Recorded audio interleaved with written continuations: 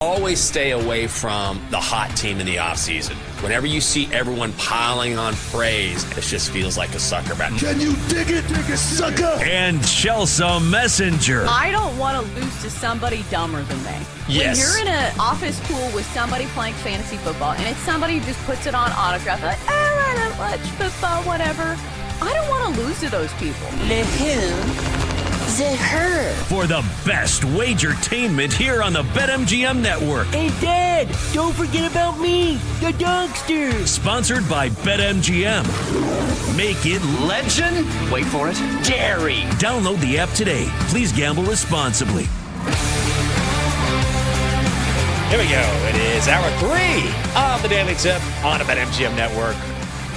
Thrilled to have you with us on a Thursday, Friday Junior, as Dylan likes to call it. Coming up on the show, Thursday Night Football in Buffalo. We'll tell you the plays we like between the Bills and the Dolphins. We'll continue our preview of tonight's game with Brendan Tobin from Tobin and Leroy in Miami. That's in 20 minutes. And finally, Donkster time and our best bets at 8:40. Welcome to our audience on Stadium as we stream our final hour. If you'd like to do it, you can find us on ValleySportsLive.com, the Valley Sports Live app, along with YouTube TV, DirecTV, Amazon Prime, Samsung TV Plus, and many more. Chelsea, tonight, Thursday Night Football. The Dolphins at the Bills. Lordy, the Bills are laying 12.5 points. The Bills are minus 800 on the money line. Dolphins plus 575. Your total is 49.5. Expecting perhaps a high-scoring game in Buffalo. We'll get to your props. But before we do that, do you have a side that you like? I'm having a hard time, even though I think this could be a blowout. I don't know if I want to lay a number like this. Yeah, it's not worth it. Like double-digit favorites, especially in primetime on a short week, no matter how far the gap in the teams are, like it just doesn't feel worth playing. Mm-hmm. Like there are other ways to attack this.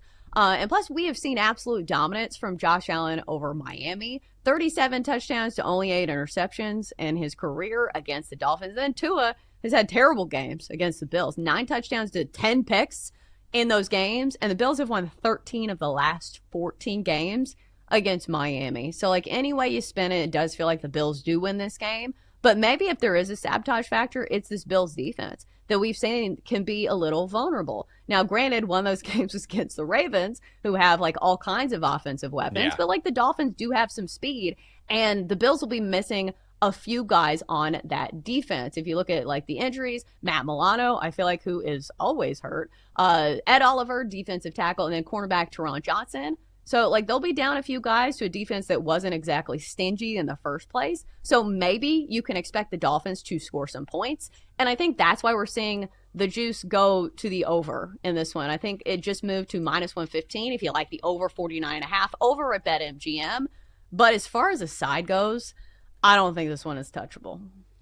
Yeah, I kind of feel the same way where I'm trying to come up with a plausible scenario where the Dolphins cover this number. And I don't think I really have one. And the money is going in Buffalo's direction, which is wild that we've gone from 11.5 to 12.5.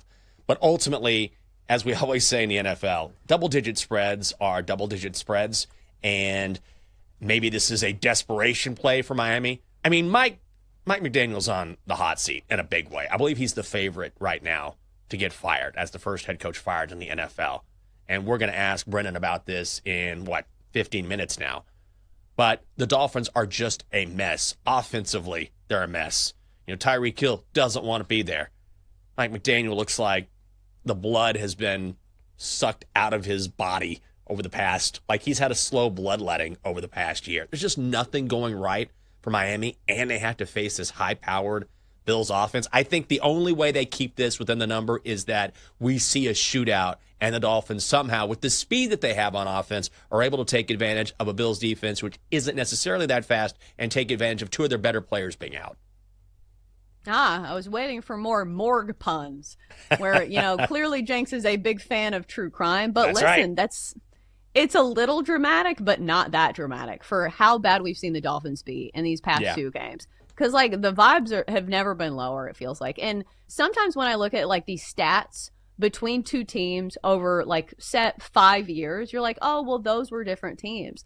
Yeah, these stats are bad for the Dolphins in these, And some of those were better Dolphins teams. Yeah. So, like, the team is even worse now. So, like, I think those stats still kind of go in your favor. But as far as ways to bet on this game, I do think props are the way to go. Like, a very easy starting point for me is that if you think it's going to be a blowout, you look at the quote-unquote losing side and you say, okay, what receiver is going to pile up the yards in garbage time? So for me, it's Devon Achane. Like, he has been their best player on the field thus far. And, like, people who play fantasy football will tell you this because despite playing on the Dolphins, he has had great fantasy football outputs.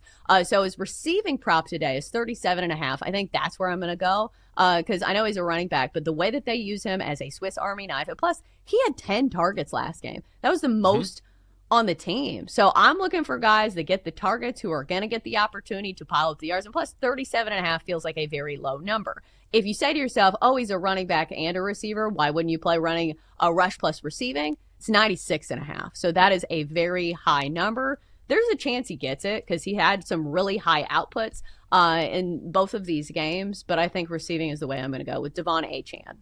I mean, I don't hate that at all. I think whether it's Tyreek, whether it's Devon Achane, I think both of those are good plays. And I like Tyreek Hill, honestly, and his over, which I believe his receiving total is set at now 64.5. That's gone down a little bit. I'm actually liking that bet even more. I would go on the other side there because, look, we've mentioned it throughout the show, but the Bills' defense is going to be weakened because they don't have two of their better players in there in Milano and Oliver. They're not particularly a fast defense, and if the Dolphins are playing from behind, which I think they will be, then they're going to have to get it to their speed merchants in Achane and Tyreek Hill. And Tyreek Hill should be motivated. He does not want to be in Miami. So getting 64.5 for a guy who I think they'll get the ball to in space, I think is very gettable. I don't know if I would go to his receptions prop, which is set at 5 and a hook, because he could get 5 and still go over his yardage total just because, he has that sort of breakaway ability. But last week, he easily surpassed this number against the Patriots. If you look at last year in Buffalo, that was the last time he played the Bills, and he caught 5 passes for 80 yards. I think we see something similar tonight for a guy who doesn't want to be there and for a guy who is auditioning for a return to Kansas City. So I'd go over for Tyreek Hill. Yeah, I think both those are solid plays. And, obviously, the other correlating play is that if you think Tua has to throw the ball a lot, his yardage prop, I think, is 233.5. But the problem is, Tua's had some games where he's turned into a pumpkin. Like, the first game of the season, I think he had 115 yards passing. Not great. But at least last game, he at least got his ish together at least a little bit and was actually connecting with guys. Yeah. So I think a way to play this as well is, Jenks, I love, alt parlays. And if you're doing same-game parlays, I feel like these are a couple good legs. So Devon Achane, 25-plus receiving yards. Tyreek Hill, 50-plus. You combine those, it's minus 115. Okay. I like both of those. Because I think there is no way that both those guys are not involved in the game. Oh, so, you are dumbing down the numbers that the book thinks are going to hit, and that's the way you play it. So you can add some other things. On the Bills side of the equation, I think James Cook is kind of in store for a big night, just based on the matchup. Because through 2 games, the Dolphins are giving up the most fantasy points to opposing running backs, and they're the 25th ranked defense against the run. And plus, think about it. Game script matters. If you think this is a blowout, the Bills are going to be running the football. Yeah. But the problem is, sabotage factor is that the Bills have some other mouths to feed when it comes to the backfield. Sometimes they give the ball to Ray Davis. Obviously, Josh Allen's going to run the ball a little bit. But 68.5 yards, I think, is gettable for James Cook. If you want to throw in 50-plus in that alt parlay, I think that's a good one as well. But I think that's how you play games that you think are blowouts. You play it from a props perspective and say, here's the game script and here are the correlating pieces that go to it. So how much do you look at game script or what you think is going to happen when you're placing these prop bets? Because for me, game script is sort of everything, right? It's like the foundation. This is how I think the game is going to go. I might not necessarily bet on a total here, but this is how I think it's going to play out. And based on that, then I go into the prop market. Oh, absolutely. And I think, that's why I go with receivers on the losing side, because one would think that they're going to be playing from behind. And then the problem is, if you're playing props for the quote unquote winning side, we see this. They're not going to try to run fancy plays with Josh Allen if they're up 21 points, and that's the sabotage factor for James Cook tonight, is that they're not going to just make more wear and tear on his tires, for nothing. They have other guys they can give the ball to. So, be careful if you're playing carries for James Cook tonight, because there are other guys that can give the ball. If this was a normal game, I think I'd look at some Bills receivers. And here's the thing. The Bills are so good that there is a chance that, several of these guys go off, and they get these props in the first half. Like Dalton Kincaid, Keon Coleman. If you want to play either of those guys, I'm not going to go against you, because Keon Coleman's kind of been a little bit all over the place. Like one game he had a great game, the other game he was kind of quiet. So it just kind of depends on what you expect from him. But last year he was really good. Dalton Kincaid, same goes for him. And plus, the Dolphins have been really bad at defending tight end, so Dalton Kincaid could be in for a big spot here. The problem is he hasn't had a ton of targets. So I don't like going for the guys who don't have a ton of targets. His high end potential is 4 catches for 45 yards. I could be wrong here, right? But he's pretty dependable, and he has a rapport with Josh Allen that is pretty good. So I don't know how I feel about Bills props, but I do like the losing side when I start with my handicap. Yeah, I think I might go over Josh Allen's passing yardage prop. I just don't think this Dolphins defense is any good. They have a whole new secondary from last year. They're awful at stopping the pass so far. I think he could absolutely go off tonight. The only thing that does worry me is James Cook, because, look, they don't want to put it on the shoulders of Josh Allen if they don't have to, right? Ideally, you don't have to play hero ball. But then again, that's kind of what the Bills do. He just tends to take over. And is Tua going to do anything tonight? That's one guy I would stay away from. I have no idea from week to week what Tua Tagovailoa is going to do. When you heard his quote, heaping praise upon Josh Allen, did that make you change your view of him, or at least your view going into this game? No, it was all facts. He wasn't wrong. Yeah. And here's the thing. When it comes to props, a guy can be terrible and still go over his passing yardage prop. And the same goes for the flip side. A guy can be amazing and not go over his passing yardage prop. So, look at last game. Josh Allen finished with 148 yards passing. That game was a blowout. So, when you see a game with a similar game script, that feels like you would go more off that number as opposed to the game against the Ravens. That was extremely back and forth. He had 394 passing yards in that game. So, be careful with passing yardage props, especially for a quarterback if you think the game is going to be a blowout. Yeah, I think that's really good advice. Now, I'm trying to find a way. I want to get creative here with a parlay. I just want to have some fun tonight and maybe put in the Bills as part of this, but they're minus 900. I mean, I can't really find a way to do that. That is, I might go to the WNBA because, look, the Bills are going to win this game. I'll be happy to come back and eat crow tomorrow if the Dolphins find a way. But all the trends are telling you Josh Allen is 13-2 all time against the Dolphins. The Bills have won 13 of their last 14 against the Dolphins. So the question really isn't, is Buffalo going to win? It's if they are going to cover. So I'm still working on that as we speak. I'll probably get creative and have some fun on this Thursday. Any other props you like? Because I know you have a ton of bets on the card. Ooh, I kind of want to make a same game parlay, if we're doing that. So I'm going to do those alt numbers. And then, so should I throw in a Bills spread bet that's alternate? Because here's the thing. I don't think if a bet is minus 900, there's really no point to put in a parlay. Because what are you knocking off? 5 cents? There's a bug on me. So let's see if we added minus 2.5. What is that? Minus 540? Oh, you can't even combine that. God. I'm just trying to make a same game parlay. That's the worst when they're like, you cannot combine those legs. But I don't know. I feel like there's not really any way to play this. Yeah, I don't know. I will say this. I am grateful when games feel like they're over by halftime, because then I feel like I can go to bed.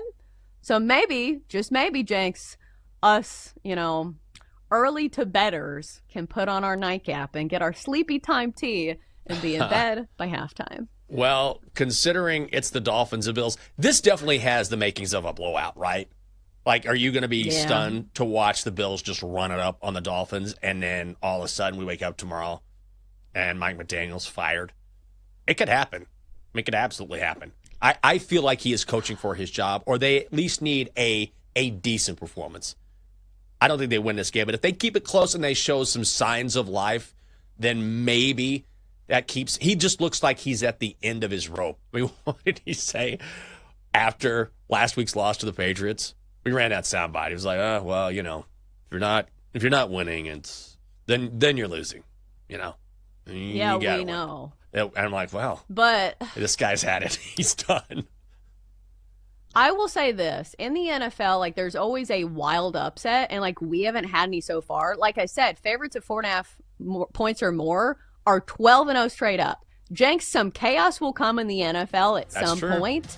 I don't think it's tonight, but, hey, it's the NFL. Yeah, you never know. Coming up next on the show, let's continue previewing tonight's game. We're going to bring in Brendan Tobin from Tobin and Leroy in Miami. It is next on the Daily Tip on the BetMGM Network.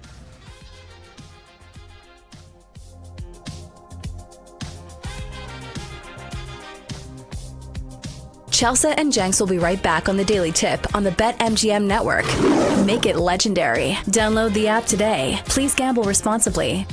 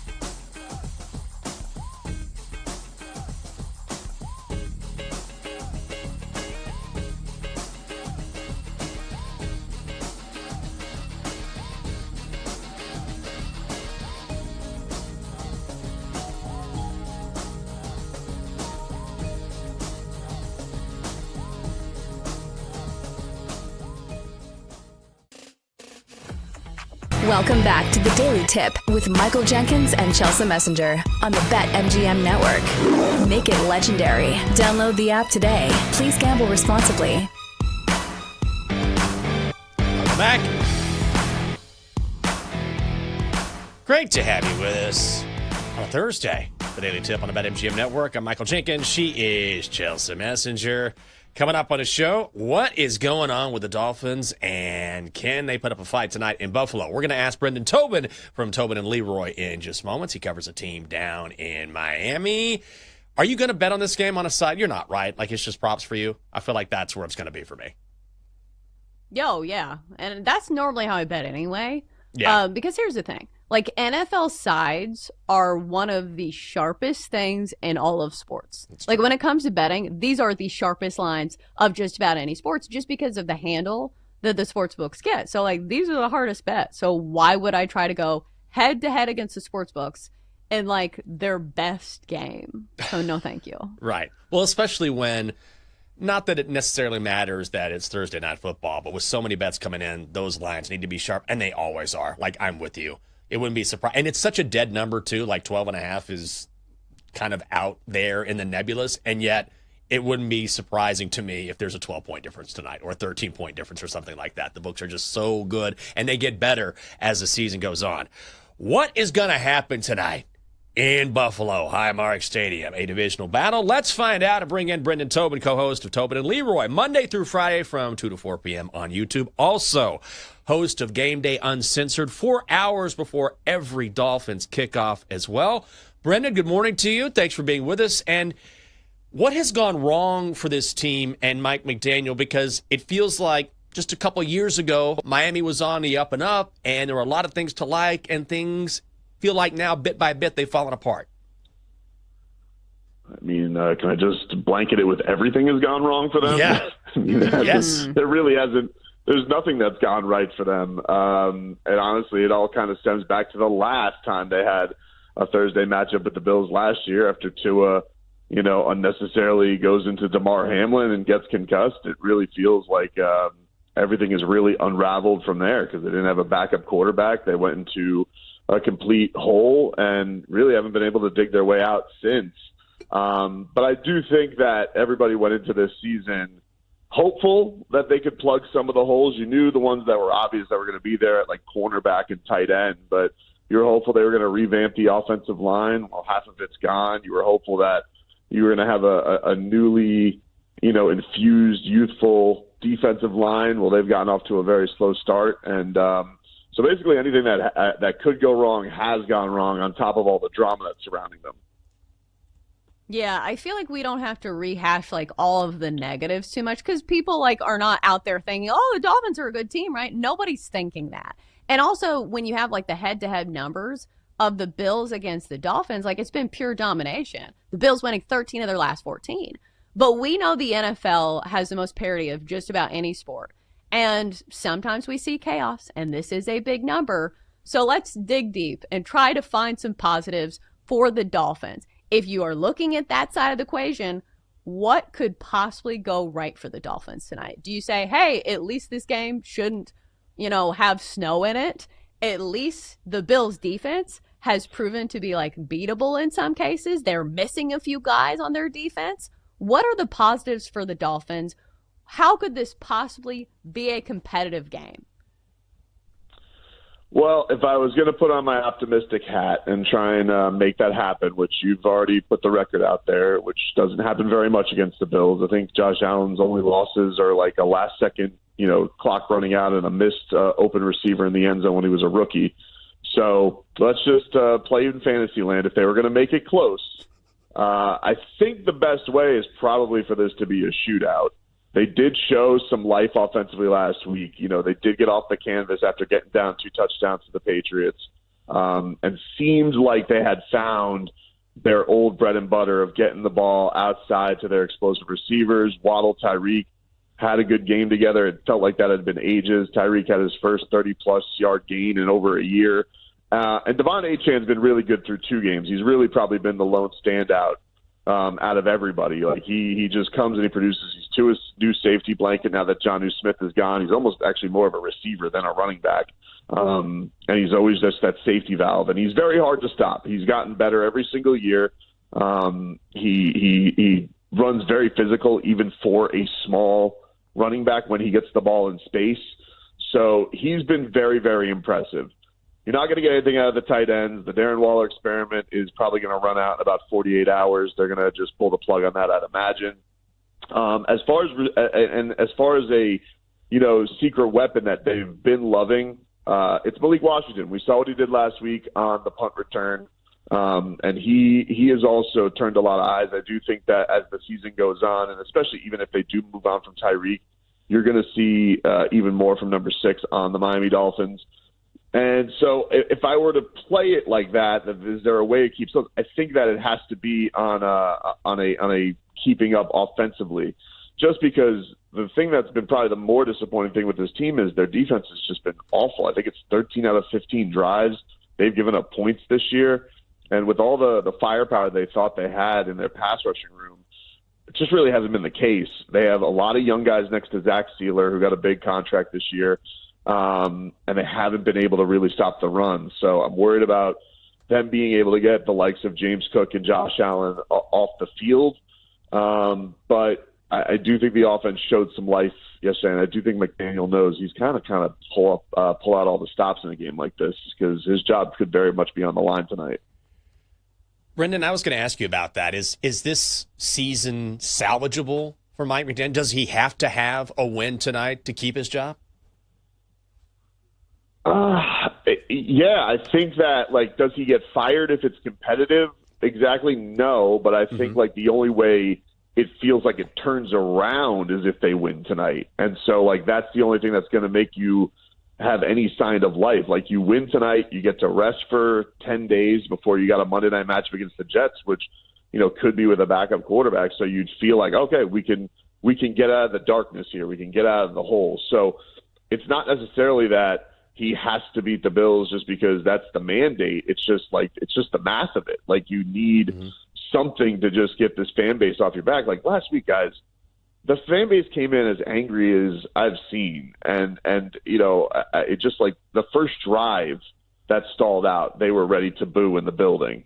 I can't remember the building being that hostile in a long, long time. Certainly not in a week two game. So, yeah, I would say that just to get everybody off his back, he needs the win. If they keep it competitive, will he necessarily be fired tomorrow morning? No, I think that only happens in a blowout. But if he's going to actually keep this thing and his Dolphins career is going to continue, yeah, he needs to be able to show that he can beat the team. 6 straight losses to the Bills. Ugh. Do people have faith in this franchise? Because I think it's one thing to have a down season. I think people understand you're not going to win the Super Bowl every year, and that's fine. But it's another thing to feel like you don't have any hope for the future. I'm speaking as a Titans fan. I know that feeling, and it's not a good one. Do people believe in this front office? No. Absolutely not. No, they don't believe in Chris Greer. He is, and he's kept his job for a while. He's been in the organization for 20. He's been running the show for about 7 now, and he just has a propensity to draft injured guys and let his good picks walk out because he likes to go make blockbuster trades. But then those burn out, and there's nothing left in the cupboard. And so, no, the answer is they don't have faith in the front office. I think the ownership is running a little thin on patience because they didn't open up the checkbook. Stephen Ross does spend a lot of money, and he wasn't even going to do that this offseason. He wasn't going to reconstruct contracts. He wasn't going to do any of that stuff, particularly with Tua's deal. And so I think that the faith is very much at empty. Now, look, Chris Greer has been around for 20 years in a Dolphins organization that's been inept and hasn't won a playoff game in 25 years. So does that guarantee that he's going to get fired? That I have to see to believe. But the fan base is absolutely rats off a ship on him. Brendan, I know you mentioned Tyreek Hill earlier. It feels like he's auditioning maybe for the Chiefs tonight, but I can't imagine him staying with Miami throughout the season. What do you think happens with Tyreek?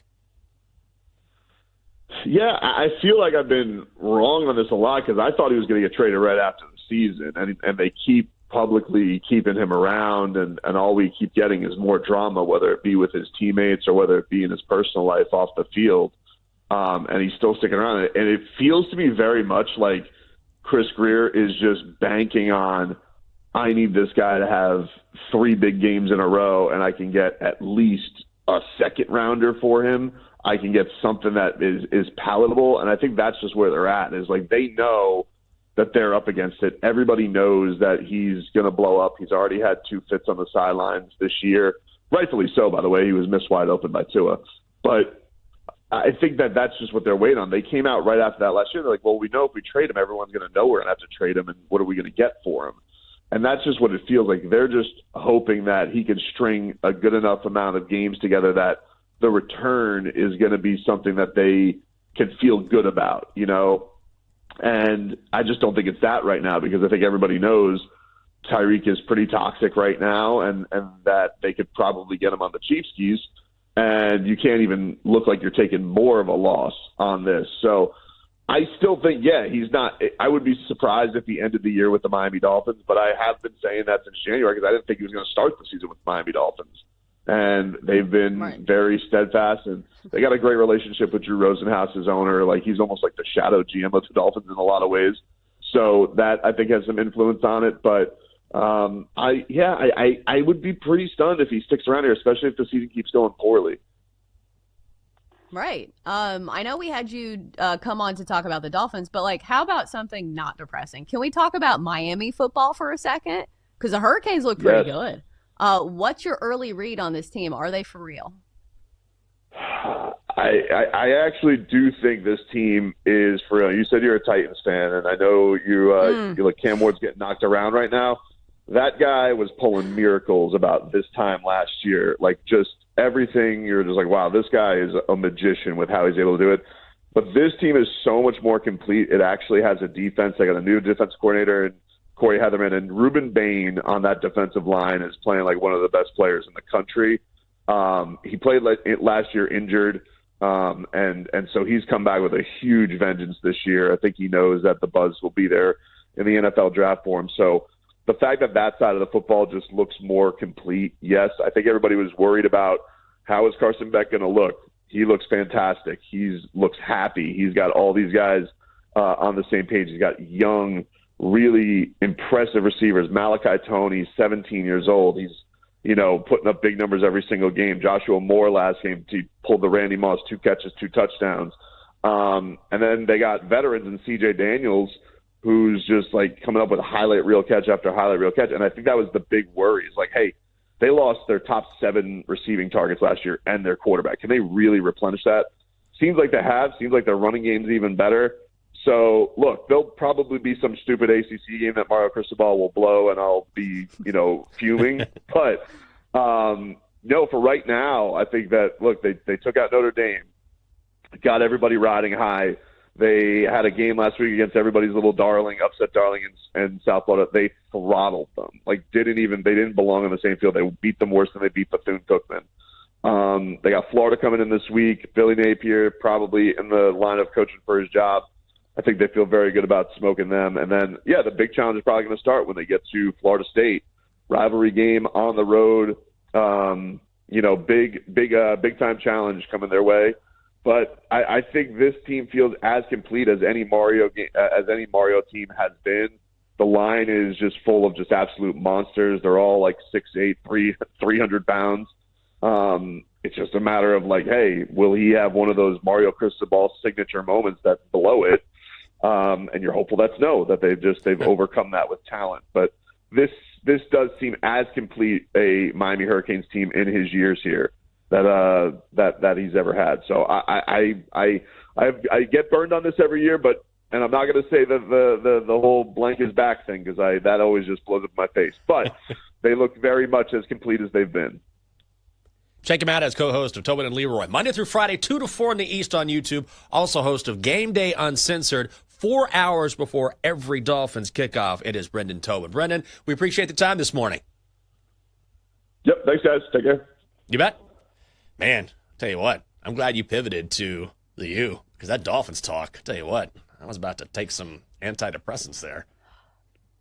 Right? Like, the name of their show is Uncensored, and I feel like that's how, like, some people, like, maybe they should be censored on some of their thoughts on the Dolphins. But who knows? Like, we see turnarounds all the time in the NFL. Mm-hmm. So, like, it could change. Like, how many years ago was it the Dolphins or the Broncos who gave up, like, 50-some points? Do you remember that? There was, like, an early season game where I forget who it was. Yeah. And the Dolphins scored all those points. Yeah. And people were like, oh, my God, the Dolphins' offense is unstoppable. And then they went to the postseason and there was snow, and they're like, whoa, it's cold. You're not going to believe it. These guys are stoppable. They're very stoppable in the cold. I remember that. That's a good call. I mean, Miami's record away from home in cold weather is atrocious. I should look that up. Coming up next on the show. Always good to be closer to the weekend, especially with our favorite wagers ready to go. That's on the Daily Tip on the BetMGM Network when we come back. Coming up, Jenks and Chelsea give out their best bets here on the BetMGM Network. Make it legendary. Download the app today. Please gamble responsibly.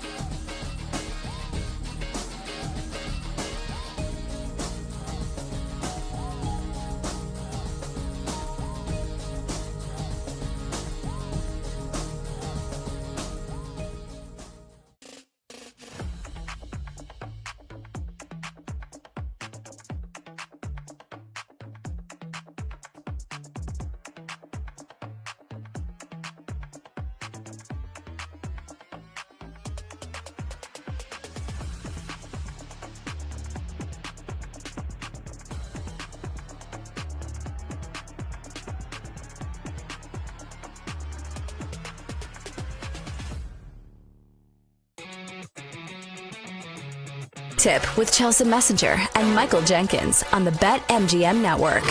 Make it legendary. Download the app today. Please gamble responsibly. Welcome back. The Daily Tip on the BetMGM Network. It's a Thursday. Friday Junior. I don't know why that's getting to me. Thank you, Dylan, for that. Coming up with the show, Best Bets. Ben Sweat's on the way after us. We'll talk with the doctor as well. Chelsea, what's going on with you today? I'm going straight to the eye doctor after this. I got all sorts of issues. I never like going to the eye doctor. I got to check in there. And then I got bit. I don't know if you can see my chest a little red right here, but I got bit by, I think, a spider in 2 areas on my chest, and I'm kind of worried about this thing swelling up. So if that gets worse, I'm going to have to go to, like, the ER or something. I think I'm okay. I think it's just kind of, like, settling. But, you know, I got to work it out today. I need to get to Friday. That's what I need. You need like a combo deal. Like you need to go like see a doctor and like, hey, do you have like a special where we can like do a couple things at once? Like just drive me through like those oil change places where it's like, change the windshield wipers and my oil. I don't think that I have been to the eye doctor ever. What? Ever? I don't think I've ever been to an eye doctor. Never. I've never had any issues. And it's not one of those things, you don't get checkups on your eyes, do you?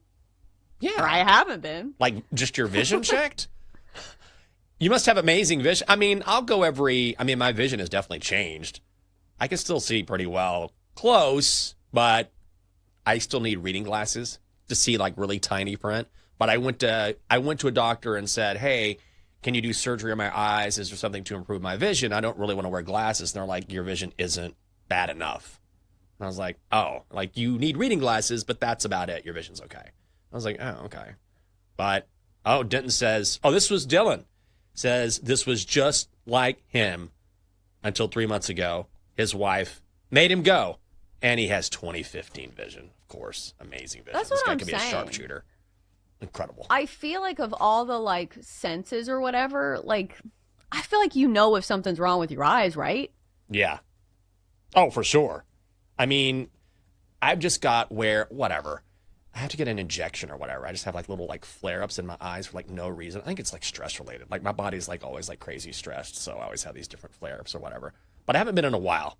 They've actually gotten better. But getting a needle in your eyelid is not great. I'll say that. It takes a lot for me to go to the doctor. Like I feel like I have to have like a major issue. Like I'm not somebody who's going to the doctor all the time. And I feel like I've been really lucky because I've been pretty healthy, but I'm not somebody who's like a frequent visitor. Like I'm not getting my 7th visit free. I would rather not go. Like I'm not someone who enjoys like, I love going to the, I hate going to the doctor.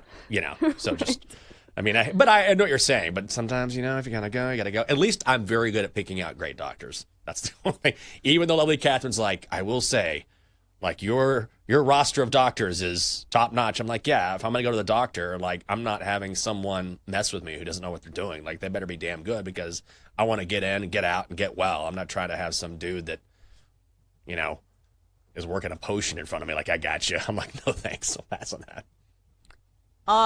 On the contrary, didn't you have a surgery where you woke up during it? It was eye surgery. Yeah. I had, well, this was. What about that guy? Well, he was actually, you have to understand, this is a very different time. This was in the early 90s. They don't even do this surgery anymore, to my knowledge. I had a radial keratotomy done. This is pre-laser surgery on your eyes. So this is when eye surgery was just becoming a thing.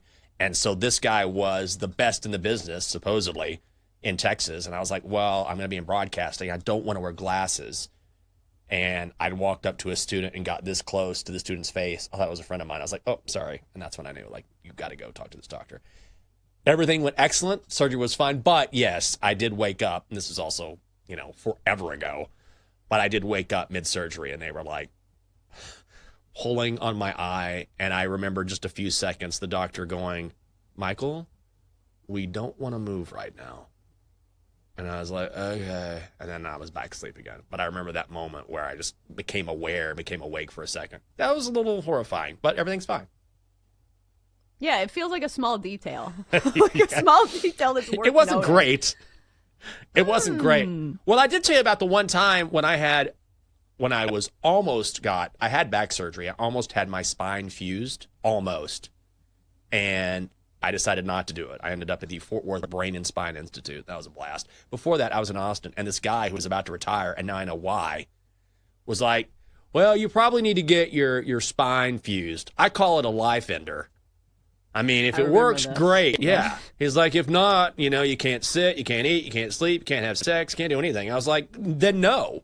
Then the answer is no. Yeah, why are you telling me this? Yeah, I'm going to leave now. Like, no.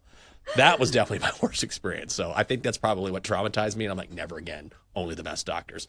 Only the best for you guys. That's why Bet Sweats is next. Joe O, Sammy P, previewing Thursday Night Football as well. They'll look at some dogs that are barking this weekend. Evan Silva from EstablishTheRun.com is along at 10:20. And now we have a loaded card to hand your way. Time to place your bets. Okay, Chelsea. I see 2 bets, and I see 2 winners.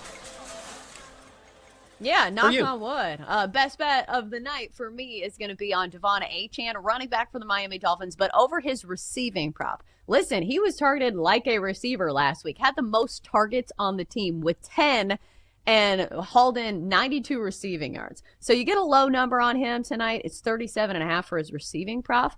I'm going to hit the over for minus 140. I feel like this is a very gettable number for one of the fastest players on the field. Like, I understand it's very easy to look at Tyreek Hill and Jalen Waddle, but the thing is, I think that especially on a short week, those short and dumpy passes to the running back, those are gold for some of these quarterbacks who are not good at going through their progressions, and that's kind of the narrative when it comes to Tua Tagovailoa. So we know he likes throwing to his running back, and why would you not? He's a great weapon. Plus, game script matters here. I think the Dolphins are going to be playing from behind, as this 12.5-point line indicates. So we're going to go with Devon Achane to have a big night through the air tonight. So let's go over 37.5 receiving yards for Devon Achane.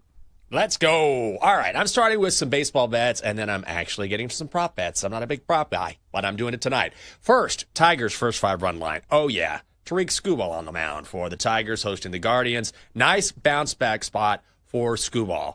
You normally don't have to worry about a bad outing. He had one last time out. Okay, fine. 4 runs and 3 1/3 against Miami, but whenever I see a pitcher who has a bad outing, who is as talented as he is, I love getting him on the come up because I don't foresee 2 bad outings in a row. At home this season, 9-1, a 2.17 ERA. He has faced the Guardians twice this year.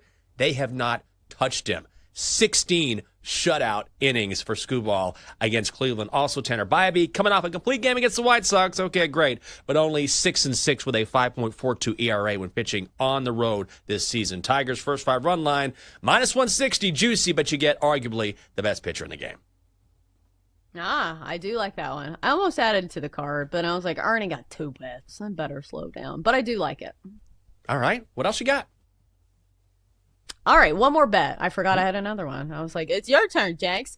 All right, so this is a same game like alt leg parlay because I think both of these are solid angles by themselves. James Cook to rush for 50-plus yards and Tyreek Hill to have 50-plus receiving yards. I think Tyreek Hill is way more involved in this game. Like, they got to keep him happy. And plus, Dolphins playing from behind. Why would they not use Tyreek Hill? Then you look at the other side of the coin, and James Cook, I think, has a big game in this one. The matchup is great. The Dolphins giving up the most fantasy points to opposing running backs through 2 weeks of the season, and they have the 25th ranked run defense. The reason I'm playing him an alt line in this game is because it could be a blowout, and maybe, they're feeding other hands behind the line of scrimmage. But James Cook just had a huge game in the last one, ran for 132 yards in a blowout game against the Jets.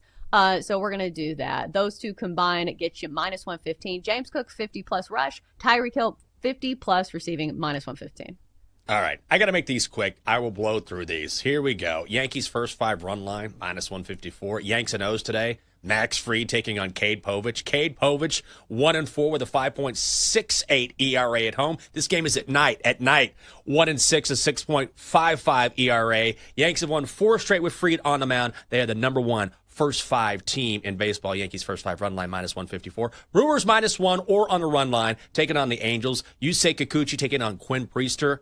The Brewers have won 18 straight games with Priester on the mound. They win again tonight. Roll with the Brewers. Also, Josh Allen, over 230 passing yards at minus 128. Had 394 against the Ravens, 148 against the Jets, but he averages 267 in his career against the Dolphins. The Dolphins are awful. They allow quarterbacks to complete passes at a rate of 78.5%, worst mark in the NFL. And finally, Tyreek Hill, over 50 receiving yards, plus Aces money line, minus 120. Going to be a huge game for Tyreek against a slow Bills defense, and the Aces back at home after having that 17-game winning streak snapped. They have to have a win tonight against the Storm. They do. You put those together, it is minus 120. Okay, Donkster, get on in here because we got to get to Sammy P. This cancel culture is out of control. I post a picture wearing my sweet number 32 jersey and everyone loses their minds. Well, Donkster, Magic Johnson's a legend. I don't see what the big deal is. It was my special O.J. Simpson jersey. Oh, well, that's a problem. He's the juice. No, he's also a murderer. Do you have a pick? I do. Marlins at Rockies over 10.5. Okay. Coming up next to Bet Sweats, more Thursday Night Football and the always dapper Sammy P getting ready to hand out some bets and teach fifth graders. What's going on? Why does the grade always change? It goes from fourth to second to fifth. I need stability in that. I know. You can I'm do sorry. it all. I mean, just have Sammy go from class to class, sharing his knowledge with everybody. I will say, though, I'm glad you brought up fourth, fifth, second grade, whatever. The way these kids do math now blows my mind. They don't do the tables like we used to. They do math in a very, very strange way. Have you seen this? Oh, yeah. I've heard Depends about on this. the state. Oh. Yeah. Wow, doesn't it always, right? There's a name for it. We in the South are the bottom of the barrel. So, I don't know if we're doing the same thing as, you guys. But there's a name for it, and it is very weird. I know what you're talking about. Yeah, we used to do flashcards and things like that, and now they're drawing lines and crossing boxes. I'm like, this is dumb. Hey, who's talking with numbers now? It's us. Huh? It's us. All right. Sammy P, you look sharp as always. Have a great show with Joe O. We're out of time on this edition of the Daily Tip on the BetMGM Network. For Chelsea, I'm Jinx. Good luck on your bets, and have a great Thursday. We will see you tomorrow. You've been listening to The Daily Tip on the BetMGM Network. Make it legendary. Download the app today. Please gamble responsibly. If you missed any of the show, listen back anytime on the new and improved Odyssey app.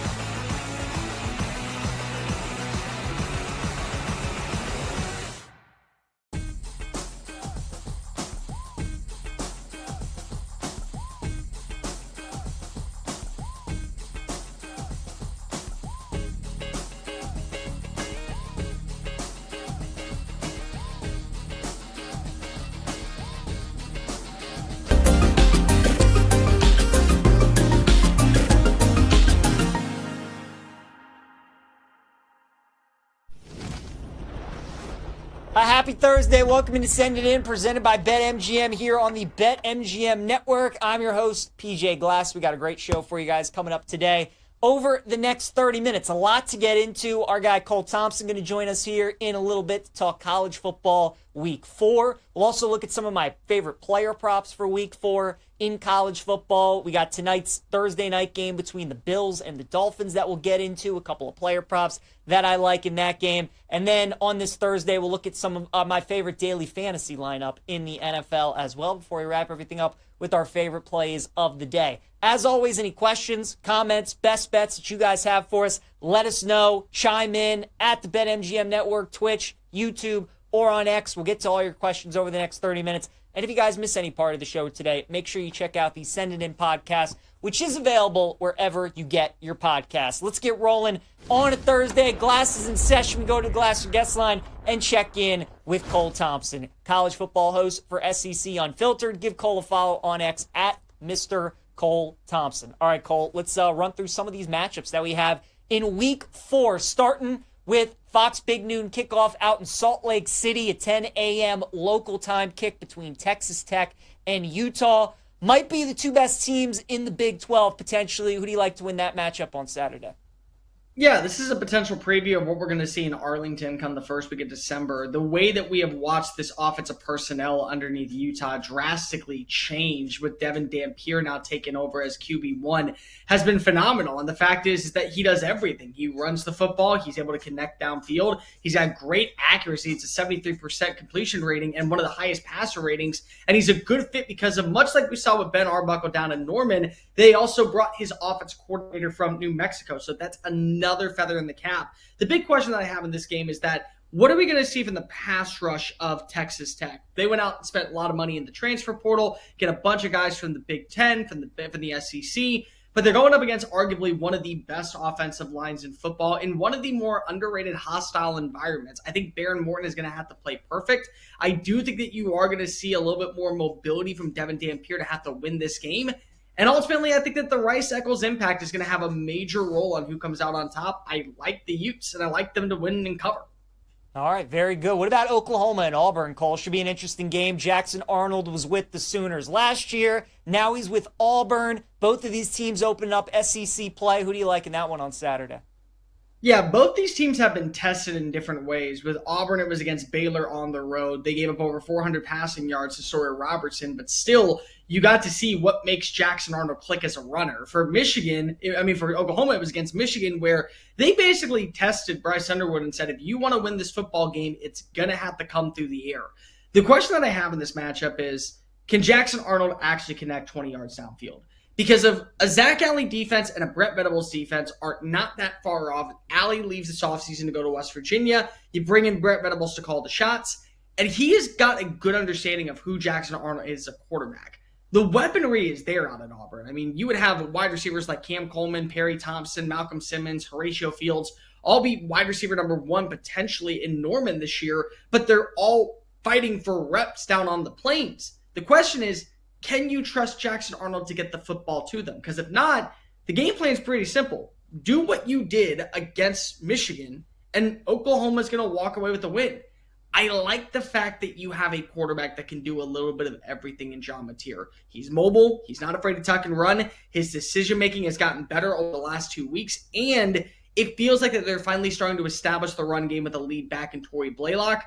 I think Auburn has a good team. I think Oklahoma has a great one, which is why I'm taking them to win, and I'm taking them to cover at home.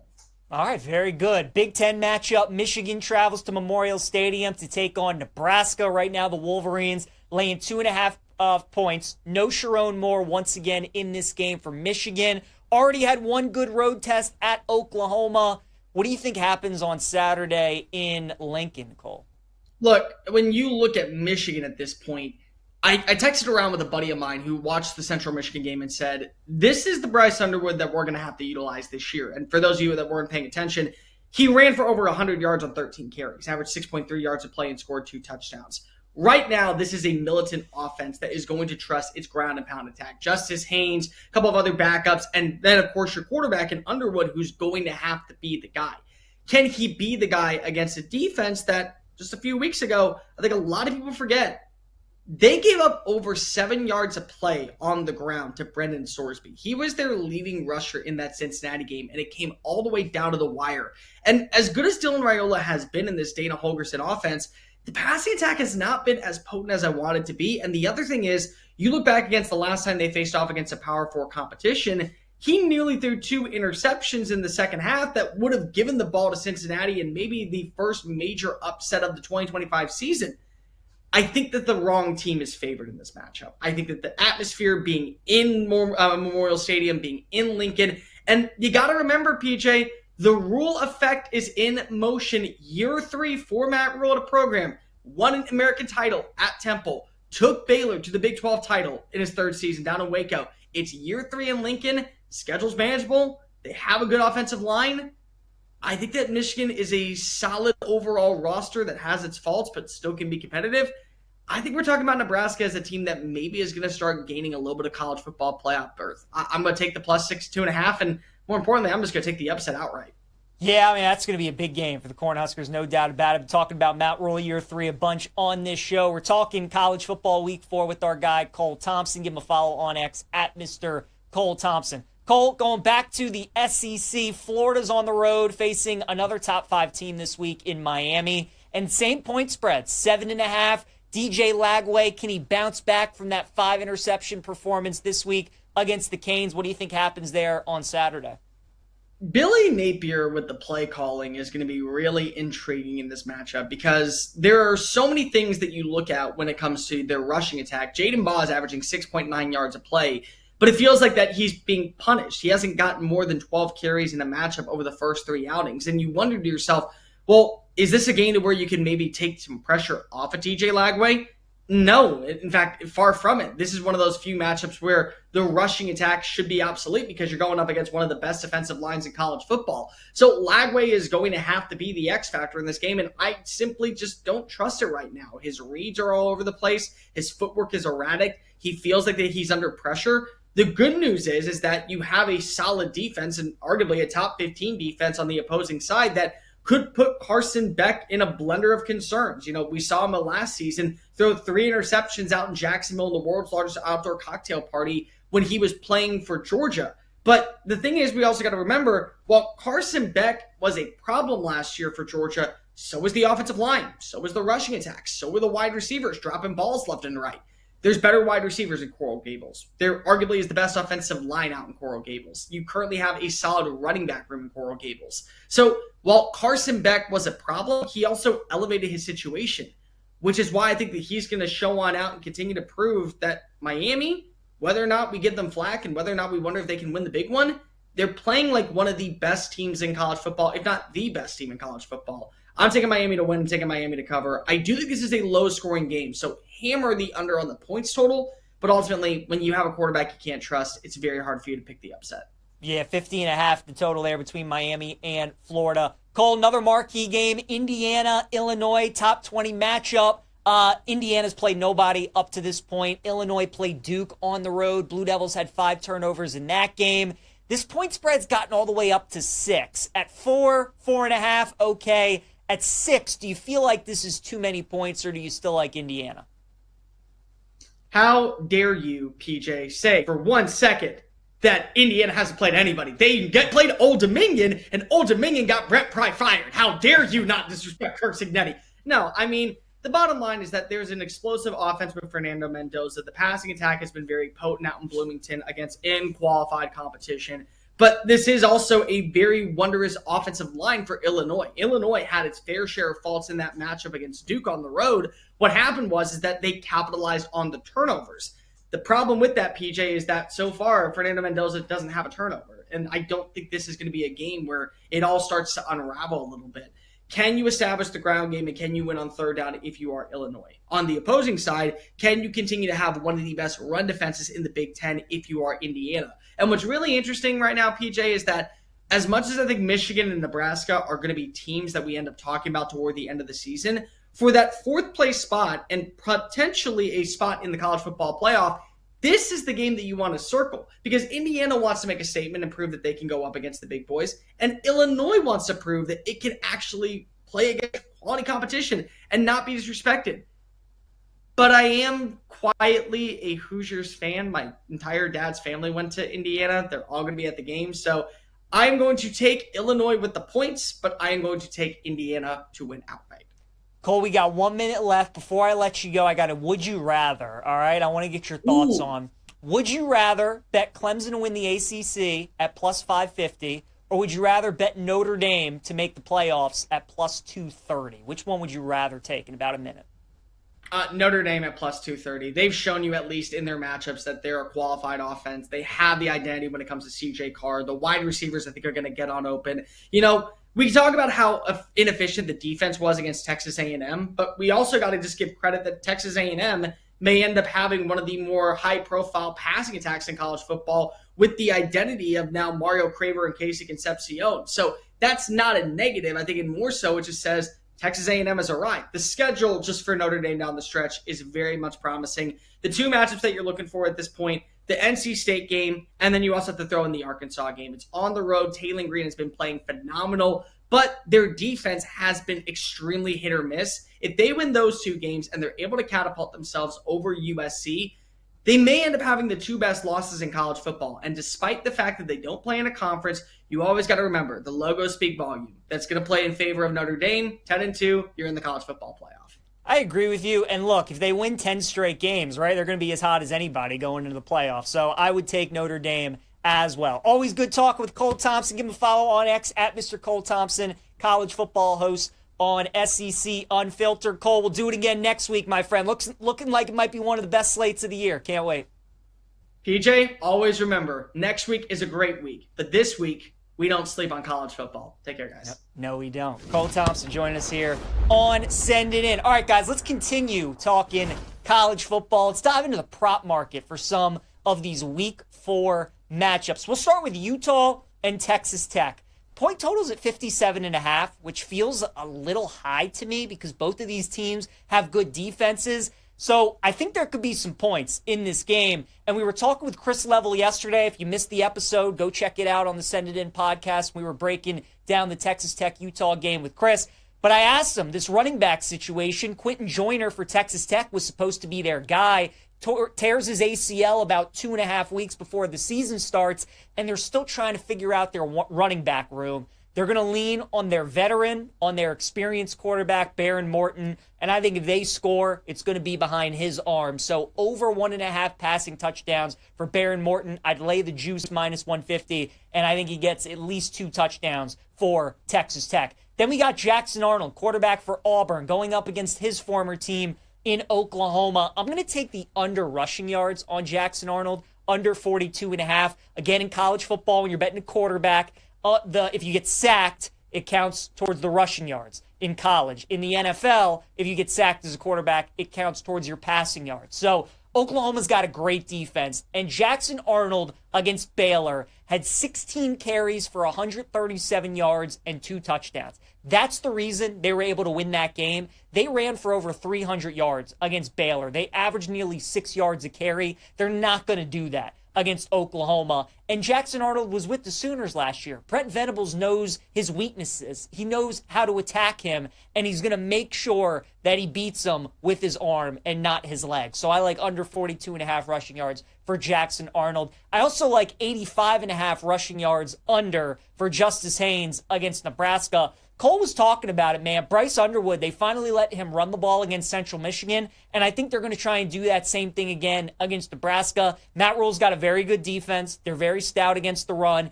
And you look at that game against Oklahoma, also a good rushing attack. Justice Haynes had 19 carries for 125 yards. Seems like a good day, right?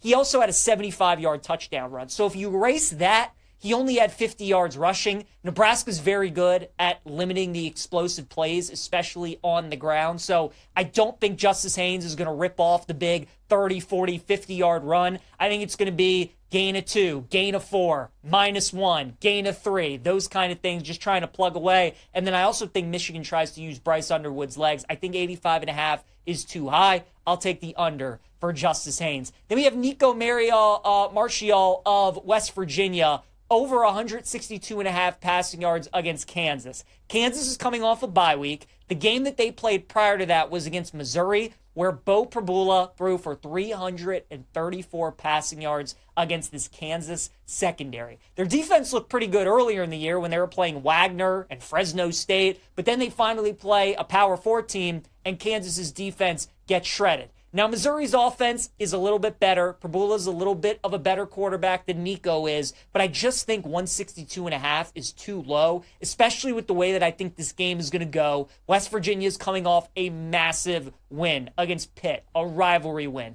You definitely would expect a little bit of an emotional hangover for them. Kansas coming off a bye. They should get up on them early. The game script should be for West Virginia, who is trailing, to throw the ball. I think Nico Martial could pick up some garbage yards. I like over 162.5 for him against Kansas. And then how about DJ Lagway, quarterback for Florida?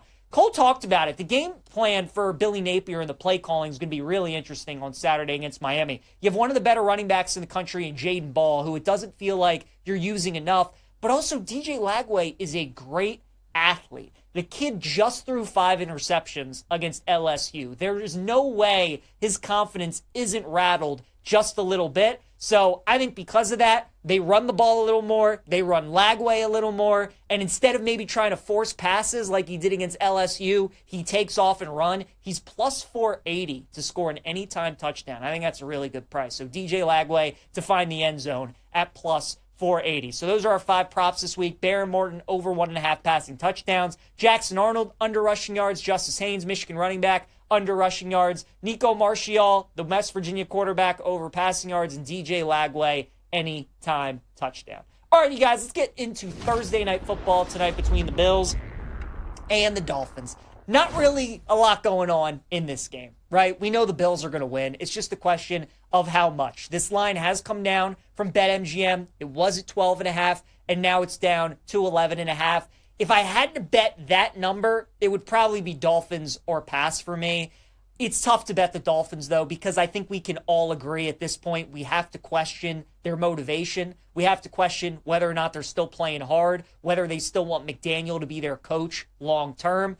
This could be one of those games that kind of breaks the camel's back, right? Like, this could be one of those games where Buffalo wins by 30, 40 points if they're not careful. I do think if you like the Bills, I think it's worth maybe betting some alt lines, like for the Bills to win minus 20 is plus 220. Maybe you go minus 24.5, minus 27.5. Like, maybe you bet some big alts with the Bills tonight against Miami.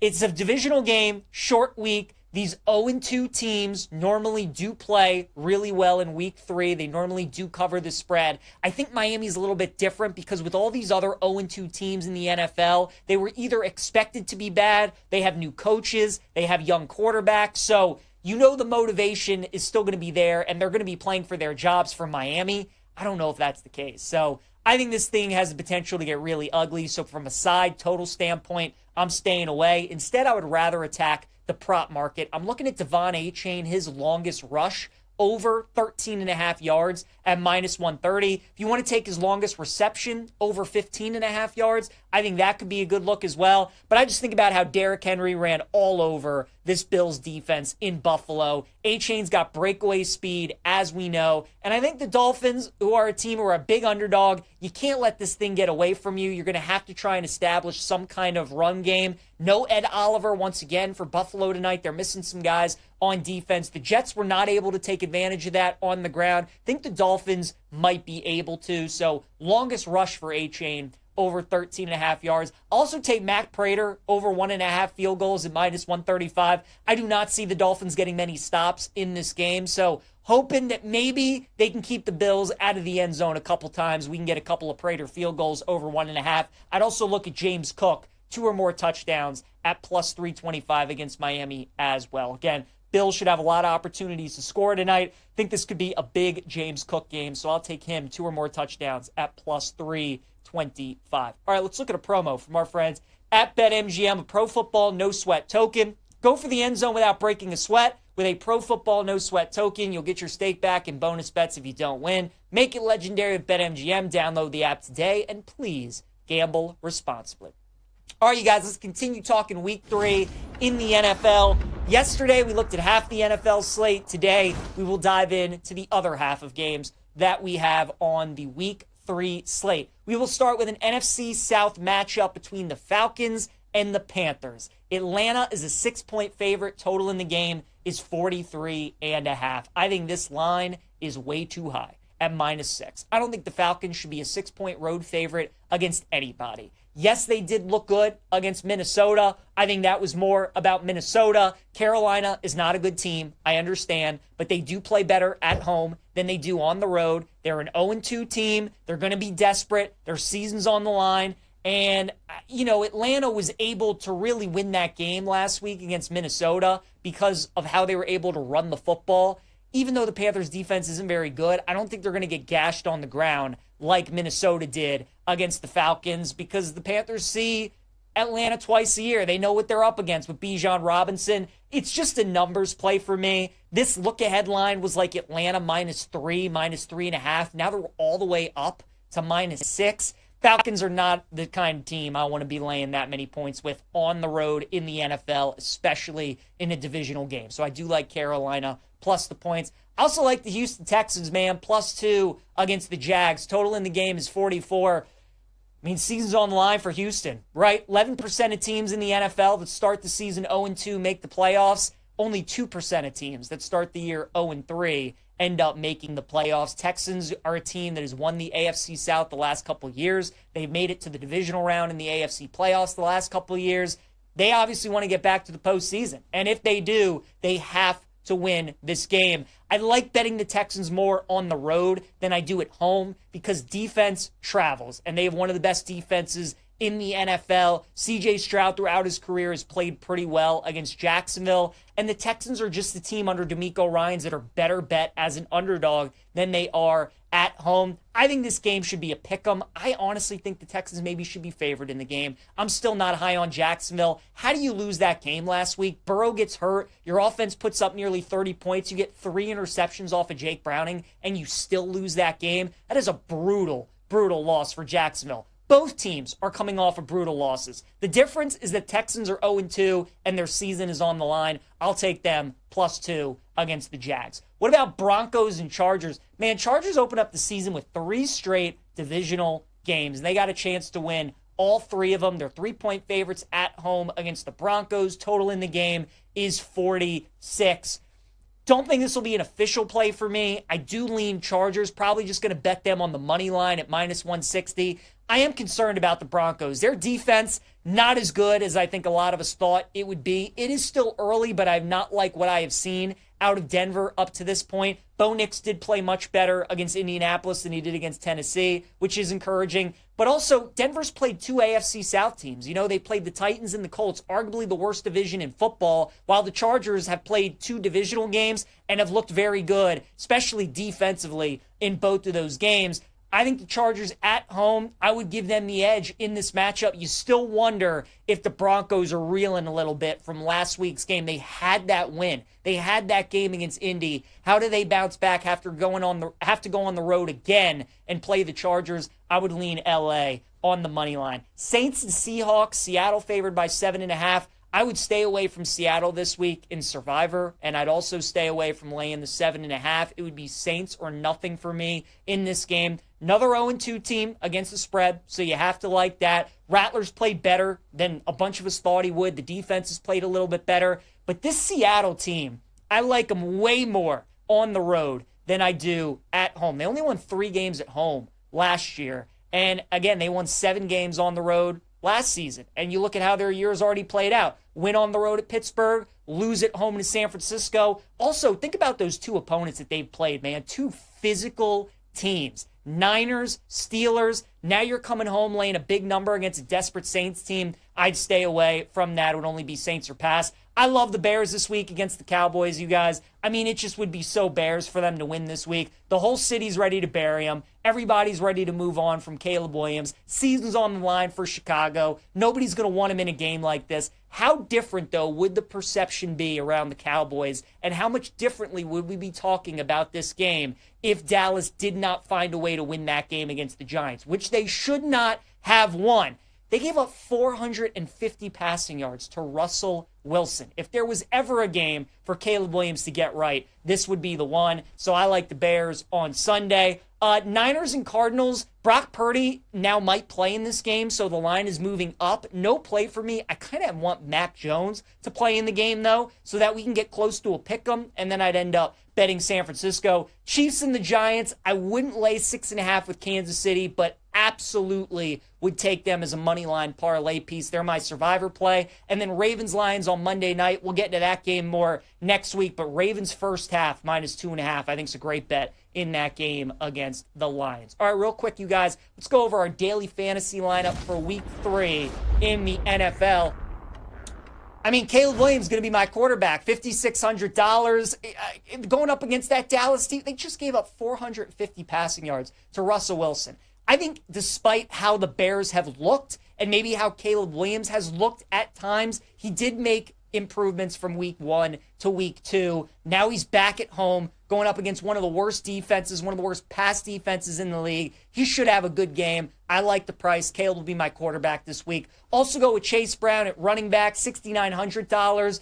I mean, look at what Atlanta did to Minnesota. Like, if you're Zach Taylor and that Bengals offense trying to create a game plan this week, run the ball. Browning had 3 picks last week. Lean on Chase Brown. I think they do that. Kenneth Walker, I'll plug him in my other running back spot for this week. Zach Charbonnet did not practice yesterday, and Walker had the much better game against Pittsburgh than Charbonnet did. As a big favorite against the Saints, limit the mistakes from Darnold, lean on your defense, run the football. I'll take Kenneth Walker.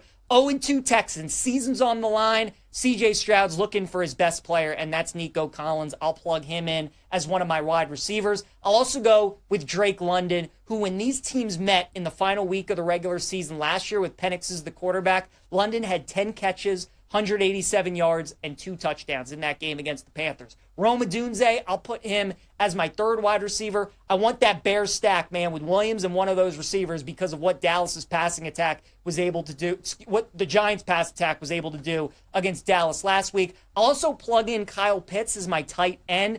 Pitts has been a little bit more consistent. I think this is finally the year where Pitts has a good season that people have been waiting for. Maybe doesn't live up to the expectations that we thought, but I think against that Carolina pass defense, along with London, he could have a big day. I'll plug Ashton Genty into my flex with the game that Geno just had, man, against the Chargers. Run the football, lean on Genty, short week, get him 20, 25 carries. I think Pete Carroll, Chip Kelly run the ball. I'll plug in Genty to my flex.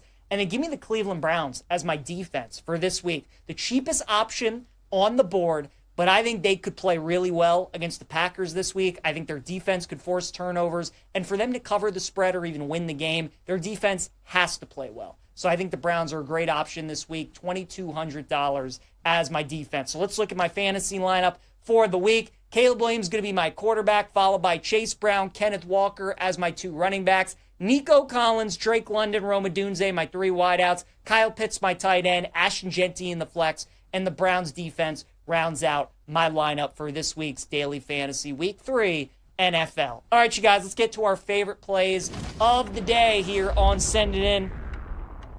Let's start with Freddie Freeman against Logan Webb. Freddie's going to be my guy today and going streaking 16 for 46 in his career against Logan Webb. That is a 348 batting average. We'll take Freddie to get a base hit today. Prop lock's going to be Jackson Arnold under 42.5 rushing yards against Oklahoma. The former Oklahoma quarterback, now with Auburn, ran all over Baylor. Can't really do that against Oklahoma. They got a stout defense and a very good rushing defense. I think they force Arnold to beat him through the air, so I'll take under 42.5 rushing yards. Dog of the day, let's go with the Orioles, plus 165 against the Yankees. Just think that price is too high. Orioles are at home. Max Fried is on the mound, yes, but the Orioles beat Fried earlier this season. The O's are playing really good baseball over the last couple weeks. One series against the Padres, the Dodgers just swept the White Sox. I'll take O's money line. And then Devon A-Chain, longest rush over 13.5 against the Bills is going to be my best bet for this week. So that'll do it for us here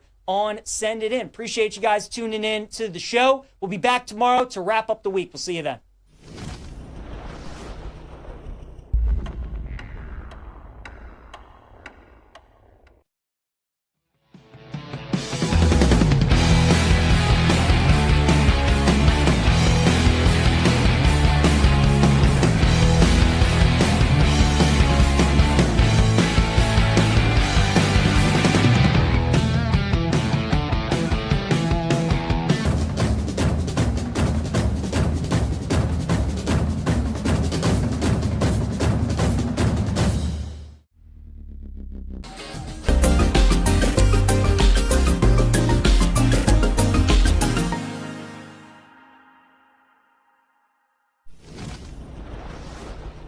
Happy Thursday. Welcome to Send It In, presented by BetMGM here on the BetMGM Network. I'm your host, PJ Glass. We got a great show for you guys coming up today.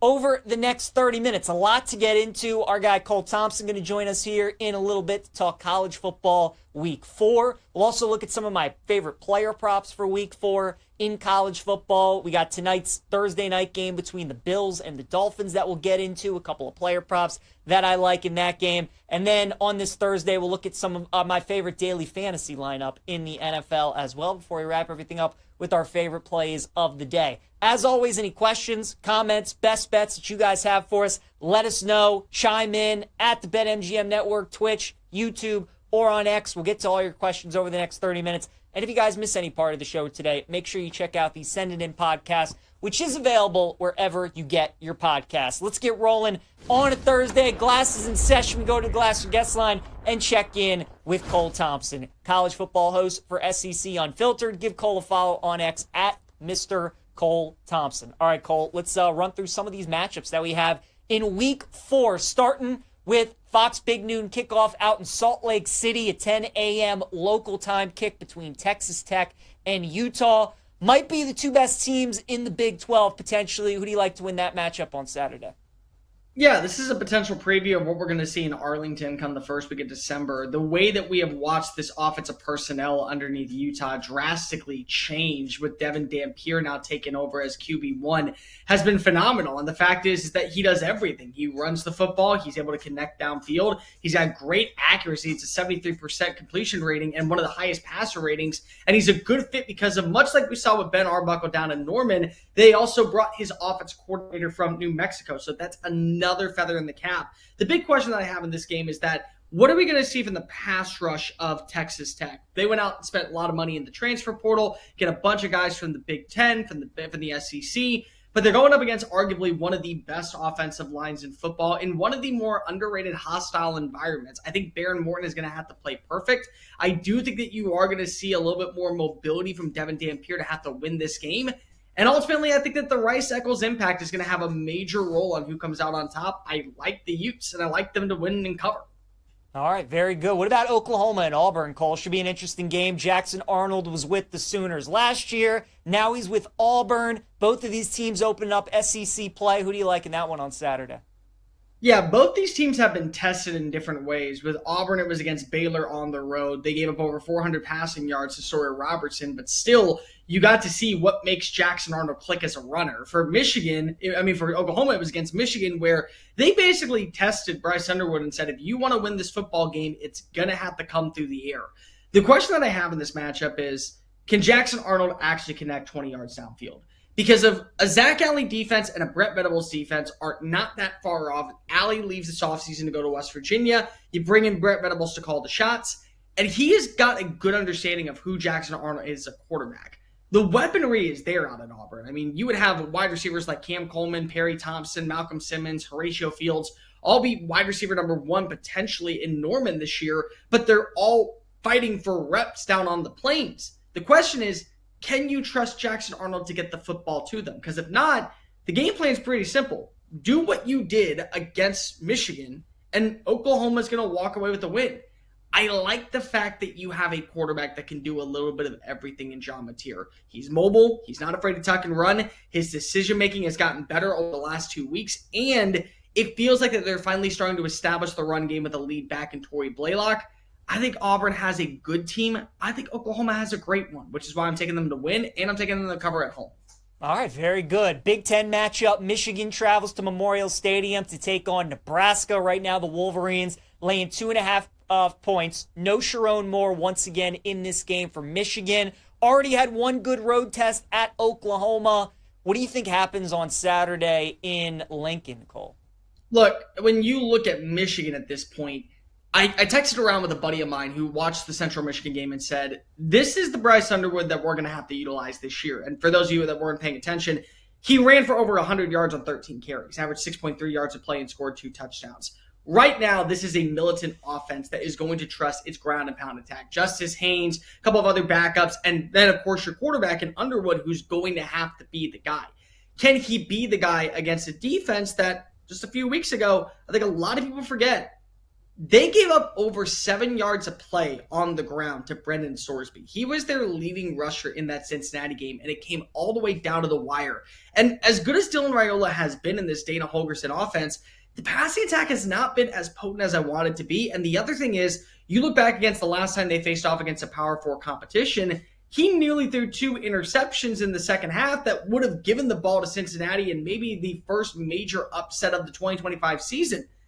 I think that the wrong team is favored in this matchup. I think that the atmosphere being in Memorial Stadium, being in Lincoln, and you got to remember, PJ, the rule effect is in motion. Year 3 for Matt Rhule at a program, won an American title at Temple, took Baylor to the Big 12 title in his 3rd season down in Waco. It's year 3 in Lincoln. Schedule's manageable. They have a good offensive line.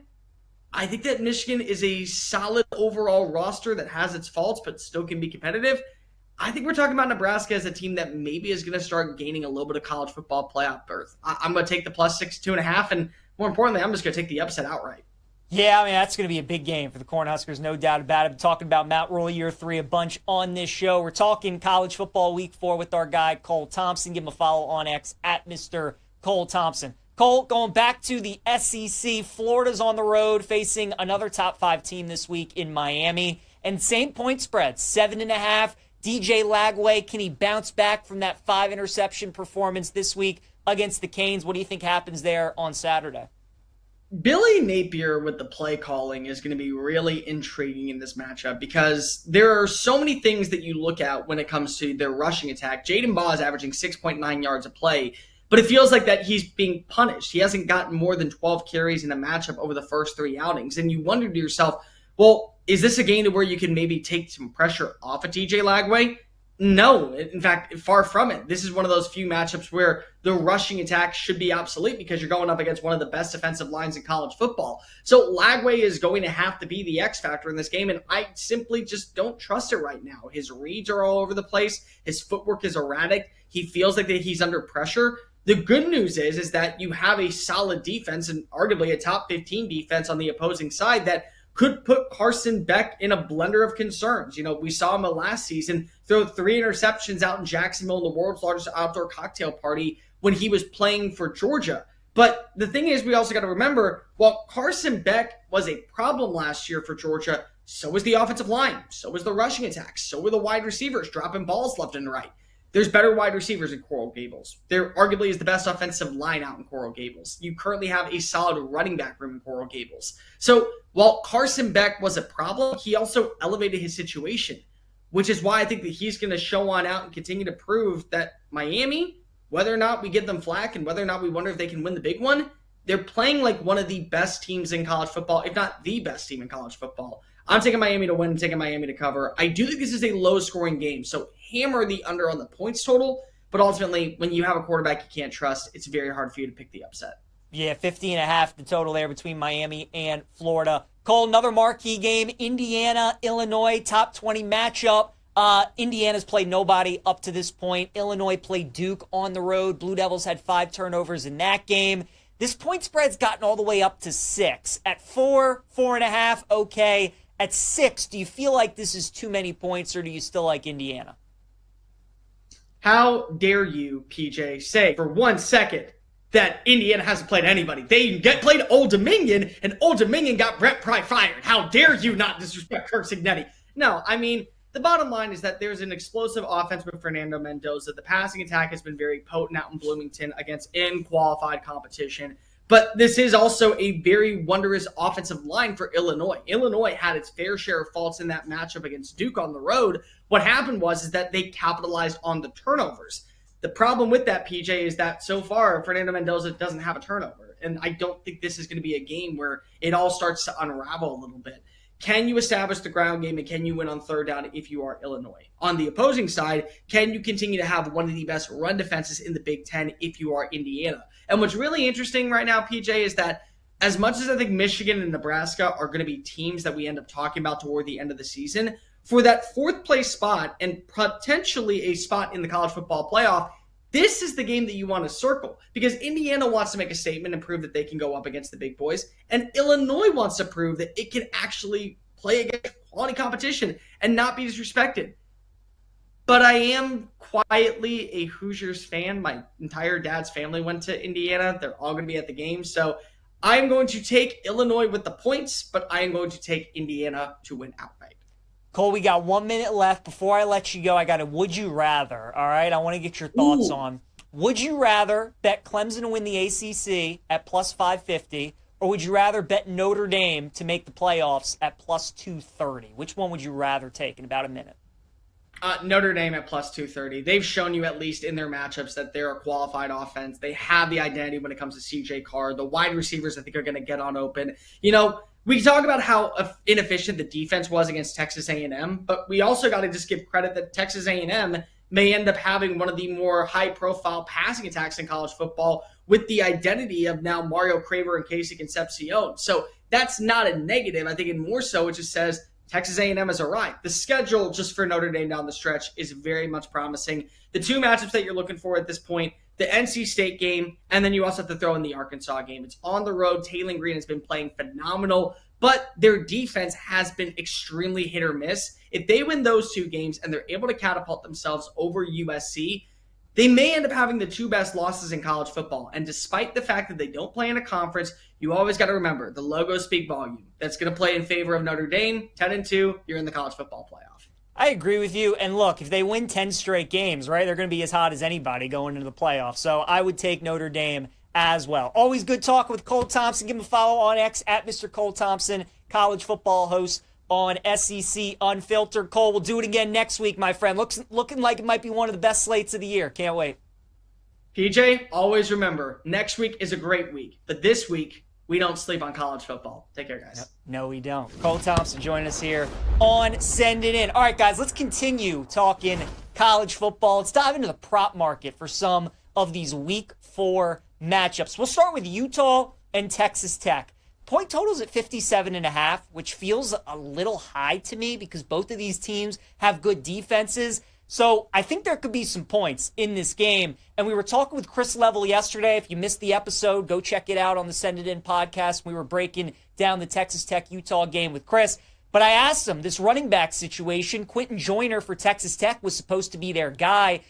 Tears his ACL about 2.5 weeks before the season starts, and they're still trying to figure out their running back room. They're going to lean on their veteran, on their experienced quarterback, Baron Morton, and I think if they score, it's going to be behind his arm. So over 1.5 passing touchdowns for Baron Morton. I'd lay the juice minus 150, and I think he gets at least 2 touchdowns for Texas Tech. Then we got Jackson Arnold, quarterback for Auburn, going up against his former team in Oklahoma. I'm going to take the under rushing yards on Jackson Arnold, under 42.5. Again, in college football, when you're betting a quarterback, if you get sacked, it counts towards the rushing yards. In college, in the NFL, if you get sacked as a quarterback, it counts towards your passing yards. So Oklahoma's got a great defense, and Jackson Arnold against Baylor had 16 carries for 137 yards and 2 touchdowns. That's the reason they were able to win that game. They ran for over 300 yards against Baylor. They averaged nearly 6 yards a carry. They're not going to do that against Oklahoma. And Jackson Arnold was with the Sooners last year. Brent Venables knows his weaknesses. He knows how to attack him,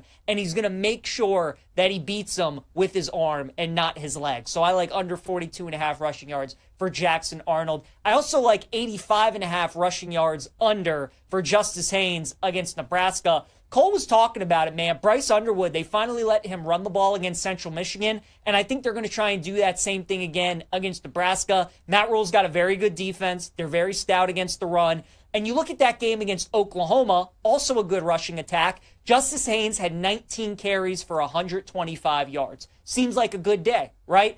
He also had a 75-yard touchdown run. So if you erase that, he only had 50 yards rushing. Nebraska's very good at limiting the explosive plays, especially on the ground. So I don't think Justice Haynes is going to rip off the big 30, 40, 50-yard run. I think it's going to be gain of 2, gain of 4, -1, gain of 3, those kind of things, just trying to plug away. And then I also think Michigan tries to use Bryce Underwood's legs. I think 85.5 is too high. I'll take the under for Justice Haynes. Then we have Nico Marshall of West Virginia, over 162.5 passing yards against Kansas. Kansas is coming off a bye week. The game that they played prior to that was against Missouri. where Bo Prabula threw for 334 passing yards against this Kansas secondary. Their defense looked pretty good earlier in the year when they were playing Wagner and Fresno State, but then they finally play a Power 4 team, and Kansas's defense gets shredded. Now, Missouri's offense is a little bit better. Prabula's a little bit of a better quarterback than Nico is, but I just think 162.5 is too low, especially with the way that I think this game is going to go. West Virginia's coming off a massive win against Pitt, a rivalry win. You definitely would expect a little bit of an emotional hangover for them.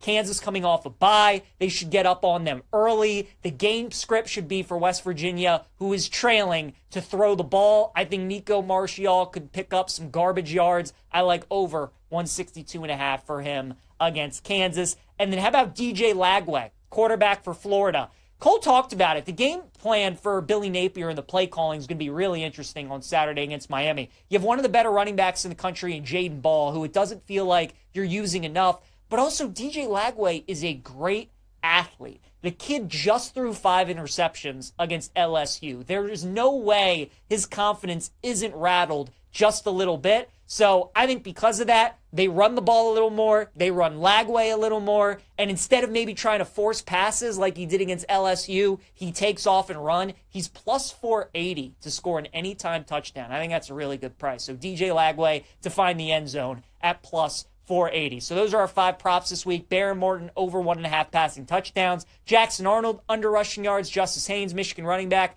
under rushing yards. Nico Marchiol, the West Virginia quarterback, over passing yards. And DJ Lagway, anytime touchdown. All right, you guys, let's get into Thursday night football tonight between the Bills and the Dolphins.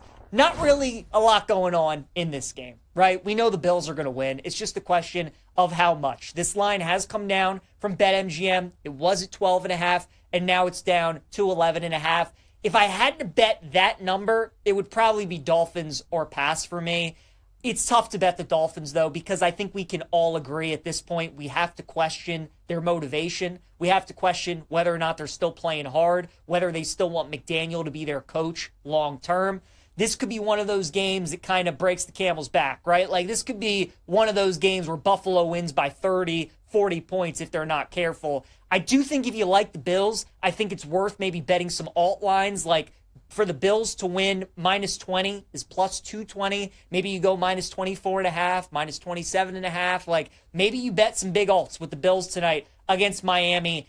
It's a divisional game, short week. These 0-2 teams normally do play really well in week 3. They normally do cover the spread. I think Miami's a little bit different because with all these other 0-2 teams in the NFL, they were either expected to be bad, they have new coaches, they have young quarterbacks. So you know the motivation is still going to be there, and they're going to be playing for their jobs for Miami. I don't know if that's the case. So I think this thing has the potential to get really ugly. So from a side total standpoint, I'm staying away. Instead, I would rather attack the prop market. I'm looking at Devon A-Chain, his longest rush, over 13.5 yards at minus 130. If you want to take his longest reception, over 15.5 yards, I think that could be a good look as well. But I just think about how Derrick Henry ran all over this Bills defense in Buffalo. A-Chain's got breakaway speed, as we know. And I think the Dolphins, who are a team who are a big underdog, you can't let this thing get away from you. You're going to have to try and establish some kind of run game. No Ed Oliver once again for Buffalo tonight. They're missing some guys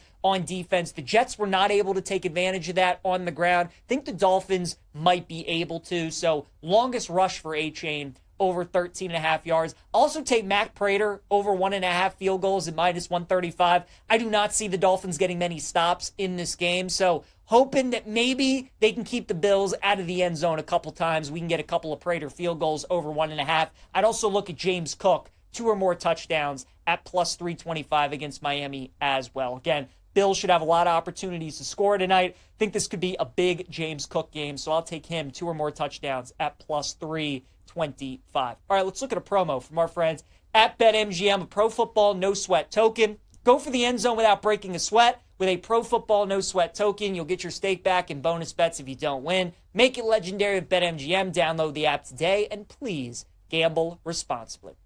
All right, you guys, let's continue talking week 3 in the NFL.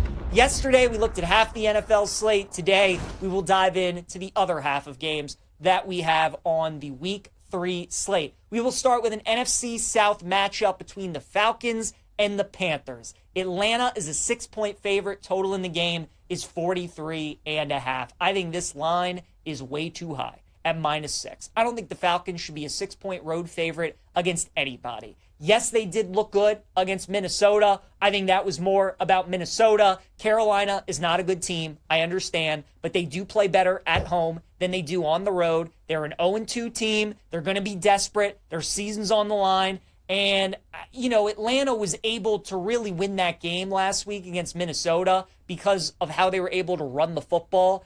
Even though the Panthers' defense isn't very good, I don't think they're going to get gashed on the ground like Minnesota did against the Falcons because the Panthers see Atlanta twice a year. They know what they're up against with Bijan Robinson. It's just a numbers play for me. This look-ahead line was like Atlanta -3, -3.5. Now they're all the way up to -6. Falcons are not the kind of team I want to be laying that many points with on the road in the NFL, especially in a divisional game. So I do like Carolina plus the points. I also like the Houston Texans, man, +2 against the Jags. Total in the game is 44.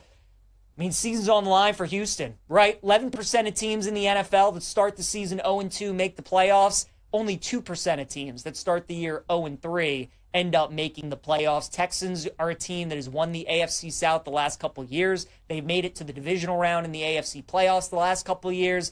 They obviously want to get back to the postseason. And if they do, they have to win this game. I like betting the Texans more on the road than I do at home because defense travels, and they have one of the best defenses in the NFL. CJ Stroud throughout his career has played pretty well against Jacksonville, and the Texans are just the team under DeMeco Ryans that are better bet as an underdog than they are at home. I think this game should be a pick'em. I honestly think the Texans maybe should be favored in the game. I'm still not high on Jacksonville. How do you lose that game last week? Burrow gets hurt. Your offense puts up nearly 30 points. You get 3 interceptions off of Jake Browning, and you still lose that game. That is a brutal, brutal loss for Jacksonville. Both teams are coming off of brutal losses. The difference is that Texans are 0-2 and their season is on the line. I'll take them +2 against the Jags. What about Broncos and Chargers? Man, Chargers open up the season with 3 straight divisional games, and they got a chance to win all 3 of them. They're 3-point favorites at home against the Broncos. Total in the game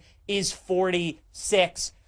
Don't think this will be an official play for me. I do lean Chargers. Probably just going to bet them on the money line at -160.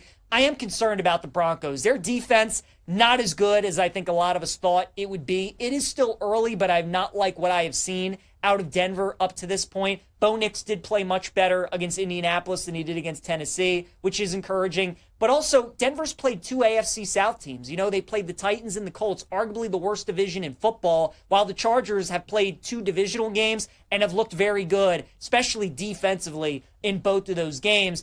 I think the Chargers at home, I would give them the edge in this matchup. You still wonder if the Broncos are reeling a little bit from last week's game. They had that win. They had that game against Indy. How do they bounce back after have to go on the road again and play the Chargers? I would lean LA on the money line. Saints and Seahawks, Seattle favored by 7.5. I would stay away from Seattle this week in Survivor, and I'd also stay away from laying the 7.5. It would be Saints or nothing for me in this game. Another 0-2 team against the spread, so you have to like that. Rattlers played better than a bunch of us thought he would. The defense has played a little bit better. But this Seattle team, I like them way more on the road than I do at home. They only won 3 games at home last year. And again, they won 7 games on the road last season. And you look at how their year has already played out. Win on the road at Pittsburgh, lose at home to San Francisco. Also, think about those 2 opponents that they've played, man. 2 physical teams. Niners, Steelers. Now you're coming home laying a big number against a desperate Saints team. I'd stay away from that. It would only be Saints or pass. I love the Bears this week against the Cowboys, you guys. I mean, it just would be so Bears for them to win this week. The whole city's ready to bury them. Everybody's ready to move on from Caleb Williams. Season's on the line for Chicago. Nobody's going to want him in a game like this. How different, though, would the perception be around the Cowboys? And how much differently would we be talking about this game if Dallas did not find a way to win that game against the Giants, which they should not have won?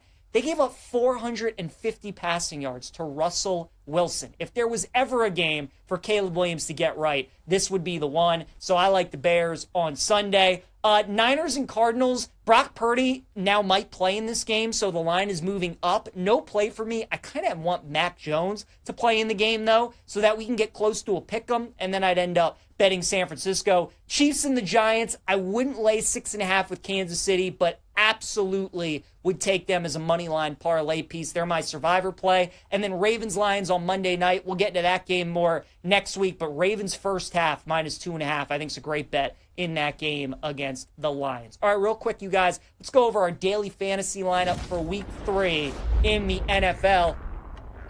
I mean, Caleb Williams is going to be my quarterback, $5,600. Going up against that Dallas team, they just gave up 450 passing yards to Russell Wilson. I think despite how the Bears have looked and maybe how Caleb Williams has looked at times, he did make improvements from week 1 to week 2. Now he's back at home going up against one of the worst defenses, one of the worst pass defenses in the league. He should have a good game. I like the price. Caleb will be my quarterback this week. Also go with Chase Brown at running back, $6,900. I mean, look at what Atlanta did to Minnesota. Like, if you're Zach Taylor in that Bengals offense trying to create a game plan this week, run the ball. Browning had 3 picks last week. Lean on Chase Brown. I think they do that. Kenneth Walker, I'll plug him in my other running back spot for this week. Zach Charbonnet did not practice yesterday, and Walker had the much better game against Pittsburgh than Charbonnet did. As a big favorite against the Saints, limit the mistakes from Darnold, lean on your defense, run the football. I'll take Kenneth Walker. 0-2 Texans, season's on the line. CJ Stroud's looking for his best player, and that's Nico Collins. I'll plug him in as one of my wide receivers. I'll also go with Drake London, who, when these teams met in the final week of the regular season last year with Penix as the quarterback, London had 10 catches, 187 yards, and 2 touchdowns in that game against the Panthers. Rome Odunze, I'll put him as my third wide receiver. I want that Bears stack, man, with Williams and one of those receivers because of what Dallas's passing attack was able to do, what the Giants' pass attack was able to do against Dallas last week. I'll also plug in Kyle Pitts as my tight end. Pitts has been a little bit more consistent. I think this is finally the year where Pitts has a good season that people have been waiting for. Maybe doesn't live up to the expectations that we thought, but I think against that Carolina pass defense, along with London, he could have a big day. I'll plug Ashton Genty into my flex with the game that Geno just had, man,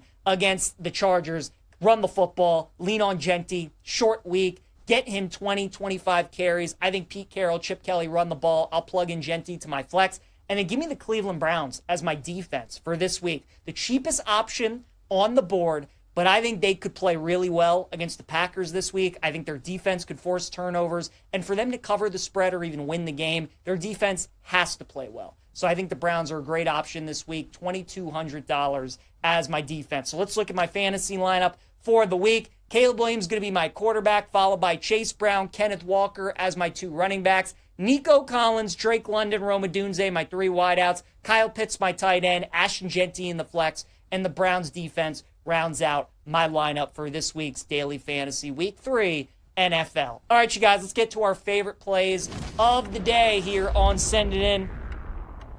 Let's start with Freddie Freeman against Logan Webb. Freddie's going to be my guy today and going streaking 16 for 46 in his career against Logan Webb. That is a 348 batting average. We'll take Freddie to get a base hit today. Prop lock's going to be Jackson Arnold under 42.5 rushing yards against Oklahoma. The former Oklahoma quarterback, now with Auburn, ran all over Baylor. Can't really do that against Oklahoma. They got a stout defense and a very good rushing defense. I think they force Arnold to beat him through the air, so I'll take under 42.5 rushing yards. Dog of the day, let's go with the Orioles, plus 165 against the Yankees. Just think that price is too high. Orioles are at home. Max Fried is on the mound, yes, but the Orioles beat Fried earlier this season. The O's are playing really good baseball over the last couple weeks. One series against the Padres, the Dodgers just swept the White Sox. I'll take O's money line. And then Devon A-Chain, longest rush over 13.5 against the Bills is going to be my best bet for this week. So that'll do it for us here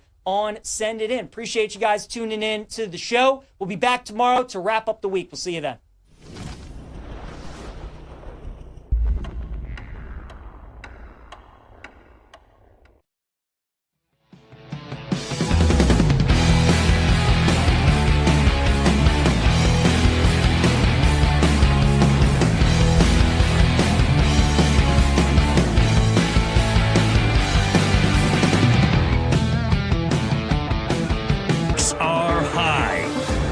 We are 10 toes down. Are you sure? Look into the camera and tell everybody, Femi. We are 10 toes down. It's time to take a stand. We are heads up on this one. I'm standing on business. All these bets are action. We're 10 toes down on Bet Sweats. You're heading into the wood chipper, my friend, but I respect you. Oh, another one of my favorite opens. Got a lot of them throughout the week. We do this every Thursday, 11 a.m. Eastern, 10 toes down. And you had to watch the feet there, just like we did. Good stuff from the production staff. I know we've got hot takes, all of us. We are taking stances. That's what we are doing, taking stances, 10 toes down. Hey, if you have a 10 toes down, why don't you leave it for us? You could leave us a voicemail message. Just go in the Odyssey app. It's betmgmnetwork.com. It takes you right to the Odyssey app. And then next to the Listen Live button, says record a message. And as Sam knows, he taught all of us last week, it doesn't automatically send unless you want it to go. You get to listen back before sending. So I would love to hear some 10 toes down from the people that we can maybe share tomorrow on the show, Sam. I would love to play the voicemail that I left last week, but I don't think we'll ever be able to do that again because that got thrown into the trash, and then the trash got emptied, right? So it's gone forever. Damn. Probably. And then the landfill exploded. Damn. Yeah. It was one of my finer Jake, what voicemails. did you think? We know that Paul was anti, and he removed it from Earth. But what did you think, Jake? Because you also... Joe, you were anti too. So is it? Yeah, I was. I said it was a good decision. I was similarly anti for what it was intended for, but as a human, flattered. Okay. I laughed. I laughed as I read it. Well, I didn't read it. I just ad-libbed it. I laughed as I did it, and then I laughed as I listened after and then hit submit. But I agree with Joe. I listened back because they give you the option. When you leave the voicemail, you're able to play it back. And then if you don't like what you said, you can re-record it and then send the finished product. I was very pleased with it, but I understand why we didn't play it. Was it that obvious that it was me, though? Really? Yeah. Yeah. I think for anybody who knows you, yes. Correct. Fair enough. But I agree with Joe. If we can get the crew, and by crew, I mean the Bet Sweats crew, people that listen and follow the show, if you send them in tonight, we can play some tomorrow. Why not? Yeah, let's do it. The more the merrier here on the show. Fridays are always a lot of fun, that Friday vibe, as we go over the full card, NFL, college, good stuff. Kelly in Vegas dropping by like she always does on Friday. She was being tracked, and then that person decided to quit tracking her. Maybe we'll get to that at some point in the show today. All right, 10 toes down. Hot take. Sammy P, start us off. What you got? The Bears are going to get blown out this weekend by Dallas. I say blowout because I think it's 10 or more. This line is Dallas -1. Early in the week, there were some picks floating around. I do see a pick at one sports book in Vegas, but most books, including BetMGM, are -1.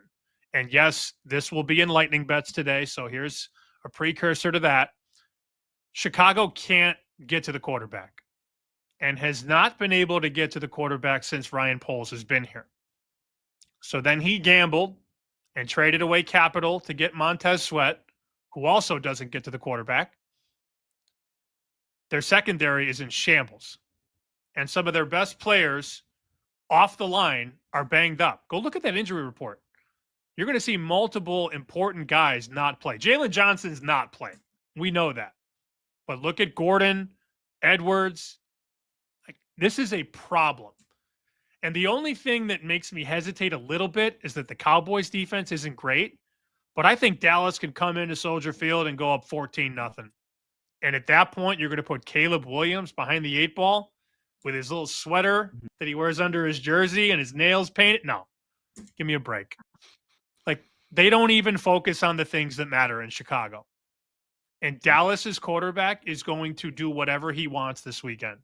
So my 10 toes down is that Dallas blows the doors off the Bears in week 3. I like Cowboys. Everybody's talking about what about a side in this game? The side that you trust is Dallas for Sammy P. All right, I'm going to jump in. Enough is enough. Enough is enough. Everybody is running with this week. If you are in the sports betting space in any sense, you are running with the trend of favorites. If the line is at least 4 this year, the favorite is 12-0 straight up. They have not lost a game. Line gets to 4, forget about it. You just take the favorites. All right, let's just line up all the favorites. 4 more. Let's put a parlay together. It's going to cash because it's guaranteed. Let's go further back. This stat's been out there this week. Let's go to week 13 of last year. 90% of favorites, 4 or more, are cashing. Go back to week 11 of last year. 87%. The trend still holds true. And I look at this card this week. I'm eliminating tonight's game of 11, 12, whatever number you're looking at, of Buffalo from the equation. Let's go 4+. Let's look at how many point spreads we have. 1, 2, 3. 3 have at least a touchdown. 4, 5, 6, 7 games. The numbers are getting boosted. Enough is enough. I'm not saying the trend ends with 1. I'm saying it ends with at least a couple of games this weekend. We are going to have multiple dogs of at least 4. I could see a dog of 7 winning outright this weekend. The trend stops tonight. Everybody's talking about it. And we know, Sam, this is when it usually comes to a halt. You've got Green Bay 7.5, Seattle 7.5, Tampa Bay 7. The Bucs have needed game-winning touchdown drives in the last couple minutes of each of their first couple of games, right? Maybe they could hang around. What about that Cleveland defense? Maybe they could keep it much closer against the Packers. Oh, well, the Giants have no chance of winning. Everybody's saying it. It's got to be true. There's no way the Chiefs could be 0-3. You sure? Is Worthy out there? Are they going to find explosion on offense? Because they haven't done it so far this season. How about the Lions, a 5-point dog?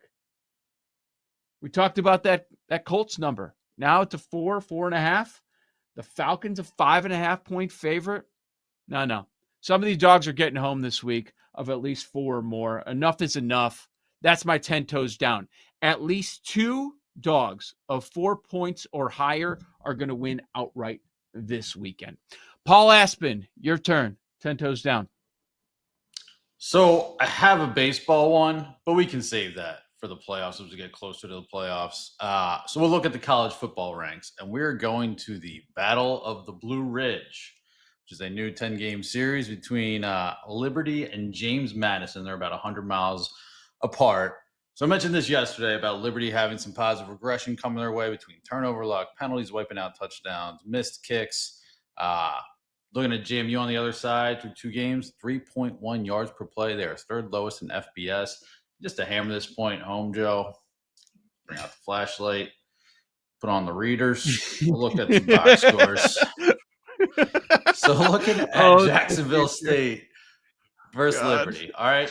Second Paul drive of the game. 10 years before our very eyes. Thank God he's got the hat on, though, too, because it'd be worse without the hat. You look like Professor Plum. Well, we'll see how this bet goes. But so look, second series, first offensive series against Jacksonville State. A team they were favored by 5.5 over. Should I lose the glasses? No, keep them no, forever. put them back on. No. Put them higher on your nose, please. Like that? I'm in uniform here. I can do this too. I think this is a great look. I can't pull it off though, but Paul can. He actually can, yeah. So as I was trying to say before I was very rudely interrupted. Look, their first offensive series against Jacksonville State. 2 plays, fumble. Later in the quarter, it's 7-7, interception. Second quarter, downs. Third quarter, missed field goal. Game gets out of hand, they lose. Jacksonville State is like a 5.5-point favorite. Last week, Bowling Green. First offensive series, 3 plays, fumble. Later in the quarter, missed field goal. 3-point game in the next quarter. Interception. fumble to their next series later. So, and it just slips away from them again. So between, like, they have been 5.5-point favorites. And then you look at power in these two games and they lost them outright. Not great losses by any means. But then you look at preseason power ratings between James Madison and Liberty. It's like a 4-point difference. If you look at like Brad Powers, if you look at Phil Steele, Brad has Liberty's home field as like 2.5 points. So we're basically talking about a 1.5 dog at home if you're going to stick to your priors. This number was 9.5 this morning. It's down to 8.5. So 10 toes down. The bet for this game, look, I'll be playing some money line at like plus 275 was the last price I saw. But 10 toes down, Liberty plus 3.5 at plus 168 as a home dog. All right, we got Paul Aspen's 10 toes down. What about Jake Hassan? Go ahead, Jake. I have two. My first one will be I'm running it back from last week. I think the Bills smash tonight. Like, I'm playing the alts 13.5, 16.5, 19.5. Like, let's just roll this all. Like, I think they absolutely destroy. The spread is already enormous, obviously, but I think we're overthinking it. And I think to the point that we were making earlier in the show, maybe the bottom of the barrel in the NFL is just so bottom of the barrel where this is just what it's going to be. So I'm going to take the Bills alts once again. And we've talked about the Bears and Cowboys game a bunch. 10 toes down, Jake Hassan will have more drinks at the Bears game than Bears receivers DJ Moore and Colston Loveland will have combined receptions. Ooh. Boy, that Loveland pick is getting roasted a lot this week. As it should. Especially with everything that's happening in Indianapolis. With the tight end that probably should have gone first in the draft. Like, yeah, that Loveland, Ryan Poles, he's getting smoked, but he doesn't care. He got his contract extension. That's good. Good 10 toes down. You got good seats or what? Oh, we're in a box, buddy. So Jake Hassan's definitely crushing the drink over. Ooh. I thought you were going to see Bears points. More drinks than Bears points. No, that might be a tad aggressive. With this Cowboys defense, that might be pushing it a little. Gertz, you got something? All right, guys, we're going to stick with the Chicago Bears for my 10 toes down. Your Chicago Bears. And I am 10 toes down that the Bears will be the third team in the NFL in the last 25 years to go winless on the entire season. 0-17 for the Chicago Bears. 10 toes down.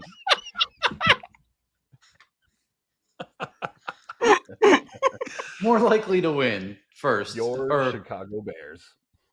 Bears or Indiana? Like, we're combined like 0 for 23 if we're talking about conference games? The funniest part, the funniest part of the entire take, if you're not watching on video, Gertz has a Bears hat and a Bears shirt on. Literally looks like he works for the team. Like he's doing I was going to bring that up next, too. The irony is amazing. Yeah, he looks like one of the equipment managers. He's about to go tape up Caleb's shoulder or something. Tony Medlin. All right, so 10 toes down on 0-17. I will also throw another one out there. If you don't want to go too crazy and say they're not going to win a game, you can get under 3.5 wins at plus 550 out there. So, Bears, bad. Probably a better look than betting them to go winless. But under 3.5 plus 550, I think is the true 10 toes down. Because I think you're just taking these as a bit now. I'm convinced. I Gertz, don't you're know just what sacrificing toes as a bit. Indiana winless Big Ten. Bears winless all season. Hey, it's rough out here for some of these fans, you know? They're not going to be bad. Not just bad, all-time bad, everybody. The undefeated Indiana Hoosiers going winless. That was my favorite, too. After he did the Hoosiers take, what did they win? What was the score? 73-0? 73-0. 73-0 they win. They gave up 77 yards of total offense. I can't wait for the Bulls take 10-72. I can't wait.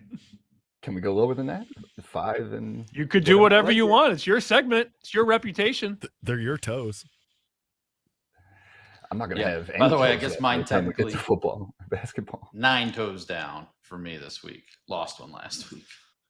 Paul, I would like to read one more thing if I can quickly. I did see this last night and I grabbed an instant screenshot. I know that you're south on the Phillies. You're not really sure yet. At Joe Giglio Sports, the Phillies give us something to be concerned about. A whole blog post.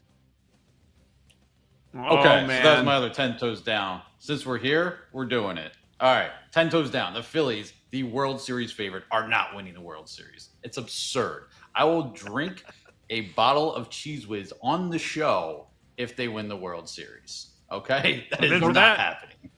The room is next. BetMGM Network.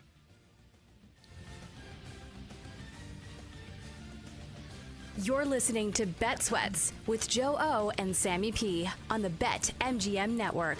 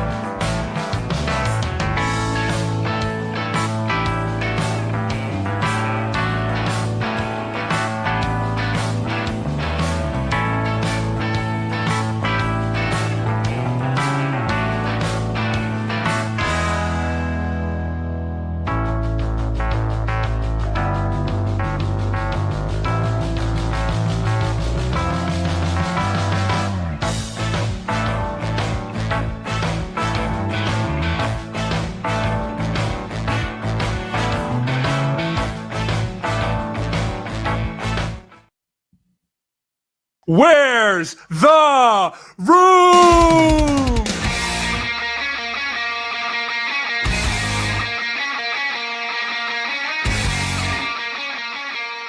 Look, we could spend all this time coming up with a handicap. We could ask Evan Silva some looks that he likes, but we know the most profitable way to bet the NFL and college football after a few weeks is just going against the people, going against the room. So let's find out where the room is at for Thursday night football, the Bills and the Dolphins. I'm sure there are a lot of people kind of looking for angles. They don't really know what to do with this game because it's nearly a 2-touchdown spread, but the number coming down a little bit, down to 11 at a lot of spots, 11.5, I believe, over at BetMGM.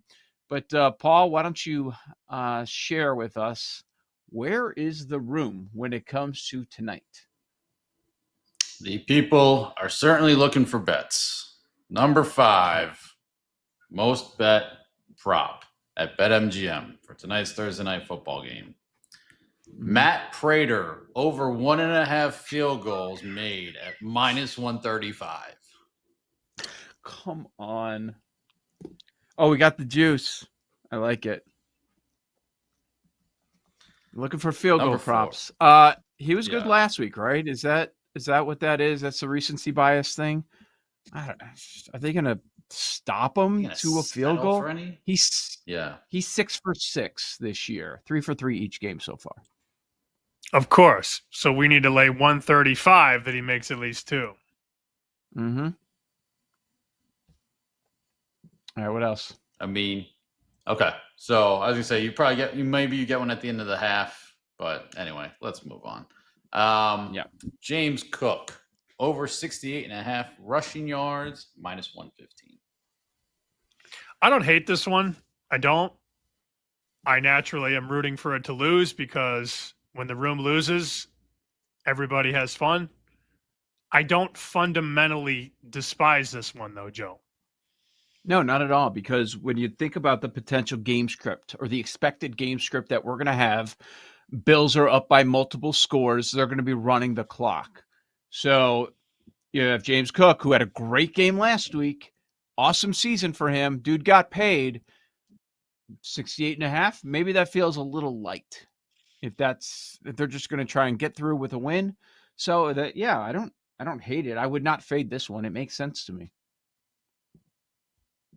All right. Number 3, also a rushing prop on the Bills side. Josh Allen, over 28.5 rushing yards at -115. 99% of the money is on the over per BetMGM. Only 99% of the bets? That's it. We took 28.5. I would not bet this. I know that it's probably a bet a lot of them have made before. This is always a popular one.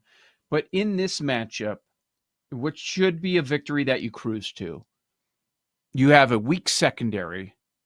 I don't really see the need to put Josh Allen in harm's way tonight if I'm Buffalo. So I don't know about fading it, but this is not something that I would line up to bet. And I like him to score a touchdown, but I'm not laying $1.50, $1.60, $1.70. That's not happening. You're going to have to get creative with that bet. If you like it, just bet it with something else. Do the Allen touchdown with Miami, Florida to win, or Oklahoma to win, or Josh Allen to score and the Cowboys to win.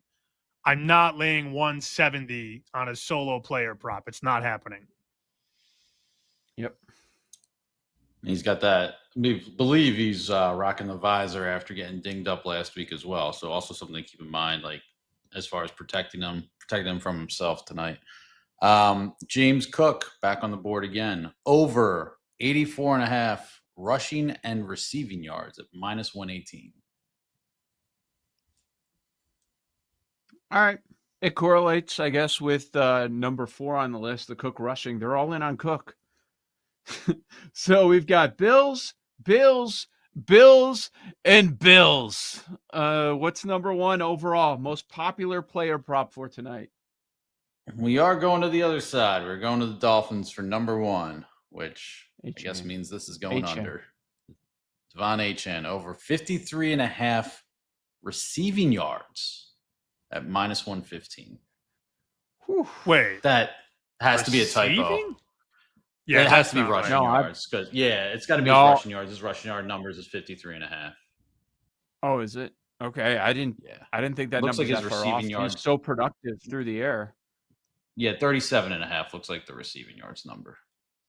Okay. Okay. Yep, that's right. So hearing all that and hearing all the Bills support. Which part's the typo though? The number or the? I think I'm going to go off the number. So I'm going to say the number one most bet prop is HN over 53.5 rushing yards is what I'm going to take this as. I think the number's wrong because I expect the receiving prop on HN to be more popular than rushing. But maybe I'm wrong. That'd be my guess. Well, it's hard. I mean, we have to follow really up. Guess. We don't know. We need to follow. The room's got us in a pretzel. We don't know what the bet is. Number one overall. The room's throwing us It's the off number the one scent. prop. It's the number one prop. We can't guess. We shouldn't be don't know guessing what the room is on. We need to finalize what the room is on. Let me see. Has our guy tweeted it out? And we could ask him. Check on the old X. Which guy? Which guy? The Ewing. Well, there's a bunch of guys that tweet what real bettors do. I lose track. Yeah. Yeah, I was wondering if John Ewing had shared this one. Shared the room. Don't think it is out there under one of the accounts that he retweeted. So I will ask. Yeah, that's gotta be. I think it's receiving and the number is wrong. Receiving, that would be more roomish, right? Kind of going. Yes. When you think HN, you're going to bet receiving yards. You're not betting rushing yards. And to bet the nearly 2 touchdown dog, the RB1 to go over rushing, that doesn't make a lot of sense. I have clarification. This is from a previous tweet from John Ewing. Most bet money Thursday Night Football prop, Devon HN has moved from 34.5 to 37.5 receiving yards. That is from yesterday. So, yeah, it's got to be the receiving yards. Yeah. Okay. So he's not getting over that. Are you still going to do a touchdown prop on HN? No, because now he's been jinxed.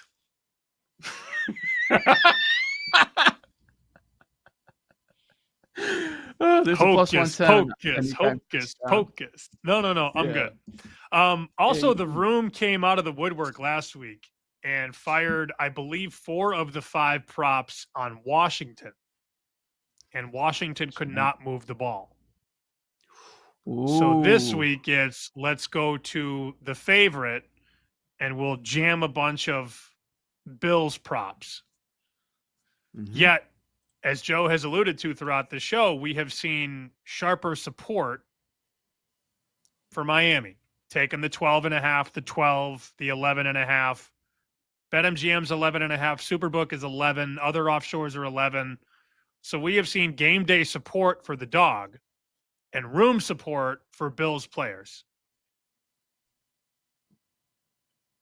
So I this might looks just stay off of this. Yeah, I was going to say James Cook like 50 yards rushing and 25 yards receiving and goes under both. Bills are up 21-0 at half. Pull all the starters. Hey, do you remember where the action was last week going into the Bills-Jets game? A lot of bets on the Jets, right? Jets. On the dog. Yeah, the respected money was on the dog. And it looks like we're getting a lot of money on the dog again. All right. I don't love this game from a betting standpoint. It's very difficult to get excited about a game lined at 11.5. It really is. I mean, at least in the NFL. In college, we'll get to that in lightning bets. I'm going to have a double-digit favorite that I really like. In the NFL, it's very tough to get excited about a double-digit spread. It just is. I'll be honest. Yep. I hate this game so much. I'll be honest. It's going to be not difficult to watch. We're going to watch no matter what, but I'm just not really all that excited about it. I'll just say that. All right, Joe O. Sammy P. Thank you, Paul, for jumping in with those numbers. People always interested where the room is at. We get tweets about the room all the time. Like, people are tracking it over the weekend. When you see games in action on Saturday, whether it be college football, we'll have that on tomorrow's show. Sunday as well, also we'll have on tomorrow's show. People are like, guys, the room's 0-5, 1-4. It continues. They're betting it. They're going against it, and I understand why. The room is going to be for sure in college on either Miami or Oklahoma, if not both. Because the room last week, if you remember correctly, the room was running to the window to take the points with USF. Take the 17.5. That's a big number. They already upset USF, upset Boise, upset Florida. Got to take the points. So when the room gets rolled, the room then assimilates or blends or goes full chameleon and now believes, oh, right, okay, Miami's elite. And now you got people in Vegas saying they're potentially a top 5 team. And we talk all about Miami now. So what's the room do? Well, I'll lay 7.5 with Miami now.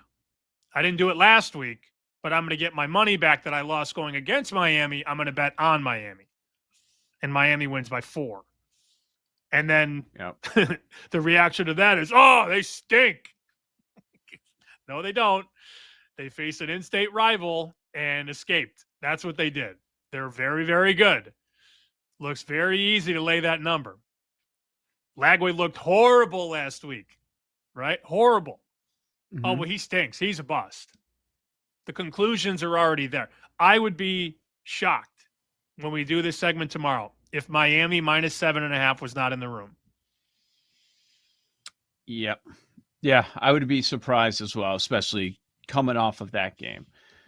That makes sense to me. Joe, Sammy P, Bet Sweats, BetMGM Network. In about 10 minutes from now, we will do our lightning bet segment that we do every single day on this show. So I saw a quote from Sauce Gardner. We know Tyrod Taylor is in, and we were just talking about that Jets-Bills result from last week. Here's Sauce Gardner talking about Tyrod. Remember, the Jets are a 7-point dog against the Bucs. That's an interesting number. I don't think we're going to close there. I think it's going to go a little shorter. I'm expecting a little support on the dog, but we'll see. There are a lot of people that have been back in Tampa Bay all offseason. They're saying they're going to run away with the division, and they're looking smart right now with a 2-0 start. Here is Sauce Gardner to the media yesterday about the new QB1 with Fields down. Cool cat. He can dress. Confident in himself. I think he can get girls. I think he do that. I don't really know. I ain't trying to get him in trouble. He stays calm on the field. Too calm. Aura farming a little bit. That was Sauce Gardner on Tyrod Taylor. Jets money line? Question mark? Yeah, that's what I thought. That was part of my thinking with 10 toes down. This might be one of the dogs that wins outright. Okay. I mean, they've gotten support in back-to-back weeks. They have. So when wise guys line up on a team 2 straight weeks out of the gate, you do pay attention to that. Now, it hasn't quite worked out. I guess they did cover week 1. They didn't win. They lost by, 2? And they were getting 3.5 against Pittsburgh. So sharp support Jets week 1. Sharp support Jets week 2, blown out. Are we going to see it again? Closer to kickoff? I don't know. If you're burned once out of 2 times, I don't think it's the end of the world. But here we are. We're sitting 6.5, not 7. Every time it hits 7, you see a bet on the Jets. So maybe they are still interested in buying this Jets ATS buzz. And the Bucs have been playing in a couple of very close games. Comes down to the very end. So maybe getting 7 there on the other side. Maybe that's enticing for you. We'll talk more about that matchup. Jets Moon, maybe. Coming up tomorrow. Yeah, well, maybe. Joe, Sammy P, we've got a lightning bets coming up in a little bit. There's a lot we want to get to. You know, we planned on getting to a baseball team that maybe we see value in right now for futures.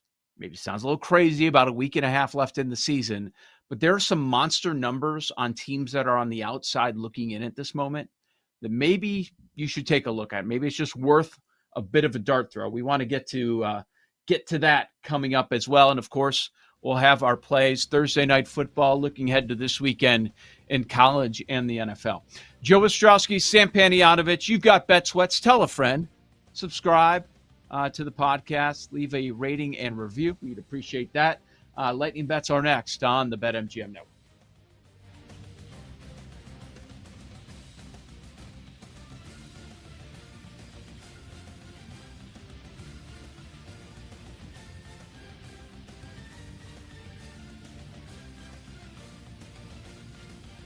You're listening to Bet Sweats with Joe O and Sammy P on the BetMGM Network.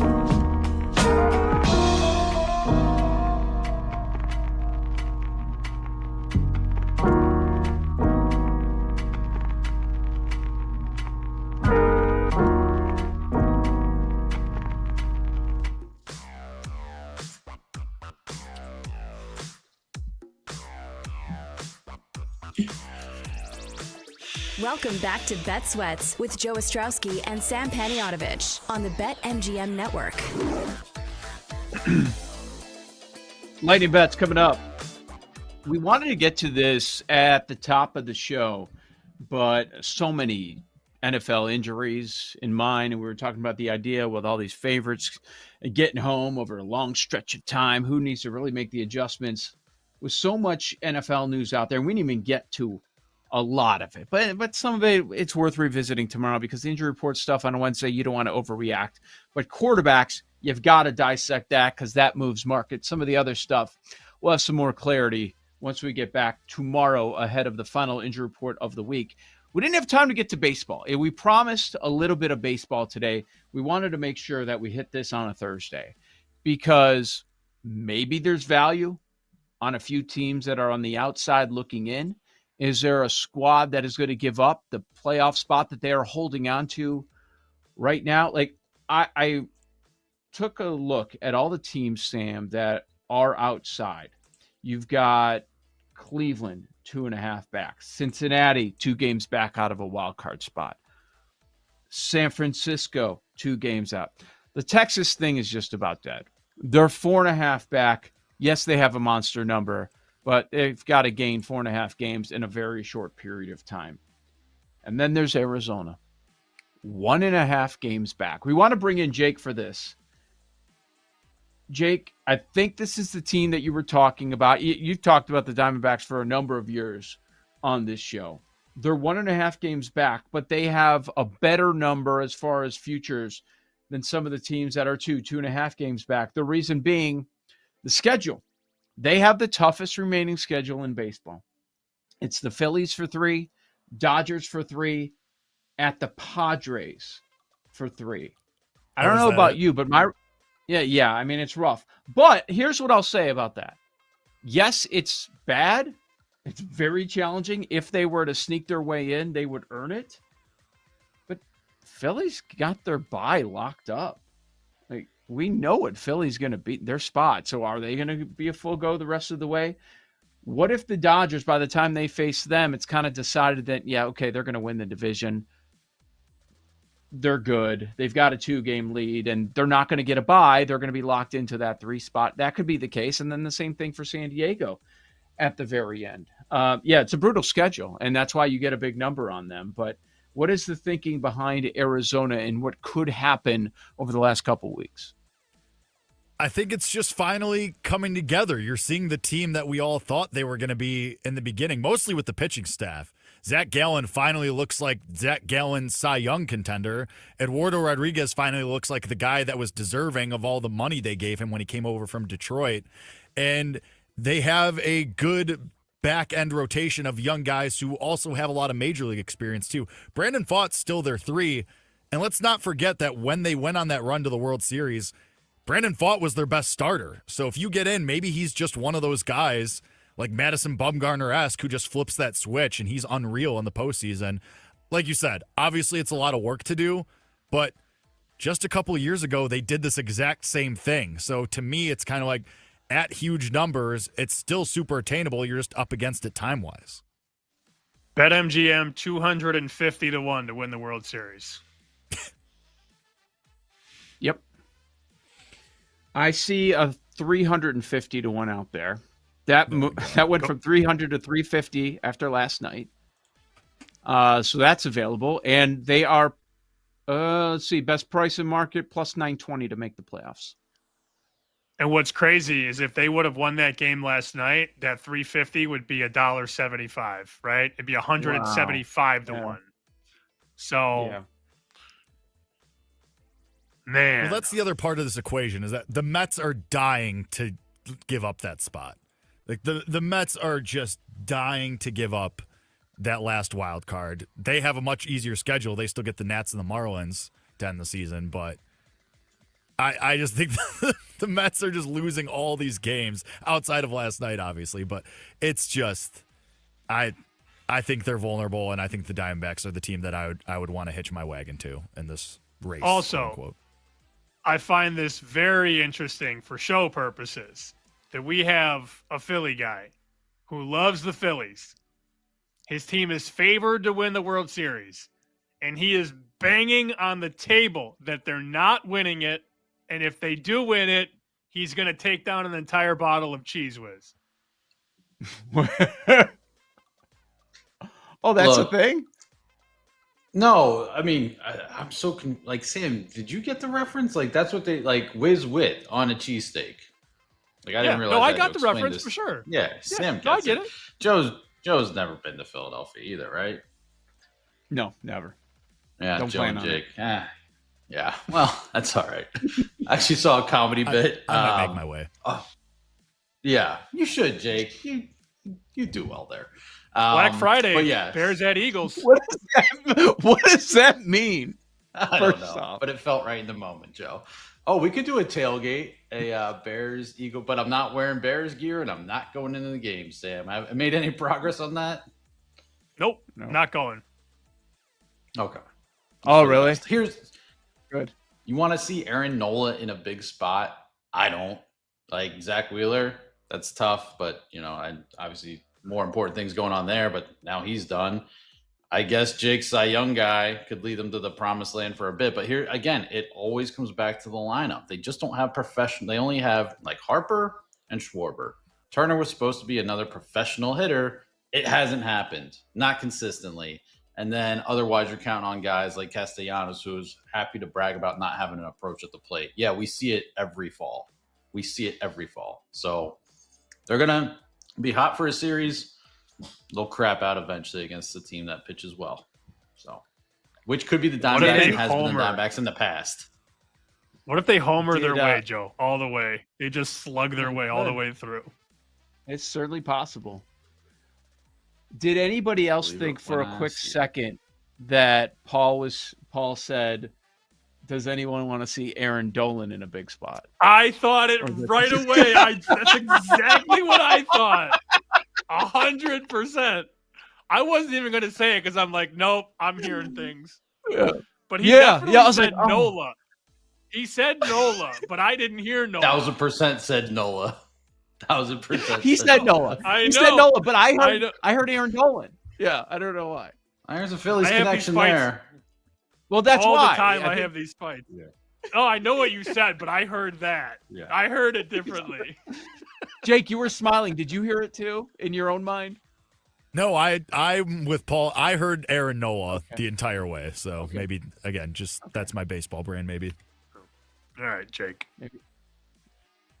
It's us. You could have gone with us, but I could have, but I didn't want to. Against us once again. Yeah. So we doing it? Or is this now? So they're off today. They start the Phillies series tomorrow, the Arizona Diamondbacks. The Mets do play today. The Mets have the Padres. So if we're thinking it, you probably want to do it today, right? If we're thinking that the Mets will lose. Again, Philly connection.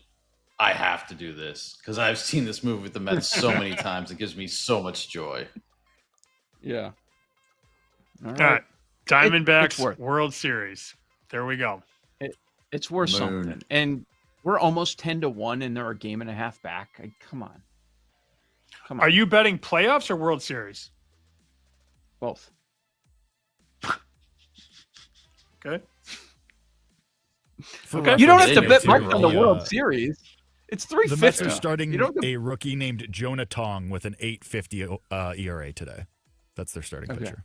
I want the Mets to lose. I want to see them crash and burn. I love it when that happens. So do I. That would be good. All right, let's get to our lightning bets for today. Sam, where are you going? I have 10 toes downed it. Dallas Cowboys. BetMGM's letting you lay -1, -105. Fine. Rather than lay the $1.15 or the $1.20, just lay the 1 point. If Dallas wins 24-23, I will live with it. But -1, -105 is a good bet to me. And look, I don't think Lenora Sellers is going to play. He's got a concussion at South Carolina, and the money has come in like he's going to play. Even if he does, I think South Carolina stinks. I think they stink. And I was talking to a wise guy yesterday who said that James Franklin picked the wrong quarterback.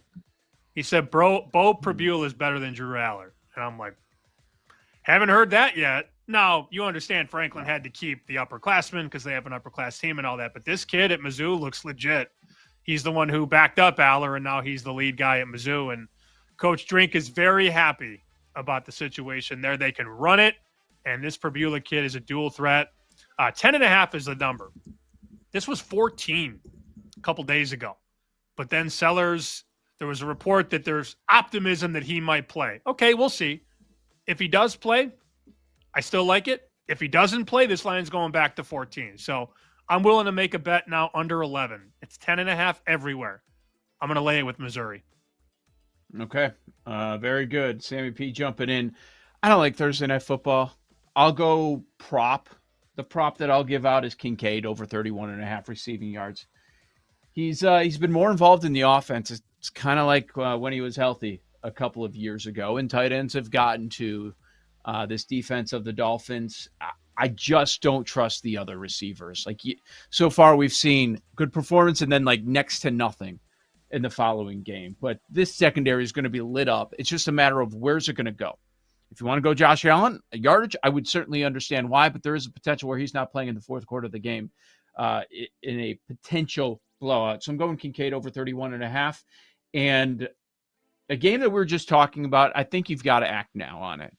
We're losing the sevens. They're all going away. There are a few left. Jets +7 against Tampa Bay. It is 6.5 at a lot of spots. Let's see. Did BetMGM part of that move? Now there's still a 7 over at BetMGM, but they're going 6.5s at a lot of different spots here. So I'm going to take the Jets. +7. Give me them as a touchdown dog. Paul Aspen, what you got? I'll just go not Ray Davis, the other guy. Ty Johnson. Snap count's been pretty split. So Ty Johnson, blowout script, anytime touchdown +425. Jay, Bills quickly. Alts. Bills Alts, yep. Mentioned that earlier on in the show. Joe O, Sammy P, be with us for a Football Friday tomorrow morning, 9 a.m. to noon Eastern on the BetMGM Network. Thanks for listening to Bet Sweats. If you missed anything on today's show, make sure to listen back on the Odyssey app or wherever you get your podcasts on the BetMGM Network. Make it legendary.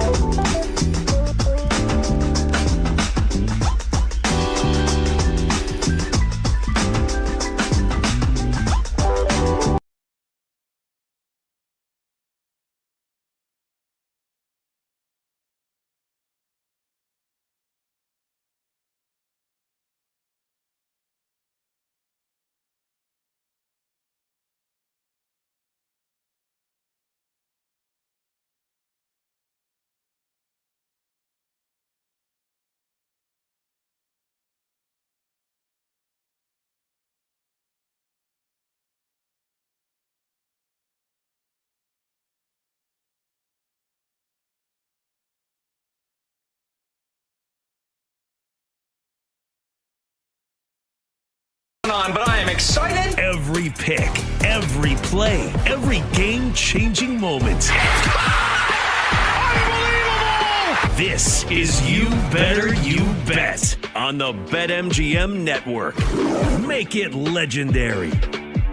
It's a great day to be alive, and it's a great day to be a better. Welcome to another edition of You Better You Bet, presented by BetMGM, right here on the BetMGM Network. I'm Femi Abebefe, hanging out with you guys over the next 4 hours, where you can find us across a multitude of platforms. Make sure to watch us live 24/7 on the BetMGM Network and directly on the free Odyssey app. You can also check us out on Twitch at BetMGM Network and on YouTube at the BetMGM Network. Also, if you want to watch us, you can watch us on YouTube TV, Roku, Fubo TV, Samsung TV Plus, and more. And if you'd like to listen to us, you can go ahead and do so at Sirius Channel 160 and Sirius XM 205. And throughout these 4 hours, make sure you hit us up on social media. You can find me on Twitter at Femi Abebefe. You can find me on Instagram, Femi_Abebefe. Check out the show on Twitter at You Better You Bet, and the entire network at BetMGM Network over on Twitter. If you like our show, you like Bet Sweats, BetMGM tonight, we'll be sweating out tonight's Thursday night football game, daily tip. They'll be reacting to everything first thing in the morning. Make sure you check us out at BetMGM Network over on Twitter. We got the whole crew hanging with us here on this Thursday. We have Tyler Morales, Jake Hassan, Bill Zimmerman, Mike Brown, Sean Ha, Addy Bates, Nick Costos. He joins us at the top of the hour with his thoughts on tonight's Thursday night football game between the Miami Dolphins and the Buffalo Bills. Week 3 is already here, baby. We are in the cadence, and after just 2 short days of no football, football is back in our lives tonight in Western New York. But as always, if you miss anything across these 4 hours, because we're going to talk a lot of NFL, talk a little bit of college football, we have a lot of great guests, make sure you check us out in podcast form. Just search You Better You Bet wherever you get your podcast. And because we're so kind and we're putting it on there on demand for everyone to consume, the least that you guys can do is to subscribe, rate, and review wherever you get your podcasts. We have 3 guests who will be joining us throughout the program, starting at 5 o'clock Eastern. Friend of the show, play-by-play for NFL on CBS. You hear him every Sunday, and you absolutely love him. Oh, yeah! Ian Eagle is joining us at 5 o'clock Eastern time. Ian will be on the call of Sunday's game in Foxborough between the Steelers and the Patriots. Very fired up to have Ian Eagle back with us here on You Better You Bet. And then to begin the Power Hour at 6 o'clock Eastern time, NBC lead betting analyst, co-host of the Fantasy Football Happy Hour, Jay Croucher, returns for his weekly Thursday spot here on the program, and we'll get all of his thoughts for Week 3 in the NFL. And at 6:20 Eastern time, professional sports bettor, founder of the Hammer HQ. Welcome back, Rob Pizzola. It's been a minute since we've had Rob on the program. He returns to give us his best bets for Week 3 in the NFL. And that's where we're going to begin the show today. Talking about the game that kicks off Week 3 tonight. Once again, Thursday night football, Dolphins at the Buffalo Bills. And right now over at BetMGM, to kind of give you a little bit of where the betting market sits, we currently have the Buffalo Bills as an 11.5-point favorite at home. Should be no surprise. Buffalo's been a juggernaut so far through 2 games. Miami, anything but. So the Bills, massive favorite despite this being a division game on a short week. They're 11.5 at home. The total sitting at 50.5. I'll give some of my betting thoughts a little bit later on in the next segment when we break this down during our headlines at 3:20. But just to set the table over at BetMGM, where we always strive to make it legendary, Buffalo 11.5 total at 50.5. And that betting market and the point spread is telling you that these two teams are in much, much different weight classes. Much different weight class. And it's so strange and so interesting how we got here with these two teams, because I remember it was just a few short years ago that we saw Miami and Buffalo play in a playoff game. Like, these were the two teams that were kind of the up-and-comers in the AFC. It was Miami with Tua. It was Buffalo with Josh Allen. Which of these teams was going to really make a run at Kansas City? The answer to that question has been nobody to this point. But that's how we were talking about those teams heading into that playoff game. And if you remember, I mean, that playoff game also had a big point spread because, surprise, surprise, Tua was injured, and it had to be Skylar Thompson as the starting quarterback for the for the Miami Dolphins, who covered the number in that game and almost won the football game. It was a pretty wonky wild card game back a few years ago out there in Buffalo, but it feels so long ago when those two teams met in January, to where now we fast forward to September 2025, and it's much different. On one hand, Buffalo, they have maintained their status in the AFC, in the NFL, as this big-time contender. That's the trajectory that they have continued on over these last few years. I mean, you think about how the Bills have had so much success. Since 2020, they have won the division every single year. Like, they took that baton from the New England Patriots, that last Tom Brady-Belichick year in 2019, and they said, thank you very much. We appreciate all the ass whoopings over the last 2 decades. We will now be giving out the ass whoopings, and we will be controlling the AFC East. And they've done that over these last 4 years, and they're a monster favorite to do it again here in 2025. So you have Buffalo controlling the division. You have Josh Allen, who has continued to mature as a quarterback to being one of the best signal callers in the league. The man just won MVP last season. Josh Allen has continued on this trajectory as being one of the better players in the NFL. And the only thing right now for Buffalo to accomplish, the only thing left for them to do, is to finally beat Kansas City in January, make it to a Super Bowl, and win a Lombardi trophy. Everything else they have accomplished. Beat Lamar in the playoffs, beat all these other AFC teams in the playoffs, win the division, gaudy records, et cetera, et cetera. They just have to beat Kansas City and get to a Super Bowl and win a Lombardi trophy. So on one hand, you have the Buffalo Bills, who have continued to go on this trajectory and solidify themselves as one of the best organizations in the NFL. And on the other hand, we have the Miami Dolphins, who have fallen off a cliff, lost at Beach, there on South Beach. This team, who were once the bullies on the block, like, it wasn't that long ago, 2 years ago, mind you, that the Miami Dolphins were the bullies on the block. They hung 70 points on Sean Payton's Denver Broncos. Wasn't that long ago, just 2 years ago that happened. Anytime they faced a bad team, they destroyed them. But anytime they played a good team, they lost to them. And I think we all have to remember that 2023 season, just how good that Dolphins offense was. Tyreek Hill at the peak of his powers. Tua was in sync with them. Waddle was doing big things, making big plays. Raheem Mostert. Like, they had all of these speed guys. They had like the 4x1 track team for the Miami Dolphins in their skill position rooms. They were electric and they were fun. And they were just a great watch. And unfortunately for them, they just couldn't really contend with the big boys. And we all know how that season ended with a whimper at Arrowhead Stadium, that cold Saturday night in January, where they just lost to the Kansas City Chiefs 26-7. And to be honest, watching that game, it felt much bigger than the score suggested. Like, I remember that like being like one of the LOL bets that I made that playoff year, laying 3.5 with Mahomes at home against Tua in the frigid cold. Like, how did anyone think that was going to go? Like, it was just like, all right, I'll lay the 3.5. I'll even lay 4 with Kansas City at home against Mike McDaniel and Tua Tagovailoa. Tua making his first start in sub-zero temperatures.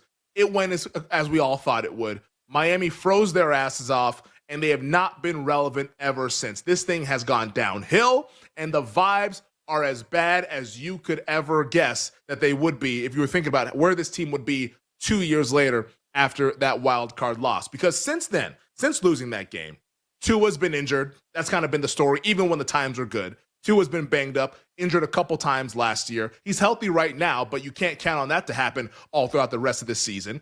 Tyreek Hill seemingly has lost a step. Once the most feared wide receiver in the NFL, now it's like, hey, is he on the same page with his quarterback? Is he going to be okay? Is he going to be traded? Are they going to kick him off the team? What's going on with Tyreek Hill? He's lost a step. Mike McDaniel, he's lost all of his aura. I mean, 2-3 years ago, everyone loves Mike McDaniel. Look how he sprints to the locker room after those halftime interviews. Look at his pants. He's wearing the shades. He drives the nice, expensive car. Mike McDaniel's living the life. Well, Mike McDaniel, not only has he lost his aura, the man might lose his job as early as tomorrow. That's where things are at for Mike McDaniel and the Miami Dolphins. And that's the big question for me heading into this game. It's, can Mike McDaniel survive a shellacking in primetime with the whole country watching? Once again, the point spread of this game, Buffalo, 11.5. Total sitting at 50.5. Let us not forget that at the end of last season, back in January, Miami Dolphins owner Stephen Ross put out a statement saying general manager Chris Grier and head coach Mike McDaniel were coming back for the 2025 season. Now, you don't have to be Einstein or Sir Isaac Newton or any genius from the past to realize that anytime someone has to issue a statement saying that you still have your job, it means you won't have your job for that much longer. Like, that's what that means.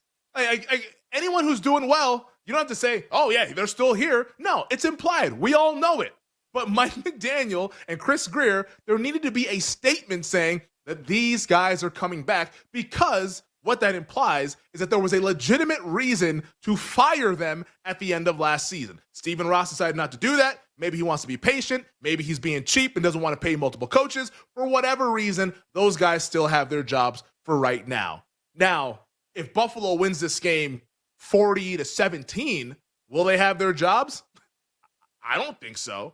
I don't say that with any inside information. I'm just guessing. I'm just looking at the tea leaves and how the schedule sets up. No bye week until week 12. They have a trip to Madrid in Spain to take on the Commanders. There's no real sweet spot to fire the coach unless you really wanted to drag this thing on out. But I don't think you can do that with the vibes already as low as they are, having lost to Indianapolis in the opener and having lost to New England last Sunday. Like, if this is really bad tonight, which once again the point spread indicates it might be, I think we might be talking about Mike McDaniel no longer as the Dolphins head coach in tomorrow's edition of You Better You Bet. Like, that is a big time story hovering over this game. Now, the story in between the lines, from an injury standpoint, also very big. For the Miami Dolphins, and this is the biggest one tonight that we don't know yet, and we might not know until prior to kickoff, about 90 minutes prior, when the actives and inactives are released for both teams. But Miami Dolphins wide receiver Jalen Waddle is dealing with a shoulder injury. He popped up on the injury report on Tuesday, was limited after not being on the injury report on Monday, but was limited Tuesday, limited Wednesday, listed as questionable. If you're the Miami Dolphins and you'd like to cover this number, you would like for Jalen Waddle to be out there on the field. I think that's self-explanatory, goes without saying. But other injuries plaguing the Miami Dolphins. Cornerback Storm Duck, he has been ruled out. Safety Iafatu Melifonwu, he has been ruled out. So now those are two starters in the secondary who will not be playing in tonight's game. Just so happens that you're playing the MVP of the league, Josh Allen.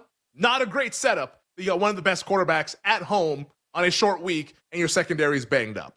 But the injury news isn't just on Buffalo's side. On Miami's side. It's also on Buffalo's. Ed Oliver, their best defensive lineman, he is out for the game with a knee injury. Matt Milano, probably their best linebacker, or at least one of their leadership and veteran presences on that second level of defense. He is out for tonight's game with a pec injury. And for Buffalo, despite those injuries, you might look at them and say, well, defensively, they should be pretty vulnerable, right? Yeah, I think that's a fair argument to be made. But I think for Buffalo, the big thing with me and Buffalo tonight is that there has to be urgency for the Bills. And in fact, this might sound crazy, but when I lay it out there, you're not going to think it's as crazy as the initial shock. But I actually think tonight is a must-win for the Buffalo Bills. Like, at the end of the day, this is a game they cannot afford to drop. Because it's not to say that their season is over if they lose. No, they're 2-1. They'll be fine. But this is the kind of game they must win if they want to have home field advantage. How many times have you heard me say Buffalo needs to secure home field if they're going to finally get over that hump? You can't drop these kinds of games. And now if you're Buffalo, after this 2-0 start, having beat the Baltimore Ravens, now's the time to get fat. Now's the time to get aggressive. It's like you're on the blackjack table and you just had this like insane hand to start the shoe, like splitting eights multiple times, doubling down multiple times, dealer bust, and bang, here you are with all your riches. The vibes are as high as possible. I mean, that's kind of like what the Ravens game was, wasn't it?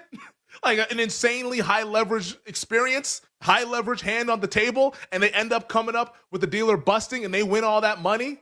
Now that the vibes are electric for the Bills, the drinks are flowing, everything's all good. Folks are gathering around, seeing what's happening. We're all going to be watching tonight, national television.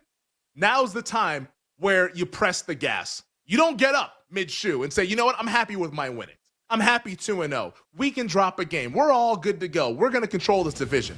Now's the time for the Buffalo Bills to press their luck, because let's keep the good vibes rolling, because over these next few weeks, home Miami, home New Orleans, home New England, it'll be a disappointment if the Bills are not 5-0 after this stretch. And if they do go 5-0 this season, they'll have the chance for everyone come January to come to their house in Western New York.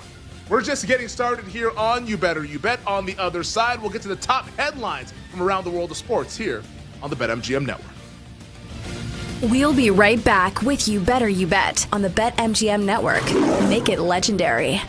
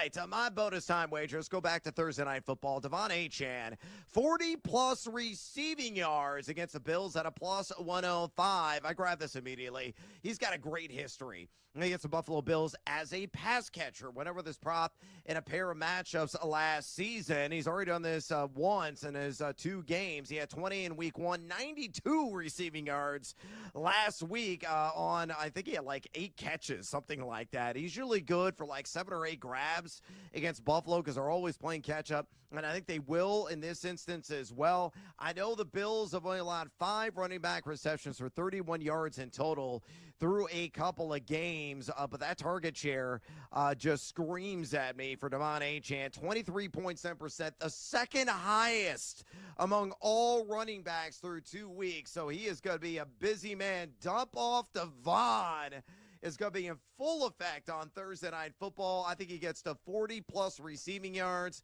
there at plus 105. Horvat, how do you like them apples? I like him a lot. I'm going to tell you on that one, man, right? Like that's the one guy when we were talking about Miami, even in the preseason, that I felt good about coming into the season. Yep. Tyreek Hill in Tua finally connected on a deep ball that was underthrown by like 5 yards that Tyreek had to go back for. Everybody else has been a complete bust, but I love this spot.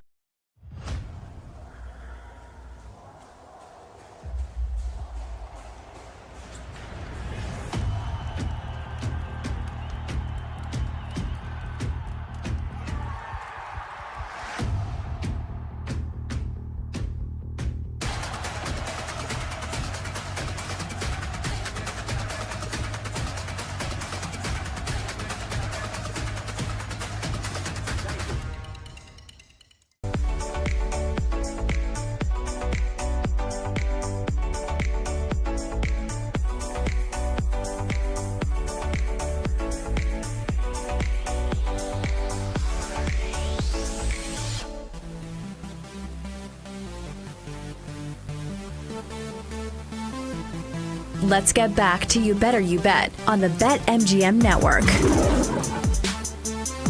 Welcome back. This is You Better You Bet, presented by BetMGM on the BetMGM Network. Femi Abebefe hanging with you guys here on this Thursday. 40 minutes from now, we'll be joined by Nick Costos with his thoughts on tonight's Thursday night football game between the Miami Dolphins and the Buffalo Bills. And I also forgot to mention this at the top of the show, and this is my bet. This is where we'll tap the chest, as we do here on the program. Once again, it's a Thursday night football game, so we want to hear from the real ones. Let us know what your favorite bet is for tonight's game and why. It could be a side, it could be a total, it could be a prop, but let us know by entering it into the YouTube chat.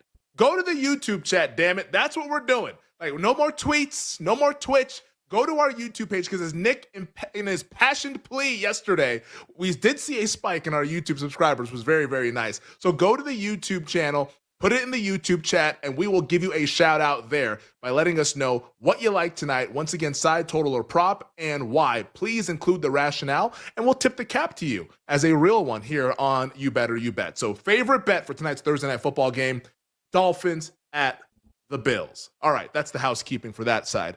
20 minutes from now, we'll break down the other NFL awards. Yesterday, if you missed it, check it out in podcast form. Talked about MVP, Offensive Player of the Year, Defensive Player of the Year. Well, today, we're doing the rest. Coach of the Year. Who should you bet this week for Coach of the Year? I have a bet on a guy that was thought of very highly in the summertime. The market's cooled off a little bit. Now might be the time to dip our toe into the water. We'll discuss that coming up in 20 minutes. But joining us right now, like he does each and every weekday at 3:20 Eastern, it's our executive producer, Bill Zimmerman. Bill, good afternoon. Welcome to week 3. How we doing today?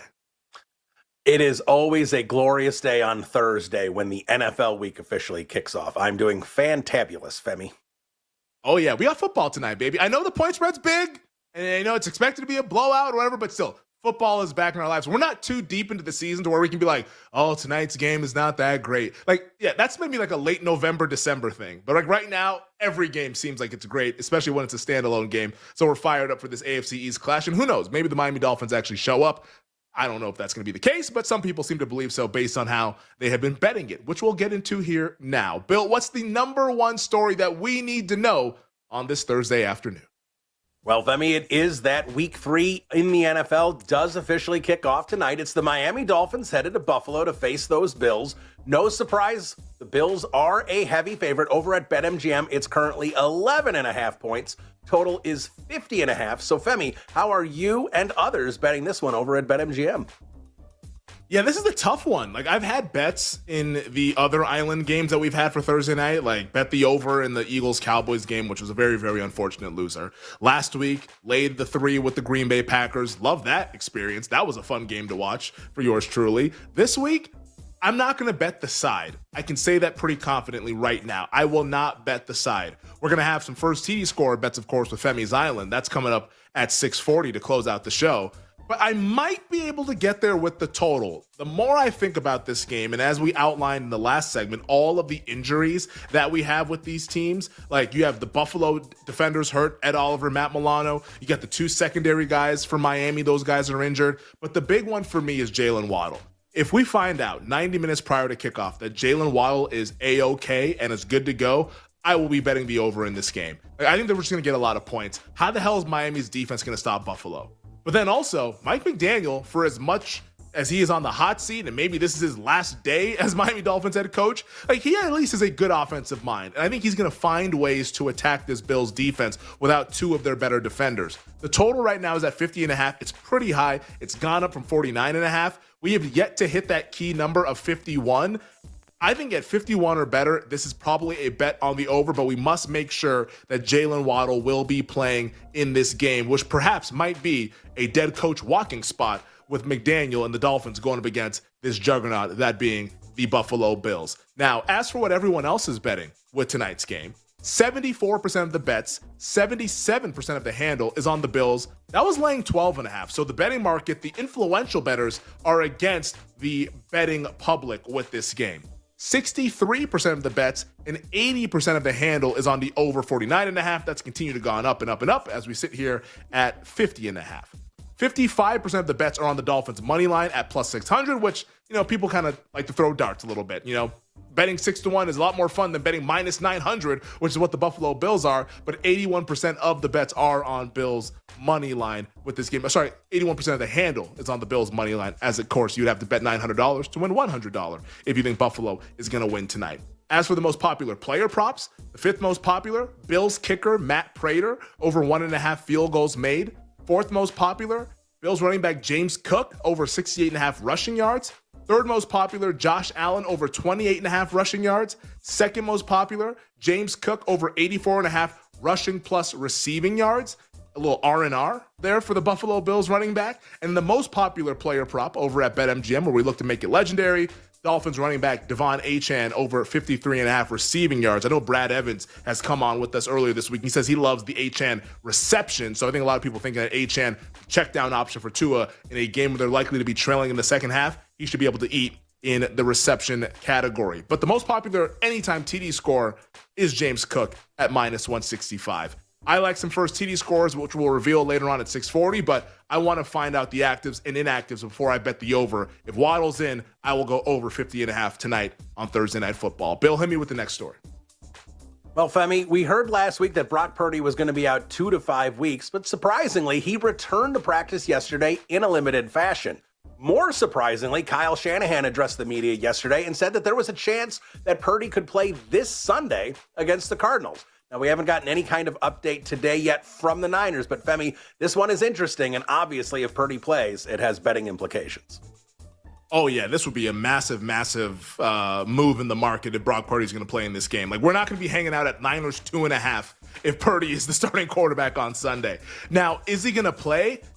I actually lean towards no, but I do think this is a great sign for next week for San Francisco. Like, if he's limited on Wednesday, like, that's probably a good sign that he's going to be able to play next week. Who do the Niners play next week? When they take on the Jacksonville Jaguars at home. This week, though, I almost think that they're going to try to err on the side of caution. At least that's what I would do if I was running the 49ers. So maybe this is me injecting a little bit of my own sensibilities onto Kyle Shanahan and that organization. But I thought that the win last week with Mac Jones bought them a little bit of a window to make sure that Brock Purdy is all the way healthy. Because the initial diagnosis last week was, all right, this is going to be a 2 to 5 week deal. He's dealing with some degree of turf toe, as like we know turf toe can be a very serious issue. Just look at the Cincinnati Bengals and Joe Burrow. Clearly, Brock Purdy's turf toe is not that, because it said 2 to 5 weeks as opposed to 3 months on the recovery, but it's still a significant injury.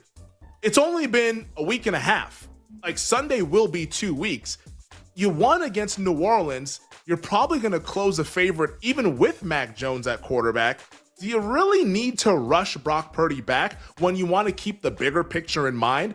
I think cooler heads will prevail, and I think Mac Jones will end up being the starting quarterback, but I don't blame folks for grabbing some of those Niners numbers, saying, hey, I'm just going to go ahead and roll the dice and bet Niners -2, Niners -2.5. Because if Purdy ever did play, you are in a very, very good spot underneath that key number of 3, to where if you want at the end of the week, you can come back and maybe take some Cardinals +4.5 or something like that and try to middle the game on 3 and 4, which are very, very key numbers in the NFL. So the sports books, they're a little bit exposed. I think everyone's kind of flying by the seat of their pants with this one. We're all making educated guesses, but my guess is that we're probably going to see Purdy next week against Jacksonville as opposed to this Sunday against the rival Arizona Cardinals. Bill, hit me with the next story. Well, Femi, the America's game, the one at 4:25 Eastern that most of the country will see, is the Dallas Cowboys heading to Chicago to face the Bears.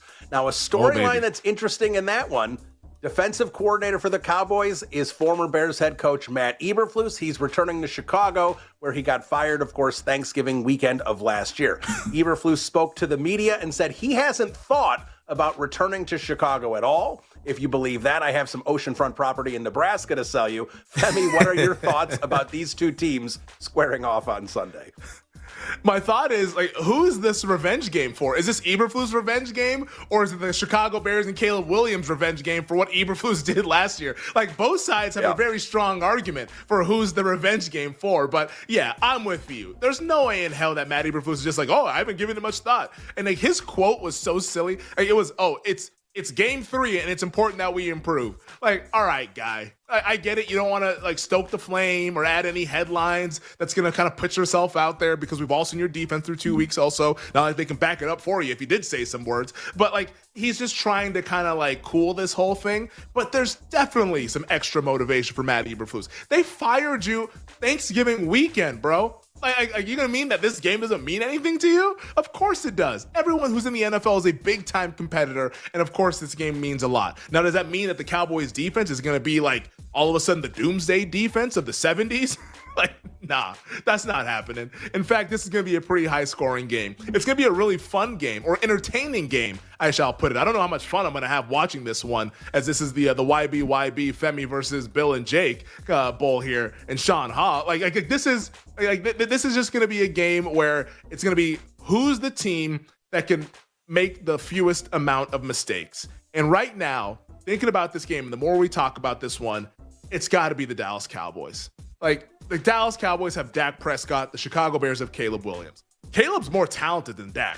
There's a reason why Dak was drafted in the 4th round and Caleb was drafted 1st overall and won the Heisman Trophy. Like, he's more talented. But in terms of managing a game where it's going to be, all right, like, we can't make mistakes, well, we also have to make plays, I trust Dak a hell of a lot more than Caleb Williams, who's just beginning his 2nd year as an NFL quarterback. So, for me, if you're to bet the side, it's Dallas. In terms of the total, like, that has been blasted. 48.5 is now as high as 51 in the betting market. As long as the weather checks out, and it sounds like it might rain Sunday, no real wind, I think that this game should go over the number, barring crazy turnovers or some sort of lightning delay as we saw in the opening week against Philadelphia. So I think Dallas wins the game. That's how I would bet the game. I'm definitely putting Dallas in some contests. I'll probably have a small bet on the Cowboys because I don't think it's like a big edge at a pick-em price, but I think that they should win this football game. But I think this will be a very, very entertaining one, and I'm sure the headlines for the losing team will be rather tasty coming out of this one on Sunday. Bill, hit me with the next story. Well, Femi, the Giants have played their first 2 games of the season without their great left tackle, Andrew Thomas, but head coach Brian Daboll provided an update on his status that sounded promising. Yeah, well, I would say Andrew will take predominantly most of the snaps today, and just if you're a backup, you get the reps that you get, and you take show team reps.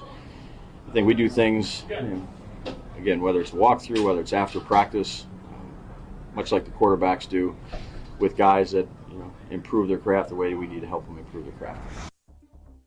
So, Femi, Thomas going to take most of the first team snaps. It certainly sounds like he could be back on the field this week against the Chiefs. I mean, it's way too early in the season for Brian Dable to sound like that, man. Like, he just sounds like, oh yeah, he's gonna take these snaps. Like, bro, it's September, man. We got a long way to go. There's like 15 more weeks in the NFL season. My goodness. But it is a great sign for the New York Giants, though. All jokes aside, we all saw the shenanigans of James Hudson in the game against the Dallas Cowboys to start off. Like 4 penalties in one drive, really. Like, come on, man. Like, that was – I thought James Hudson had a survivor entry on the Dallas Cowboys as well watching that game. Like, I could not believe that. And, like, the broadcast, rightfully so, was going pretty insane about it because, like, it's – like, to see that on one drive was absurd that the guy had that many penalties. Now, his replacement, because they ended up benching James Hudson, put in Marcus Bowe, like, he was actually pretty solid. But he's not Andrew Thomas. Andrew Thomas is a legitimately good left tackle in this league. And this offensive line with Thomas is already bad. Without him, it's horrendous. So I think that he at least stabilizes that front and gives Russell Wilson some kind of a chance back there in terms of finding some of those playmakers like Malik Neighbors and Wan'Dale Robinson. Now, that's one aspect of the game. The big aspect of the game for me with this is that this is like a loser leaves town matchup on Sunday night. Giants 0-2, Kansas City 0-2. Could you imagine if the Chiefs lose this game and fall to 0-3? I mean, you want to think that the Chiefs panic is at a high right now? Everyone will be throwing dirt on this team and proclaiming that the dynasty is dead if they lose to the New York Giants. This is a very, very pressure-packed game. And if you're Kansas City, it's a must-win game. Not just because they're 0-2. But when you look at the rest of their schedule, next week, who do they play? The Baltimore Ravens. Like, you cannot afford to drop this one and be 0-3, then have Baltimore come to town to put you at 0-4. And by the way, Kansas City still has to go to Buffalo later on this season. Like, these are critical games, and we'll see what Kansas City is made up Sunday night when they take on the New York Giants. Bill, hit me with the last one before we had to break. All right, Femi, it's Tampa Bay rookie wide receiver Emeka Egbuka. He's been off to a nice start in his career, 3 touchdowns already, but he has been added to the Bucs injury report, a hip and a groin injury. He is questionable this week against the Jets. Femi, the Bucs cannot catch a break with these injuries. Yeah, this is such a talented team, but for some reason, like, they're just out here playing whack-a-mole with these injuries. Oh, this guy's coming back. Well, now this guy's hurt. Like, it's just kind of an unfortunate situation, but when fully formed, I do believe they are a very, very talented team in the NFC and a big-time contender. But for Egbuka, DNP yesterday, DNP today, puts a lot of stress on that Friday injury report. If he doesn't do anything tomorrow, I don't think he's going to play, which would be a big loss for Tampa, a team that I like to cover the number this week when they host the New York Jets. All right, on the other side, we will tackle the NFL awards market, who you should bet to win Coach of the Year next on You Better You Bet. We'll be right back with You Better You Bet on the BetMGM network. Make it legendary.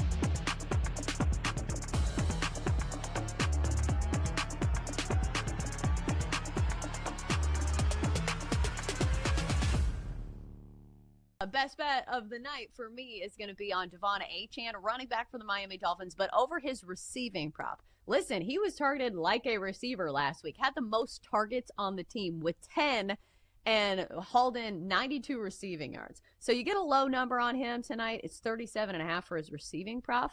I'm going to hit the over for -140. I feel like this is a very gettable number for one of the fastest players on the field. Like, I understand it's very easy to look at Tyreek Hill and Jalen Waddle, but the thing is, I think that especially on a short week, those short and dumpy passes to the running back, those are gold for some of these quarterbacks who are not good at going through their progressions, and that's kind of the narrative when it comes to Tua Tagovailoa. So we know he likes throwing to his running back, and why would you not? He's a great weapon. Plus, game script matters here. I think the Dolphins are going to be playing from behind, as this 12.5-point line indicates. So we're going to go with Devon Achane to have a big night through the air tonight. So let's go over 37.5 receiving yards for Devon Achane.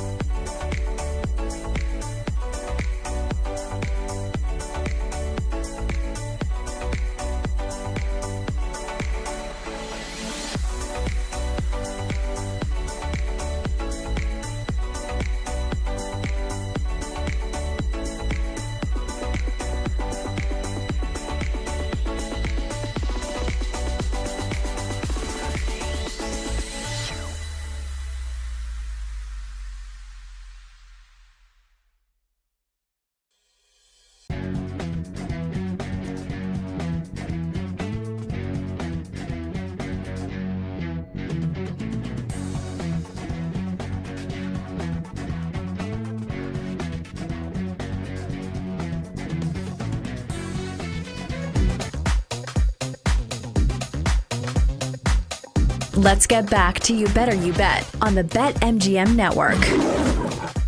Let's get back to it here on a Thursday on You Better You Bet, presented by BetMGM on the BetMGM Network. Femi Abebfe hanging with you guys this afternoon. 20 minutes from now, we'll be joined by Nick Costos with his thoughts on tonight's Thursday night football game between the Miami Dolphins and the Buffalo Bills. Buffalo right now an 11.5-point favorite over at BetMGM, and that total is sitting at 50.5. And with that game, and because it's an island game, we want to hear from the real ones. But we're telling all the real ones, if you're really a real one, go onto the YouTube page.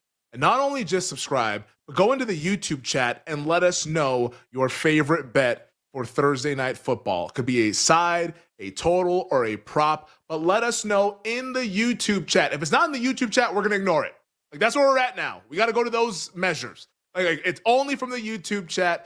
Go engage with it, because we know we have a ton of you out there that listen to the show. So engage with it, let us know, and please include the rationale, and we will tip.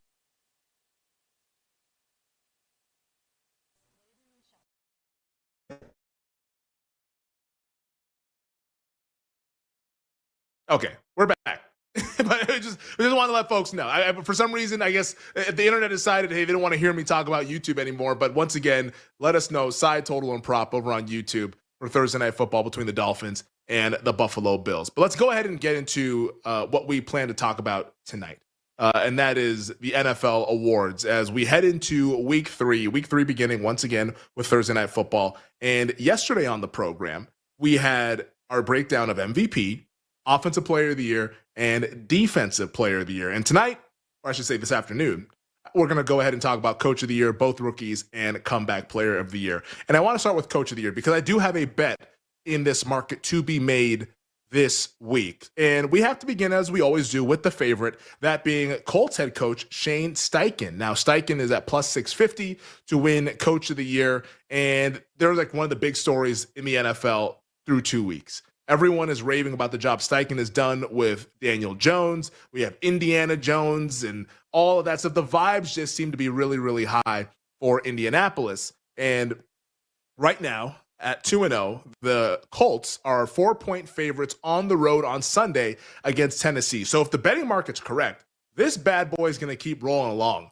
And we might see 3-0 Indianapolis if the betting market is right and the chalk prevails, which, oh, by the way, that's been happening all throughout the season. It's all been chalky. But the upcoming schedule for Indianapolis, pretty manageable. Like, after this game on Sunday, you got at the Rams, which is a hard game, but it's home against the Raiders, home against the Cardinals, at the Chargers a little bit difficult, home Titans, at the Steelers. They start playing Renegade. Stuff can get a little bit weird, but should be manageable. Like, you could see how the Colts might run off some victories. Now, is Steichen a bet right now? No, I think the move has happened.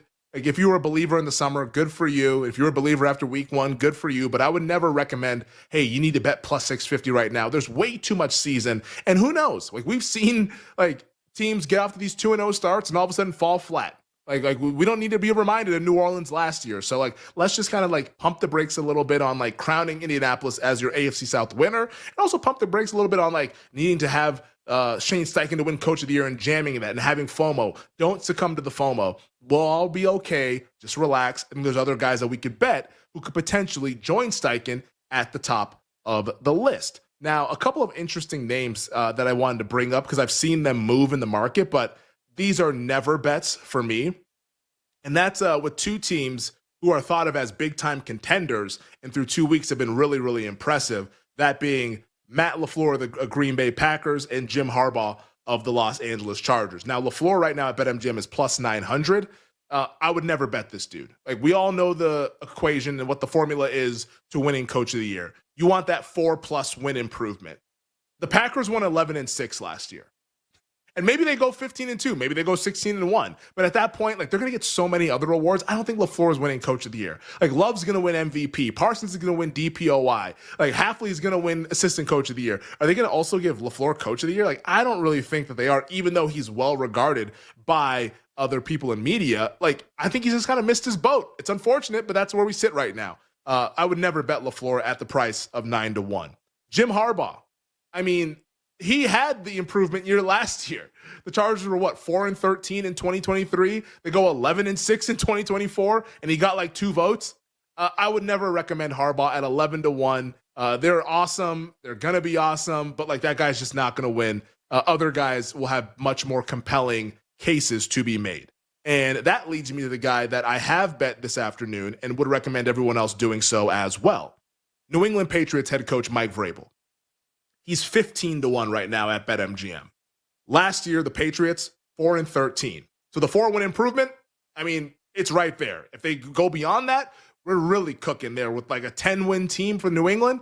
That's a 6-game improvement. He's going to be in the door when people talk about Coach of the Year. And also, too, people want to recognize Vrabel as a great coach. He's won this award before because he's never really had the big-time quarterback. And this year, he's got the young quarterback in Drake May, who last year we all saw play losing football. If he plays winning football this year, who's going to get the credit? It's going to be the head coach in his first year, Mike Vrabel. Now on Sunday, very high leverage game. 1.5-point underdog at home against Pittsburgh. I like New England in the game, so that's why I like this bet. If they get to 2-1, look at the rest of this schedule.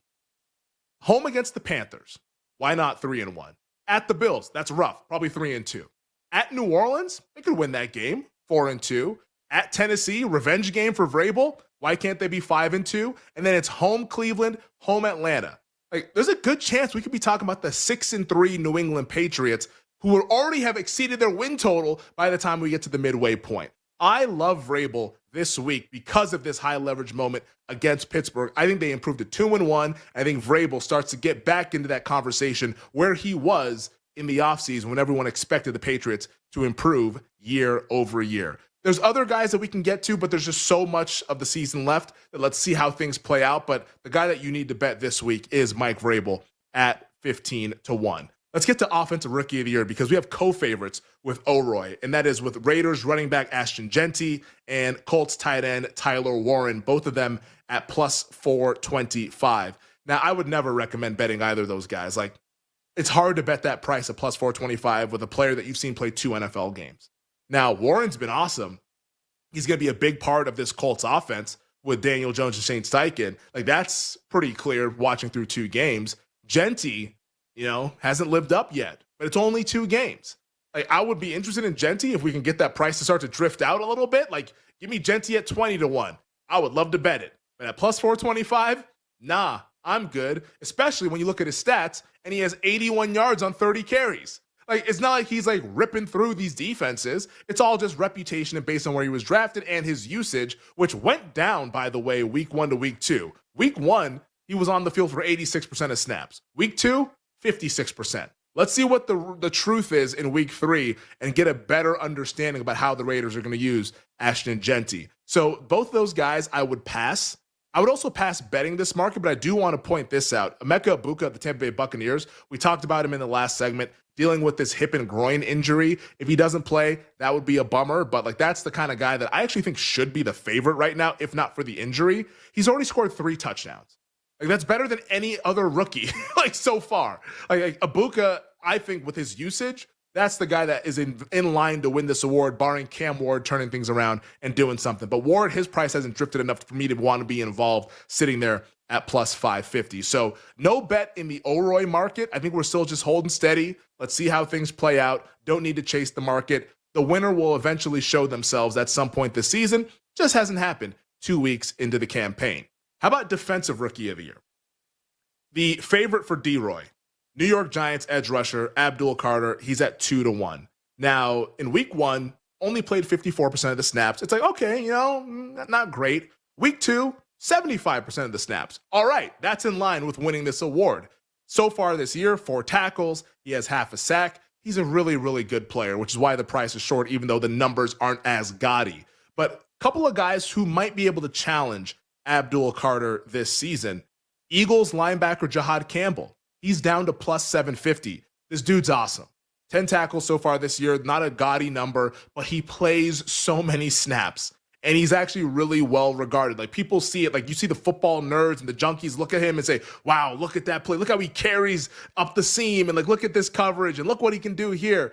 Played 97% of the snaps for the Eagles defense this past Sunday in their win over Kansas City. Like, Jahad Campbell is the kind of guy that can win this award. Hasn't done anything flashy from sacks or forced fumbles or whatever, but the amount of times he's out there on the field, those stats are likely coming sooner rather than later. Jahad Campbell at plus 750. Maybe not a bet right now, but a guy that I think can legitimately challenge Abdul Carter.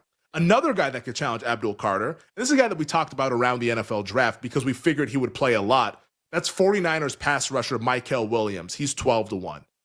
Last week, 68% of the snaps he played. Week 1, he played in 75%. Has 6 tackles, 2 tackles for loss. You're already starting to see some of the on-off splits in their run defense when he's on the field and when he's not on the field. They seem to be thrilled with Mykel Williams. I just wouldn't bet it yet until he starts getting sacks. But once he starts getting sacks, that 12-1 number is probably going to get down to 6-1, maybe even down to 5-1. So Defensive Rookie of the Year, as we said at the start of the season, it's an award that I don't really like to bet until after a few weeks because I want to get a better idea as to how much these guys are playing before we really dive in. Because the Falcons guys, Walker and Pierce, yeah, everyone's excited about Sunday night. They also played in 40% of the snaps. That's not ideal for winning this award. So D-Roy, let's be patient. We don't have to get too crazy. It's only week 3. And that wraps things up with Comeback Player of the Year, where the favorite right now is 49ers running back Christian McCaffrey. He's at plus 180 over at BetMGM. Now, McCaffrey so far this season, 124 rushing yards, 125 receiving yards, has a receiving touchdown. Pretty good stats, but, not like your typical Christian McCaffrey year, but a solid start to the year nonetheless. The guy that I think we really need to highlight in this Comeback Player of the Year discussion, is Colts quarterback Daniel Jones, who's plus 700. The man can't win, guys. Like it would have been fun 2 years ago, but like how many times do we need to say it? The man cannot win. He was benched last year. That's why he didn't play in the final 7 games. They benched him because they didn't want to have to pay out his injury guarantee for the instance that he might have gotten hurt. Like, that's why he didn't play in those 7 games. It wasn't because of injury, wasn't because of some kind of other medical hardship. He was benched. You can't come back from benchings anymore. That's not a thing. They changed the rules. So please, save yourself some money, save yourself some time. Do not bet Colts quarterback Daniel Jones to win 2025 Comeback Player of the Year. On the other side, Nick Costos joins us with his thoughts on tonight's Thursday night football game between the Miami Dolphins and the Buffalo Bills.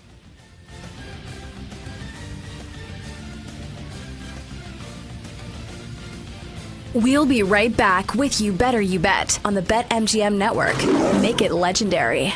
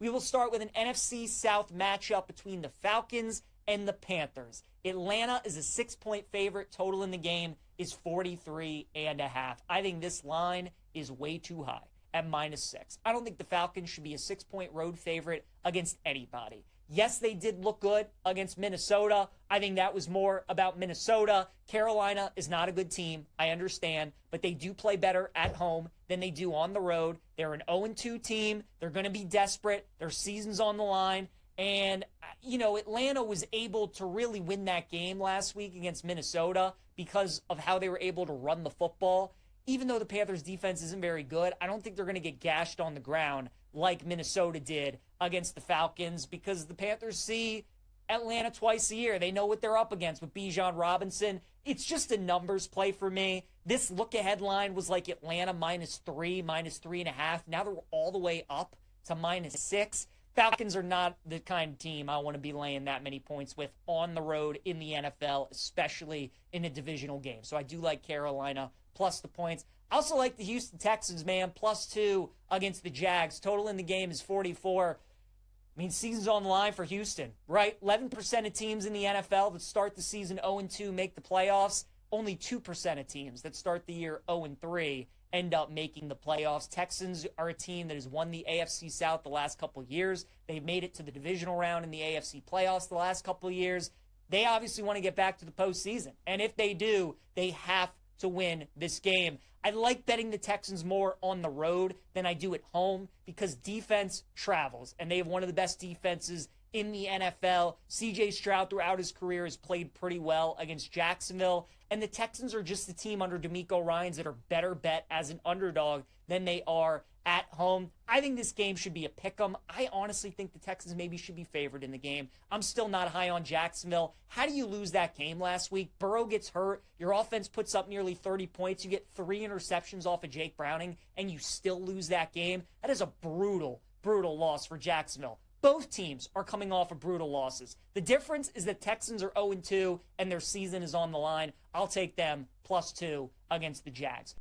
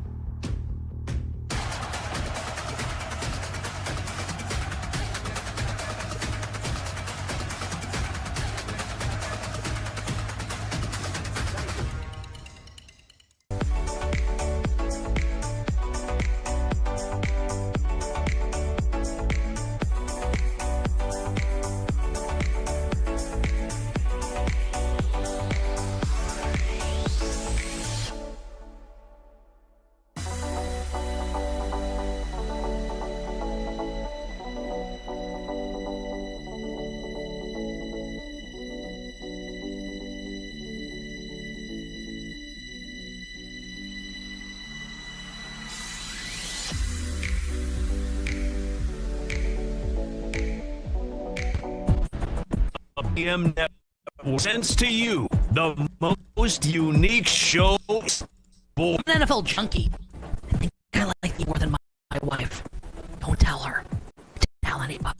I love the national show so apologetically original, it's its own to this Wagertainment. Place is sweet as honey. The king himself must. First defense looks like the 85 sleep tail. Dun, dun, dun, dun, dun, dun, dun, dun. Chargers, Raiders. Moments I make ground. And Hollywood Brown. Please. This is You Bet on the network. Legendary. What's up, everybody? Happy and merry, tremendous football Thursday to you and yours. This is You Better You Bet on the BetMGM Network. Nick Costos, Femi Abebefe, our crew, and you here on the Odyssey app, on SiriusXM, on YouTube, at youtube.com/at the BetMGM Network. Everybody needs to like and subscribe to the page. And if you're watching on YouTube right now, we would love for you to like and subscribe to the page. 300 new YouTube subscribers off of my rant yesterday. So y'all did good. I don't have to go as intense or as hard as I did yesterday, but I'm still going to promote this. We're looking to get these numbers way up here. We know you're out there in our audience, whether you're listening live, whether you're watching live, watching after the fact, listening after the fact. Takes 10 seconds of your time. YouTube.com/at the BetMGM Network. Like and subscribe there. We are also on Twitch and heard on radio stations nationwide. And we are permanently in your hearts and in your minds as we bring you the fastest show in all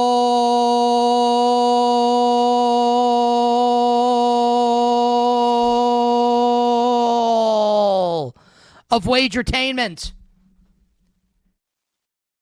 Talking all things sports betting. The show presented today and always by BetMGM. Make it legendary by downloading the BetMGM app and visiting BetMGM.com. Coming up today on the show, I'm going to do my best singing voice here. We will survive! Will we survive? We barely survived last week, but survive we did, thanks to the big right leg of Brandon Aubrey and the big old brain of Femi Abebefe. Talked us into the Dallas Cowboys last week against my New York Football Giants. Today on the show, Femi, Tyler, and myself. I want to say we'll finalize our play for Survivor this week, but I don't know if we're going to do that because last week it took us 2 separate segments on 2 different days to decide that. But we will attempt to finalize our Survivor play this week to make it into week 4 in Survivor this NFL season. Femi also has his things for us to discuss in both the NFL and college football. I have not looked at the things. Bill sent a list earlier in our show chat. I did not look because I want to be surprised. The only thing that will not be a surprise is we have someone new doing the imaging for things. And I can't wait to hear what Brad Evans has cooked up for us here on this Thursday. 3 tremendous guests will join us over the course of the show. NBC sports betting analyst, the great Jay Croucher. Jay's award thoughts and bets for week 3 in the NFL.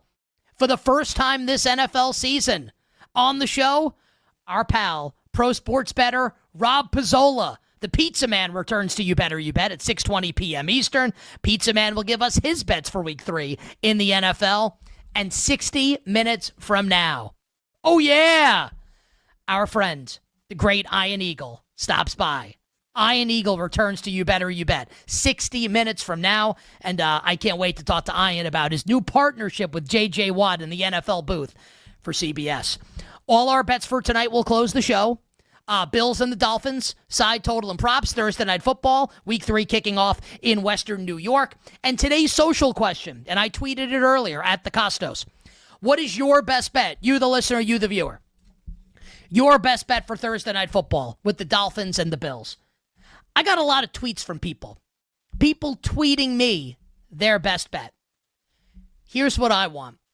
I want to take submissions from the real ones watching the show right now on YouTube and Twitch, specifically on YouTube.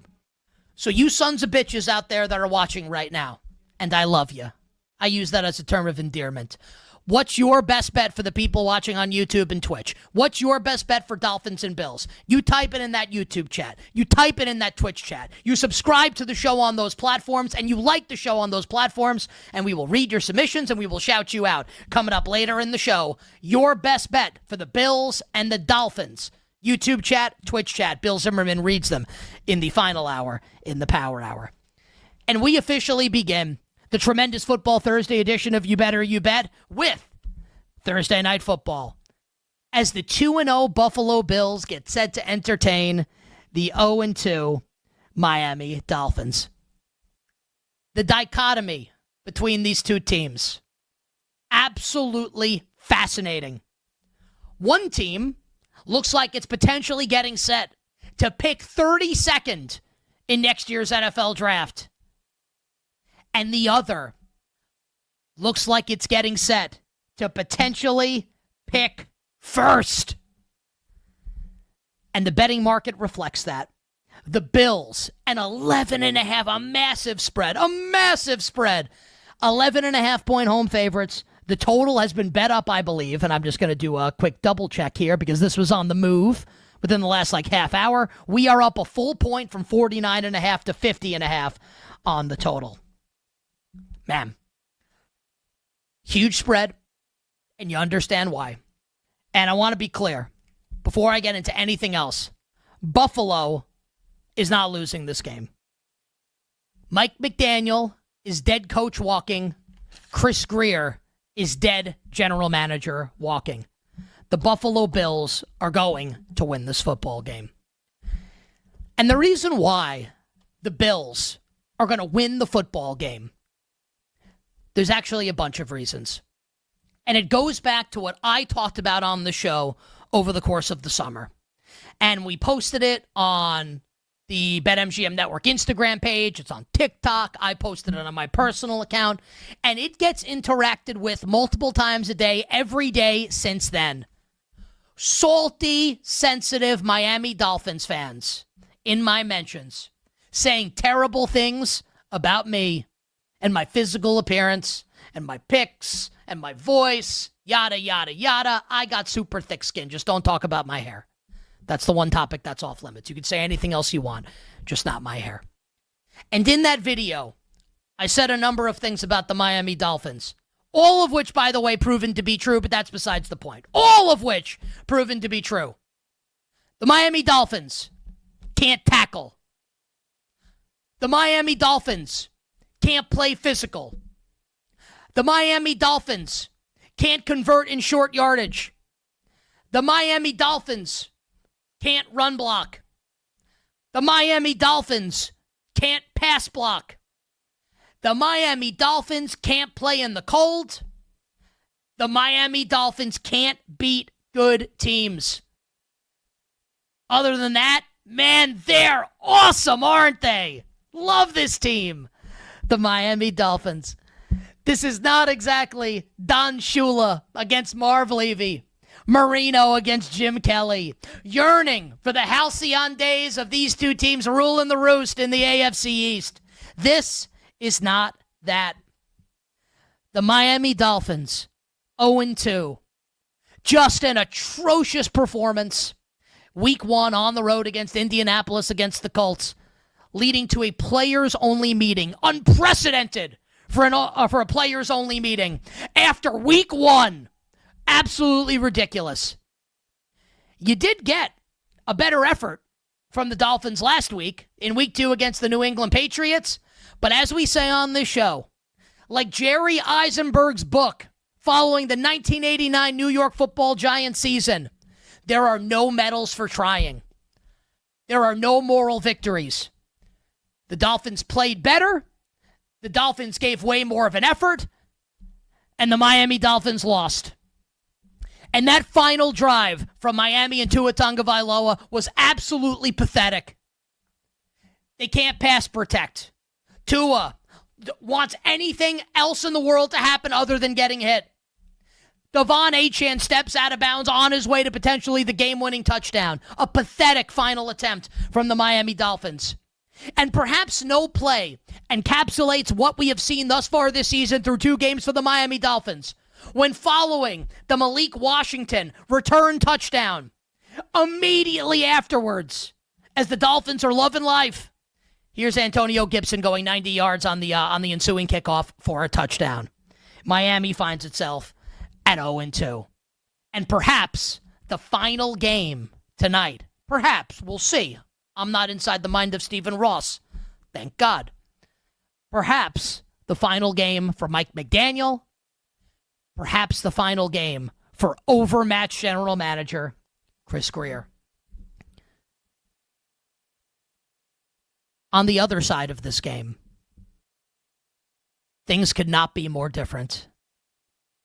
The Buffalo Bills, like fat cats, loving life, grinning like the Cheshire Cat, 2-0, slamming division rival the Jets last week on the road, just destroying and humiliating one of their division rivals, the New York Jets. And in week 1, the stirring comeback against Lamar Jackson and the Ravens in primetime. Josh Allen is your current MVP favorite at BetMGM. The Bills are the current favorite to win the Super Bowl at BetMGM. One team riding high.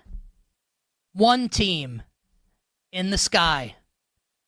The other grabbing shovels. Digging, and digging some more. Almost can't get low enough. The Buffalo Bills are going to win this football game tonight. The Bills are going to win. But why do I feel like this point spread is just a little too big? Now hear me out. Because everything that I said leading up to this point would lead you to believe Buffalo 40, Miami nothing. And it does feel like that, right?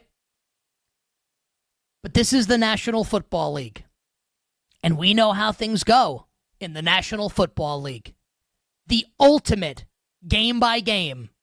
The ultimate week by week league. But it's not just the Dolphins have been so bad, no one wants them, now let's bet them. That's not the only reason why I think the Dolphins will cover the spread tonight. No. There's an on-field handicap here that leads me to thinking the Dolphins can keep this game a little closer than the betting market expects. And this number is gigantic. It's huge. 11.5 is a huge number for a team to be laying. Not that they can't cover, but again, hear me out. And remember what I said this offseason, this summer, leading up to the start of the year as it regards the Buffalo Bills defense. I think the secondary stinks. And we can have a conversation a month from now, if and when Maxwell Hairston's back, their first-round pick out of Kentucky at the cornerback position. We can have that conversation then. But for now, nothing that's happened in the first 2 weeks of the season changes my mind about the Buffalo Bills defense. Nothing. They got rinsed by the Ravens in week 1. And if they don't have that electric comeback to end the game, and Baltimore doesn't do what Baltimore does, what John Harbaugh does, what Lamar Jackson does in concert, who knows what we're saying right now? Now, yes, you had a way better defensive effort last Sunday against the Jets. That's Justin Fields. Can't hit water if he falls out of a boat. Can't hit the broadside of a barn. Great. They shut down the Jets. What have we said about the Jets this entire offseason? The Jets will be an interesting team this year and will have success when they get to play with the lead. Didn't have the lead last week, and the Bills get to choke the game out. Don't get it twisted. The Bills' defense is not good. They're an undersized front, and the secondary is lacking talent. No Ed Oliver tonight, their best defensive lineman on the interior, and no Matt Milano, who for years has been an excellent coverage linebacker and an excellent linebacker in Sean McDermott's scheme.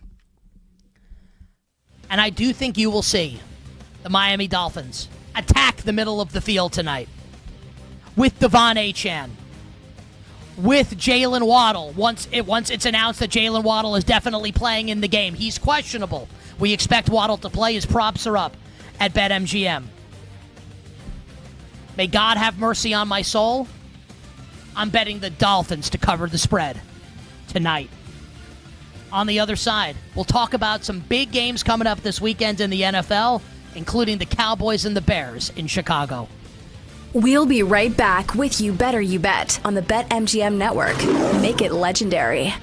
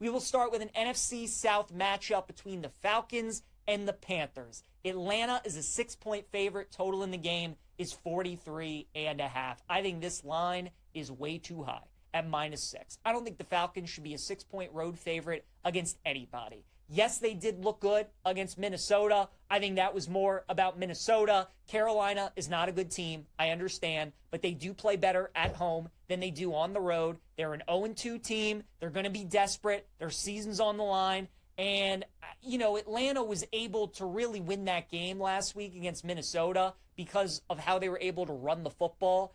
Even though the Panthers' defense isn't very good, I don't think they're going to get gashed on the ground like Minnesota did against the Falcons because the Panthers see Atlanta twice a year. They know what they're up against with Bijan Robinson. It's just a numbers play for me. This look-ahead line was like Atlanta -3, -3.5. Now they're all the way up to -6. Falcons are not the kind of team I want to be laying that many points with on the road in the NFL, especially in a divisional game. So I do like Carolina plus the points. I also like the Houston Texans, man, +2 against the Jags. Total in the game is 44.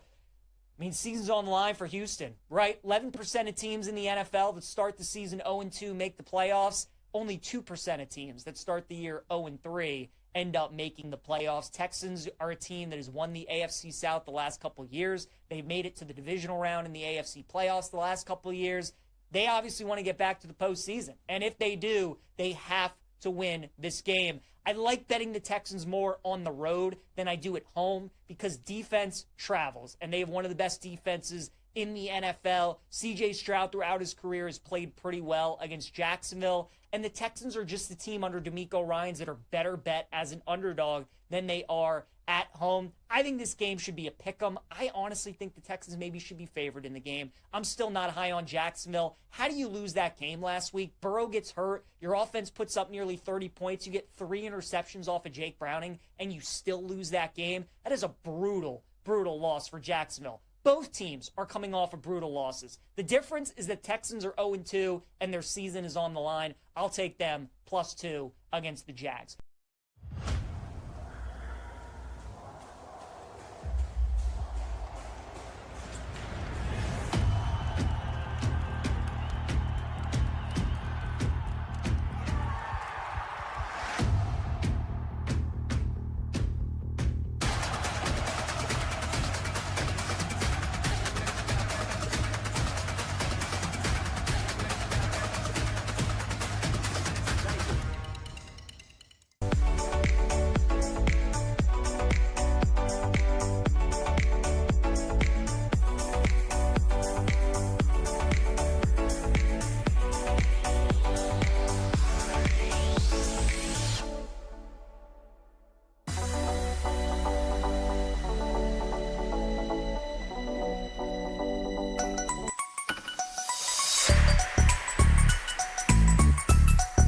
Well, we've got guys in the building that know how his mind works, and so we had some information on just schematically how he liked to approach my offense in general and his feelings on Caleb. So I feel like we know what he knows, and we'll be just fine there. You're tuned in to You Better You Bet with Nick Costos and the crew on the BetMGM network. Make it legendary. That the voice of Chicago Bears head coach Ben Johnson. I got to be honest. I know it's been a rough start to the season for the Chicago Bears. And Bears fans are doing the, woe was me routine. We had our friend Danny Parkins on the show yesterday, and Danny, and I understand where Danny's coming from. Bill Zimmerman, Jake Hassan. We got a lot of Bears fans around these parts, and they're all really upset. And I get it. Brutal start to the Ben Johnson era, and Caleb Williams hasn't exactly looked great. The defense is a fiasco. It's a total disaster. I love everything that Ben Johnson has to say. All of it. Like when Ben Johnson says, we're not practicing like a championship level team right now. Some may read that and hear that and say, well, it's your job to get them to practice like a championship level team. These things don't happen overnight. It takes coaches sometimes, and I'm not apologizing for him. He might, maybe he sucks. I can't guarantee he's going to be great. Just that I like Ben Johnson's vibe. I think that he holds the players accountable. And I think that's something really important when it comes to winning games in the NFL. And we know that he can scheme them up with the best of them. A great offensive mind is Ben Johnson. And that's why this game on Sunday against the Dallas Cowboys has so much more importance than just a regular Week 3 game when you're 0-2. Obviously, any team that starts 0-2, you play in Week 3. It's a massive, massive football game. Because you don't want to fall to 0-3. That's really easy to understand, right? The Bears desperately, desperately need a win. But this is way deeper than that. Deeper and deeper. Way, way down. Shout out to the Office Space fans out there. Because not only are the Bears looking to get off the schneid and win their first game of the season, not only is Ben Johnson trying to get the Boo Birds off his back,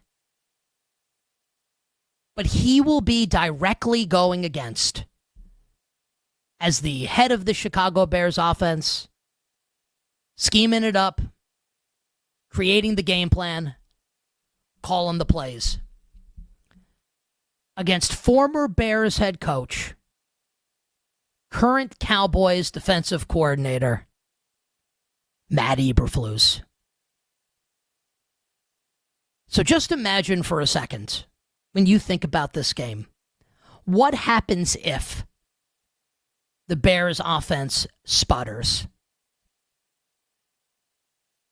and DeAndre Swift can't run the ball, which we've seen that movie before, and Caleb Williams struggles against the defense that Russell Wilson lit up like the Rockefeller Center Christmas tree?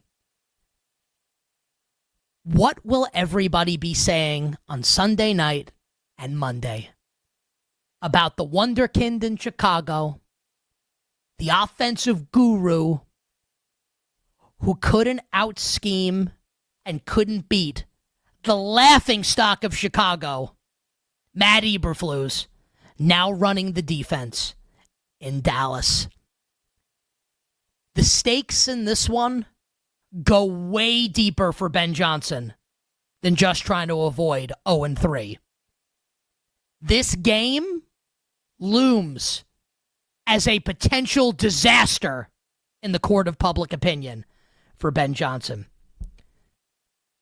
Current side and total in the game. Dallas a 1-point favorite, and this total all the way up to 50.5. This is why you watch and listen to the show all week long, because on Monday, Femi and I tell you when this is 48.5, 49, 49.5, you need to bet this over because the first digit in the total needs to start with the 5. It doesn't mean the bet's going to win, but you'd like to get the best of the number, right? If you're going to make a bet, you'd like to beat the market. Like, we are going to beat the market in this game with our bet on the over. If you bet anything where the first digit's a 4, we are going to beat the market. And one of the reasons why we like the over is because of this Cowboys offense going up against the Bears defense. Chicago's defense is a mash unit. Already this season, things are not looking good for the Chicago Bears defense. I actually, and I can rattle everything off the top of my head. I've got that kind of brain. When it comes to things that I care about, like the NFL, I don't know that I could remember all of these. So I have just brought up the Wednesday Bears injury report. I don't think we have a Thursday Bears injury report yet. This is from yesterday. TJ Edwards, Kyler Gordon, Grady Jarrett, Jalen Jones, all didn't practice.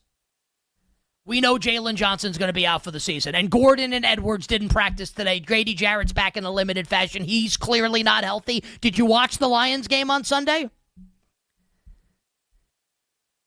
And on the other side of the field, here's Dak Prescott and CeeDee Lamb and George Pickens, a rejuvenated Javonte Williams, and I will take a big L, big-time L, on the Javonte slander from this offseason because he looks great 2 years removed from season-ending injury in Denver. He looks awesome. And Clayton Adams, Dallas's offensive coordinator, coming over from Arizona, doing an awesome job. This offense has looked great to start the season. No surprise, we all expected it. Going up against a Bears defense ravaged by injury that just gave up 50-plus points to the Lions and honestly Even worse, gave up 3 fourth-quarter touchdowns to J.J. McCarthy in week number 1. Dallas's offense is going to score on Sunday. There is no question about it. So the question becomes, can Caleb Williams, Ben Johnson, and the Chicago Bears offense score against a highly vulnerable Dallas Cowboys defense that looks likely to miss Deron Bland?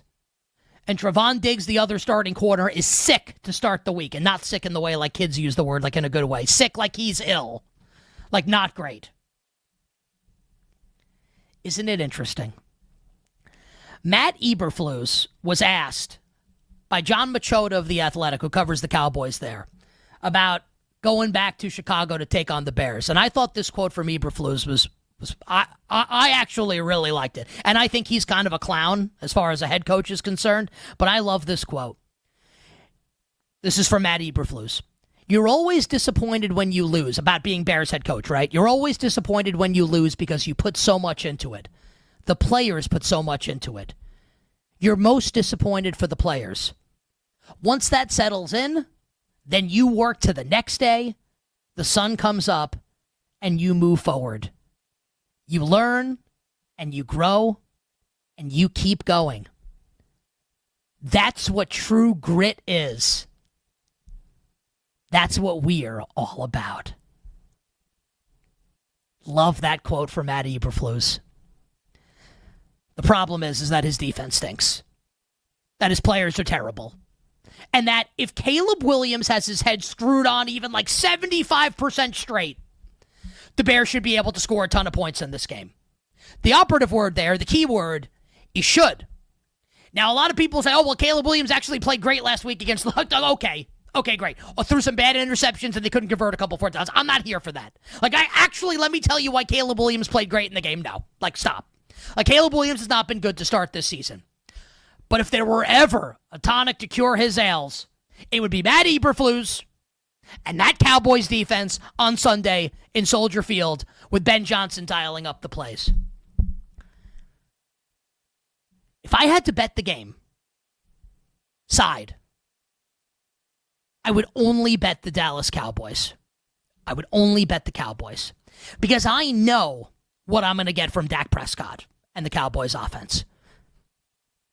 I don't know what I'm going to get from Caleb Williams and the Chicago Bears offense in terms of output. Is Caleb going to miss tons of wide open receivers? Is he going to throw the ball to the other team? Here's what I think I know about the Bears offense in this game. And I can't say I know for sure because I'm not inside Ben Johnson's head. I'm not 100% sure how this is going to go. The Bears to this point in the season have been utterly unable to run the ball. An extraordinarily inefficient rushing attack with DeAndre Swift. Look at what Russell Wilson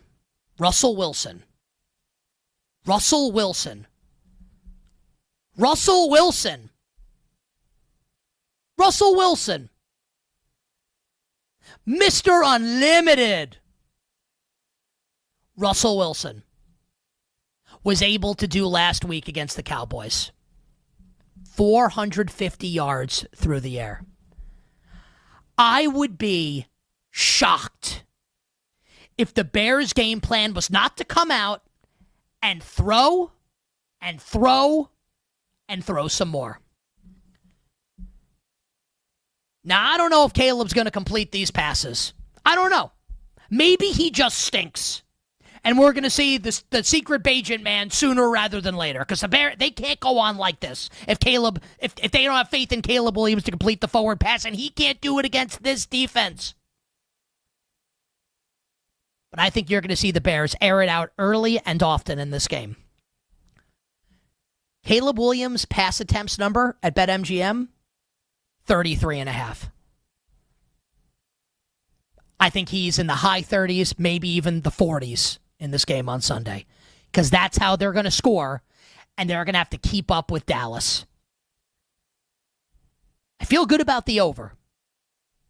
Because I think Dallas is going to score into the 30s in this game, and I think the Bears can score enough on there and do enough on their end to get this over.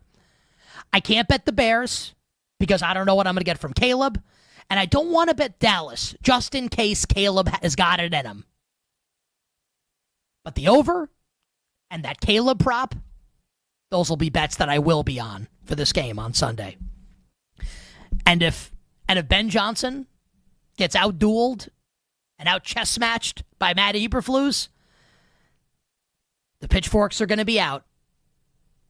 The talk radio will be entertaining, incendiary, and hysterical.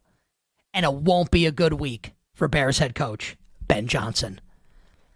Even if they don't win, that offense better play well on Sunday. You bet on this Thursday. Sunday Night Football, Giants and the Chiefs at MetLife Stadium. The Chiefs 6.5-point road favorites. And the Giants getting a pretty decent piece of injury news today and yesterday. Andrew Thomas continues to work his way back from a foot injury. And it's possible that Thomas will make his season debut on Sunday against the Kansas City Chiefs. And I want to be clear before I go further. What I'm about to say is entirely contingent upon Thomas playing on Sunday. You can disregard this point if Thomas does not play. The Giants, by virtue of James Hudson's idiocy at the beginning of last Sunday's game against the Cowboys, where he committed like 19 penalties on the opening drive, and that's only a slight exaggeration, to the point where they had to pull him out of the game. And he's the backup, and they had to pull him. The Giants found something out. And it's that fifth-round rookie offensive tackle, Marcus Bowe, is actually awesome. That Marcus Bowe, you know, Arrow's brother, he's really good. The Giants have an opportunity to actually field if Thomas plays on Sunday. You got to get Marcus Bowe into the lineup. I don't care who it comes at the expense of. Marcus Bowe needs to play. If the Giants are going to field a competent offensive line, and you know, like I rarely have a desire to bet my favorite team. I'm not a homer. Not even close. If they're going to field a competent offensive line, this is a huge number for the Chiefs to be favored by on the road. Huge number. We'll see about Xavier Worthy's status. We feel like he's probably going to play, and that does bring an element of explosion to the Chiefs' offense. You telling me the Giants can't cover 6.5 against the Kansas City team that has struggled to pull away from opponents since last year when they went 15-2 and lost in the Super Bowl? So I'm not ready to make this bet yet on my New York Football Giants. I still have more to be determined, as they say in the Bible. More shall be revealed. But if we feel like Andrew Thomas is going to play and Bowe is going to be in the lineup, this Giants offensive line could be cooking a little bit for the first time in a long time. And the Giants could cover the spread on Sunday night against the Kansas City Chiefs. On the other side, we will attempt to survive another week.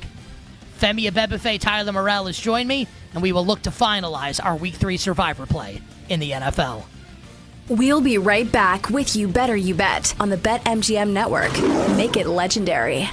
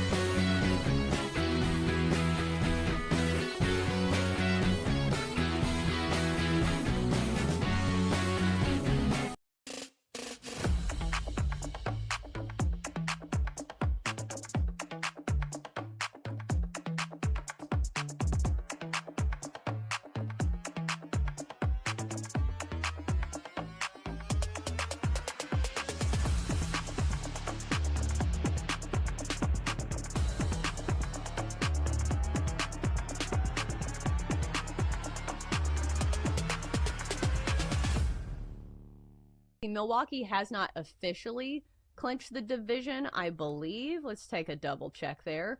I think they still have something to play for. And also, like, some of these teams are trying to be the best team in their respective conference, division, the National League or the American League. So the Brewers have clinched the playoffs, have not clinched the division just yet. A 5-game lead over the Cubs. So they're still playing for something. So they are big favorites today. Quinn Priester, who we have backed a lot on this show, feels like the great value version of a lot of the starters in the Brewers rotation. 13-2 this year, 3.25 ERA. Milwaukee minus 190 though. Kikuchi goes for the Angels, 6-11, 4.08 ERA, a total of 8 runs. So Jenks, okay, I guess I should throw out, like, do you like the Angels here? I don't think that's the answer here. But do you like the Brewers in some capacity, either on the run line, first 5 run line? Is there a play in this game? Yeah, I'm going to take the Brewers. I'm going to take Brewers -1. These -1 plays, I love. I have pushed on these. You're laying a little juice, but I think they're interesting. For the general public, I would say play the Brewers on the run line here. Play the Brewers on the run line. Get yourself some plus money. Brewers -1 is -137. It's palatable, but this is a good chance because the Angels and Kikuchi in particular is awful on the road and has been all season. He's coming off a really good performance against the Mariners last time out. Like, he was very good, but that really belies what we've seen from him during the regular season. On the road, he's 1-8 with an ERA over 5. The Angels have lost 6 straight. They're playing bad baseball right now, and this is amazing. The Brewers, when Priester is on the mound, had to triple check this, have won 18 straight games. Like, they just don't lose whenever he's towing the rubber. So, yeah, I'm laying the 1 with the Brewers tonight. Yeah, and I think you can make a very strong case for the run line as well, because I feel like we had almost a similar handicap yesterday where the opposing pitcher for the Angels had decent numbers. Jose Soriano came to this game with good numbers, but only went 1 1/3. I'm not sure what was going on there. Maybe got hurt. But still, the Brewers posted a 9 spot in last night's game, won that game handily 9-2. And again, like, I feel like a broken record, but this bears repeating. The Brewers have the best run differential in baseball by like 50 runs. Their run differential sitting at like 170. It's crazy. Like, it's wild how good the Brewers have been on both sides of the ball. And so when you play a run line bet, you want a team that can win by a wide margin. And that's what we see from the Brewers on a daily basis. So Brewers on the run line, whatever price you can get that. If you play -1, that's fine as well. But on the run line, I think that is a very solid play.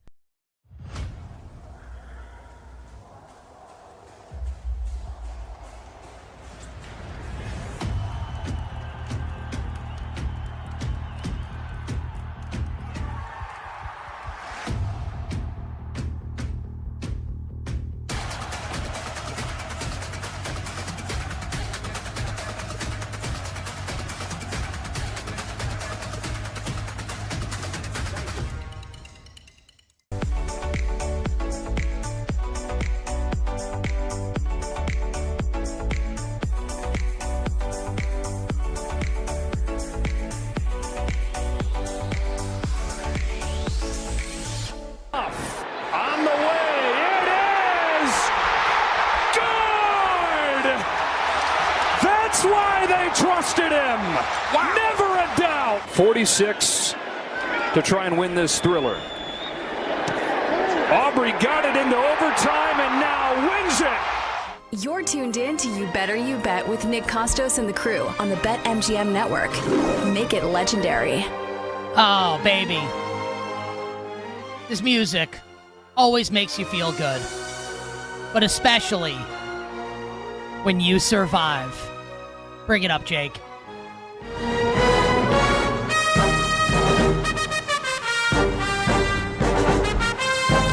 Texting Tyler privately. What a jerk Femi is. How stupid is Femi? The only people stupider than Femi, us, because we listen to Femi on the Dallas Cowboys. And then the Cowboys get the job done and beat my New York football Giants, and we survive another week. Femi and Tyler will join me in a second, and we will finalize our Survivor play for week number 3. But we want everybody to please Download and subscribe to You Better You Bet in podcast form. You can catch up on everything from today's show, including Femi's breakdown of various NFL award markets, Coach of the Year, Offensive and Defensive Rookie of the Year, and Comeback Player of the Year. All on today's edition of You Better You Bet. Just search You Bet wherever you find your podcasts. Subscribe, leave a 5-star review, download, etc. We also want everybody to like and subscribe to our YouTube page, youtube.com/@ the BetMGM Network, youtube.com/@ the BetMGM Network. We are taking your submissions now, your best bet for the Dolphins and the Bills on YouTube and on Twitch. We will read the best results a little later in the show. Like and subscribe. We know you're there. We see the numbers. We have the biggest audience we've ever had, which is awesome. I hope that I get to say that in perpetuity, because I get to say that every year we've ever done the show, that the audience is bigger, which is awesome. So please support us on YouTube, youtube.com/@ the BetMGM Network. And support our show sponsor, BetMGM. Go for the end zone without breaking a sweat. With today's Pro Football No Sweat token, you'll get your stake back in bonus bets if your wager doesn't win. Make it legendary with BetMGM. Download the BetMGM app and please gamble responsibly. Femi Abebefe with me. Femi, I would like to apologize again for my conduct during the Cowboys-Giants game on Sunday. I still feel ashamed for the way I conducted myself.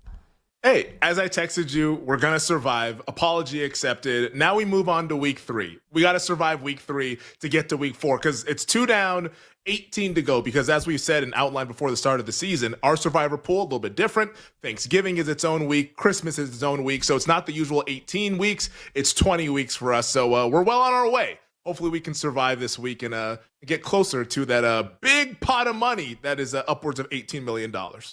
Oh, man. I mean, imagine, right? Well, I mean, yeah, I'm just trying to, because I always think, because I live in New York, and in New York, like, they just take all your money. Like, how much of my money gets taken away? Yeah, just like all of it. Yeah, it's awesome. Tyler's also in a state where they love to take your money in New Jersey. Tyler, did you share my feeling on Sunday? Be honest, because you were always just trying to be like, oh, it's not done yet. I was angry at Femi. Were you angry at Femi?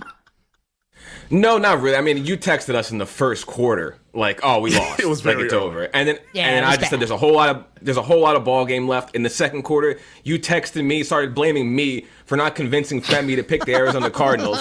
So you were just blaming everybody here. Yeah. But it was, for some reason, the way that game was playing out, I never really, when the Cowboys had the ball down 3, I always thought Aubrey was going to tie the game. I wasn't really worried about that. Overtime was a little different, but you're such a liar. I literally texted you that Aubrey's going to miss like a 70-yarder as time expires, and you wrote me back like, absolutely. What are you, just pandering to me?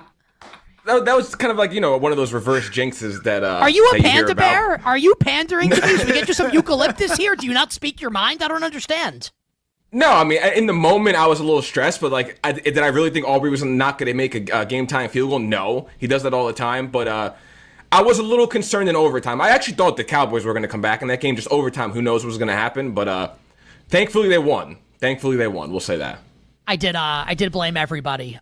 You guys should start a support group with my wife. I wonder what the topic of conversation would be. All right. This week number 3 in the NFL. I think, Tyler. Gosh. I think like Femi has to lead it off, right? He's 2 for 2, right? It's all him. Femi, the floor is yours.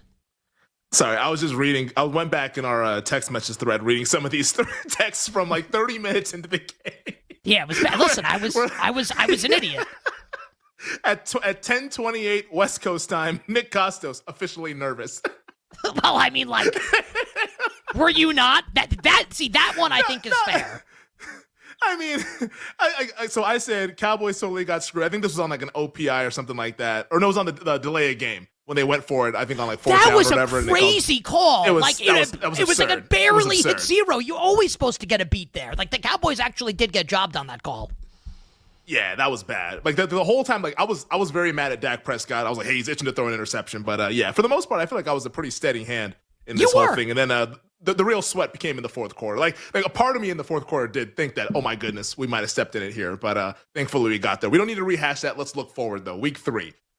So far through 2 weeks, the teams that we've used: Jacksonville Jaguars, Dallas Cowboys. Thankfully, we don't have to think about them anymore going forward with Survivor. And once again, like I said at the start of the segment, we have Thanksgiving and Christmas considerations. Those are 2 separate weeks, so we have to keep those teams in mind. For me, my big board, I have 6 teams written down for my board. I'll start in reverse order. At number 6, I have Atlanta. At number 5, I have Baltimore. At 4, my brain can't handle this. Let's just start, please. Please, for my benefit. Well, I'm just laying out the options. I don't want to start in reverse order. You just want my number 1. You want my number 1 pick? Please. And I'll speak for the audience here. I'm guessing I'm dumb, and maybe you are also listening. I would prefer to start with 1 and work down from there, as opposed to 6 and go to 1 here. This is a Wheel of Fortune or something. Go ahead.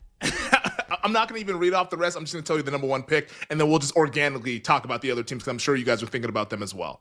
Okay. I think we go tonight and we go with the Buffalo Bills, which is pretty contrarian of how I usually play. But I think that a team as big of a favorite as Buffalo is, I think we get ahead of folks looking to save them for next week when they play New Orleans, and the week after that when they play New England. So they have 3 straight home games. Tonight, then it's home New Orleans, home New England. I think this is a chance to get ahead and kind of zig when others zag, because there's a handful of 6-point favorites this week. Let's go Buffalo tonight, and then we'll figure out the rest next week.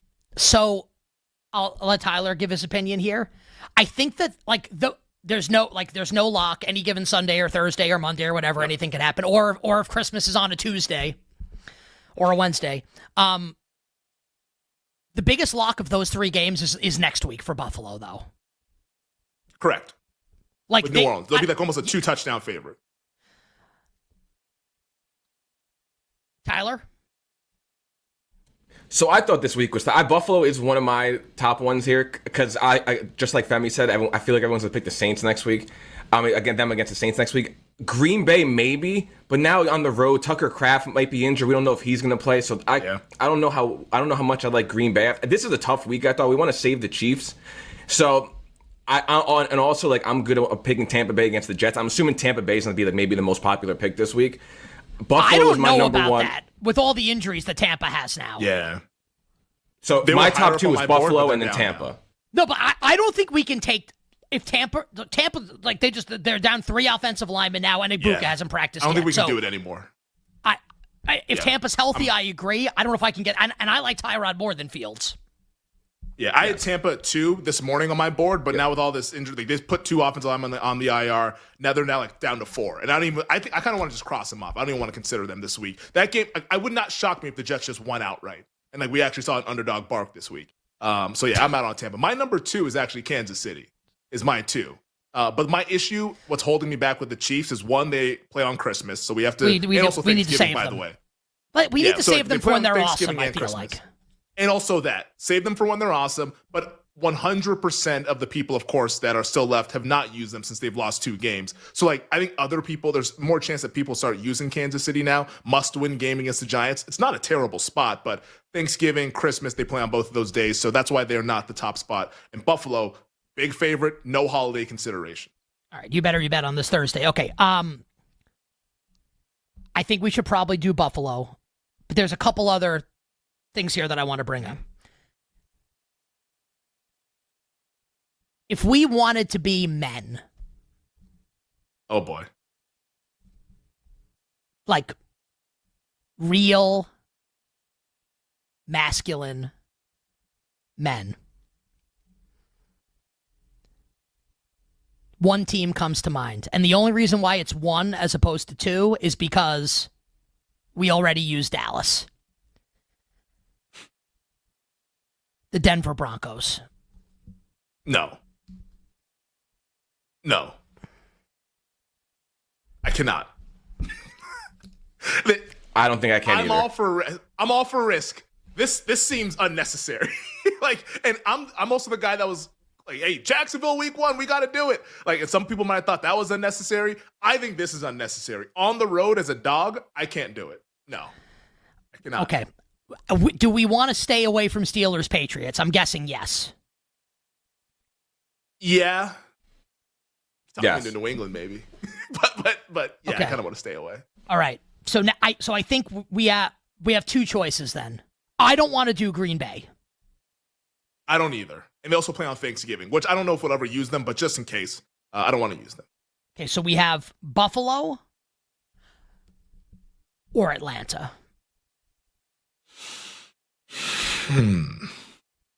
Tyler, what do you think about the Falcons? Are we worried about the defensive injuries? I guess that's the only one concern.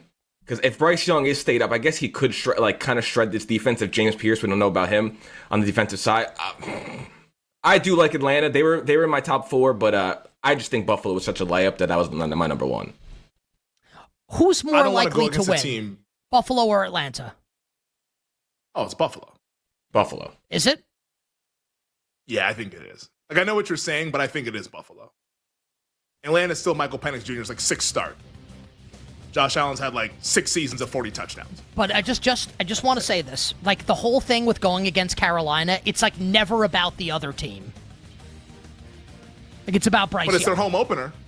They haven't played a home game yet. Yeah, and they're missing a guard and they're horrible. Well, we're gonna finalize this later in the show at 5:20. Yes. But we start hour number 2 with friend of the show, the great Ian Eagle. We'll be right back with You Better You Bet on the BetMGM network. Make it legendary.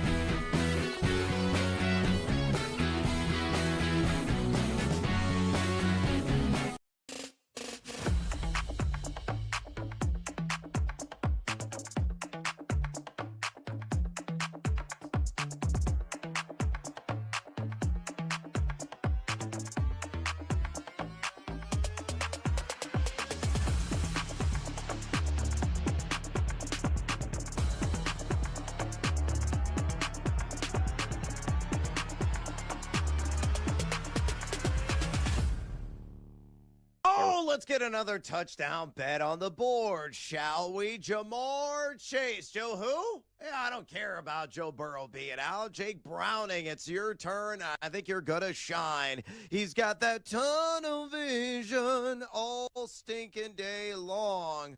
To Jamar Chase, who saw it in the second half. Really, it was over 3 quarters last week after Burrow exited stage left. So anytime touchdown at plus 130, I feel is a gift from the gambling gods. You look at Minnesota, yes, they're number 2. So far in dropback EPA defense is who the Bengals are playing this week in the battle of the backups. But Dwight McLaughlin is who he is likely going to face most often in coverage. He's only played 19 career snaps. So a guy who is still wet behind the ears. And that is not a great matchup for him going against arguably the best wideout in the game. Chase already has 3 red zone targets this season. He's number 20 in average yards of separation per target. He's averaging a ridiculous 10.5 targets per game. And again, Brown is just going to continue on cork. We talked about it last night. He's got a gunslinger mentality. He's got amnesia. So, he may go out there and make a mistake. Could be, hit the opponent square with the numbers. He'll slip right back in and keep on firing. So I believe that Jamar Chase will benefit from one of the actual connections he has in the game. I don't think the Bengals are going to go scoreless by any stretch of the imagination. So give me him anytime touchdown at plus 130. Back-to-back scores and back-to-back weeks for, again, arguably the best wide receiver in the NFL. For Buffalo, despite those injuries, you might look at them and say, well, defensively, they should be pretty vulnerable, right? Yeah, I think that's a fair argument to be made. But I think for Buffalo, the big thing with me and Buffalo tonight is that there has to be urgency for the Bills. And in fact, this might sound crazy, but when I lay it out there, you're not going to think it's as crazy as the initial shock. But I actually think tonight is a must-win for the Buffalo Bills. Like, at the end of the day, this is a game they cannot afford to drop. Because it's not to say that their season is over if they lose. No, they're 2-1. They'll be fine. But this is the kind of game they must win if they want to have home field advantage. How many times have you heard me say Buffalo needs to secure home field if they're going to finally get over that hump? You can't drop these kinds of games. And now if you're Buffalo, after this 2-0 start, having beat the Baltimore Ravens, now's the time to get fat. Now's the time to get aggressive. It's like you're on the blackjack table and you just had this like insane hand to start the shoe, like splitting eights multiple times, doubling down multiple times, dealer bust, and bang, here you are with all your riches. The vibes are as high as possible. I mean, that's kind of like what the Ravens game was, wasn't it? Like an insanely high leverage experience, high leverage hand on the table, and they end up coming up with the dealer busting and they win all that money. Now that the vibes are electric for the Bills, the drinks are flowing, everything's all good. Folks are gathering around, seeing what's happening. We're all going to be watching tonight, national television. Now's the time where you press the gas. You don't get up mid-shoe and say, you know what, I'm happy with my winning. I'm happy 2-0. We can drop a game. We're all good to go. We're going to control this division. Now's the time for the Buffalo Bills to press their luck, because let's keep the good vibes rolling, because over these next few weeks, home Miami, home New His Orleans. names in the business are on You Better You Bet with Nick Costos and Femi Abebefe. Hey, this is Joe Buck, and you have done it. You have found it. You are listening to You Better You Bet. Great decision. Great Iron Eagle. Nick and Femi are such close friends. I would even consider getting divorced, even though I'm very happily married, just to get remarried, to have them as groomsmen. That's how much they mean to me. Hi, this is Kevin Harlan of CBS, Westwood One, and TNT, and I'm listening, as you do every day, to You Better You Bet with the most handsome single man in the radio business. A man who, if I was not married for 38 years, I might consider myself the kind of guy that can electrify a listening audience and a crowd of bystanders watching him do what he does so well each and every day. Continue to listen right here on You Better You Bet. This is You Better You Bet on the BetMGM Network. Make it legendary. The tremendous Football Thursday edition of You Better You Bet rolls on. Nick Costos, Femi Abebefe, our crew, and you here on the BetMGM Network. We left you with a cliffhanger in hour number one. Will we take the Buffalo Bills in Survivor tonight for the weekend for their game against the Miami Dolphins? Honestly, I think the answer is going to be yes. For no other reason than I want the rush of having Survivor tonight. I don't think I want to wait until the weekend. All our bets for Bills and the Dolphins coming up at the end of the show in the final hour, the Power Hour. Joining us right now is a voice that you just heard in the open, and I'm curious if he thinks, because like what he recorded for us is spectacular. Joe Buck's thing is pretty good. Kevin Harlan's thing is kind of next level. Joining us right now on the show, one of the stars of the NFL on CBS, college basketball on CBS, our friends at Westwood One, the Yes Network, Turner Sports, Netflix reportedly. I think that'll probably happen, but that's a report out there right now for the Christmas games. I don't know if we want to say that just yet. The great Ian Eagle. Ian, welcome back to the show. How's it going, my friend? The fact that you guys go on Cameo and book broadcasters to say nice things about you, that's amazing. That shows a level of dedication to the program that I'm not sure if people understand. So for $75, I'll say whatever you want. It's not a problem. Well, I mean, I don't know if you've seen Bill Zimmerman, seen his paycheck, but he can afford it. At the end of this, Ian, we may ask you to do something. And Bill actually has so much money. He just wrote in our show chat, he's going to send you $150, even though you only asked for $75. Do we have a deal at the end of the interview? I mean, how can I turn that down? It's too good to be true. Whatever you need, you got it. Well, absolutely love it. Great job so far this season. The team of you and J.J. Watt has been awesome. How's it been so far for you working with a new teammate? The reviews have been great. We've loved it. How's it been for you working with J.J. Watt on NFL games? Yeah, it's been great. I mean, first of all, finally to have someone to work out with that can do it at the level that I do it has been tremendous. You know, I've worked with some terrific talent through the years, but none of them are jacked like me. So it's just been nice. It's nice to go to the gym and see someone putting in the work, putting in the hours. No, it's really been a blast. He is a great teammate. He wants to be excellent at this. He's putting in all of the time and effort necessary to be elite at this job. And he's a Hall of Fame player. The guy did it at the highest level. You can sense the respect when other players come in the room, when we have our production meetings. And then he's just really good company. He's just a good dude, which is the added bonus in broadcasting. You're going to spend 20 weeks in some form with this person. So it's a much better and more enjoyable job when you actually like the person next to you too. So that's been really nice. Ian, far be it from me to make this about me, but I may do that right now. When I used to work at CBS back in the day, when I worked for CBSSports.com, I used to host some college football shows with Brady Quinn. Brady's like a foot taller than me. And they used to make me stand on a box so we'd be at the same height. And I hated standing on the box. I would rather just be a foot shorter than him on camera. So you and JJ in week one had that great shot where JJ's standing and you're sitting. And he's so big, it doesn't even almost matter like how big like you or somebody else is. He's a giant of a man. And then you did the reverse of you standing and him sitting in week two, and you're a bit like, what's it like down there? It was really great. Does CBS ever want you to stand on the box? What do you think of the box in general, like short broadcasters having to stand on the box? Yeah, the weird part is they had JJ stand on the box week one. That made no sense. I think somebody was so wrong on the math. That's the part that was so irrational to me when we came on camera. Like, why are you on the box? That makes no sense whatsoever. No, you know what's funny, Nick?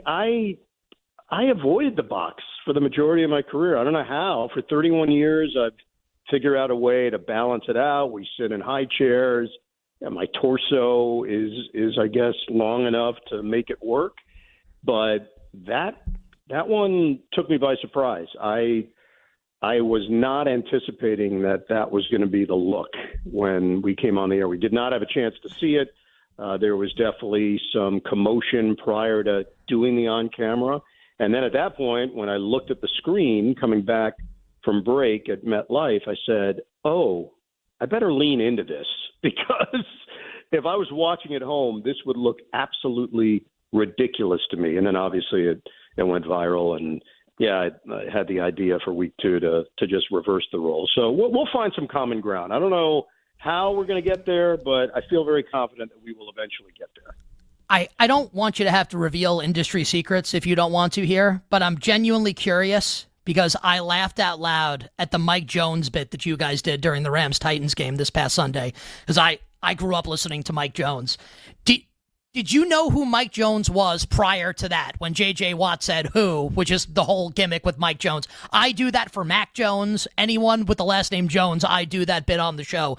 Did you have any idea who Mike Jones, who that was prior to that with J.J.? Yes, I actually did. I've done that on the air at various points on other broadcasts based on being a fan of the Houston rapper. I'm familiar with his work and definitely knew about it when it became a thing. That particular moment, which was so funny, we mentioned the Super Bowl thing, and the director who was working the game last week, Andy Friedman, somehow got Mike Jones. That was not necessarily expected. The actual Mike Jones from the then St. Louis Rams, who made the Super Bowl winning tackle. So I'm locked in looking at it on screen, and they pop in my ear. There's Mike Jones. I'm like, is it? And it was, and then JJ tossed in his thing. And then the play started, so there was really no going back. But I am familiar with the rapper Mike Jones, yes. You mentioned the gym and like going to the gym and like JJ's obviously jacked. I swear to God, I thought this yesterday. So you and your son Noah are doing the front office sports thing, right? And you guys are both like on set together. I'm looking at you guys like your kid is jacked, man. Like he's got huge arms, right? Like what kind of workout routine is Noah on right now? No, he's very dedicated. I'm not even being facetious. He's all in. He's a workout warrior. He's a 7-day-a-week guy. He is very much about that life. So what's been interesting for me, because we definitely have a lot of similarities, I get the benefit of seeing a younger, better-looking, in-shape version of myself when he's on television. It's actually pretty cool when you think about it. How many people get to experience that in life? But I get that every Saturday night when he pops up on the NBC Big Ten Game of the Week. I know it's just a report right now, Ian, that you will call one of the games on Netflix on Christmas and your son will call one of the other ones. If you'd like to make news and confirm that, we wouldn't be opposed to that. But if you want to just say it's a report for now, I'm curious if is that the ideal Christmas for you as opposed to like sitting around the tree wearing like matching pajamas like me and my family do, open up presents, or you and your son both calling a national game for the National Football League on Christmas Day? What I can confirm at this moment is that Noah and I have been booked for the second season of Hunting Wives on Netflix, but that's all I can say for now. Okay. I'd rather not get into the details. But if you're a big Malin Ackerman fan, which I know you are, Nick, look out.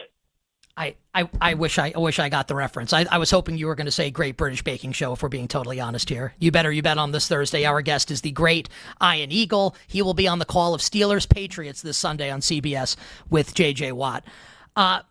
You've been in, Ian, a million pre-production meetings, obviously, and the big story this week as it regards that is Tom Brady and the potential conflict of interest there with Brady, who owns a piece of the Raiders, and he's on Monday Night Football in the coach's box with the headset on. And I'm not looking for network-on-network crime here. Obviously, Brady works for Fox and you work for CBS. Ben Johnson did his press conference and said, Brady can turn on the film and know exactly what everybody's doing. Like, he's not going to be able to gain any information here. You've been in a million of these. I'm just curious, and not asking you to bash Brady or anything like that, just you have unique perspective here. What's your opinion on the Tom Brady potential conflict of interest here that has really taken the internet by storm? Yeah, so the whole production meeting part of it is very much individualized to the group that you work with. My point being, no two are alike. It's not as if it's the same dynamic no matter who's calling the game. It's based on relationships. It's based on how much time you're around them, familiarity. Have you had that team over and over again? Are you seeing the same coach 5-6 times a year? Are you seeing them over the course of 15 years in their coaching career? Quarterbacks like Tom Brady and Peyton Manning. Are you seeing them time and time again? Is there a rapport being developed? So the idea that any broadcast crew just walks into a facility and they're getting inside information is just not true. It doesn't work that way. But if you put in the time and there's a trust factor, yeah, there is a scenario where you might get a little something that's helpful to you for your Sunday broadcast. And maybe it's not something that has been in the newspaper or in the press conferences the whole week. So no matter who, if you asked me, an analyst at CBS, at Fox, at ESPN, or at Amazon Prime Video, I couldn't tell you what the nature of their relationships are with the players and the coaches, because that is a real personal thing. Tom Brady, Ben Johnson's right. He can look at the film and he can figure out what the team is doing. He's not going to the facility, so that's something that the NFL decided that they weren't comfortable with. There were teams that were not comfortable with it, and Fox and Brady agreed to it. But this year he has been allowed to zoom in to talk to coaches and players. My sense of it is that even if he wasn't allowed a year ago, he was still getting information. Tom played in the league a long time. He's got a lot of friends that are still playing in the league, that are coaching in the league. If he wants to get information, he could pick up the phone and call somebody and get whatever he needs. So I think the optic of what we saw on Monday night is what threw everybody that, oh, this guy's on headset. He is intimately involved in what the Raiders are doing. And maybe nobody really wanted to go there. They just assumed, no, he's an owner, he's a figurehead. He's not. He is very much engaged in the process of trying to make that team better. Now you can form your own opinion as to whether or not that's a conflict of interest. But I'm not sure this year is a whole lot different than last year. Ian, in about 30 seconds, in your preparation for Steelers-Patriots, what's the most interesting storyline regarding that game to you? The storyline that has popped off the page is the lack of defense for both teams. The Pittsburgh side is a bit shocking because certainly under Tomlin and with the personnel that they have, you figured that they would be highly competitive on that side of the ball. They have not. And with Mike Vrabel taking over the Patriots, a lot of new faces, yes, but they also have struggled. They've been very leaky, a lot of missed tackles. Which team is going to fix it in time for this matchup on Sunday? And then obviously the old and the new. Rodgers for the Pittsburgh Steelers and a young Drake May for the Patriots. That quarterback storyline is also very juicy. Can't wait for the game, and the betting market has it as a pick'em, so a really interesting one. Final question. Have you informed your wife, Ian, of your plans to get that divorce so you can get remarried so Femi and I can serve as groomsmen at your next wedding in about 30 seconds? Yeah, she did retain a lawyer, which means steps are being taken. I explained the extenuating circumstances, and she gets it. I think she's on board. I don't know what else to tell you. She listened to the show, and she understands. So we just moved to phase 2 for you guys. You got to tux up. I don't even know if you own tuxes, if I have to rent them for you, if Bill Zimmerman has to do it, whatever. We'll figure out. We'll do a GoFundMe page. Whatever we need to do. Will get you in the right headspace for the event. The problem is that Femi's a lot taller than me. I may need a box to stand on for photographs. Ian, you're the best. Stay well. Have a great call this weekend. We'll talk to you soon. All right, guys. All the best. See ya. Ian Eagle joining us here on You Better You Bet. On the other side, we will finalize our Survivor play for this week. We'll be right back with You Better You Bet on the BetMGM Network. Make it legendary.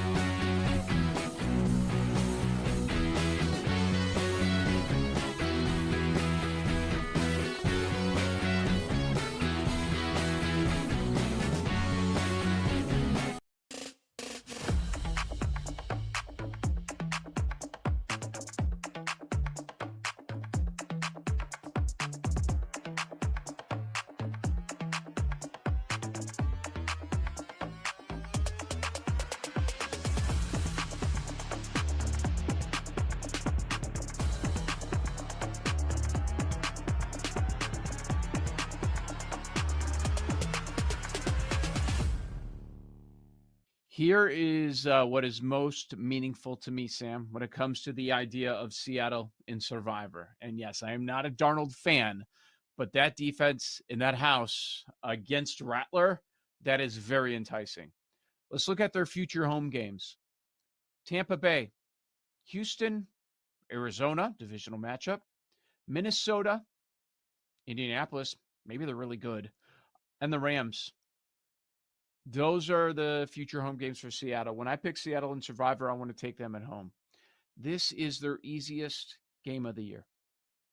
That's what the market is saying. That's what the schedule is telling me. There is no future value on holding on to the Seattle Seahawks. So if you are very confident that they're going to win at home this week, you should probably use them in Survivor. At least one or like a portion of your entries if you have a bunch of entries in different pools. Let me ask you this. What are you more confident in? Seattle beating New Orleans, same point spread, or Green Bay at Cleveland? Both. Yeah. I don't think Cleveland's going to win. As somebody who has the Browns plus 8.5, I don't think the Browns win outright.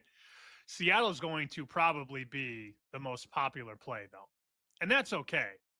Mm-hmm. As somebody who tried to avoid the great purge of week 2 and didn't take any of the public teams, I am now out in multiple entries. So I did it to myself, as I said.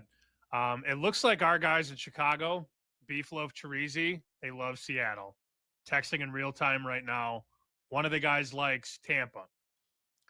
So they've got 2 entries. I'm a part of 1. It's sounding like at least right now we're going to be looking at Seattle in 1, Tampa in the other.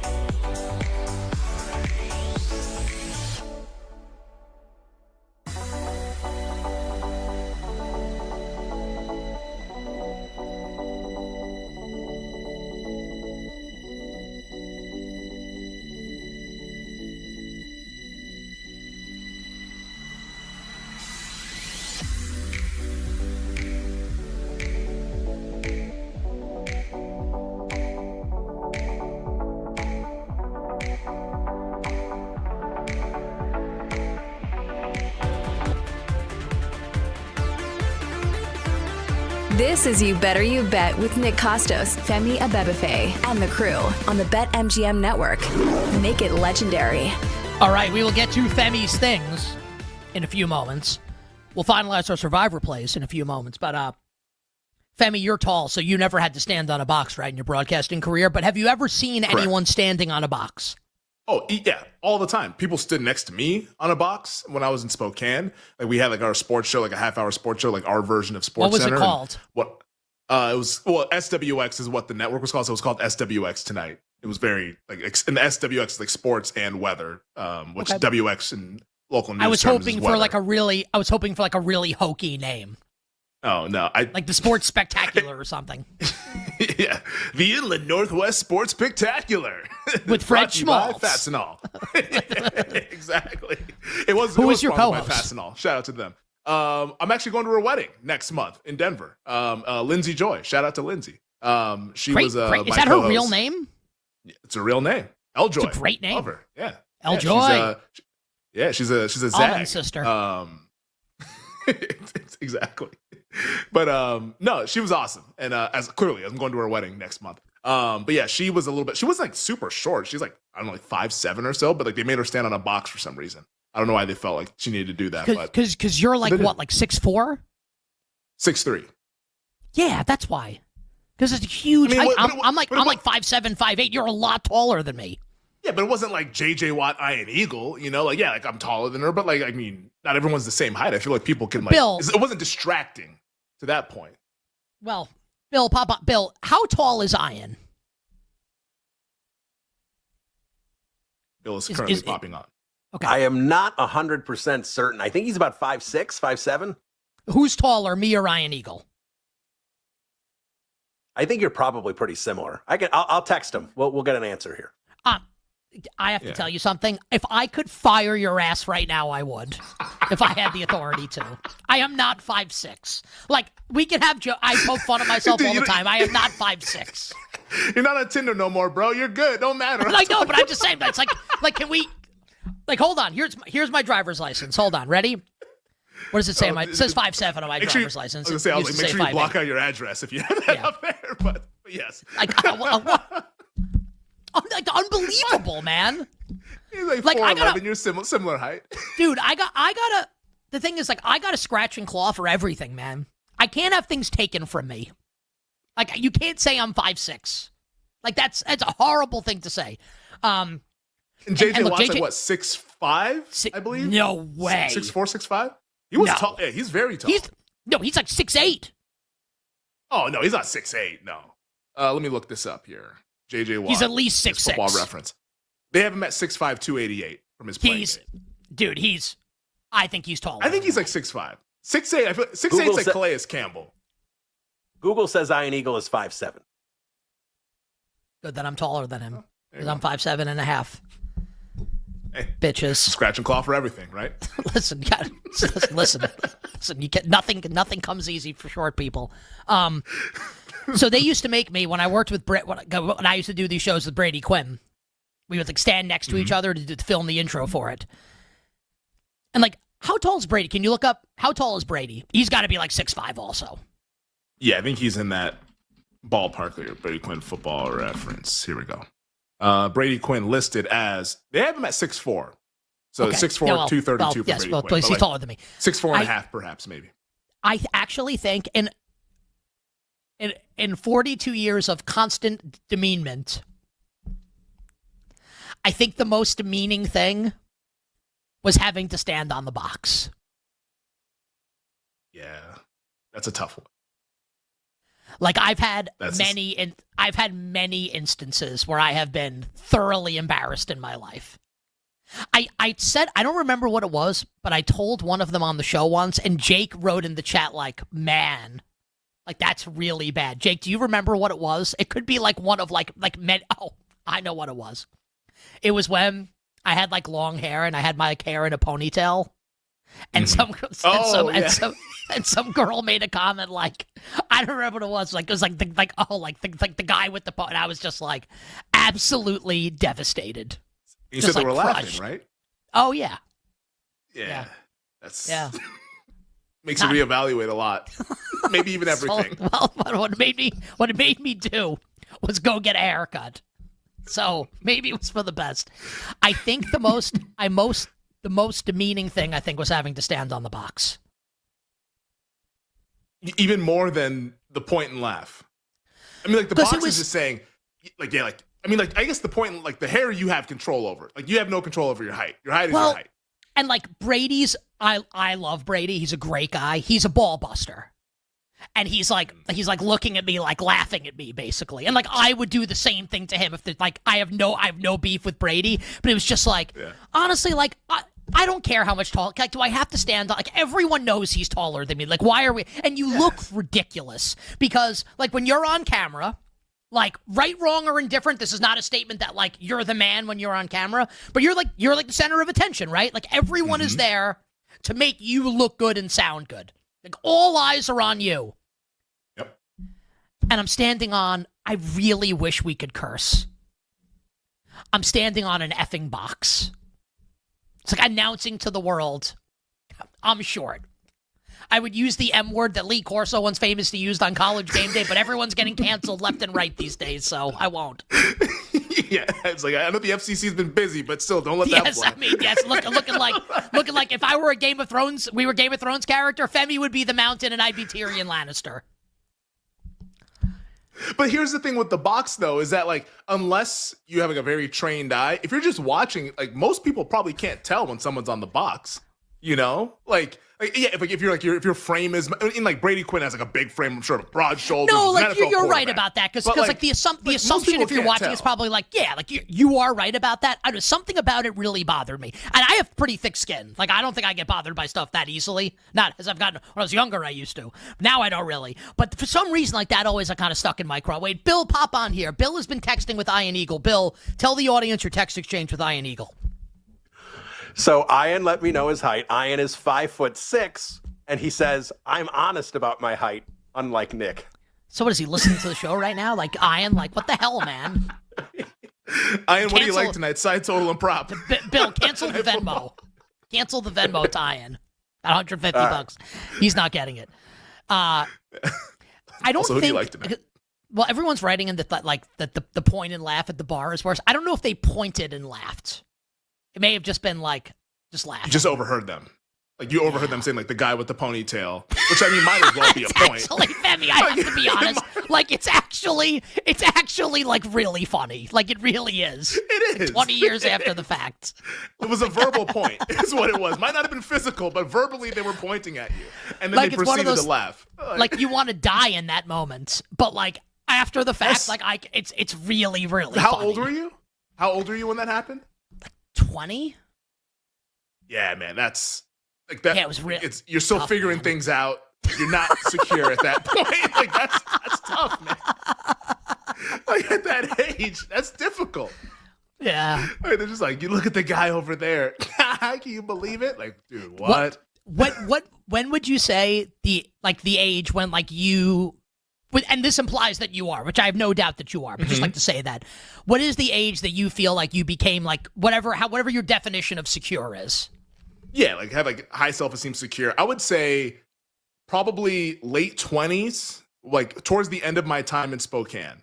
It was like I strongly agree with your age 25, range. 26. Like late 20s, like 25, I agree with that. 26, like heading into 27. Like that's when I started to feel like, okay, like I don't care what people think. Like this is who I am. And like, you know, like you're out, and like this is before I met my wife. Like you're out, like, hey, like you might go up to a woman, like they reject you, or go up to whoever you are attracted to, they might reject you. And early 20s, it's like a body blow. Late 20s, on to the next, like whatever. You know, I just didn't care at that point. So yeah, like that stuff, like once you kind of mature a little bit, you're in the workforce for about a handful of years, you start to kind of realize that this stuff actually doesn't matter that much, and you'll find who you want to find. I will say that talk about body blows. So I'm 32. This is 10 years ago. It's almost, I left, I worked with Bill for a long time at Sirius XM, and I left to become a talent at CBS, where like I worked with Brady Quinn. 10 years ago next month. So October 2015. Yeah. And I was like super confident both in like my ability, like I was like, I'm gonna kill this, and also like I'm gonna slay South Florida. Yeah. Oh, we had a fun time. But then, I mean, I did.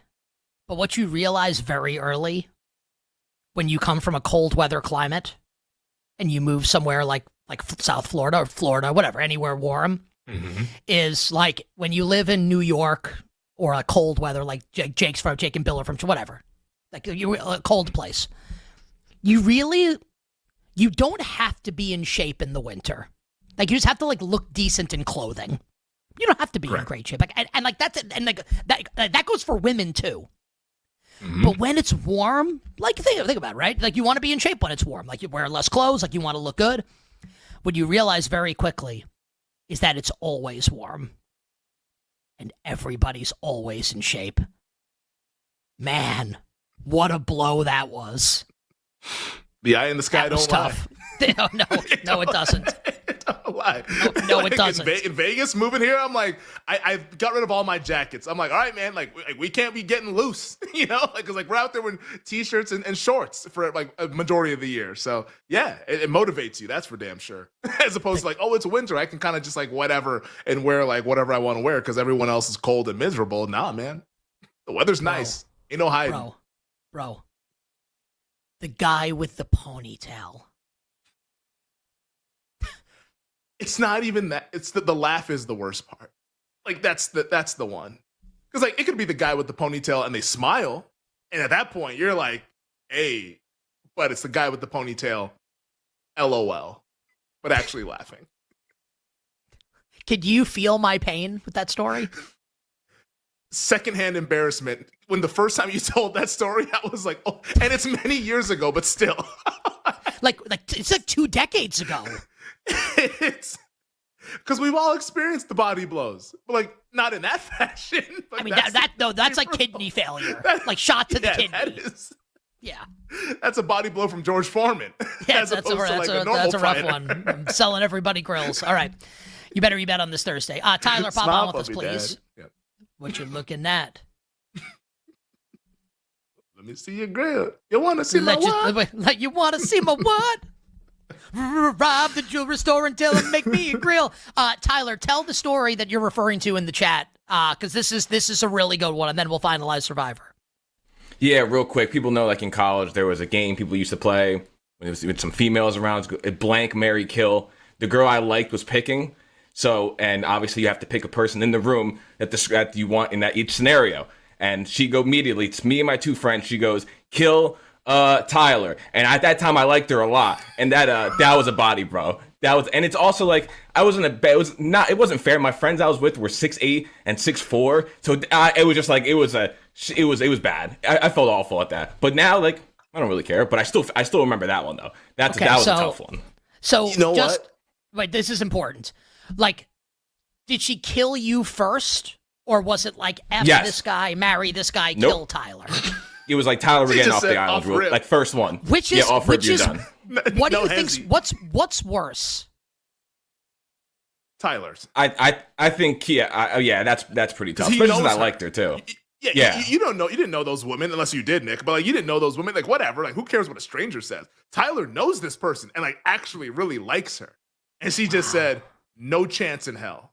What's her name? I'm good now because she's married with the kids, so we don't need to talk about any of that stuff. We don't need to put out names out there. Do you want to tell us her Divulge name? the name. I'll tell you during the break. Yeah. No, I don't care. I don't really want to know. I think it's funny to say it on the air. All right.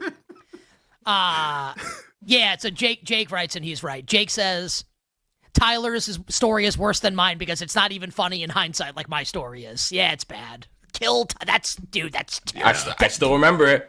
Did your boys give you grief? I have not talked about it since. I think they got it. Everyone Do you still understood the talk to message them? there. Yeah, they're like my best friends. Text both of them and say, "Hey, do you remember this?" All right, I will text them. And then I want to know what their reply, and then send us the reply. Maybe we'll read it on the Yes. air if We'll you're do. comfortable with it. Yeah, it's fine with me. I don't care. Do we want to take the Bills? My last word is yes. Yes. Like, we don't want to think about taking Atlanta. I think Seattle's the only other one, but I think Seattle's actually going to end up being the most popular this week since this is probably the game where they're going to be the biggest favorite. So I don't want Seattle. I want Buffalo. We want Buffalo. Yes. Is it Bills worth Mafia. discussing it anymore, or are we jumping through tables right now? I'm ready to Jumping go through through table. tables, wearing the chicken wing hats, Bills Mafia. So there's going to be no better spot to take Atlanta. It's hard to map out. Injuries happen. But for this week, I think this is our best way. Zig one Buffalo. other zag. Bills Mafia. Circle the wagons. Woke up this morning. Pick the Bills in Survivor. All right, let's do it. On the other side, Femi's things in the world of sports betting. We'll be right back with You Better You Bet on the BetMGM network. Make it legendary.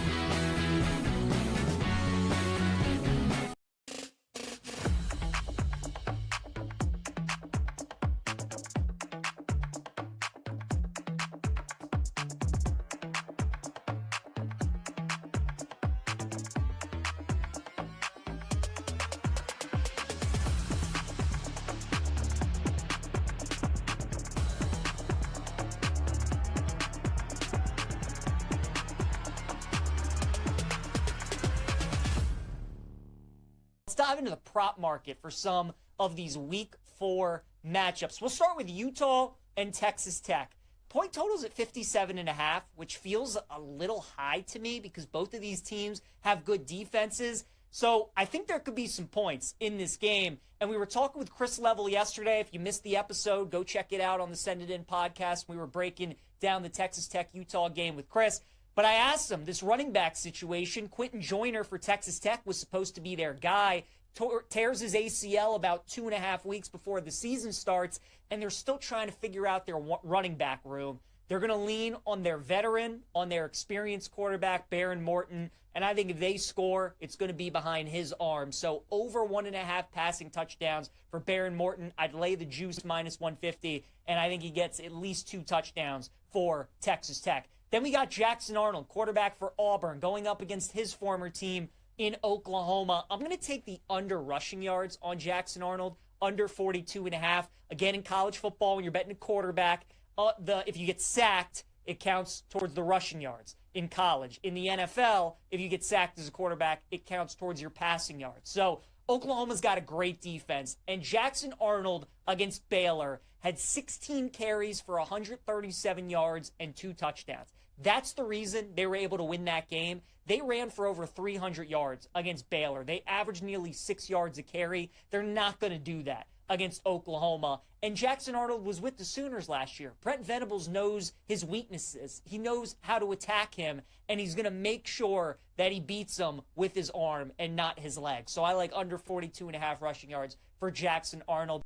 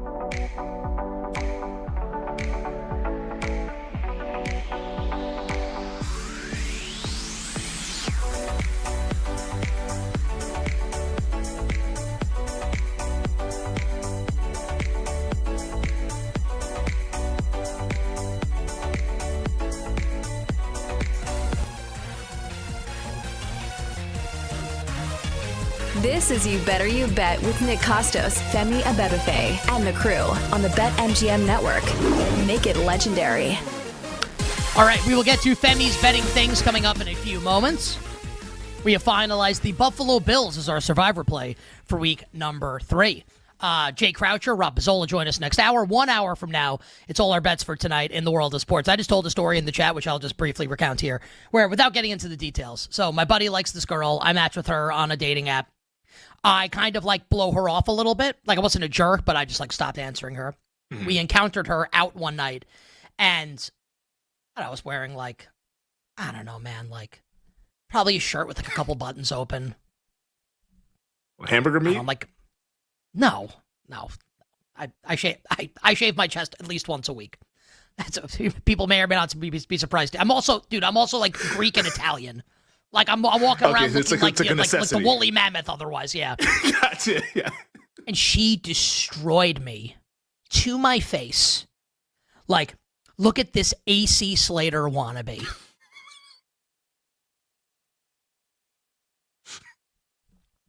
It's a good guy to emulate, right? Mario Lopez. The thing is this, Mario Lopez is actually like 106 and looks younger than I do. Don't forget to download and subscribe to You Better You Bet in podcast form. Catch up on everything from today's show. Femi broke down NFL award markets. It's all awesome. Search You Bet wherever you find your podcast. Iron Eagle on the show as well. Also, like and subscribe to our YouTube page, youtube.com/@ the BetMGM Network. If you're watching the show right now on YouTube, like and subscribe. Don't be a freeloader. Like and subscribe, youtube.com/@ the BetMGM Network. And our show sponsor is BetMGM. Go for the end zone without breaking a sweat. With today's Pro Football No Sweat token, you'll get your stake back in bonus bets if your wager doesn't win. Make it legendary with BetMGM. Download the BetMGM app. And please, gamble responsibly. Bill Zimmerman is here to read the responses from the real ones on YouTube and Twitch only. If you responded on Twitter, you're bleep out of luck. Bill, what do we got from the real ones? Best bet for the Bills and the Dolphins. Really quick, we got a flood of these, but a lot of you didn't include your rationale. Include your rationale, you're getting on the social segment. But here we go. Space Baby 23, the Khalil Shakir reception yardage, 42.5 yardage seems a bit low.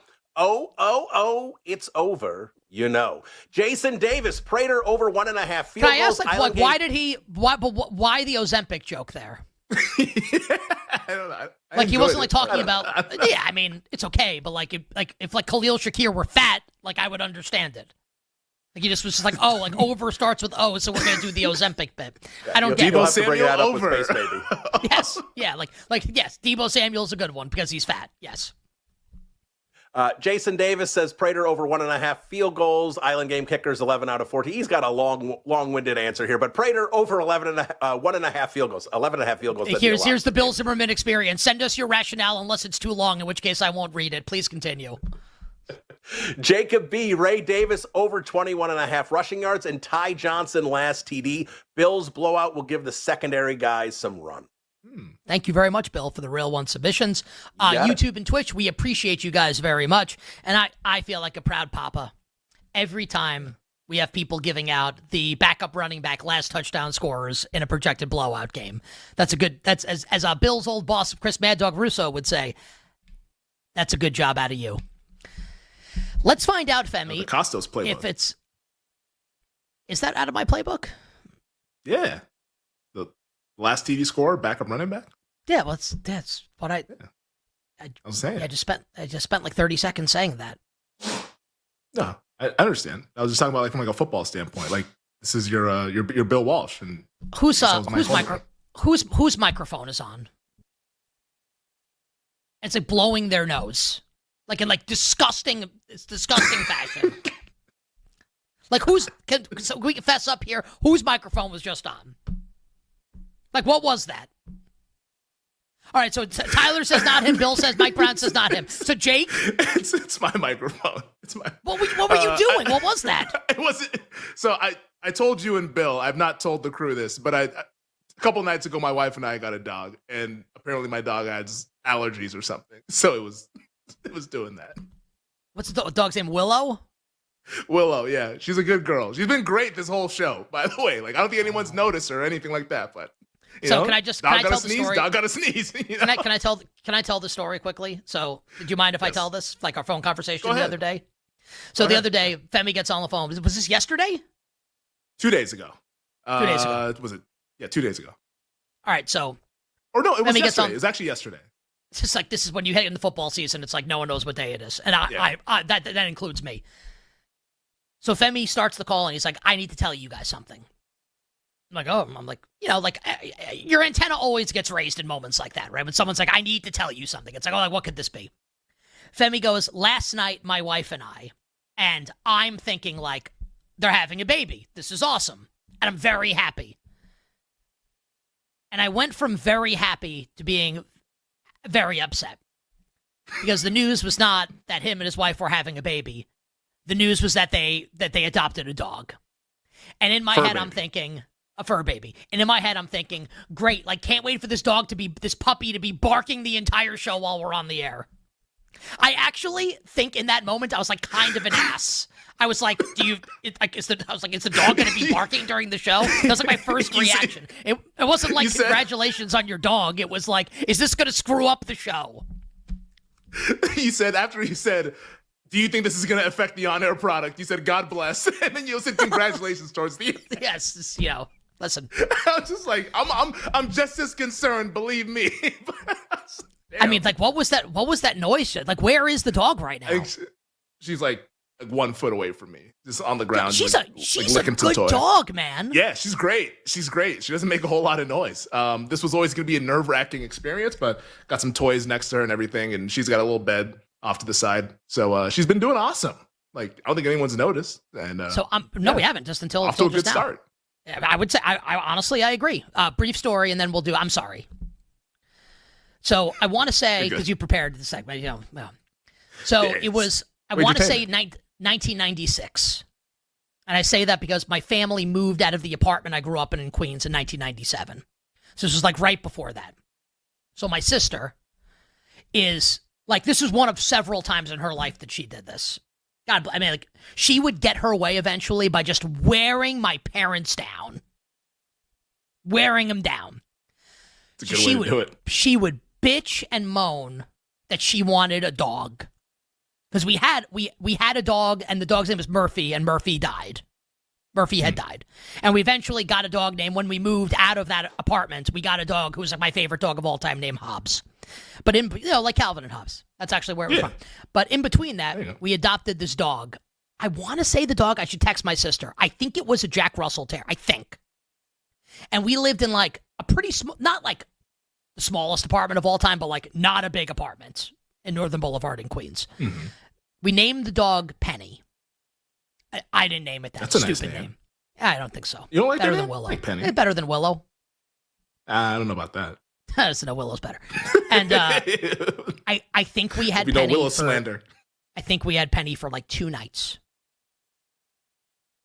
And the entire night, both nights, all you would hear was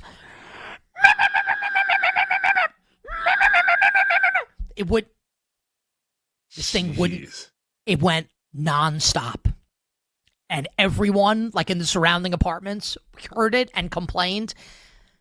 We had to give Penny back. Penny no more. So where's Nickel? Can I say something? Can I say something? Honestly, like I don't think I should say what I want to say. I'll say, but to your point, like about your sister wearing your parents down. I mean, that was my wife in this whole thing. She's been asking for like 4 years. Where's the dog? And I always had the excuse we're in our apartment because we just moved recently, just bought a home this past summer. Is like the whole move and stuff like that. We talked about that all throughout this summer. But like my excuse was, well, we're in an apartment. Got not enough space. You don't want to bring her into this environment or bring a dog into this environment. Let's wait till we buy a home and we get some more space. Well, that ended in June when we got more space. So where like it became you're done. This is like an engage 8 on Madden. I'm just taking on pressure at all times. Just like, when's the dog coming? When is the dog coming? When is it? I'm just like, okay. I told her, I was like, October, whatever, October. And then she finds like on like the website of like the foundation or whatever. It's like, I love this dog. This dog. I was like, my rule was I want a dog that's like at least 10 months. So it's not like in like the full puppy stage. So and smart. she just fell in love with that. She fell in love with that dog. This dog is 3 months old, but it's been behaving. It's been 2 days. Let's hope that continues. Every day is an adventure. And so far, we're off to a good start. But puppies, as I had a dog growing up, it can get a little bit shaky sometimes. So fingers crossed, everything goes well. I texted my sister, what kind of dog was Penny? She just answered, LOL, some sort of Jack Russell mutt, as far as I can remember. How many days did we have Penny? See what she says. But for right now, listen, we're not going to get to the content. We'll do it tomorrow on the show since we cleared Survivor already. I want to hear, so we're kicking Russ to the curb. Russ is our imaging guy, at least as far as things is concerned. We had Brad Evans, who you'll hear on the show next hour, record things for us. Jake, can we hear the new imaging with Brad Evans voicing it, please? We scan the globe. We've searched near and far. We found the best of the best. And now You Better You Bet brings you things. I have a hot take. Mm-hmm. I think Russ is better. Wow. See, like I said yesterday, or whatever day it was when he did the audition, I think he's holding back. I think we spooked him on the Russ thing of like Russ being so like globe and all that stuff, where he's like, okay, they want this to be way. You're so down. right. I basically want he's Brad. Holding back. I want Brad to do an impression of Russ, but I want Brad to do it instead. Because it'll be funnier with Brad doing it. That's what we're after. Yeah, because Russ is trying to be like movie voiceover guy. Like Brad is just trying to be Brad. Yes, Russ, his normal velocity is like 84, and he's trying to throw 89. Brad can throw 97, and he's like trying to throw 89. So like it's just like you can just tell. You can tell he's holding back. So how is back to the drawing board? How's the thing? Speaking of which, how is the thing's content? I did not look at any of it. Oh, it was great. It's evergreen. We can do it tomorrow. Hey, guess what? Great. Find out tomorrow on You Better You Bet. Did we book that Phenomenal third guest for Football tomorrow, Friday. Bill, or not yet? Do we only have 2 guests for tomorrow? Oh, I didn't tell you. I booked Abundo. He's coming on tomorrow. I texted with him last night. Oh, there we go. This is a conversation we should probably be having off air. So on the air, you got it. Look out for Anthony tomorrow. Final hour, power hour coming up on the other side. Jay Croucher kicks off the power hour. All our bets for tonight to close the show. We'll be right back with You Better You Bet on the BetMGM Network. Make it legendary.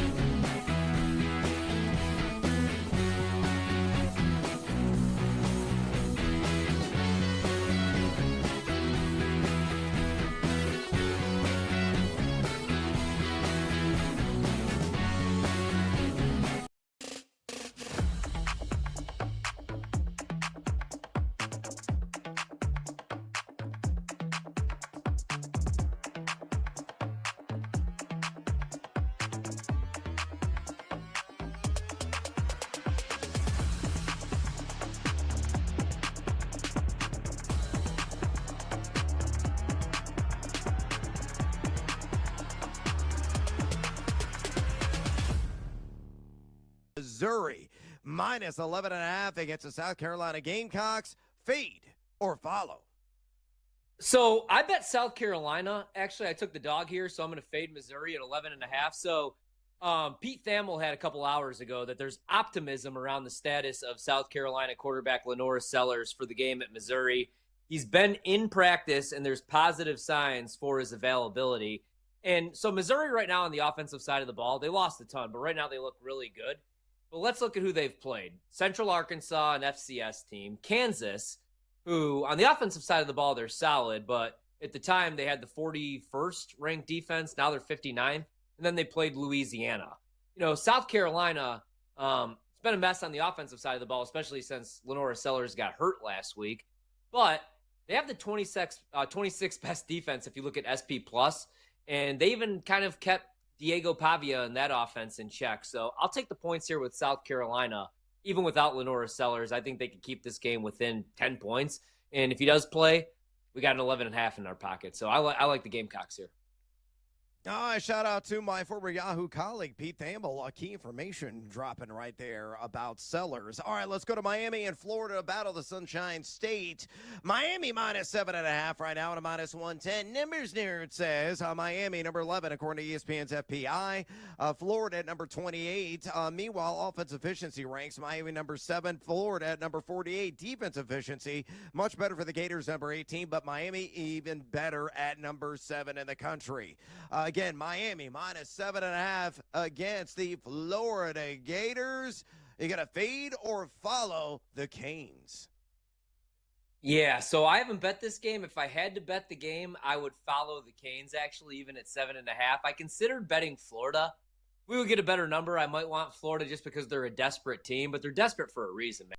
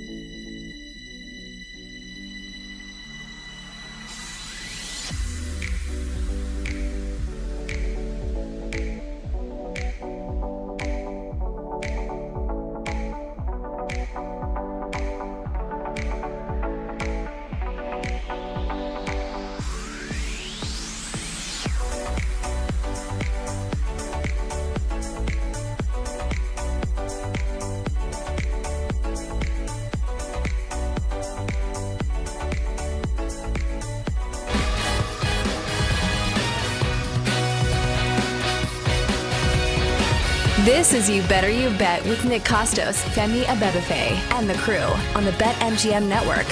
Make it legendary. Bring it up, Jake, you son of a bitch.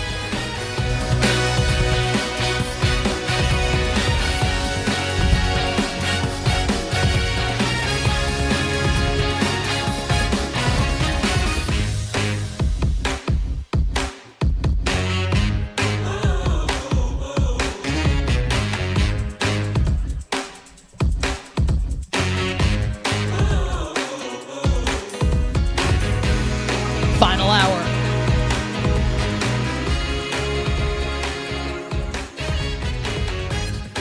Power hour. You Better You Bet on the BetMGM Network.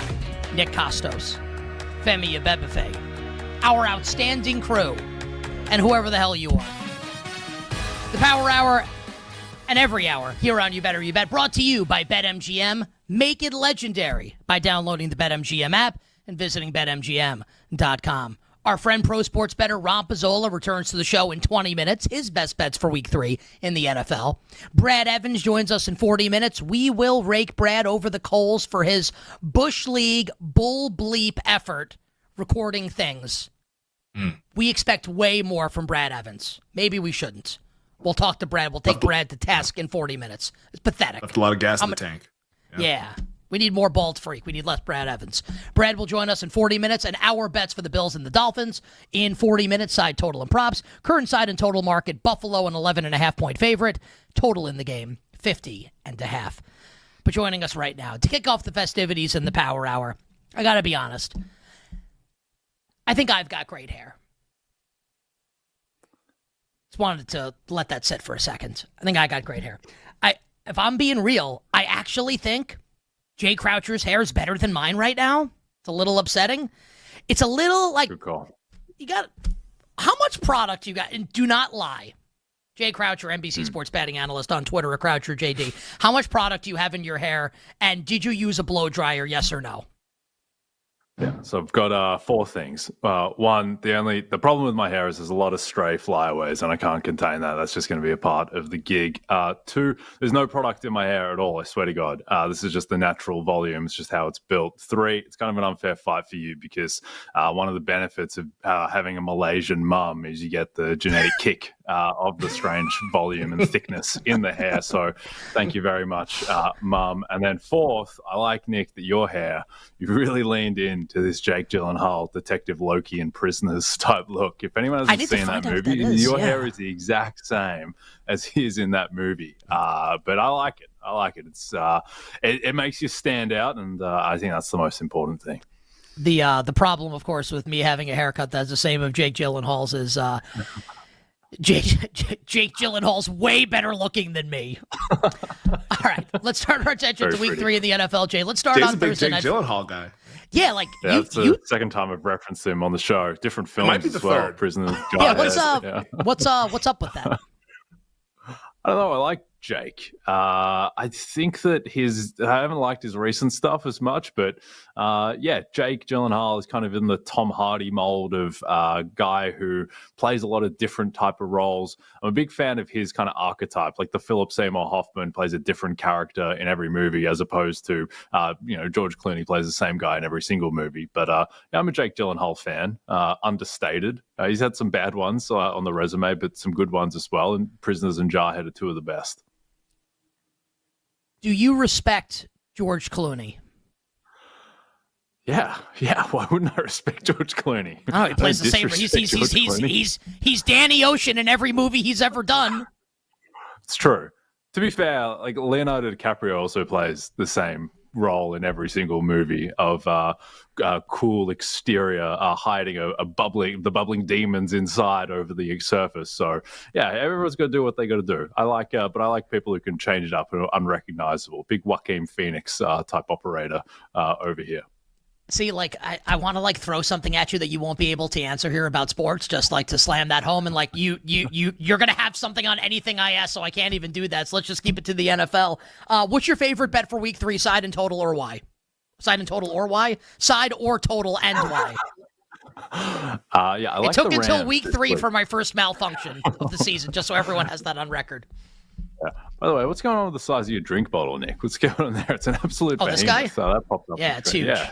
Yeah, I stay hydrated. I like better you bet, man. I like water. Bigger than 2 human heads. Yours Yes, is well, it's large. Femi. I don't know if this is I have something a that is I have a naked really to I have a be really better. funny joke. I have a really funny joke I want to tell about it, but I don't think it's Okay. appropriate, so I won't. Okay, that's fair play. All right, I'll go back to my point about the Rams plus 3.5 against the Eagles. I think there is something wrong with Philadelphia's offense, and even though they're 2-0, I think the fact that Russell Wilson was made to look like 2007 Tom Brady against the Dallas passing defense, and Philadelphia couldn't do anything through the air against Dallas. I think that's a red flag. Also, it's not like Philadelphia are able to compensate for that with Saquon Barkley going berserk against Dallas. AJ Brown is not creating separation. Has been unsighted. Devontae Smith has made one play in 2 games. So I think there is something a little bit off with this Eagles offense at the moment. And then on the other side, the Rams are just absolutely rolling. Matthew Stafford has the best PFF grade in the NFL among quarterbacks.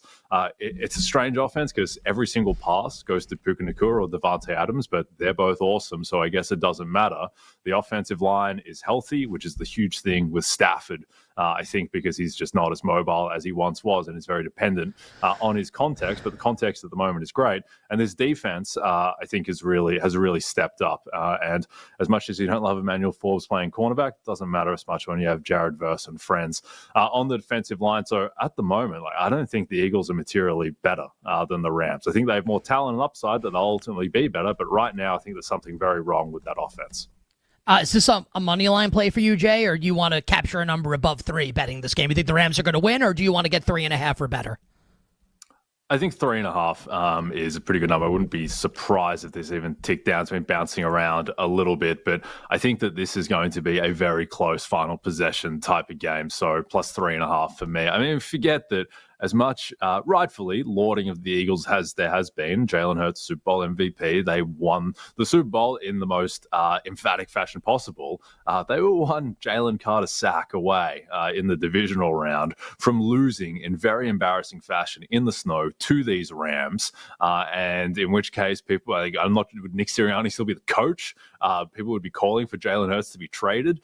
So the Rams, as much as they got belted by the Eagles in the regular season matchup where Saquon ran for 1 million yards, in the playoffs, the Rams effectively played them even. And I think they will do the same again this weekend.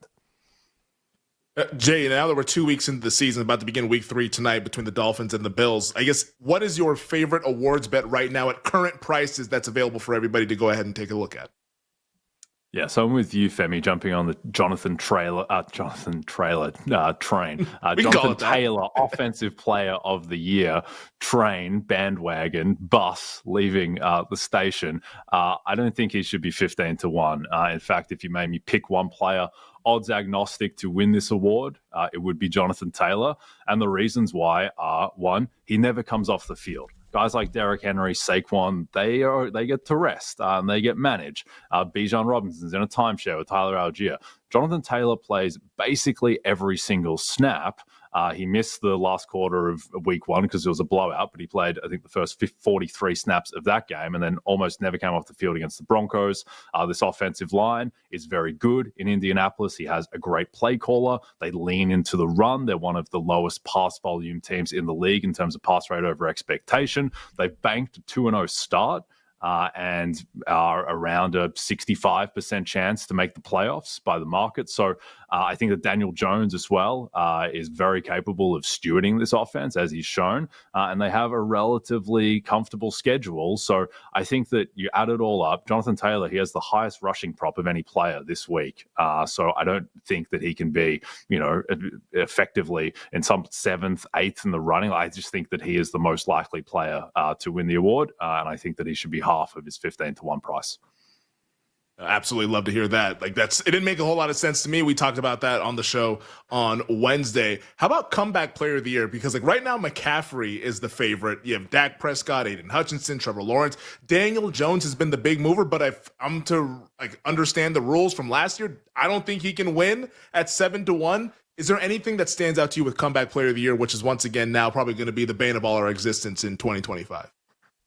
Yeah, the way I would look at this award is that, firstly, with Daniel Jones, I never want to say that anyone is 0% in this award because people can change how they interpret criteria. It's pretty vague. And technically, Sam Darnold did meet the criteria of other circumstances last year, which Daniel Jones theoretically could make. But I think that ultimately Daniel Jones is not going to be viewed as eligible for this award because it's very clear last year how voters felt about Darnold, who, by the way, Darnold ended up getting only 7 out of 50 votes in the end. He got crushed. He got doubled up by J.K. Dobbins, let alone Joe Burrow. So my sense is that Daniel Jones, it's just going to be the same deal again, where it's a great comeback story, but this is an injury award now, and he wasn't injured last year. So I just don't think that he's going to be seen as eligible by the voters. And then you look at the top of the board, I think Dak Prescott is the cleanest candidate in a lot of ways.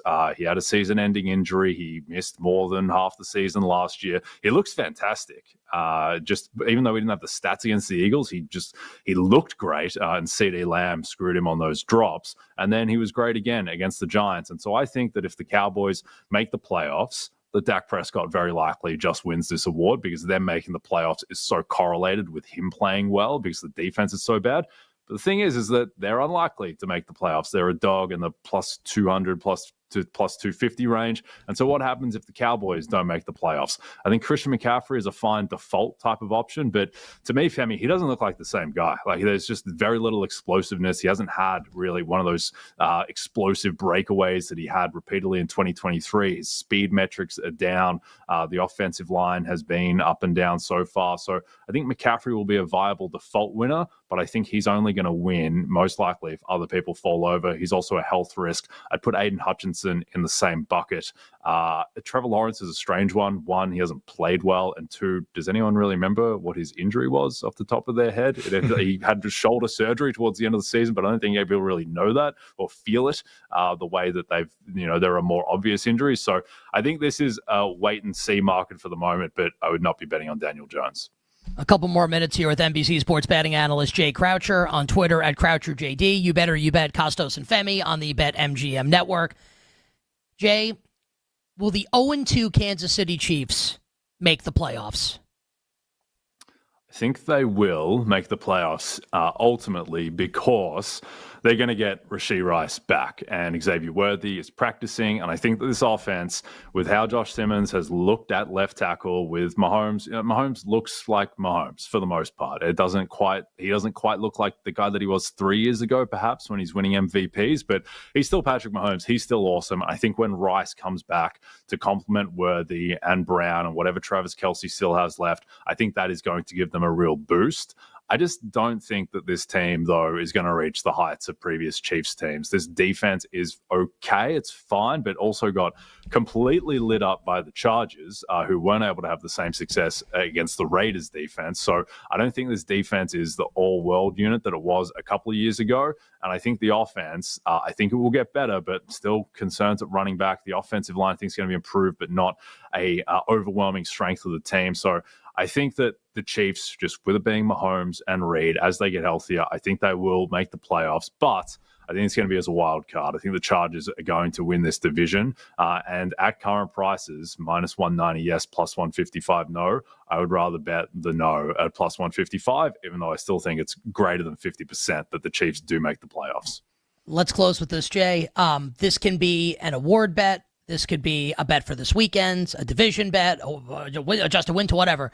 One bet in the National Football League that we have not yet discussed that you like for our listeners and viewers.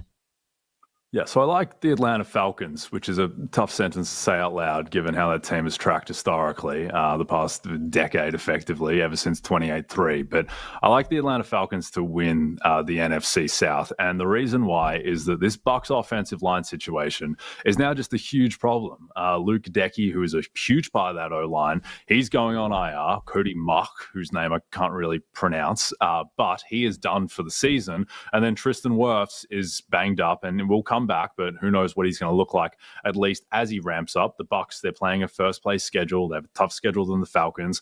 And the Falcons right now, even though they did play 50% of their season has been against J.J. McCarthy, so not the greatest offenses they've faced. But the Falcons have the number one defense in the NFL by EPA per play. Their defense has looked great. I don't expect it to be the number one defense, but there's more upside there than I anticipated. I think Michael Penix will continue to grow into the season. And this Falcons run game is just awesome. Like Bijan Robinson, he just looks different to every player in the NFL. The way that he turns 2-yard losses into 6-yard gains is like nothing else in the league. Would still like to see a few more explosives on the ground from him, but with him and Algier, with that O-line, with Penix's upside on how the defense is playing and just being healthier, I think the Falcons can absolutely win the NFC South. They're plus 250, and that's value for me.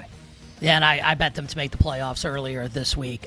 Jay, next week, we get to talk about our New York Yankees as we march toward October.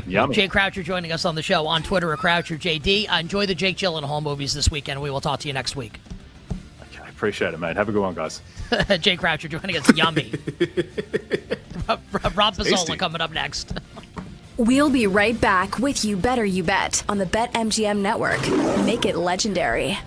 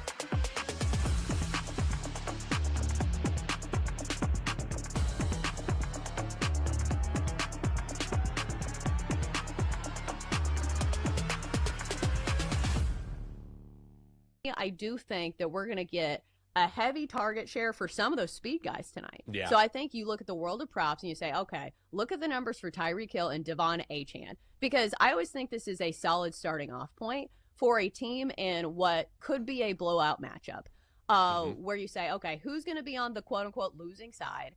And so they're going to be playing catch-up, and they're going to get a lot of reps. Like, even in garbage time, like, this is when props, can be turned into winners. So I think Devon Achane is a good look tonight. I looked at his rushing and receiving, though. It's 96.5, which is pretty high, but he's gone over this number. Last game had a monster game when it came to both rushing and receiving. Had 30 yards rushing, 92 receiving.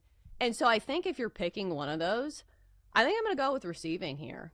He had 10 targets last time around against the Patriots, 92 yards. And so his number today is 37.5 for minus 140. I feel like that is a very gettable number, and especially on these short weeks, the short and dumpy passes to running backs, especially when you're quarterback, like the narrative on Tua is that like he's not very good past his first read.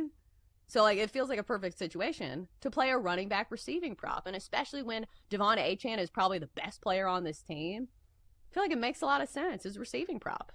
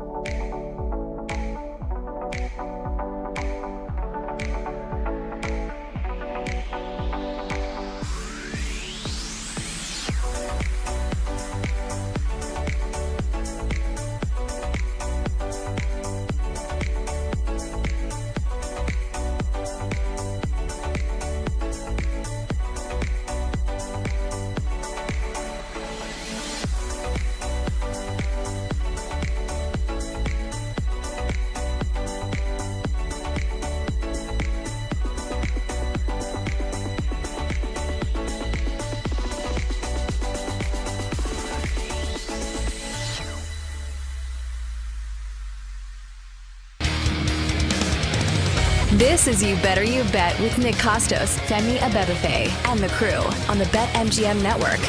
Make it legendary. All right, 20 minutes from now, it's all our bets for tonight. Dolphins and the Bills on Thursday Night Football. Current side and total market, we have got Buffalo as an 11.5-point favorite, total 50.5. We should have actives and actives at some point in the next 20 or 30 minutes. Femi, the one that we're watching for is Jalen Waddle for the Miami Dolphins. Will he play in the game? Cameron Wolf, right, of NFL Media, tweeted earlier the expectation is that Waddle will play, correct? Yeah, they're expecting Waddle to be out there. He's been dealing with a shoulder injury, was limited on Tuesday, limited yesterday on Wednesday. It was dicey, but it sounds like he should be good to go. So I have a bet in the game, which we'll reveal coming up in the next segment with the total. But Jalen Waddle is A-OK, and we're expecting him to be active tonight against Buffalo. And you know what else is A-OK? When we get to welcome back to the show. It's been too long since we've had him on. Been coming on with us since 2019. Year one of You Better You Bet. I've known him for a long time. Great guy and an extremely respected member of the sports betting community. The great Rob Pizzola, pro sports bettor, the Hammer Betting Network. We have guests from the Hammer on all the time. Forward Progress is the show that Rob hosts there. You can find it on YouTube. Kanish is on the Hammer as well, and among others. BetStamp is the app. On Twitter at his name, at Rob Pizzola. My friend, welcome back to the show. How are you? How has football season treated you thus far? You know, Nick, it's great to hear your voice again and talk to you. I actually miss doing this with you quite a bit, so happy to be back.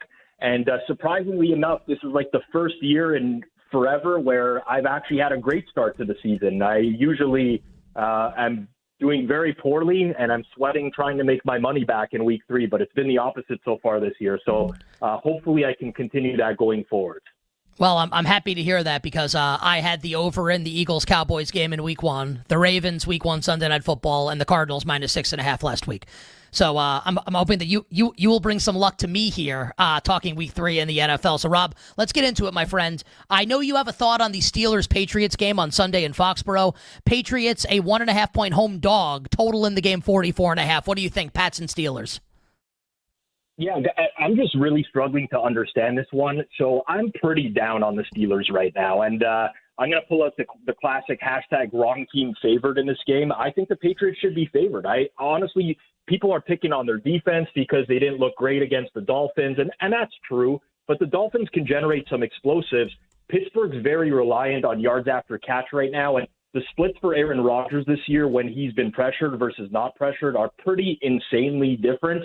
And the one thing New England's been doing well is getting after the quarterback. So I think Pittsburgh will score in this game, but not consistently. It's the other side of the ball where the Steelers' defense has been an enormous disappointment, and they're losing their best players. Like Alex Highsmith is now out for several weeks. He started the season really well in terms of pressure rates. They're missing Isaiah Loudermilk on the defensive line as well. Joey Porter Jr. didn't practice again. Deshaun Elliott didn't practice again. Malik Harrison is on IR. So they are playing bad defensively, and they continue to lose players in the process.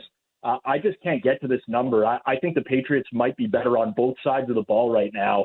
And I know what that sounds like for those who historically, love that Steelers defense, but this is just a completely different team. So I really like New England this week.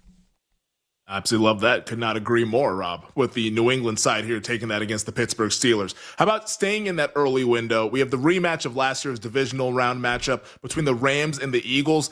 BetMGM has 3.5, and I'm looking at a couple other sports books. It looks like we're about to come off of 3.5 and go down to the key number of 3, total sitting at 44.5. What are your thoughts on this Rams-Eagles rematch from this past January?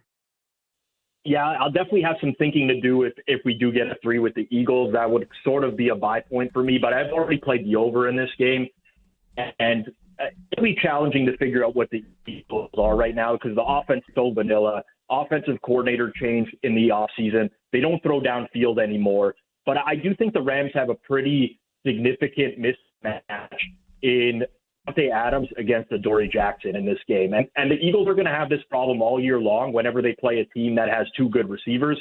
We saw it in week 1 against the Cowboys. Unfortunately, CeeDee Lamb dropped a bunch of balls in that game. But between Lamb and Pickens, they were open a lot. And I think the Rams will push the ball downfield. They understand that they're going to have to score in this game. For the Rams defense, they've played well, but it's been the Texans offense. It's been the Titans offense, 2 of the weaker offensive lines in the league. This is a completely different story. And I think if you get the Eagles into a game state where they have to answer, they will push the ball downfield a little bit more than we've seen them doing over the course of the start of the year here. So I think 44.5 is a little bit too low. Obviously, 44 is a key number, and you might want to just wait for a second to see if that pops up. But I'm actually much closer to 47 in this game. Maybe still stuck a little bit too much on the Eagles' priors, but I see this as being a high-scoring game. Absolutely love. That should be a fun game out there in the city of brotherly love. How about the Jets and the Buccaneers? Justin Fields, he is out. He's in the concussion protocol. It'll be Tyrod Taylor starting for Gang Green on Sunday. Tampa dealing with a bunch of O-line injuries. Tristan Wirf's already out. We got a couple of guys, Gadecki and now Mock out, placed on the IR. How do you square this one up? Tampa, a 6.5-point favorite, total 43.5 come Sunday. Yeah, at some point you suffer so many injuries on one side of the ball that even if your quarterback is good, it is incredibly difficult to overcome that in the NFL. And not having Tristan Wirfs and Luke Gadecki and Cody Mock, that is significant. That's 3 solid starters on the offensive line. And then Igbuka doesn't practice today with the hip and groin injuries. Godwin's still pretty limited. You're getting to a Bucs offense that's in pretty dire straits at this moment, and you're asking them to lay 6.5 points. There's a few ways you can play the game. I lean towards the Jets and the under, so you might want to just go Bucs team total under instead of betting both. But Tyrod Taylor, listen, he's serviceable. He doesn't give you the ceiling that Justin Fields gives you. He takes too many sacks. He's going to do some things that make you pull your hair out. But ultimately, the Jets don't have to win this game by large. They just have to keep it close. and it's very challenging for me to see Tampa Bay separating with the amount of offensive line injuries that they have. So let's say Bucs team total under is probably the strongest play here. Rob, you texted me earlier that like the games that you really want to discuss, and we'll get to a bunch of the others, but you have Denver, Los Angeles as one of the games that you want to hit, and I love the Broncos in this game, and you know how much I respect you, our audience respects you and your betting acumen. I am hoping you like the Broncos. What do you like, though, with the Chargers and the Broncos Sunday in Los Angeles? So I did bet some Broncos 3, but that's like my cutoff, really. I think now that we've moved off the 3, I don't know that I'm interested anymore necessarily in the side, but I also like the over in this game.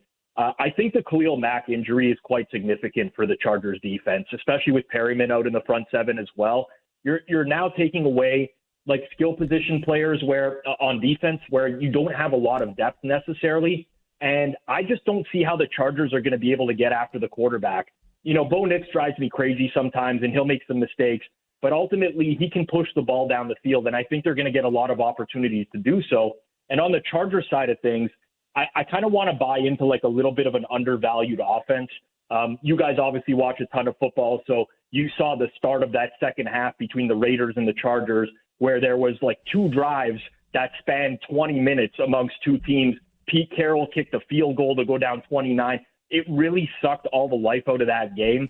And the Chargers were in a game state where they really didn't have to push, whereas now I think they will have to push. They become such a pass-heavy offense. I see a lot of passing in this game. I see a lot of points. I think this one's going to be a shootout. I played the over. You bet on this Thursday. Nick Costos, Femi at Bet Buffet, BetMGM Network. Our guest, the great, and it is great to have him back on the show, pro sports bettor Rob Pizzola of The Hammer and BetStamp. Follow him on Twitter at Rob Pizzola. The show, Forward Progress. You can find it on YouTube. All right, my friend, let's go lightning round. Hit as many games as we can. And I want to go to your team and Femi's team, the Dallas Cowboys, in the Matt Eberflus revenge game on the road in Chicago against the Bears. Basically pick the winner of the game, total 50.5. Any thoughts for you, Rob, on Dallas at Chicago? Yeah, this was another one where I was hashtag wrong team favored earlier, but now it's hashtag right team favored because I don't know how people were betting the Bears early in the week. Like when you look at these two teams, both of the defenses are an abomination, right? The Cowboys can't defend anything. The Bears, same thing with the cornerback room with TJ Edwards out.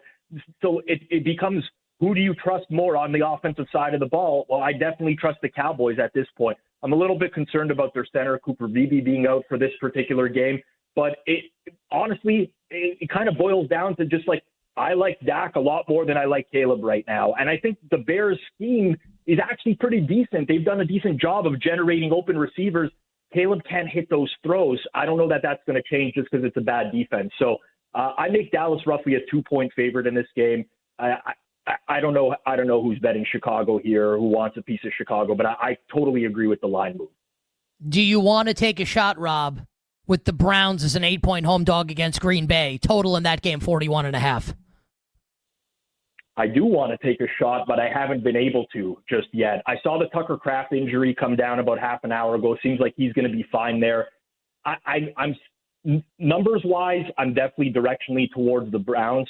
I do have a concern that last year the defense gave up a lot of explosive plays, and Green Bay's been able to generate a ton so far this year. A very good offensive scheme. So I'm kind of sitting right around 7, but I have not bet the Browns.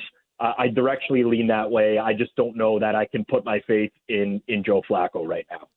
Backup quarterback bowl in Minnesota. Carson Wentz and the Vikings, Jake Browning and the Bengals. Minnesota, a 3-point home favorite, but looks like this will drop back to 2.5. Total bet up to 42.5. Yeah, I like some over here as well. I'm still monitoring. You obviously have Ryan Kelly and Christian Darris on monitor on the Minnesota offensive line. Defensively, though, Van Ginkel would be another one I'd monitor for the Minnesota Vikings. But it's not that it's not there's definitely downgrades to the quarterbacks here. But Jake Browning will still push the ball downfield. Kind of reminds me of like the Nick Mullins experience from the Vikings a couple years ago as well, where he'll make some mistakes, but he'll push the ball. Minnesota gets Carson Wentz in there. I don't like Carson Wentz. The last time we saw him, he was still a pretty bad quarterback. But the Vikings offense has been so sheltered with J.J. McCarthy. I mean, you look at the play calling from Kevin O'Connell, and they're not even trying to move the ball downfield. I think just by virtue of having Wentz in there, they push it a little bit more. So Bengals defense is bad. Vikings defense could be bad with the amount of injuries that they have. Flores faced Browning a couple years ago, and Browning had a huge game against him. So I think this is going to be a sneaky high-scoring game as well. I played some over here.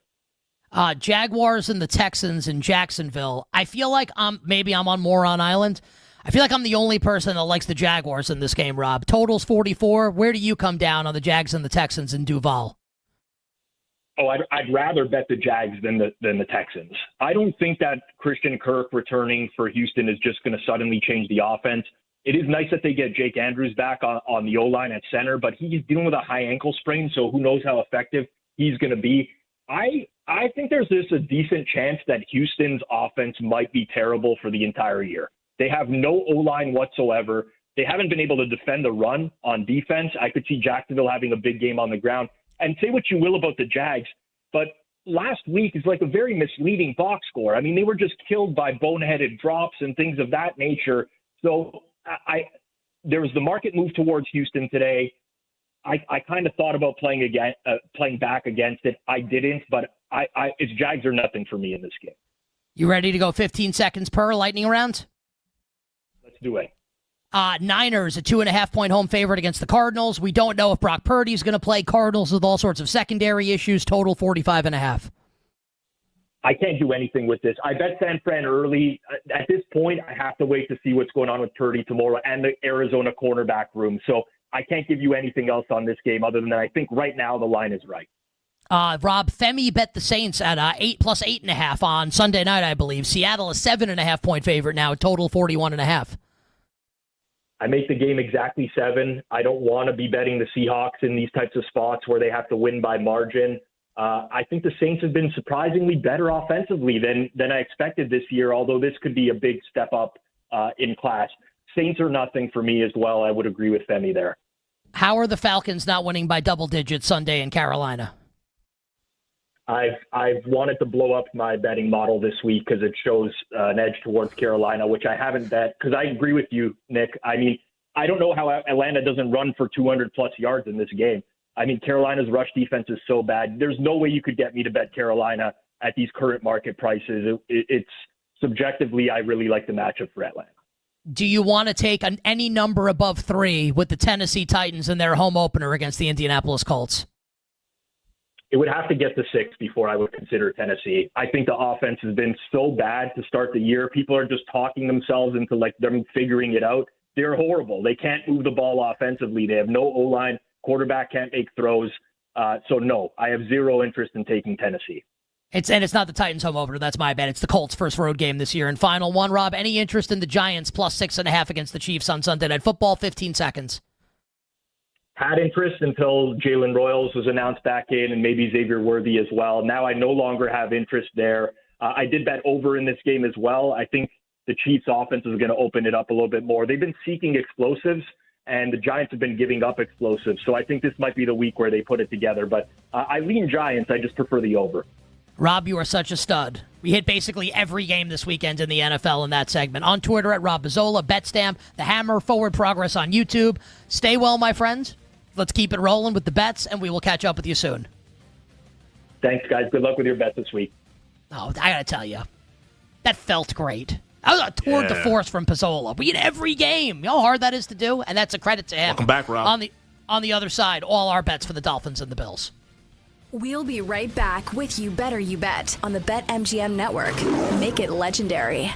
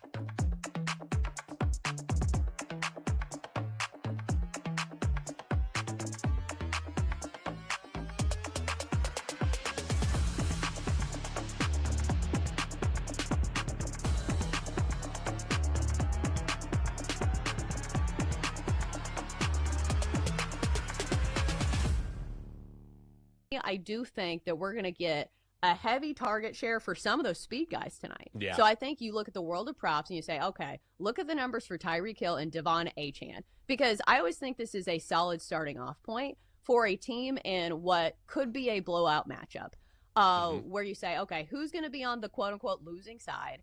And so they're going to be playing catch up and they're going to get a lot of reps. Like even in garbage time, like this is when props, can be turned into winners. So I think Devon Achane is a good look tonight. I looked at his rushing and receiving though. It's 96.5, which is pretty high, but he's gone over this number. Last game had a monster game when it came to both rushing and receiving, had 30 yards rushing, 92 receiving. And so I think if you're picking one of those, I think I'm going to go with receiving here. He had 10 targets last time around against the Patriots, 92 yards. And so his number today is 37.5 for -140. I feel like that is a very gettable number. And especially on these short weeks, the short and dumpy passes to running backs, especially when you're quarterback, like the narrative on Tua is that like he's not very good past his first read. So, like, it feels like a perfect situation to play a running back receiving prop. And especially when Devon Achane is probably the best player on this team, I feel like it makes a lot of sense as a receiving prop.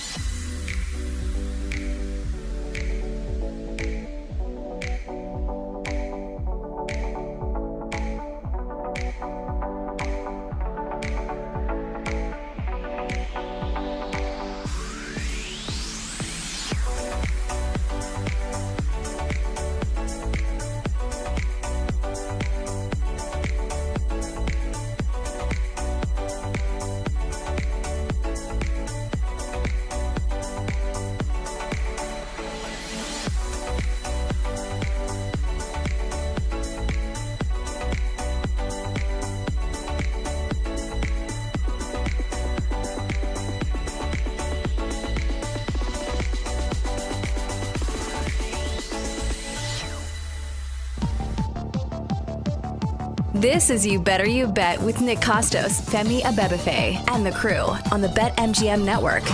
Make it legendary. All right, got to dole out some thank yous before we wrap up the tremendous Football Thursday edition of You Better You Bet with all our bets for tonight, including side total and props for the Dolphins and the Bills. Guys, just as always, just be monitoring the wire, a.k.a. social media, Twitter, whatever, for the injury information. We just want to make sure the players that are in, we think are going to be in and out, etc. So we'll bring you all the latest injury info, side and total for the Dolphins and the Bills. That's coming up in moments. But first, we need to tell you about our show sponsor, BetMGM. Go for the end zone without breaking a sweat with today's Pro Football No Sweat token. You'll get your stake back in bonus bets if your wager does not win. Make it legendary with BetMGM. Download the BetMGM app and please gamble responsibly. We also would like for you to do two things, the listener and the viewer. Number one, subscribe to You Better You Bet wherever you find your podcast. To search You Bet wherever you find your podcasts. You can catch everything from today's show, including our three tremendous guests who I will shout out in 1 second, Femi's award breakdown, my thoughts on a couple of the big games on Sunday, and some of our most embarrassing stories from earlier in our lives trying to get with women. Search You Bet wherever you find your podcasts, and also like and subscribe to the BetMGM Network YouTube page, youtube.com/@ the BetMGM Network. We know you're there watching and listening. We see the numbers. Everything's up across the board. All we ask in return Subscribe to the podcast, like and subscribe to the YouTube page. It helps us for all the entertainment that we bring you for free. It's not free. The company pays us. And well, but you don't. So don't be a freeloading POS. YouTube.com/@ the BetMGM Network. Our executive producer, Bill Zimmerman. Our technical director, Tyler Morales. Our engineer, Jake Hassan. Our video producer, God's Perfect Creation, downtown, Mike Brown. Our three tremendous guests on the show today. The great Ian Eagle, who is amazing as per usual. Jay Croucher from NBC Sports. And pro sports bettor, Rob Bazzola. Coming up after us, a 4-hour live betting extravaganza known to you and yours as BetMGM Tonight, featuring our friend Ryan Horvath and our guest at this time, candidly, the very disappointing Brad Evans. Brad, happy Tequila Thursday. Hola, amigo. Hola, amigos, mas tequila. We have a bone to pick with you. Oh, okay, great. Bring it on. Now, I want to preface this by saying we are in great appreciation of the fact that you don't have to do this hit with us that you do every day. Now, like, you could want to do it because, like, we promote BetMGM Tonight, but also, like, it's great for us. Like, we love having you. It's great content for us, and we very much appreciate you taking time out of your day right before your show is about to start to come on our show. This is what we like to call, and like when you talk for a living, softening the blow. Brad. The things read that you gave us. Yes. I don't want like Brad Evans throwing like you're throwing like an 82 mile per hour change. I need like 100 mile per hour Brad Evans. I need you to put. Oh my goodness. I want you to do an impersonation of what Russ did, except you're doing it.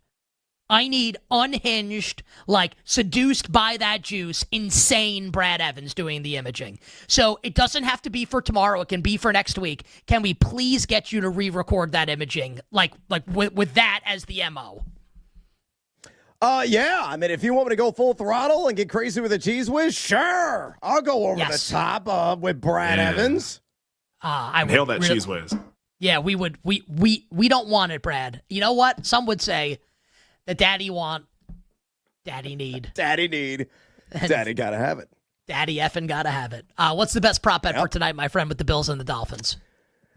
This one just popped up about 3 hours ago, and I jumped on the opportunity immediately. Malik Washington. Everybody's been antsy for Malik Washington props, but I'm taking the over on 1.5 rush yards. Do your best Deebo Samuel impersonation, por favor, and I think he ultimately could because he has essentially been the Deebo Samuel in this Miami Dolphins offense. Week 1 had 1 carry for 9 yards. Last week, 3 carries for 23 yards against the New England Patriots. You look at Buffalo, again, they're down Matt Milano. They're down one of the best interior defenders in Ed Oliver as well. They're number 26 under the night in rush EPA defense. Zay Flowers had a couple of quote-unquote carries against them for 8 yards back in week 1. And you look at Washington, he's playing over 60% over the overall snap share. And the guy's got an ultra-low ADOT, which tells you he is utilized primarily in the short field. So maybe it is a behind a line of scrimmage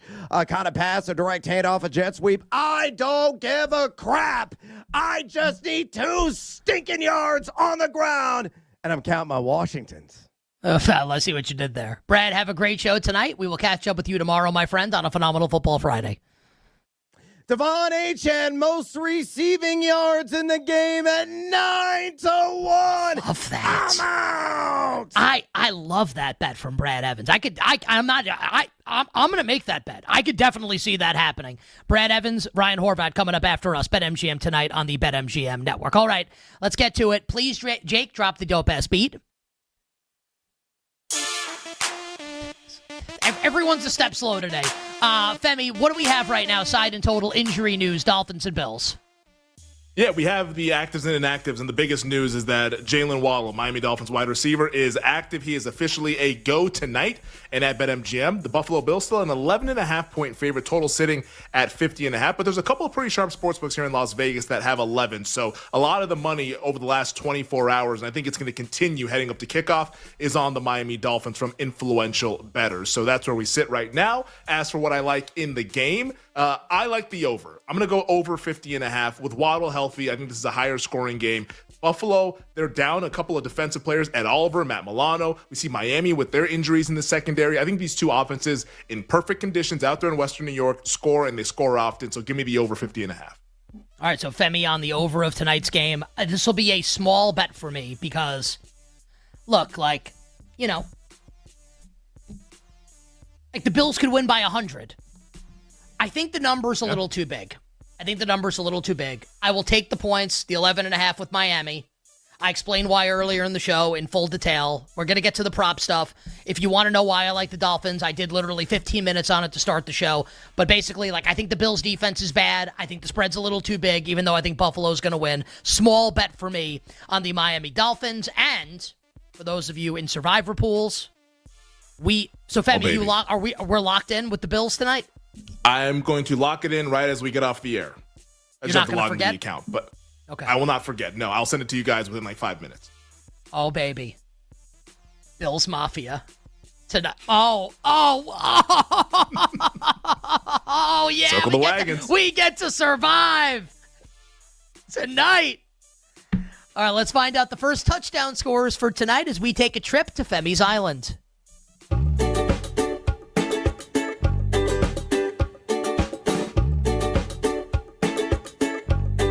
Let's go to the island, folks, out in Western New York for Thursday night football. And we have That's the not Miami a great Dolphins island, right? It's not really that tropical, right? Western New York, unfortunately.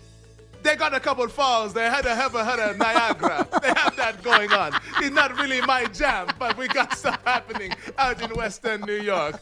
But for Miami, how about our guy who's been getting thrown under the bus? Everyone saying he's a problem. He is a problem, and he's going deep tonight. I've never seen Tyreek Hill at 15-1 to be your first touchdown scorer. I don't care if he's tardy to the meetings. He'll be right on time this evening. And for the Buffalo Bills, from the island, we go to the creek.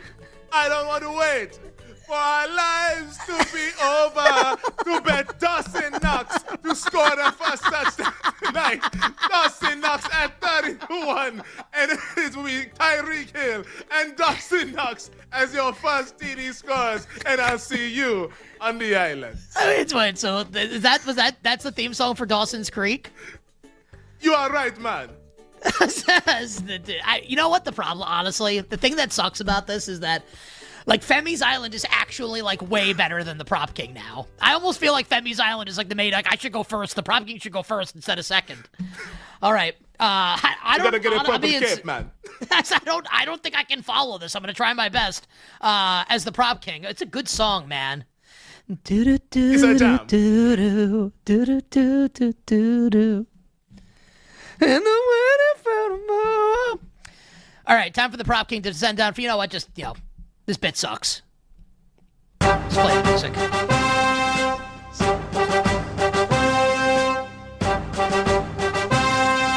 Now approaching the betting window, it is your Prop King, Nick Costos. All hail King Costos. All hail King Costos. Worship me, slobs. Pigs is better, right? I gotta go, yeah, like that. But worship me, pigs. I gotta go back to the drawing board here. Like I'm getting outshined big time here. Because actually, it's a little upsetting. But I'm always honest, right? If Femi's Island had me rolling, and now here I am, doing this stupid shtick I've been doing for 6 years.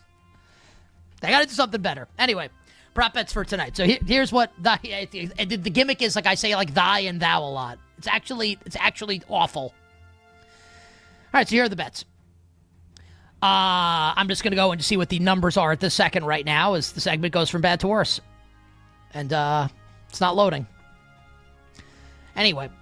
Matt Milano is out tonight for the Buffalo Bills. Ed Oliver's out for the Buffalo Bills. I think the middle of the field is going to be open all game long tonight for the Miami Dolphins. So what I want to do tonight is play the guys that I think are most likely to take advantage of Sean McDermott's zone coverage. Those players are Devon Achane and Jalen Waddle in the pass game. I'll go over on both.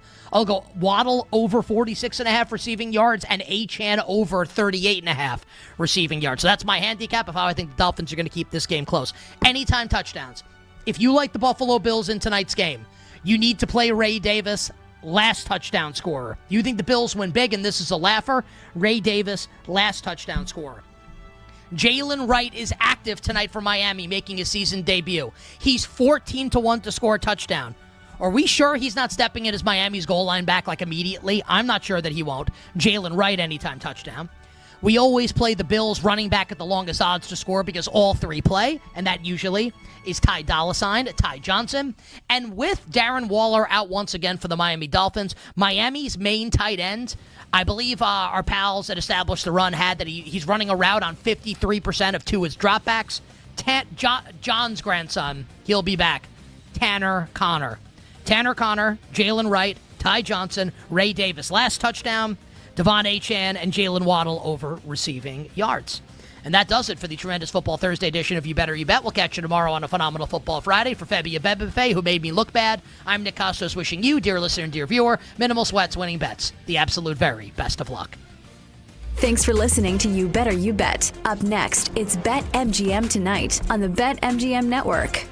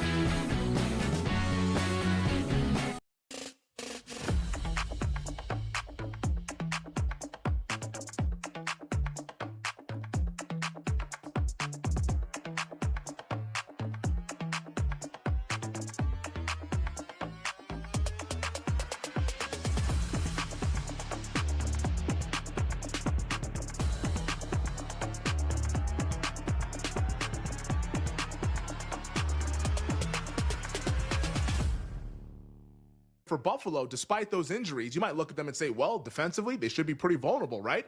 Yeah, I think that's a fair argument to be made. But I think for Buffalo, the big thing with me and Buffalo tonight is that there has to be urgency for the Bills. And in fact, this might sound crazy, but when I lay it out there, you're not going to think it's as crazy as the initial shock. But I actually think tonight is a must-win for the Buffalo Bills. Like, at the end of the day, this is a game they cannot afford to drop. Because it's not to say that their season is over if they lose. No, they're 2-1. They'll be fine. But this is the kind of game they must win if they want to have home field advantage. How many times have you heard me say Buffalo needs to secure home field if they're going to finally get over that hump? You can't drop these kinds of games. And now if you're Buffalo, after this 2-0 start, having beat the Baltimore Ravens, now's the time to get fat. Now's the time to get aggressive. It's like you're on the blackjack table and you just had this like insane hand to start the shoe, like splitting eights multiple times, doubling down multiple times, dealer bust, and bang, here you are with all your riches.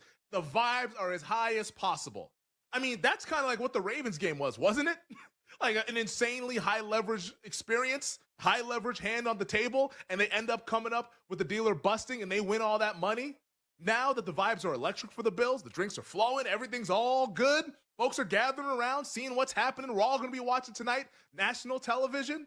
Now's the time where you press the gas. You don't get up mid-shoe and say, you know what, I'm happy with my winning. I'm happy 2-0. We can drop a game. We're all good to go. We're going to control this division. Now's the time for the Buffalo Bills to press their luck because let's keep the good vibes rolling because over these next few weeks, home Miami, home New Orleans, home New England, it'll be a disappointment if the Bills are not 5-0 after this stretch. And if they do go 5-0, This season, they'll have the chance for everyone come January to come to their house in Western New York.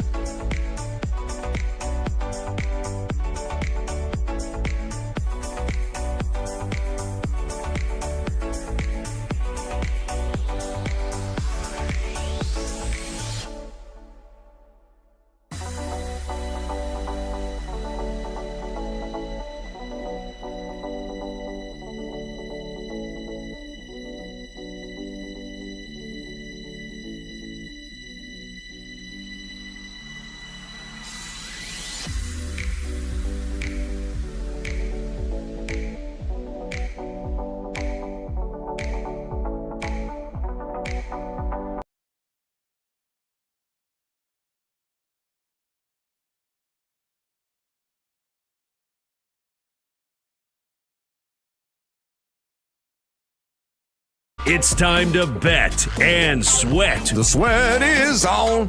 Yeah, the sweat is on. With your hosts, the big noise, Brad Evans. Not going to duplicate that. No way. No shot in the HE-double-L hockey sticks. And the mad better Ryan Horvat. You don't got to bet every game. That's how you see those guys that live under the bridge? They lay 25.5 with UNLV week 0. It's BetMGM tonight on the BetMGM network.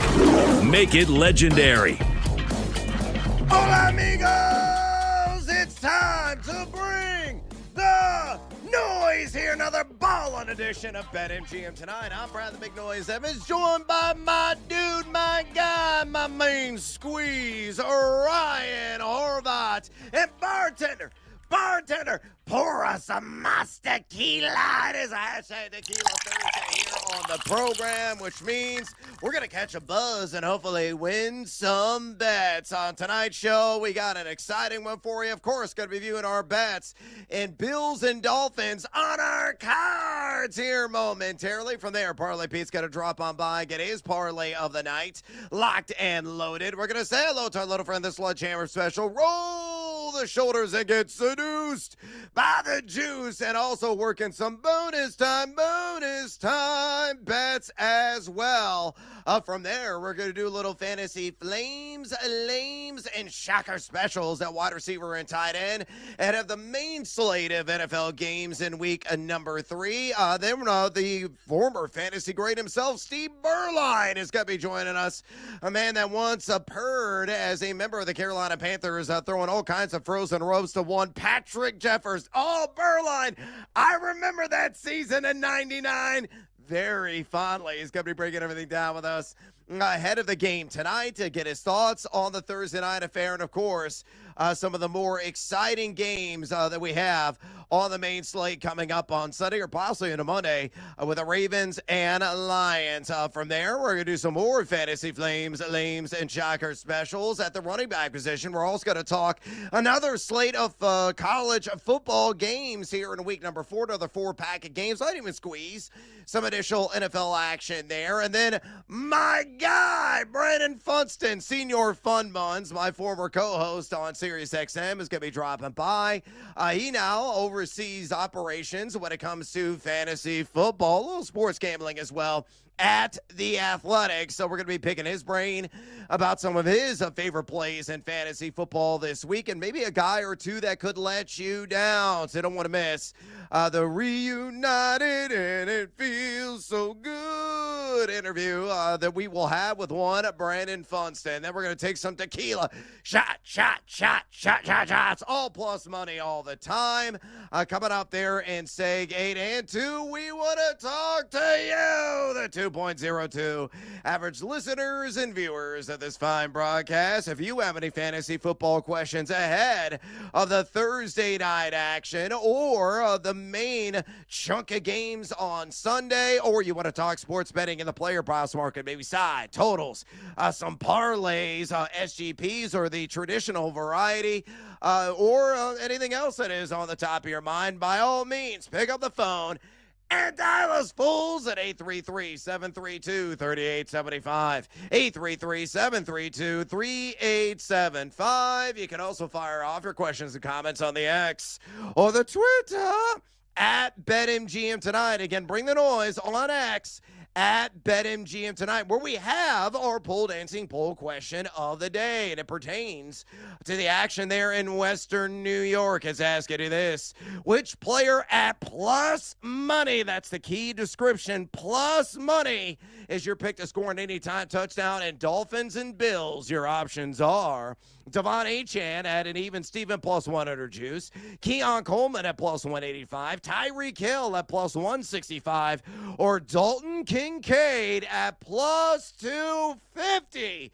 So far, over 210 votes cast. Make your voice be heard. Exercise your democratic right. Keep the votes coming and drop us a comment, a.k.a. bring the noise on X at BetMGM Tonight. Again, on X at BetMGM Tonight. Let me bring in my fancy, schmancy, and esteemed colleague, the one, the only, the outstanding Ryan Horvath. Another edition of Choose Your Own Adventure. Here are tonight's topics.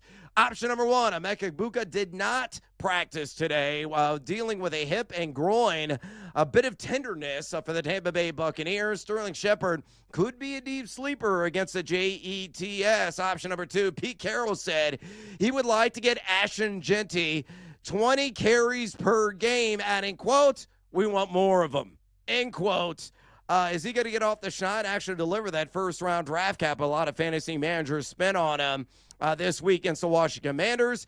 And option number three, speaking of the Commanders, Jaden Daniels increasingly unlikely to play.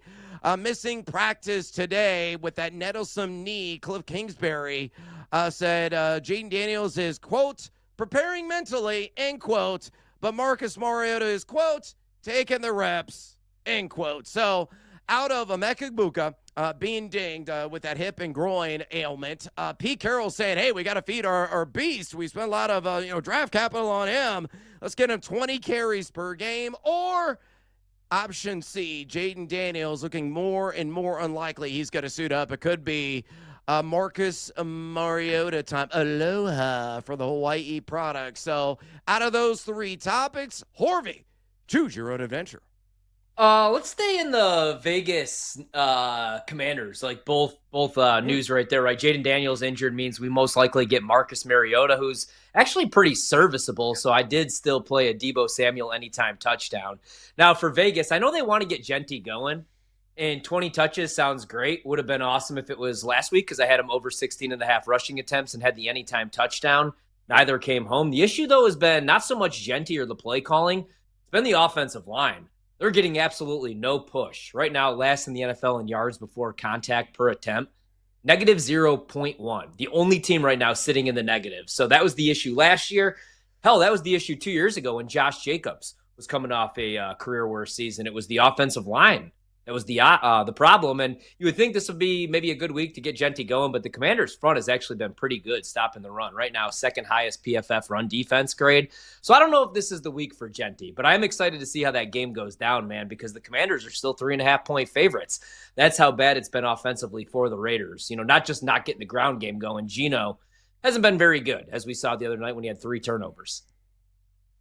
Yeah, that's indeed the case, and I am itching to get a little action on Marcus Mariota in a rush yards prop market. I'm really curious what that line is going to be set at against the Las Vegas Raiders. The Raiders have been shut down in the trenches defending the run, but that's against running backs, right? Marcus Mariota is a guy on RPO plays or just scrambling ability. Will call his own number on occasion. I bet he runs at least 6-7 times in the game. Horvey, you are an esteemed and astute odds line setter, so what do you believe The rush yards prop for Marcus Mariota is going to open at BetMGM here probably the next 24 to 48 hours. I'm guessing, my guess is somewhere in the low 30s. Am I too high?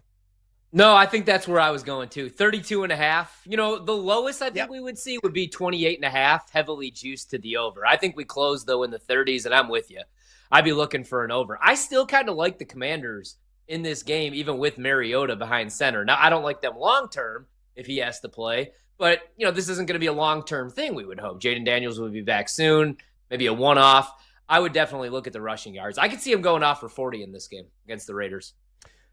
Yeah, me too. So you and I very much on the same wavelength there, mi amigo. Let's see if that stays true here in another edition of Our Cards, our top 3 plays tonight on this hashtag Tequila Thursday numero uno on your card this evening, mi amigo. What you got? All right, this one might not be too popular. I like the Dolphins catching 12.5. I think we're down to 11.5. I still like them over anything over 10. Now, I did like the 12.5 a little bit better, but if they lose this game by 13, 14 points, standalone game that the entire country is watching, Mike McDaniel is most likely back in San Francisco carrying the luggage for Kyle Shanahan, right? Or the run game coordinator, or whatever his title was in San Francisco. So I actually think the Dolphins are going to show some fight. They did last week. They actually could have won that game if Devon Achane doesn't step out of bounds. And, you know, if you're the Dolphins, you're 0-2, but there's still some hope, right? You do have talent. And next week, you get a home game against the Jets. After that, you get the Carolina Panthers. Right? After that, you do get the Chargers, but then it's the Browns and Atlanta. There's some winnable games, man. The season's not over. So I do think that they show some fight tonight. I'll take them to cover the 12.5 or 11.5, wherever we're at right now. And again, I think you and I are very much on the same page here. That's why I am going to play an entirely different card because I am an absolute wimp. Numero uno on my card this evening. Same game parlay.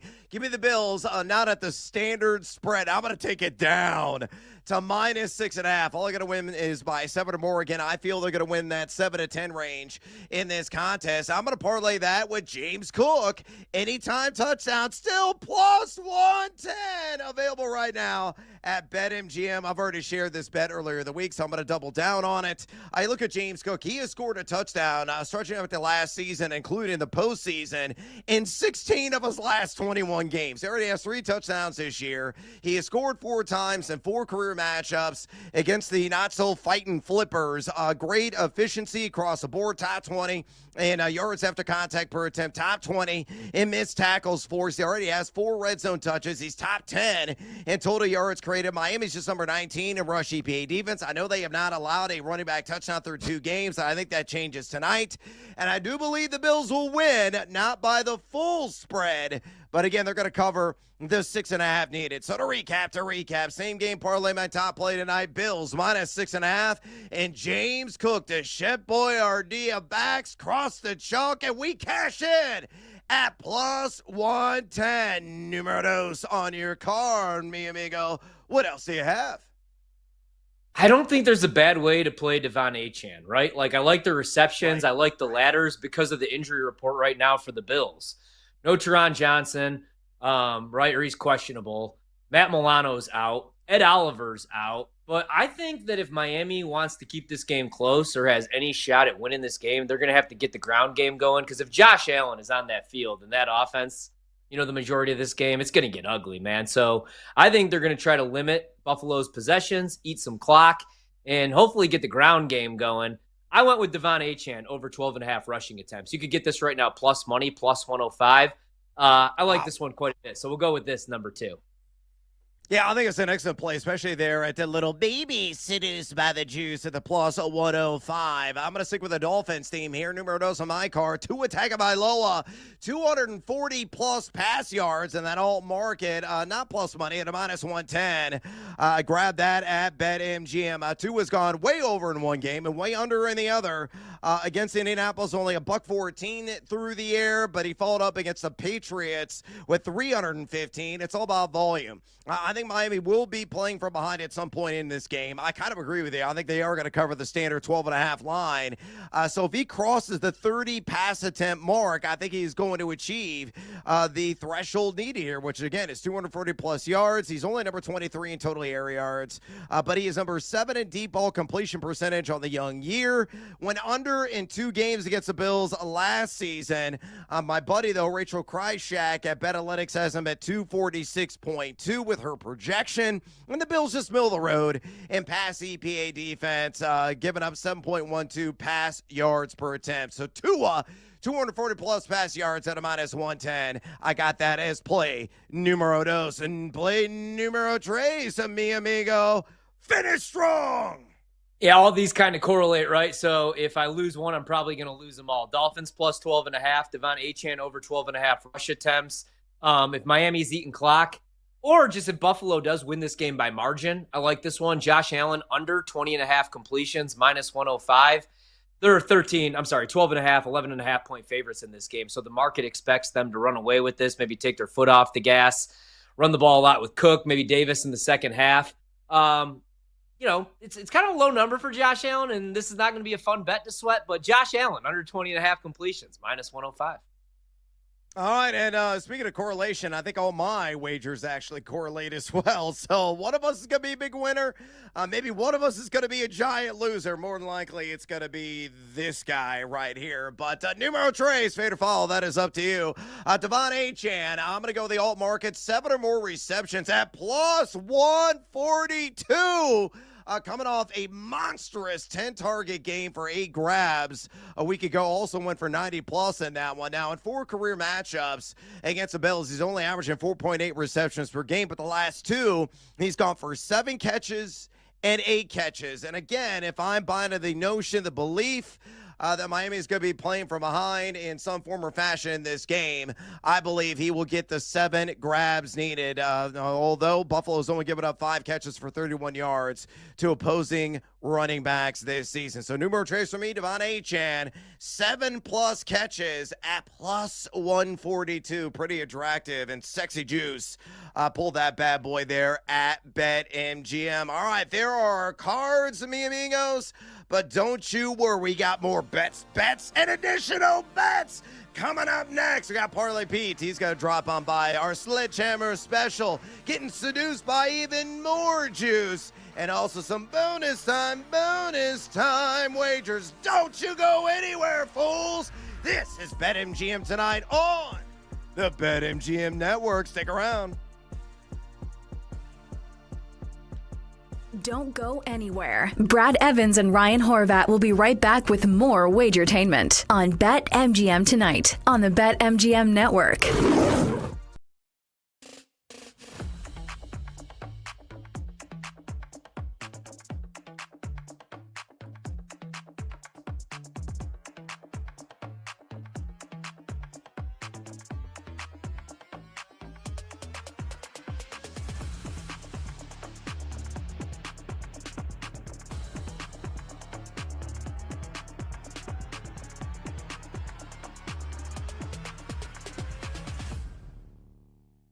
Here is what is most meaningful to me, Sam, when it comes to the idea of Seattle in Survivor. And yes, I am not a Darnold fan, but that defense in that house against Rattler, that is very enticing. Let's look at their future home games. Tampa Bay, Houston, Arizona, divisional matchup, Minnesota, Indianapolis, maybe they're really good, and the Rams. Those are the future home games for Seattle. When I pick Seattle in Survivor, I want to take them at home. This is their easiest game of the year. That's what the market is saying. That's what the schedule is telling me. There is no future value on holding on to the Seattle Seahawks. So if you are very confident that they're going to win at home this week, you should probably use them in Survivor. At least one or like a portion of your entries if you have a bunch of entries in different pools. Let me ask you this. What are you more confident in? Seattle beating New Orleans, same point spread, or Green Bay at Cleveland? Both. Yeah. Both. I don't think Cleveland's going to win. As somebody who has the Browns plus 8.5, I don't think the Browns win outright. Seattle's going to probably be the most popular play, though. And that's okay. As somebody who tried to avoid the great purge of week 2 and didn't take any of the public teams, I am now out in multiple entries. So I did it to myself, as I said. It looks like our guys in Chicago, Beef Loaf Chirizi, they love Seattle. Texting in real time right now. One of the guys likes Tampa. So they've got 2 entries. I'm a part of one. It's sounding like, at least right now, we're going to be looking at Seattle in one, Tampa in the other.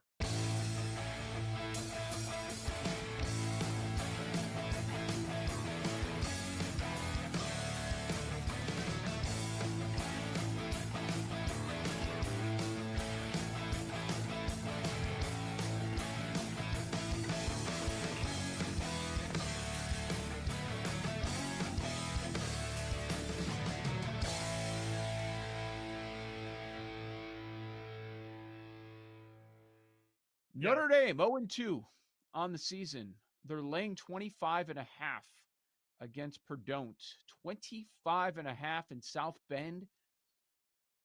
If there is any sign of trouble early in this game, the Boo Birds are going to be there, man.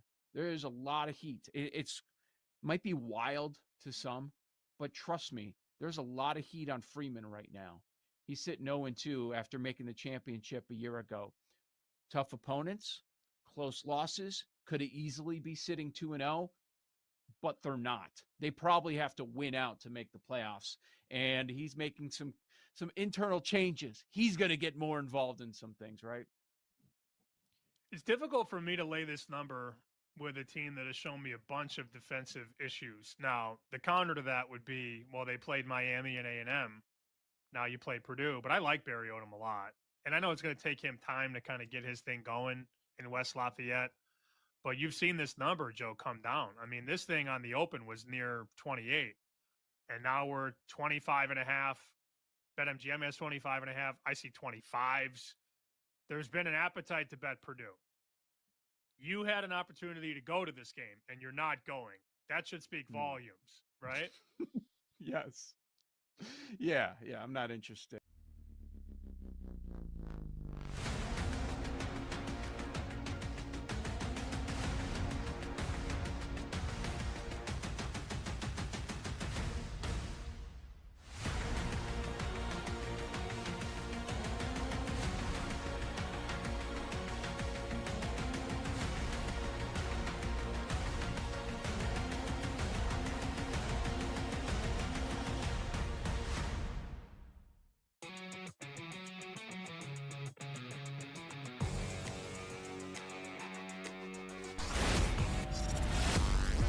It's time to place your bets. This is BetMGM Tonight on the BetMGM Network. Welcome back to BetMGM Tonight. Bradley McNally's Evans with you. Ryan Horvat in the house on this bartender. Bartender, pour us another stiff beverage. Hashtag Tequila Thursday. Just leave the bottle here. Hopefully, one of us will not need it tonight.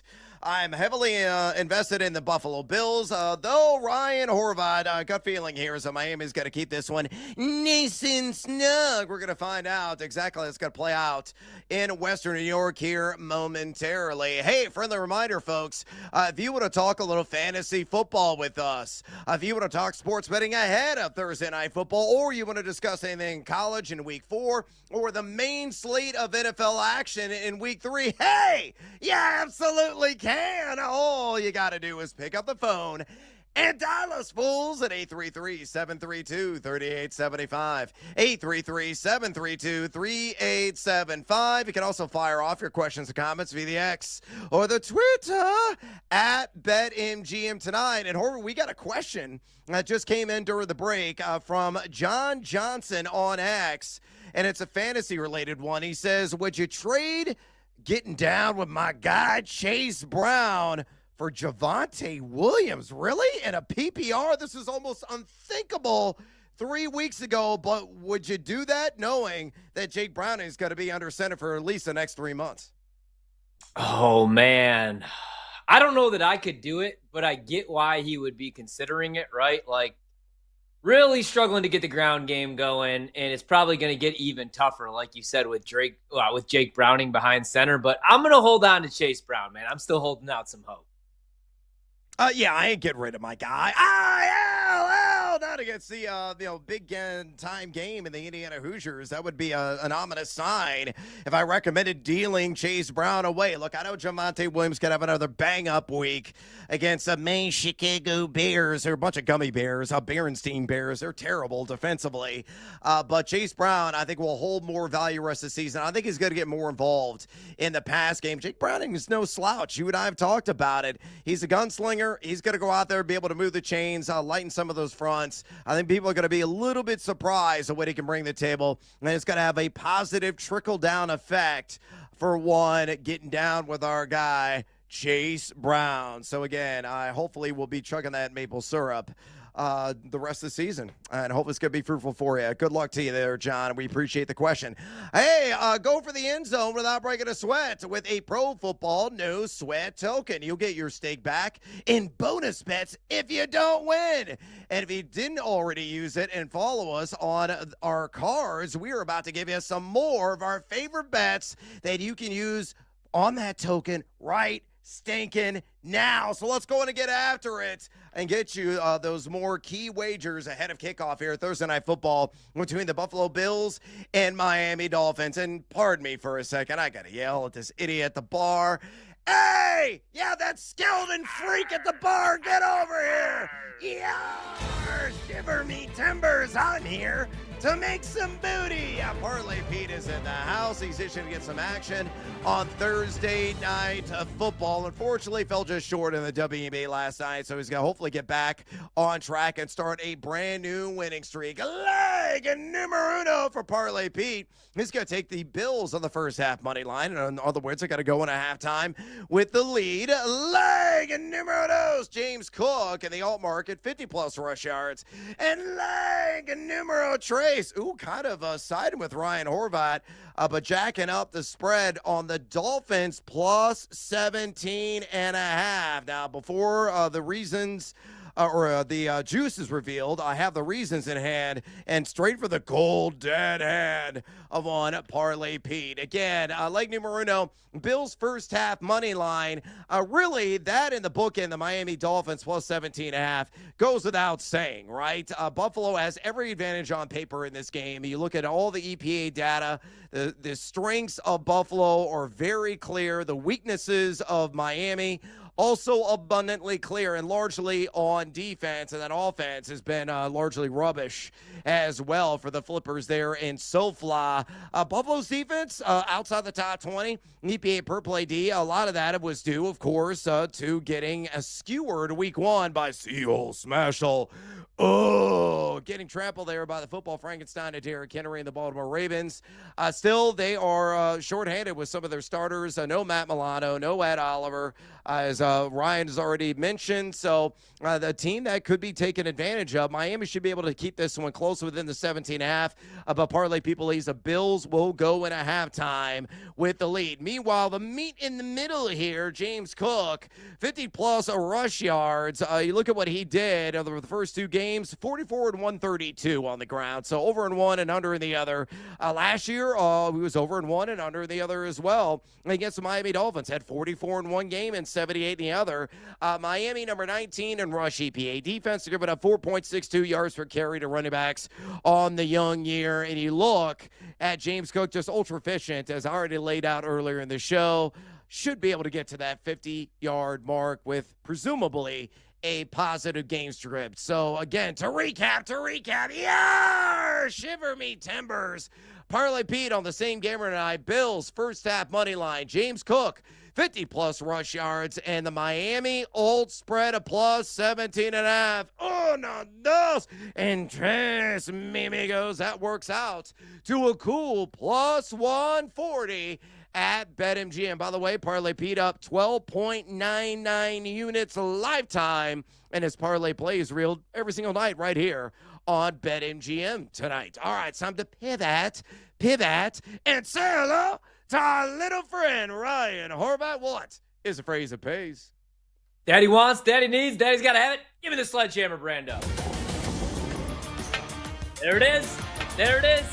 Now, this one has come up a little bit, guys, but I still think I like it. There's a good chance maybe it doesn't hit, but it's also a little hedge, right? So I got the Dolphins tonight. I got Devon Achane over 12.5 rushing attempts, and I got Josh Allen under 20.5 completions. But let's say I'm just wrong, and Miami has completely given up on the season.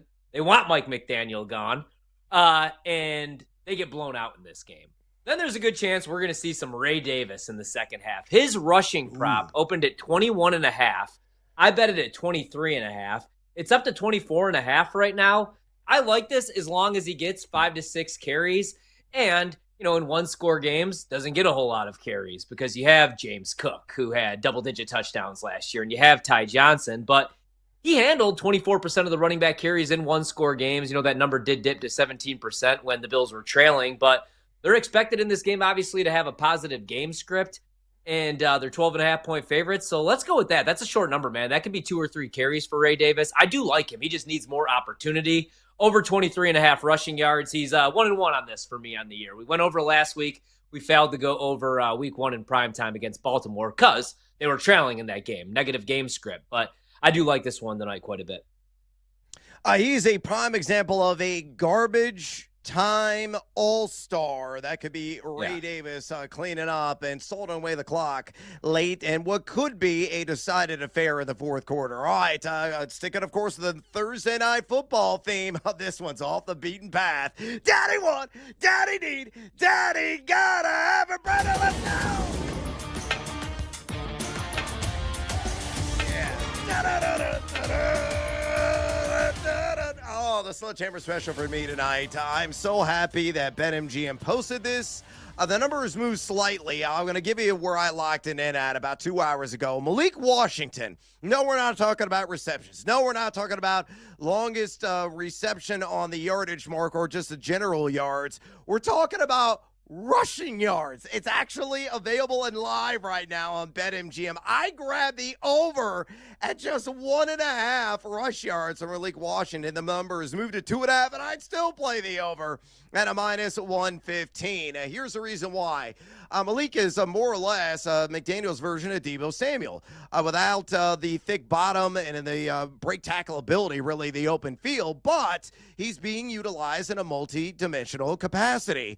In week 1 against the Colts, he had a carry for 9 yards. Last week, he had 3 carries for 23 yards against the New England Patriots. The Bills, again, no Ed Oliver in the trenches. One of the primary weaknesses defending the run, number 26 in rush EPAD on the season. One of the wide receivers they already faced this season in week 1, Zay Flowers, had a couple of carries in that game for 8 yards. And you look at Washington, he's playing 60.6% of the team snaps, ultra low ADOT, because he's primarily utilized in the short field. So whether it is a pass behind the line of scrimmage, a jet sweep, a direct handoff, I don't care. Mike McDaniel, save your damn job and make us some money in the process. Give the ball on the ground to Malik Washington, and hopefully he'll get at least a 2 or 3 yard gain. Does so, we cash in at minus 115. Love that bet. Then again, I also love Deebo Samuel's over on rush yards last week. And how'd that work out for us? Not great. All right, time to go ahead and switch gears right now and roll the shoulders, my man, and get seduced by the juice. All plus money all the time. Thank you, bartender, once again for the handsome and healthy pour. Let's better the bar, raise a glass, throw back a couple of shots, catch a buzz, and hopefully make some bank. What do you like at plus money tonight in Dolphins and Bills? I got to say, man, I really hope that Devon Achane, I don't know if he's married. I don't know if he has a girl. I don't know if he maybe lives at home with his mom. I hope that he had a nice breakfast this morning, took a nice warm shower, right? Maybe had a nice lunch, had a great day because I'm going to need him, man. Over on the attempts, and we're also going to go with an anytime touchdown, plus 130. That's the one guy right now on this Dolphins roster that I actually trust. Tyreek Hill did catch a deep target last week for the first time in about 10 years. Waddle's banged up, man. Let's go with Achane. He's played 30 games for the Dolphins. He scored in 18 of them. If they're going to keep this game close, they're going to need him tonight. So watch, Ollie Gordon scores 2 touchdowns tonight. I'm going to go with Achane, though, plus 130. Yeah, watch Tua call his own number on a couple of, tush pushes of his own and gets across the goal line. Unfortunately, not Achane, but anytime touchdown at plus 130 is a ridiculous price. Absolutely love that call. So much so, let's stick with some more Devon Achane. Most yards in the game by any receiver is 9-1 right now at BetMGM. I really roll the shoulders and get seduced by that juice. Absolutely ridiculous price and entirely there on the table. A guy that should be busy as dump off Devon in this game, which he was last week. He had 10 targets, 8 receptions, 92 yards through the air against the New England Patriots. Also had that receiving touchdown. You look what he did last season, a pair of matchups against Buffalo. One game, 8 receptions for 69 nice yards. The other game, 7 catches for 58 yards. Now, obviously, Tyreek Hill, we know he's got that big playability. The guy is nicknamed the Cheetah for a reason. He's got that elite speed, but is his head really in the game? And do you really honestly trust any Buffalo Bills wideout to be an accumulator in catches and yards? I don't. So unless Tyreek goes off because Waddle is dinged up, maybe he's a gamer and steps up and has like a Jordan flu game despite his ailment. I love Devon Achane to have the most receiving yards in this game. You're going to have to let it simmer. May not do a lot of ball catching there in the first half, but if the score gets lopsided in the second half, all in on Achane. And we're going to be doing some live dives and some of his receiving props to boot. So Devon Achane, most yards in the game at plus 900. I'm in. All right, bonus time. In Thursday Night Football, or maybe you're going to go somewhere else. Horvey, all I ask is for you to give our audience another bet. So give it to them. All right, I'm going to bet this one live right now. So last night, the only other bet that I had in this game was Keon Coleman, anytime touchdown. I bet that plus 200. You could get it right now, plus 180. I like betting these first touchdowns. I've actually had some success this year. We went with Dalton Kincaid, week 1 against the Ravens. That hit. Let's go with Keon Coleman. 10-1. First touchdown of the night and anytime, plus 180. Oh, that is certainly juicy. Spectacular. Even more juice than I just laid down with Devon Achane having the most yards in the game at plus 900. I mentioned Dalton Kincaid. I know you're high on him tonight. I like his over on 3.5 receptions. Grabbed it a couple of days ago at plus 135. So much sinking plus money here tonight on BetMGM tonight. You look at Kincaid, the first couple of matchups this season, 4 catches in game 1. Game 2, guess what? 4 catches. Let's make it 3 in a row with, you guessed it, 4 catches. He's only seen 14.3% of the team target share. It's not outstanding. Only number 19 in catchable target rate. Thanks, Josh Allen, for the misfires there. 10 combined targets in those first 2 matchups. But you look at Miami. They gave up 7 tight end receptions to Tyler Warren back in week 1, and then 4 combined to New England tight ends. So if they just do what they've done already this season against plus-size targets, they are number 29 in drawback EPAD. Dalton Kincaid is going to cash for your boy on the over 3.5 receptions at a plus 135. Horvath, you got to fade or follow that Kincaid action? I got a feeling you're going to be a follower. Yeah, I'm going to follow that, man. I like Kincaid again tonight, and I need him for fantasy football because I have no other options tonight in my dynasty league. So I'm going to need another big night for Kincaid. You know what that means? Dawson Knox probably getting in the end zone twice. That's usually how it goes. But no, I've been really impressed with Kincaid, man. I said this is most likely going to be the breakout year for him and Keon Coleman. I do like both players. Josh Allen's awesome, but their offense has been a lot of dinking and dunking the last couple of years. So hopefully they open it up tonight. Stick around. We got to take a quick siesta. We come back. Fantasy Flames, Lames, and Shocker specials and wide receiver and tight end. Stick around, fools. This is BetMGM tonight on the BetMGM Network. Wherever you go, we're there. Listen to the BetMGM Network live on Odyssey, TuneIn, and now on the iHeartRadio app. Wagertainment for every fan.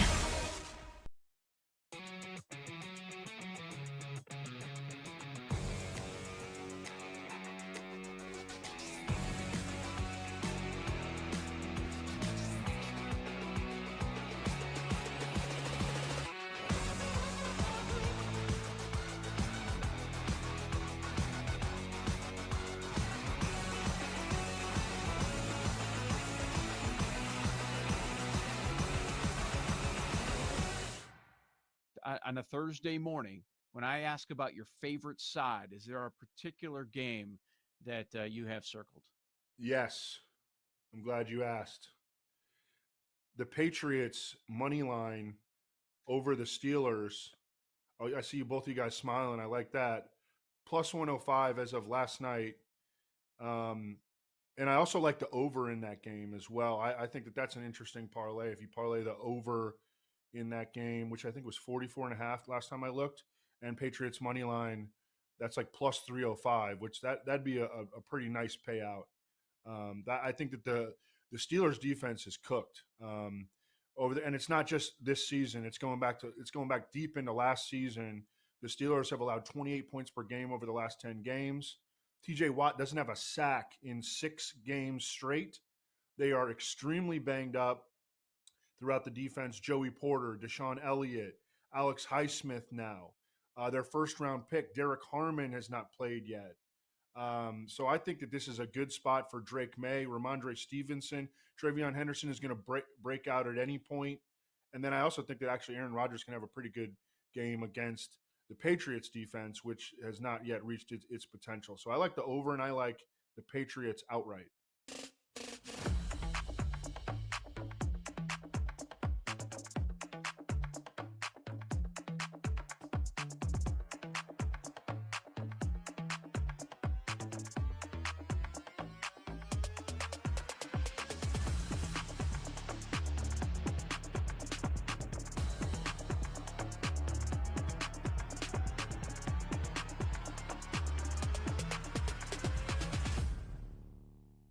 I think everybody was worried about how is Carson Beck going to look. He looks fantastic. He looks happy. He's got all these guys on the same page. He's got young, really impressive receivers. Malachi Toney, 17 years old. He's, putting up big numbers every single game. Joshua Moore last game, he pulled the Randy Moss, 2 catches, 2 touchdowns. And then they got veterans in C.J. Daniels, who's just like coming up with a highlight reel catch after highlight reel catch. And I think that was the big worry. It's like, hey, they lost their top 7 receiving targets last year and their quarterback. Can they really replenish that? Seems like they have. Seems like their running game's even better. So, look, there'll probably be some stupid ACC game that Mario Cristobal will blow, and I'll be, fuming. But, no, for right now, I think that, look, they took out Notre Dame, got everybody riding high. They had a game last week against everybody's little darling, upset darling in South Florida. They throttled them. They didn't belong on the same field. They beat them worse than they beat Bethune-Cookman. They got Florida coming in this week. Billy Napier probably in the line of coaching for his job. I think they feel very good about smoking them. And then, the big challenge is probably going to start when they get to Florida State. Rivalry game on the road. Big time challenge coming their way. But I think this team feels as complete as any Mario team has been. The line is just full of just absolute monsters. They're all like 6'8", 300 pounds. It's just a matter of hey, will he have one of those Mario Cristobal signature moments that's below it? And you're hopeful that's no, that they've overcome that with talent. But this does seem as complete a Miami Hurricanes team in his years here that he's ever had. So I get burned on this every year, and I'm not going to say that the whole blank is back thing, because that always just blows up my face. But they look very much as complete as they've been.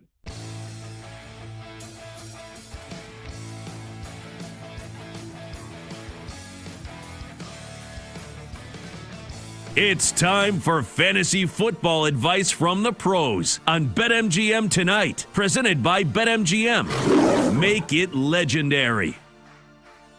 Welcome back back to BetMGM tonight. Brian the Big Noise Evans with you. Ryan Horvath in the house. Bartender, give us another round on this hashtag Tequila Thursday. Muchas gracias, mi amigo. Here is a wonderful tip.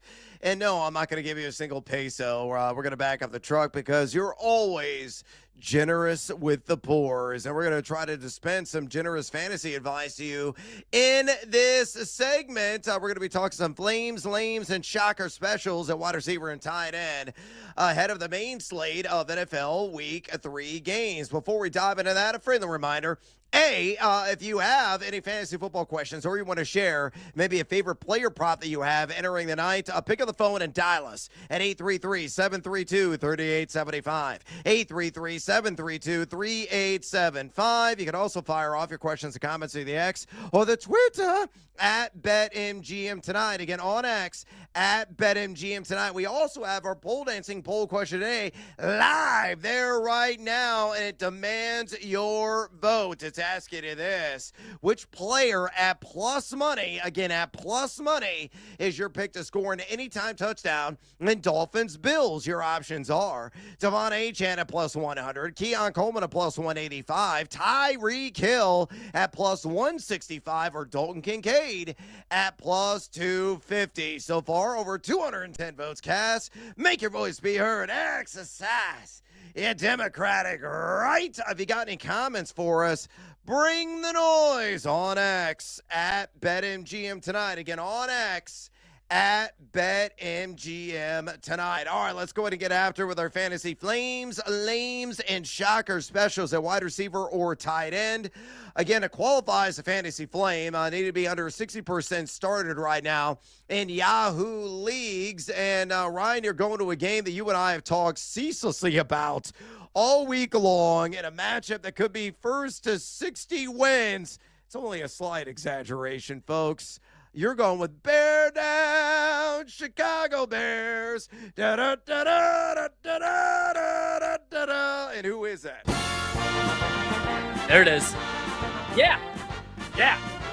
My team, although they've let me down here early on in the year. So, all right, I like two guys in this game, right? Like, I love Rome Odunze. I bet his props last week. I bet some ladders. Those all came home. And DJ Moore is kind of taking a back seat to Rome this season. Right now, wide receiver 54 in fantasy points per game, only has a 16.2% target share, a 23.3% air yard share, and a 19% first read share.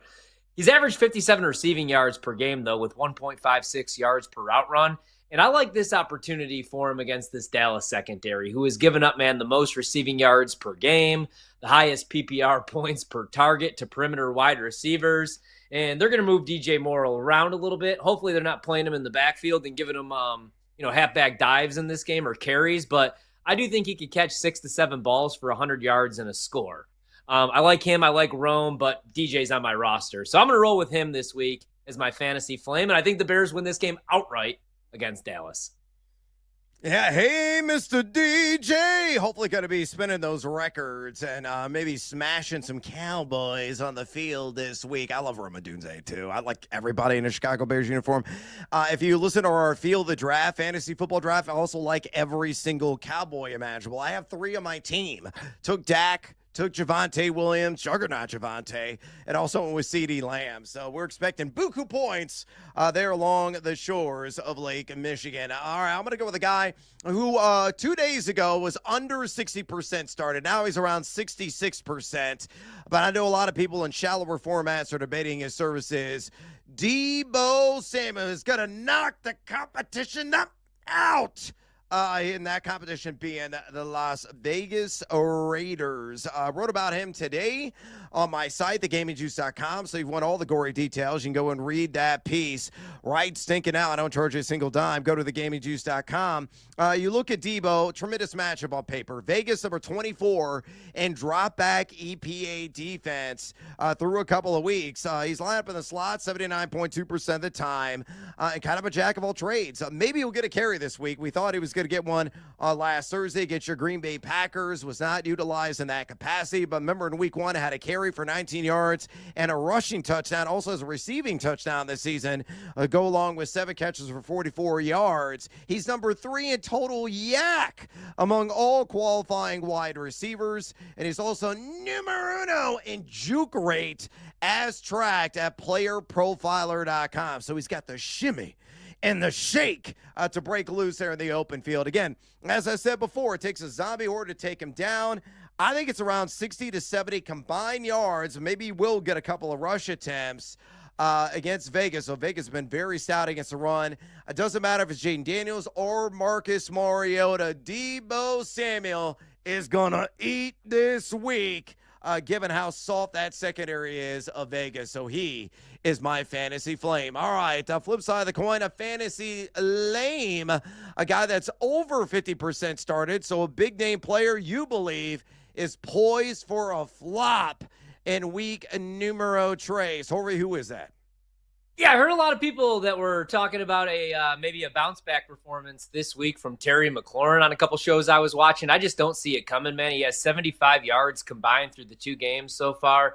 Week 3, looks like he's going to be catching balls from Marcus Mariota, who's a serviceable backup, but a major downgrade from Jaden Daniels. And I like Deebo again this week, man. I played him for an anytime touchdown. I love the price, anything over plus 150. Now, their pass defense is rough, man. They're giving up 256 yards per game, which is 27th in the NFL. So I could be wrong here, but I don't think he's all caught up yet, man. Back in game shape. So I'm going to fade Terry McLaurin again. One more week. Yeah, another guy that has really stumbled out of the gate that I'm going to fade once again. Brown is going to make you frown. Of course, I'm not talking about my guy Chase Brown. I'm talking about A.J. Brown, or it could be Hollywood. There's a lot of Browns in the NFL, but A.J. Brown's the one that's really dragging people down because they probably spent a round 2 or round 3 pick to acquire his services, and right now he is a wide receiver 85 in total fantasy points scored. Holy mackerel. And yeah, we're a couple of games in. You look at the LA Rams, they're numero uno in the NFL after a couple of weeks in drop back EPA defense. They've allowed the 7th fewest fantasy points to opposing wide receivers. Browns only got the 4 receptions for 25 yards. He's wide receiver 79 in yards per target, wide receiver 52, so uncharacteristically in total air yards. And a guy that I just think is going to do a lot of damage. If he sits or is in your lineup, he's going to do a lot of damage in a negative sense, just not getting it done overall. The ADOT at number 71, the yards per route run at number 79. I could just go on and on and on with A.J. Brown and how big of a disappointment he has been. So I say it's not a disappointing effort. Maybe like 3 or 4 catches. I think it's below 50 yards. I don't think he finds the end zone. I am fading A.J. Brown here in week numero tres. All right, give me a shocker special, a guy under 15% started right now that you feel could boom in the box score. I'm going to go with the tight end, man, that I actually just picked up off waivers this week. I'm going to go with Juwan Johnson, 50% rostered I saw. I'm a big fan right now with Spencer Rattler. It's hard to say that with a straight face. I watched both games. Y'all 22. He's making the throws, man. The numbers are good, but he's making the throws.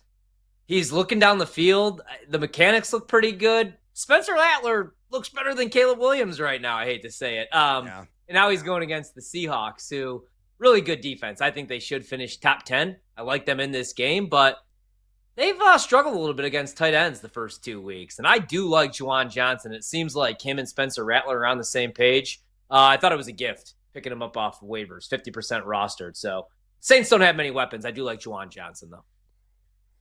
All right, I'm going to go deep in the bag here. Rashad Bateman, I believe, is going to blow up in a positive sense on Monday Night Football against the Detroit Lions. I know Bateman, he had a banner campaign last year, nearly 1,000 receiving yards, 9 receiving touchdowns.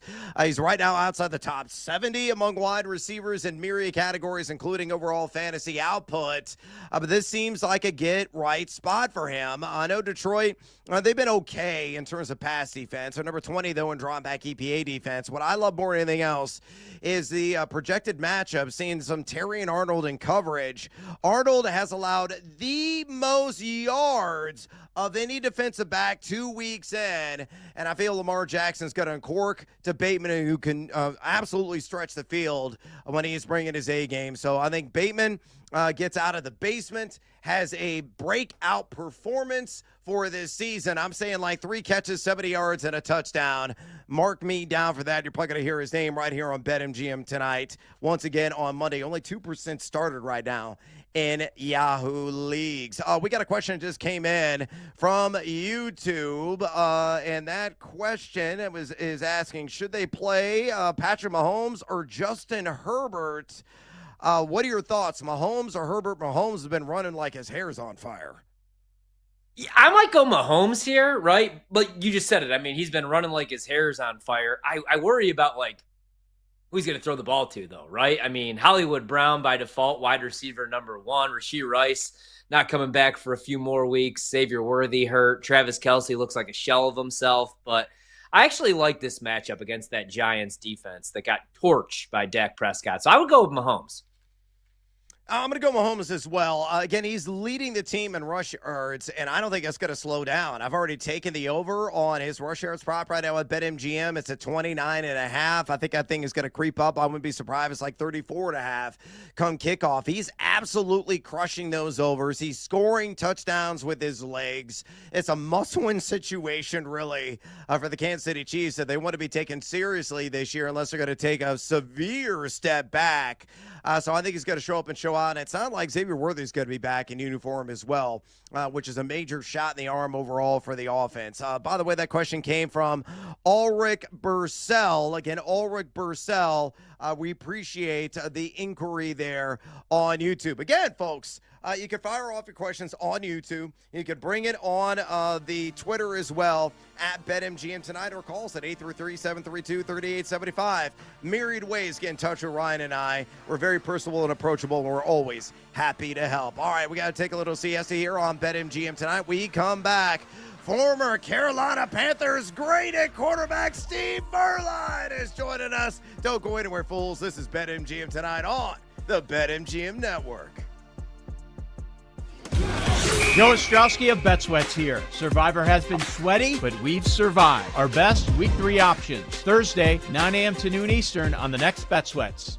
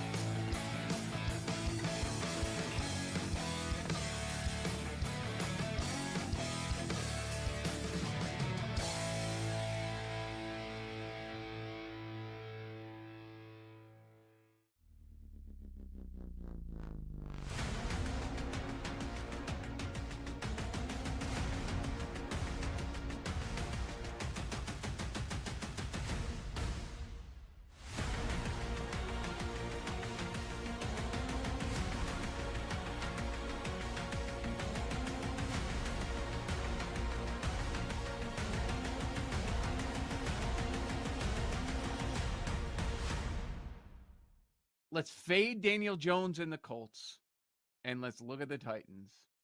Is this not the definition of a dirty dog? It was 3.5 earlier this week. Now I see 4. Now we're touching 4.5 at some spots. I don't know how high this number is going to go. It's kind of in that dead zone right now. Now that once you get past 4, like, is it going to go to 5.5? Is it going to get to 6? But bets, and I think, are difficult to pull the trigger on. Rookie quarterback, they haven't looked great in either game. Now, they covered the first week, not so much last week, but they did hang around for a half. They were leading for a half against the Rams. The Colts are the talk of the NFL. As crazy as that is, Daniel Jones is, and Steichen, great of a coach, and right now he's getting that steam for Coach of the Year. You understand why. Are they a great offense? Is this going to be short-lived? Nobody seems to know, but we've got a divisional home dog of more than a field goal, and I think they're a team that's going to be tough to pull the trigger on.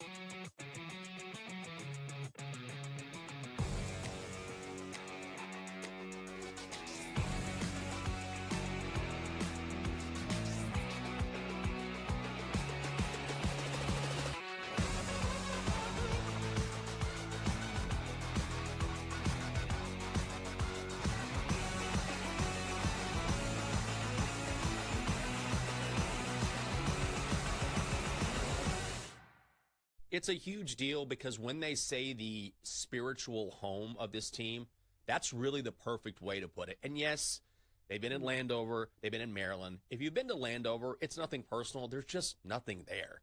There's just nothing there. And it's not D.C. It's not D.C. Virginia is not D.C. Maryland is not D.C. And yes, they're the DMV together.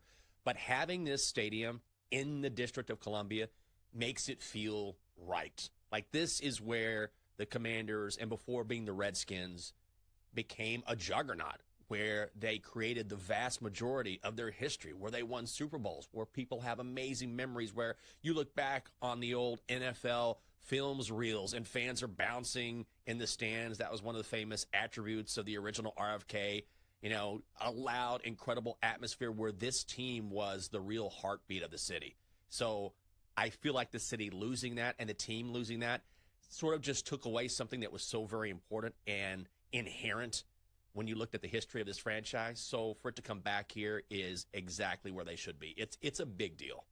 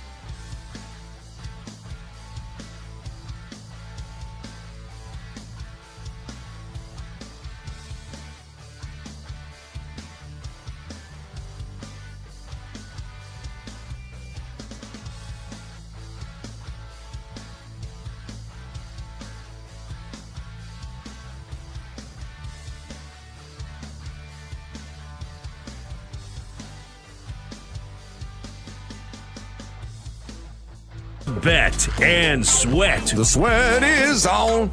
Yeah, the sweat is on. With your hosts, the big noise, Brad Evans. I gotta duplicate that. No way. No shot in the HE-double-L hockey sticks. And the mad better Ryan Horvat. You don't got to bet every game. That's how you see those guys that live under the bridge? They lay 25.5 with UNLV week 0. It's BetMGM tonight on the BetMGM Network. Make it legendary. Welcome back to BetMGM tonight. Brad the Big Noise Evans with you. Ryan Horvat in the house on this hashtag Tequila Thursday. Bartender, give us another round, baby. Your boy's so thirsty. Muchas gracias, mi amigo. Fine añejo. Tastes like vanilla and caramel notes. Oh, absolutely splendid. Also splendid is Steve Berline. Going to be talking to him momentarily.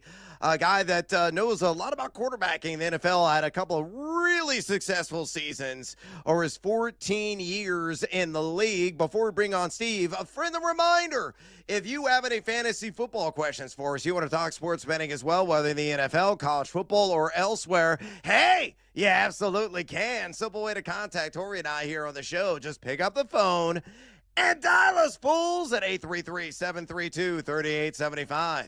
833-732-3875. You can also fire off your questions and comments via the X or the Twitter at BetMGM Tonight. Again, reach out to us on X at BetMGM Tonight. All right, let's go out to the phone lines right now and talk to Steve Berline. Again, play the NFL for 14 years. And Steve, that 99 season, my man. I remember that one so fondly. Patrick Jeffords, it's magical with the Carolina Panthers. Won me a lot of dough in fantasy back in the day. He's an analyst for the NFL. And college football on CBS. Steve, welcome back to BetMGM tonight. First question for me, my friend. Ahead of Thursday Night Football, the Bills are heavily favored right now against the visiting Dolphins, minus 12.5, as a matter of fact, at BetMGM. Game plan for us, if you don't mind. How can Miami stay within striking distance in this game and possibly save Mike McDaniel's job if the Flippers are indeed waxed in Western New York? Do you see McDaniel surviving as head coach through the weekend?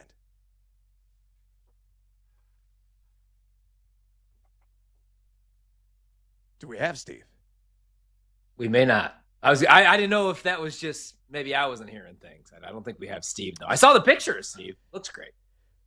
Yeah, he did look great. Apparently, Steve just was driving in a tunnel, and bye-bye. He dropped. So we're going to attempt to try to get him back on air. Okay.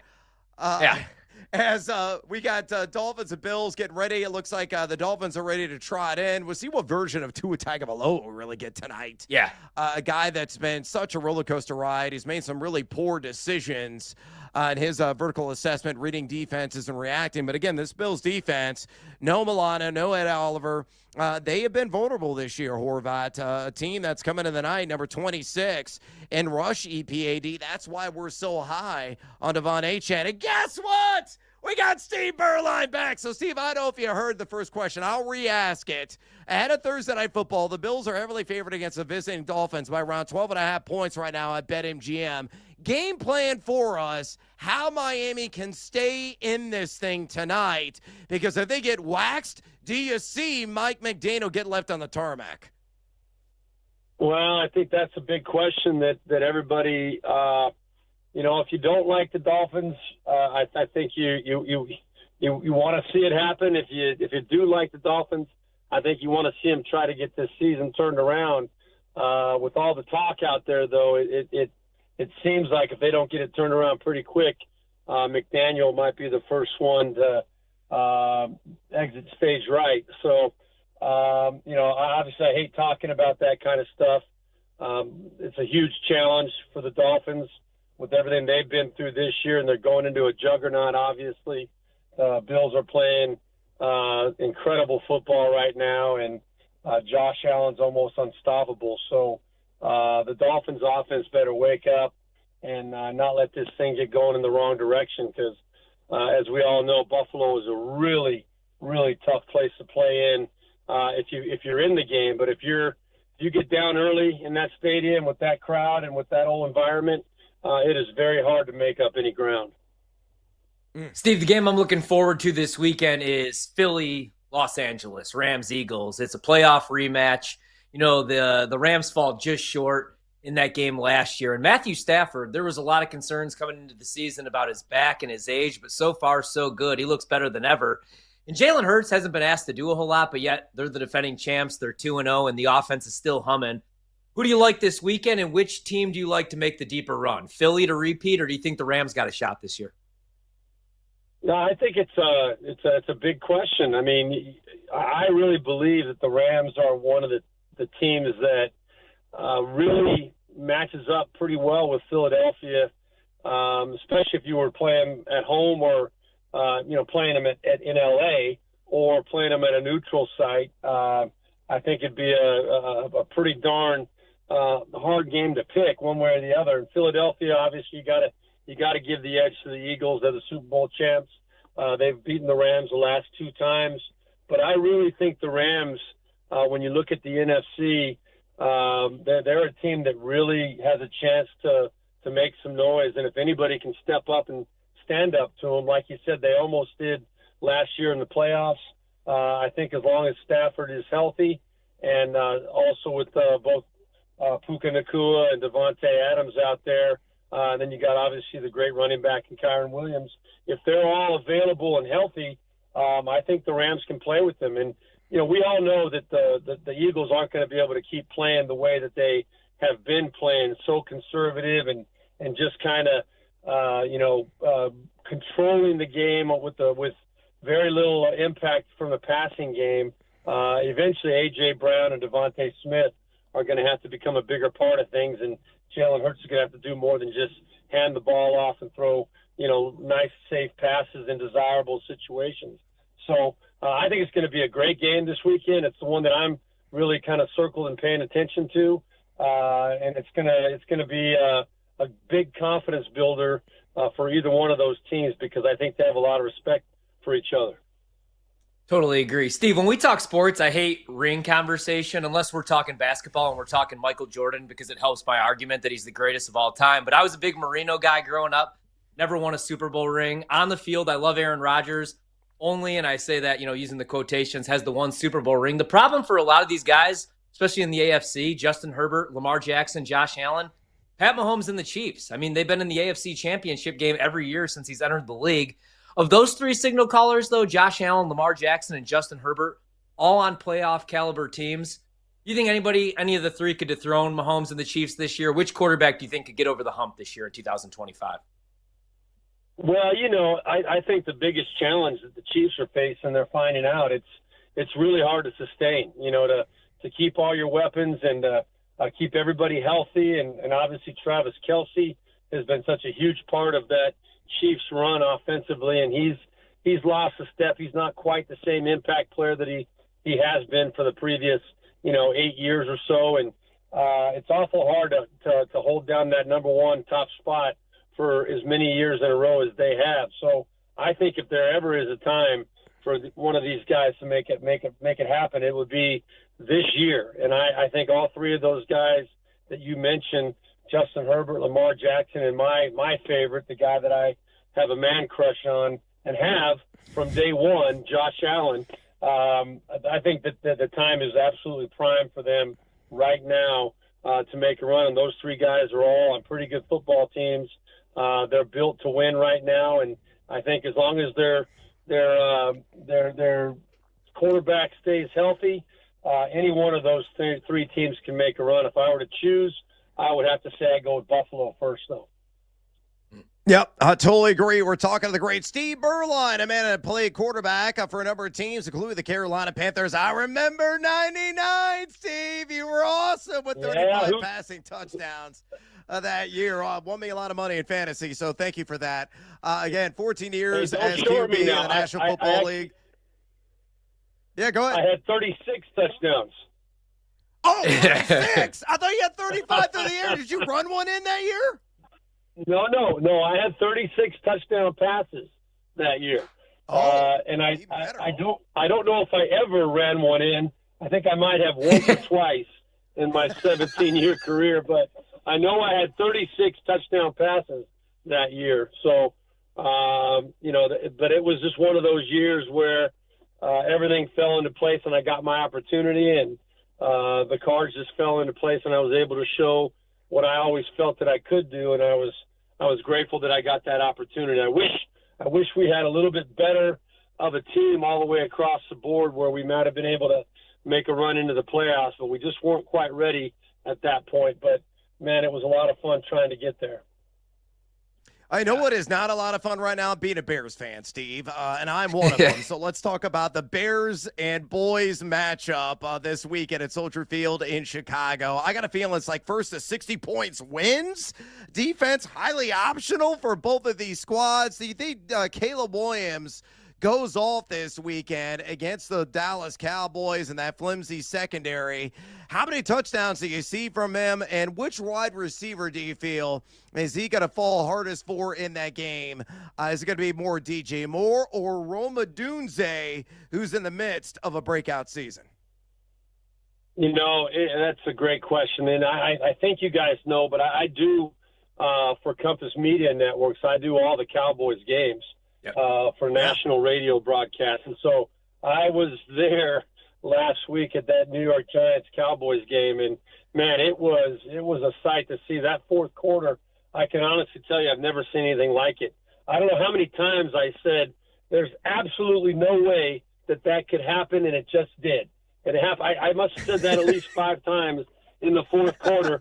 And the things that were happening just absolutely were mind-boggling, how open some of these guys were getting for the Giants and the Cowboys as well. But really, the busts and coverage that the Cowboys were making and the opportunities that they were giving Russell Wilson to hit Malik Neighbors and Wan'Dale Robinson down the field, it just blew my mind how they could they could continue to get those opportunities, and Dallas could not figure out how to make the adjustments. So, yeah, I think definitely the Cowboys are missing Micah Parsons big time. They're not finding a way to get any pressure on the quarterback to this point. I think Russell Wilson was sacked one time, but in general, he had plenty of time to stand back there and wait for these guys to get open down the field. And then, of course, he made the throws and played very well as well. But, yeah, the Bears got to be licking their chops going against that Cowboys defense and seeing all the opportunities the Giants had. But then, of course, the Bears have been the Bears also for the first couple weeks of the season. So, yeah, everything lines up for this thing to be a big scoring night. I really like Rome Odunze. DJ Moore, he's always going to be there. But you're right, Rome Odunze is having that breakout type of season. And when these young receivers get that confidence going and start believing that they've arrived, that's a pretty dangerous combination. And we know that Caleb Williams can make throws. He can get the ball to those guys. He just has to become more consistent. He's played really well in the first half of ball games, not so well in the second half. He's got to put 4 quarters together if they want to be able to stand up to the fireworks they're going to have to put up in this game this weekend. See, we got about 90 seconds left. I'll give one more in here real quick. Looking at the rest of the slate, the winless Kansas City Chiefs and New York Giants clash under the primetime lights on Sunday Night Football. Is this a get-right spot for Mahomes and friends, or does the futility drag on? Well, if it doesn't happen this weekend, if they don't get going in the right direction, I don't think, I wouldn't use the word it's going to get ugly for Kansas City because Andy Reid's been there too many times. Patrick Mahomes is too great. But losing a game like this, when you've lost three games in a row going back to the Super Bowl, we all know that has never happened in Patrick Mahomes' career. So it would be definitely, everybody's concerned right now. There's a lot of red flags in terms of concern about the Chiefs. But if they lose to the New York Giants this weekend, there's going to be an awful lot of conversation about the end of that dynasty and end of that run. I know the Chiefs would like nothing more than to kind of halt all that conversation. But, we'll just have to wait and see. I know Russell Wilson gained a lot of confidence against the Cowboys last week, and they feel they should have won that game. They really should have. So at home, I know they want to make a good, strong impression. I think it could end up being a pretty good football game, and we'll see if the Chiefs can still find a way to get it done. Awesome stuff, as always, from the great Steve Berline, analyst for the NFL and college football on CBS. Give him a follow on X at Steve Berline, and I stand corrected. 36 passing touchdowns and 99. Bravo, yeah, Steve! Baby. I appreciate you. Thanks, Steve. Go Irish. Thanks for having me. All righty, thanks. There you go, Steve Berline. Yeah, I shorted him a touchdown. I got it wrong. I did have him on my team that year. Do you remember Patrick Jeffers? Jeffers had a monster season that year in 99. Yeah. And I have both of them. That was a remarkable stack. All I love that he knew we his gotta go to exact break. stat, man. That's my kind of guy right there. Yeah, he did. I had 36. He corrected me. Yeah, and he was like, did I rush for one? No. All right, we come back. We're going to rush through some fade or follow, another 4-pack of games in college football, and we'll give you an update. Kickoff is about to happen right now. Thursday Night Football. This is BetMGM Tonight on the BetMGM Network. Don't go anywhere. Brad Evans and Ryan Horvat will be right back with more Wagertainment on BetMGM Tonight on the BetMGM Network.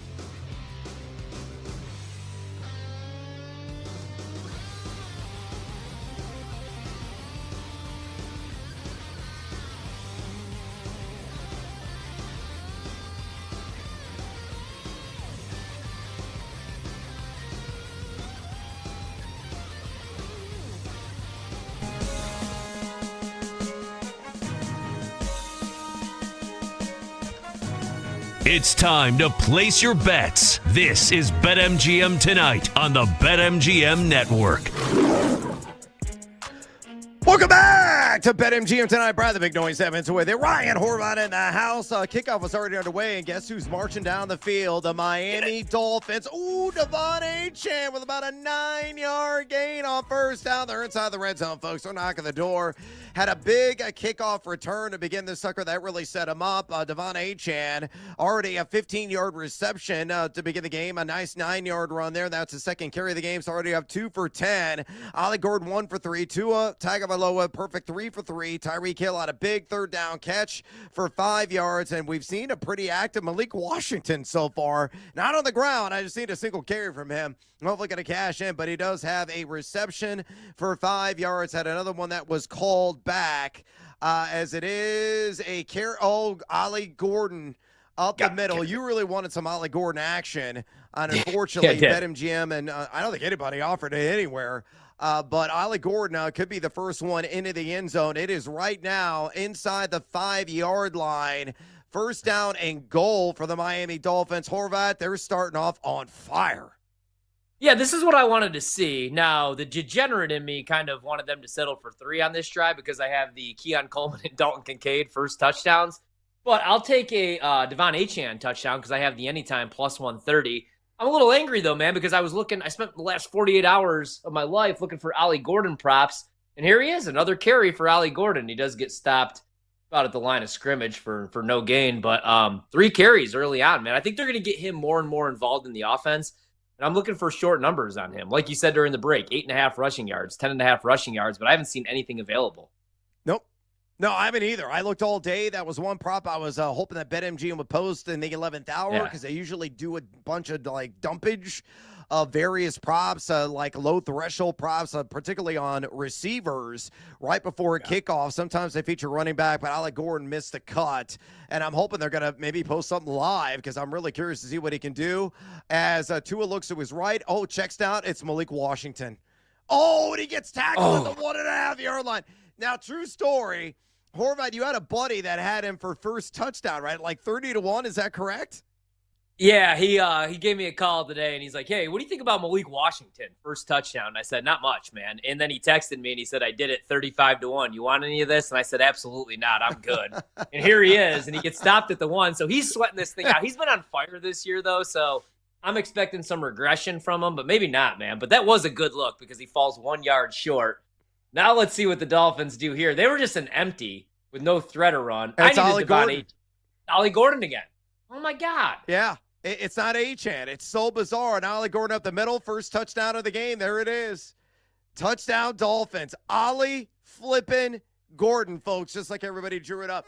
Again, you and I were high on Ollie Gordon. We wanted some kind of prop to drop, and there's our technical sounder. We got denied. And, of course, he scores the first touchdown of the game. Impressive drive by the Miami Dolphins. Maybe playing for their coach's continued coaching existence, that being Mike McDaniel. We'll see if Buffalo responds. I hope this is a harbinger of a high-scoring game to come. That would be spectacular here on a Hashtag Tequila Thursday. Hell yeah, man. I love the start for the Dolphins. I did forget one thing, though. I didn't change my survivor pick. I rolled with Miami. I'm breaking 2 rules. Thursday night game, divisional rival. Not that the Dolphins are really a rival to anybody right now. They've beat Josh Allen one time, right? Tua has and Mike McDaniel. But I don't know, man. Like I said, if you're the Dolphins, I know things are bad right now. You're 0-2. But standalone game, you're obviously going to show here. You do have talent, as we just saw right there. And that upcoming schedule, you get the Jets and the Panthers. You know, if you win tonight, if you find a way to win this game, you could be 3-2 in a couple weeks, and your season is still alive. So that's a little scary. And it's also a little scary that everybody on the Thursday night broadcast picked the Bills. Not one single soul picked the Dolphins. So we might be in big trouble. But yeah, I'll take an entertaining game. I'll take a lot of points, and I'll take a Miami cover, damn it. So if I do got to lose Survivor, at least make me some money, Dolphins. But I'm worried here. Yep, no doubt. We'll see if Buffalo can respond. 8:31 to go in the first quarter. Again, Miami up 7-0. Ollie Gordon, of all fools, the first touchdown of the game. By the way, our pole dancing poll question of the day, I'm going to go and shut that down. Let's give you the results. Which player at plus money is your pick to score an anytime touchdown in this Dolphins and Bills game? Your options were Devon Achane at plus 100, Keon Coleman at plus 185, Tyreek Hill at plus 165, and Dalton Kincaid at plus 250. Harvey, we had 215 votes officially cast. Who led the way? I'll go, you know what? I'm going to go with a plus money bet. Give me Dalton Kincaid plus 250. It was your boy, Devon Achane, plus 100 at 46%. Number 2 on the list, Keon Coleman, 18.6%. Or no, number 2 was Tyreek Hill at 19.1%. Number 3 was Keon Coleman at 18.6%. Number 4 was Dalton Kincaid at 16.3%. Our EP and man running the board, Brandon Combs, chimed in and said, Achane, the A-Train. Oh, going throwback there. We'll get in the end zone. I also like Keon Coleman and Kincaid tonight, but I had to pick one. I'm going to go with Achane at even money. So we'll see if that one comes to fruition already. A catch for 15 yards on that opening drive. That's what I need. Keep throwing the damn ball to dump off Devon, and he can rack the yards and the catches. Again, my favorite bet I had tonight was for him to lead all receivers in yards at plus 900. We'll keep you up to date on what the Bills can do on their opening drive. But right now, it's time for us to dig in on another Fade or Follow. Will you fade or will you follow? Whose car are we going to take? On BetMGM tonight. All right, we got another 4-pack of college football games ahead of college football week, a number of 4. And we got some big name programs, so we got some monster spreads in a couple of these.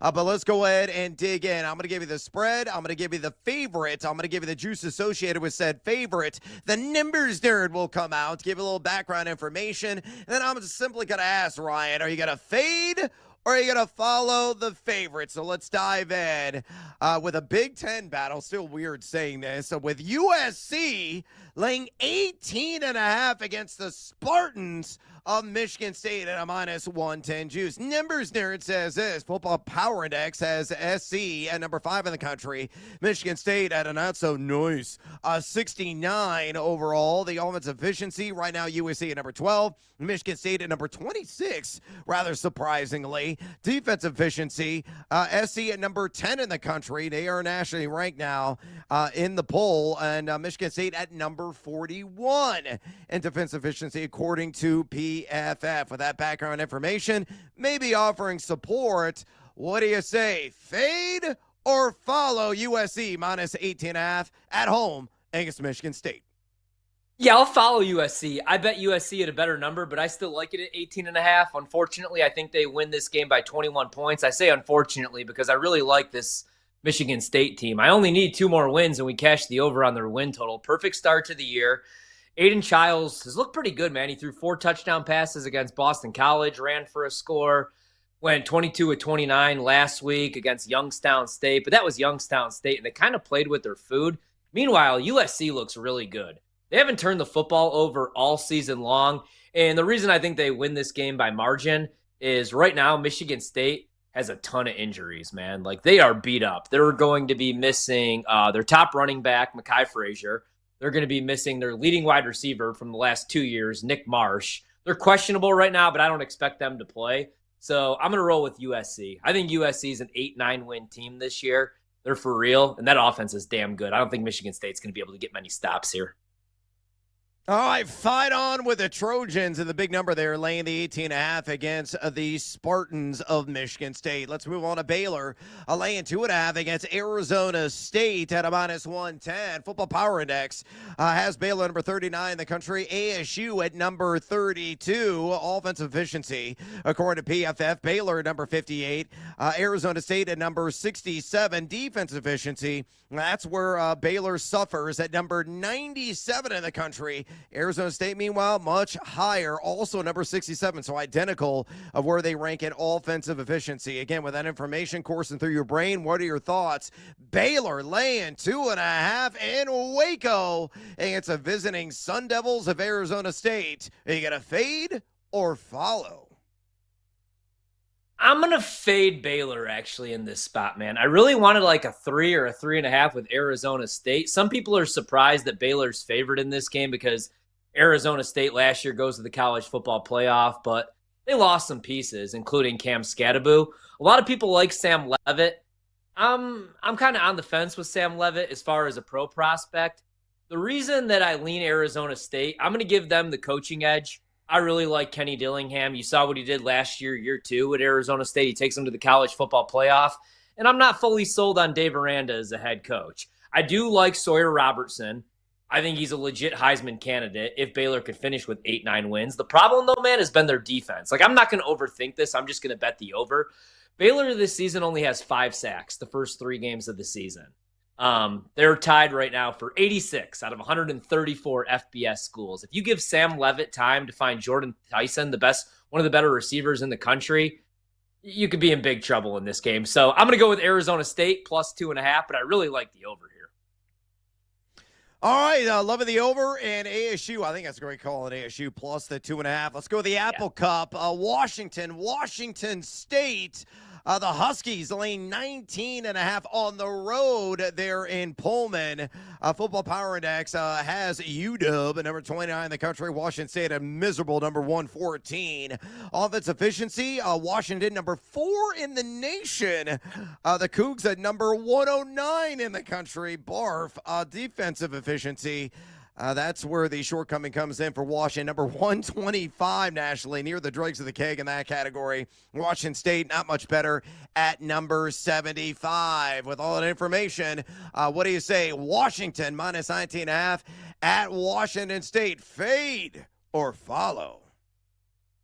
I'm going to follow Washington, man, right? It's a big spread, and it's a rivalry game. It's the Apple Cup, so I know they want me to take the points here with the dog, but I just can't do it. I expected this to be a down year for Washington State. You lose John Mateer, who right now is the Heisman favorite. That's who we bet at 25-1. Now he's 8-1. But more importantly, you lost Ben Arbuckle, who it looks like he might get the head coaching gig at UCLA. He's only called plays at Oklahoma for 3 weeks. He was the OC at Washington State, but he came over with Mateer, and that offense has really skipped the beat. Meanwhile, man, the Huskies could be a dark horse playoff team.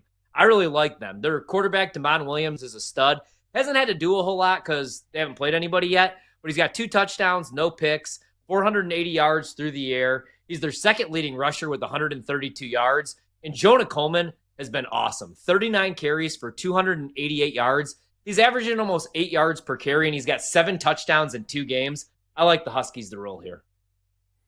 All right, you got to lay the 19.5 with confidence. All right, stay out west in a Mountain West clash. The game I would 100% bet on if it were college basketball. I don't know if I want to wager on it, though, in college football. Boise laying 10 at Air Force at a minus 110 juice. Football Power Index has the Broncos number 61 in the country.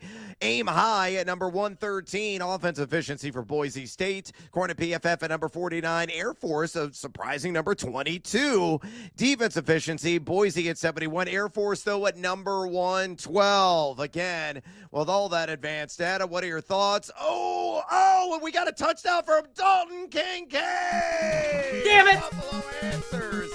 Yeah, he was plus 250 in the anytime TD market. Did not get the votes from our audience, and he finds the end zone. Again, we got a shootout brewing in Western New York, 7 and maybe 7, pending the extra point. I've been paying attention, and we'll get your answer on Boise and also Air Force. But on that drive, again, Josh Allen only had a couple of passes, 2 for 2 for 14 yards. And that touchdown, actually, this hasn't updated. 3 for 3, 34. There it goes.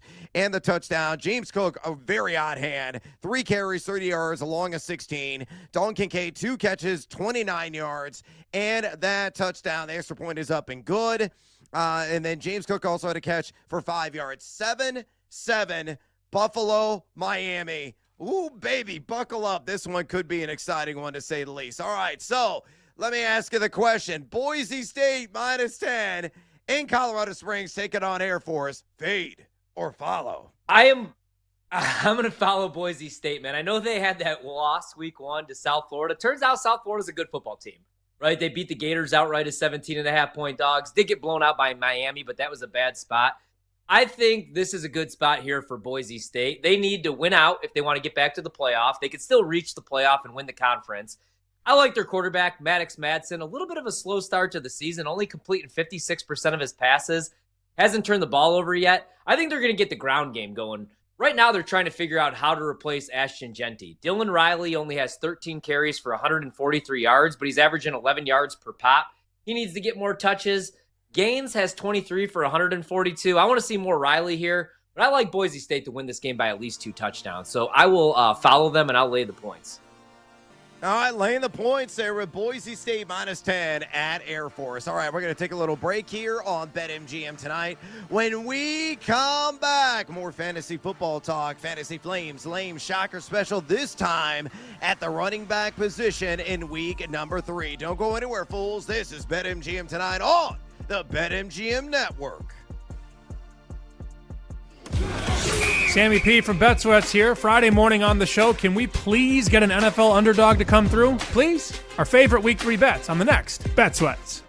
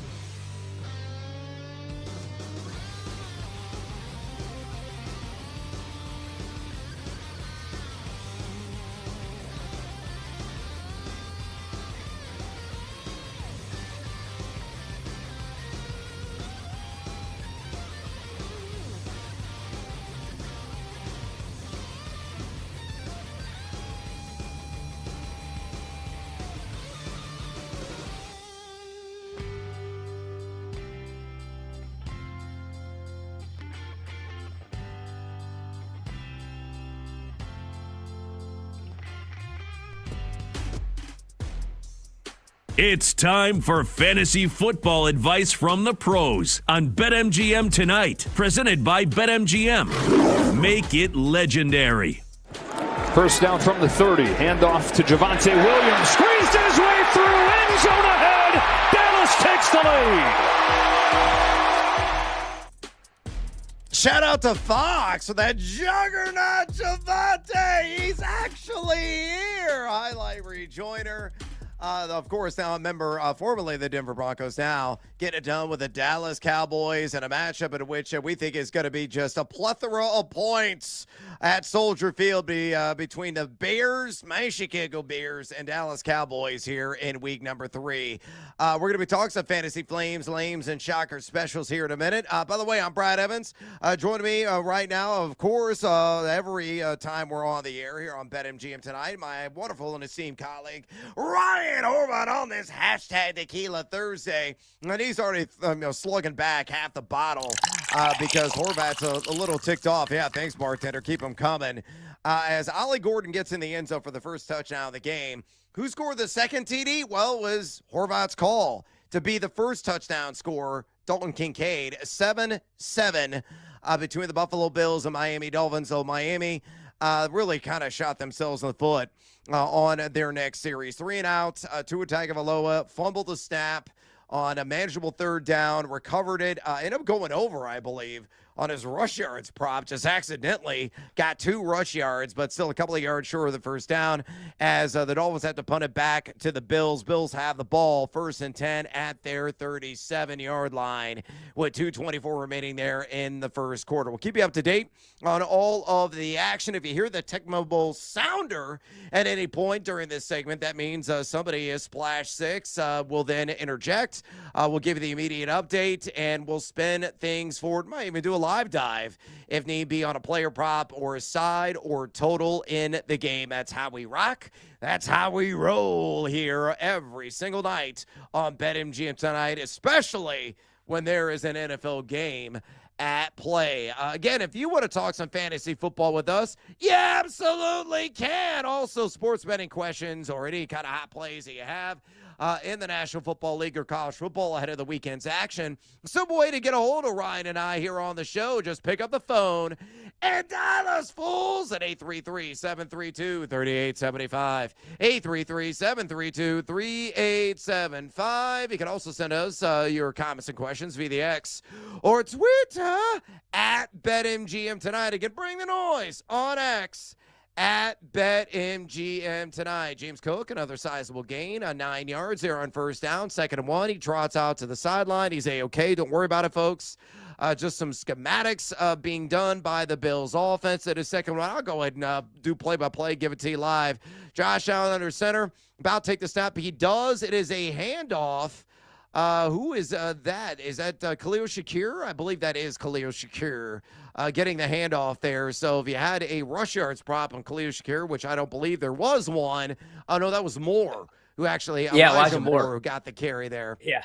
It was not Khalil Shakir. I saw a small, diminutive frame. I'm like, oh, it's got to be Khalil Shakir. No, it was Elijah Moore, a gadgety guy. We saw him do play similar to this during his days as a member of the Cleveland Browns. But it looks like Buffalo is marching right here. Horvat, give me a percentage chance they're in enemy territory that they put a touchdown on the board on this drive. Honestly, probably higher than most. The 85% against this secondary. They can do whatever they want. I don't remember. I got to go back and look. Yeah, I don't think Miami's forced to punt all season, man. In 2 games. Maybe 1. Wow. I know they didn't week 1. Wow. Yeah.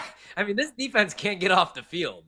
This secondary is atrocious. And all the talent that they do have in the secondary is on the IR already. They're hurt. So Dalton Kincaid he's got 3 for 41. Cash all those tickets, man. And you only need 1 more grab now. I don't even want to jinx it, though, because like sometimes, on these Thursday night games, you just won't get one. But yeah, now what I'm looking for is where the hell is Ray Davis? For the love of God, I'm so Theo sick Johnson of Ty again. Theo Johnson, yeah, I'm so sick of him. I need Ray Davis out there. Or Ty or Theo, whatever his name is. One of the Johnsons. He keeps getting the rock. Yeah.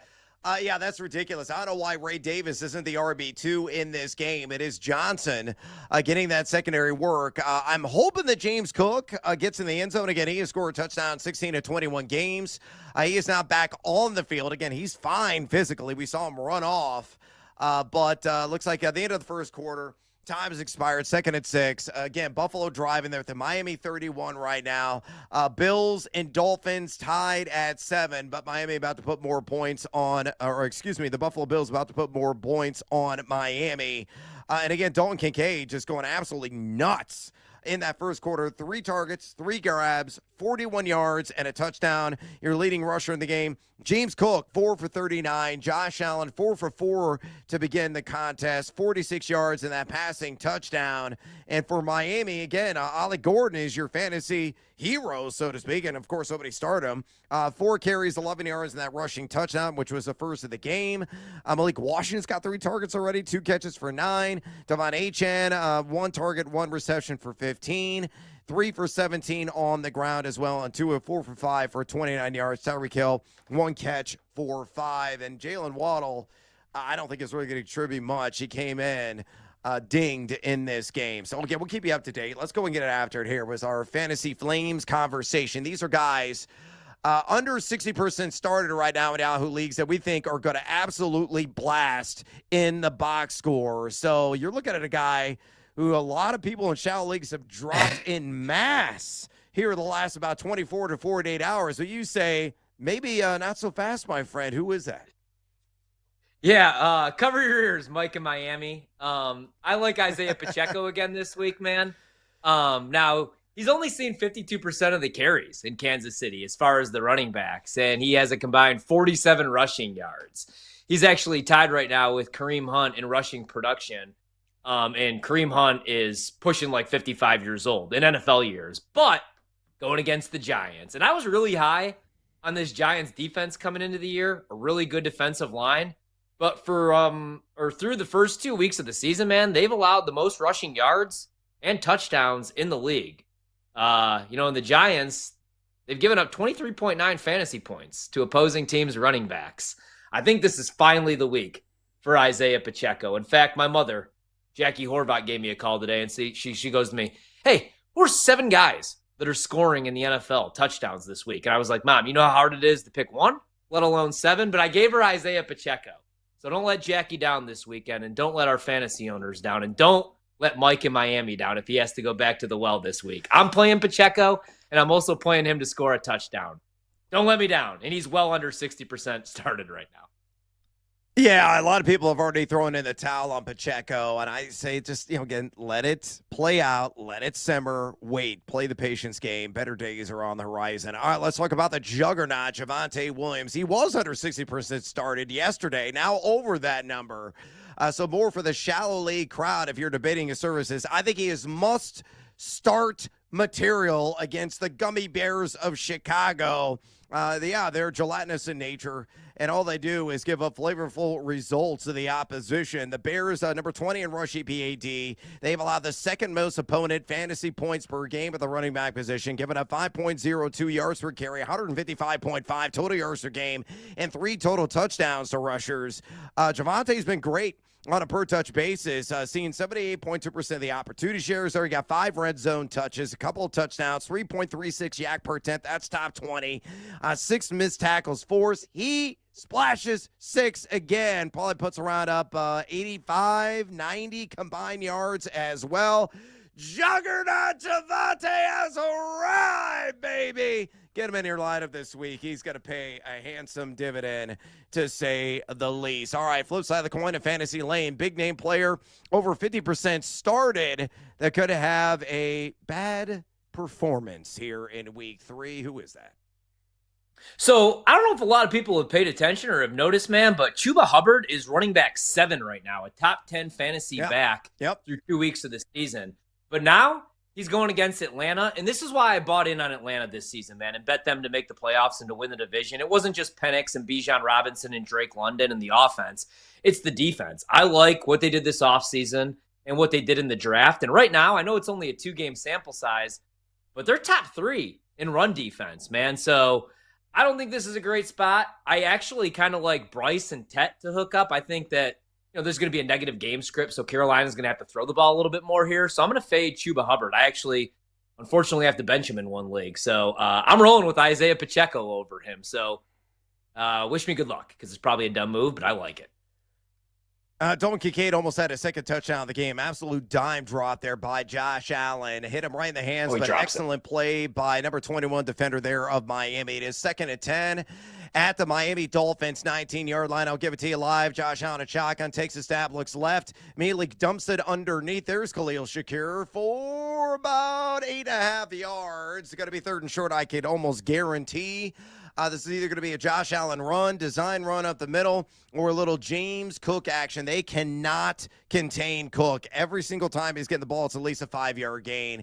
So I would suspect he's going to get it here on 3rd down. I would not be remotely shocked if he took it in for 6 as well. So I'll give this to you live. Again, 3rd and 2. Under 13 minutes to go here with the first half for the Buffalo Bills. Josh Allen taking the snap under center. Single back formation with James Cook back there right now. They have the big package out there. Ooh, no, it's a quick strike to Keon Coleman. It is now 1st and goal at the 5-yard line. For the love of my bank account, please give it to James Cook. Again, I have Buffalo minus 6.5 on the alt spread, and James Cook anytime touchdown. Cook has scored in 16 of his last 21 games. He's already got 3 touchdowns on the season. He's got 4 career touchdowns in 4 career games. The Miami Dolphins has absolutely owned this team. So we're going to give it to you again live here. Let's see. 1st and goal. Again, Josh Allen under center. They have the big formation out there. I'll time out. All right.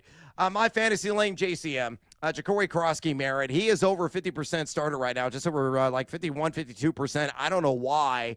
I know Austin Eckler is out for the season with a devastating Achilles injury. Difficult matchup, though. I think the Raiders are for real in the trenches. They're right now numero uno in rush EPA defense, giving up well south of 4 yards per carry. Do not trust JCM this week. I think he will finish outside the top 24 in 12-team leagues. All right, we got to take a little siesta. We come back, more fantasy talk. Our guy, Brandon Funston, Senior Fun Buns from The Athletic, join us next right here at BetMGM tonight on the BetMGM Network. We're bringing the Wagertainment wherever you are. Stream the BetMGM Network live on Odyssey, iHeartRadio, or TuneIn. Open the app and listen now.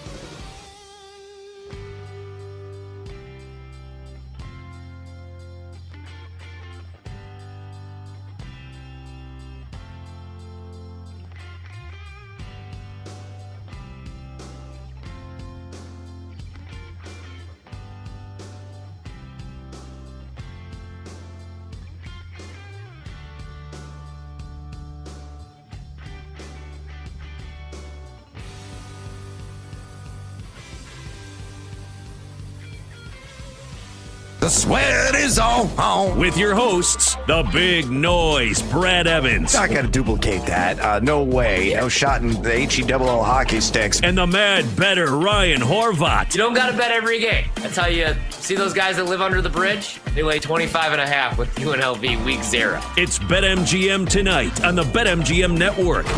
Make it legendary. Welcome back to BetMGM tonight. Brad the Big Noise Evans with you. Ryan Horvat in the house on this Hashtag Tequila Thursday. Keep checking it down to dump off the body. He just got another grab. I love it. Up to 2 receptions now in the game. That was only for a couple of yards. It is 3rd down for the Miami Dolphins. Buffalo did score on the last drive, and it went to a tight end. No, it wasn't to Dalton Kincaid. No, it wasn't to Dawson Knox. It was some dude named Jackson Hawes, who is usually the run-blocking tight end. As Josh Allen rolled out to his left, looked like he was going to call his own number, but improvised and did a little shuffle pass to Hawes, who caught it. And with an emphatic spike in the end zone as the Bills up 14-7, Tua drops back 3rd and 9 for the Miami Dolphins, rolls out to his left, throws down, and incomplete. The wheels are starting to come off for Miami. They had a competitive moment there in the opening drive as Ollie Gordon did score for them. But Buffalo right now get the ball back, and Miami has absolutely no answer defensively, whether trying to bottle up the run and James Cook or defend Josh Allen through the air, especially the tight end position. Dalton Kincaid with already 3 catches, 41 yards, and a score in that first half. Again, we're going to keep you abreast of all the action there in Western New York. But a friendly reminder before we bring on our buddy Brandon Funston, talk some fantasy. If you want to talk fantasy football with us ahead of the NFL Week 3 main slate, if you want to talk any sports betting as well in the NFL, college football, Major League Baseball, or elsewhere, you absolutely can. All you got to do to contact Tori and I is you pick up the phone and dial us fools at 833-732-3875. 833-732-3875. You can also fire off your questions and comments on the X or the Twitter at BetMGM tonight. Again, on X, bring the noise at BetMGM tonight. Now, through the power of animated picture and sound, my guy, Senior Fun Buns, Brandon Funston, fantasy football insider, guy that oversees a lot of the operations at The Athletic when it comes to the world of fantasy football. Dabbles a little bit here and there in the sports betting universe as well, and probably does a tremendous job cleaning up all the miscues that I fire off in my columns. I'm sending him weekly there at The Athletic. Make sure you give him a follow on X at Brandon Funston. Again, on X at Brandon Funston. He may actually check his feed once a month, but he'll check it at some point. Brandon, welcome back to BetMGM tonight, my man. First question straight out of the gate. Amari Hampton and Ashton Genty, investors who shelled out high draft capital for the rookies, feel like they were fleeced a couple of weeks into the season. Thoughts on both heading into week 3? Amari Hampton on that key matchup taking on the Denver Broncos. Ashton Genty on the road against the Washington Commanders. Who do you believe will continue to be a fantasy lame here in week 3? And I pray you're not going to say Amari Hampton because I have a lot of shares of him.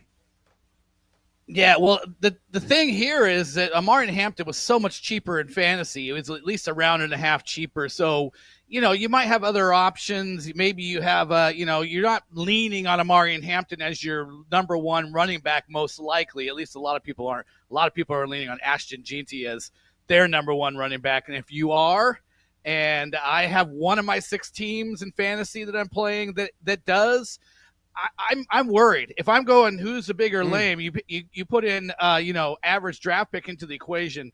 I think it's Genty. I don't think this is going to be a quick fix. The offensive line is terrible. The yards before contact is one of the worst in the league. It's like 3rd worst among qualified running backs.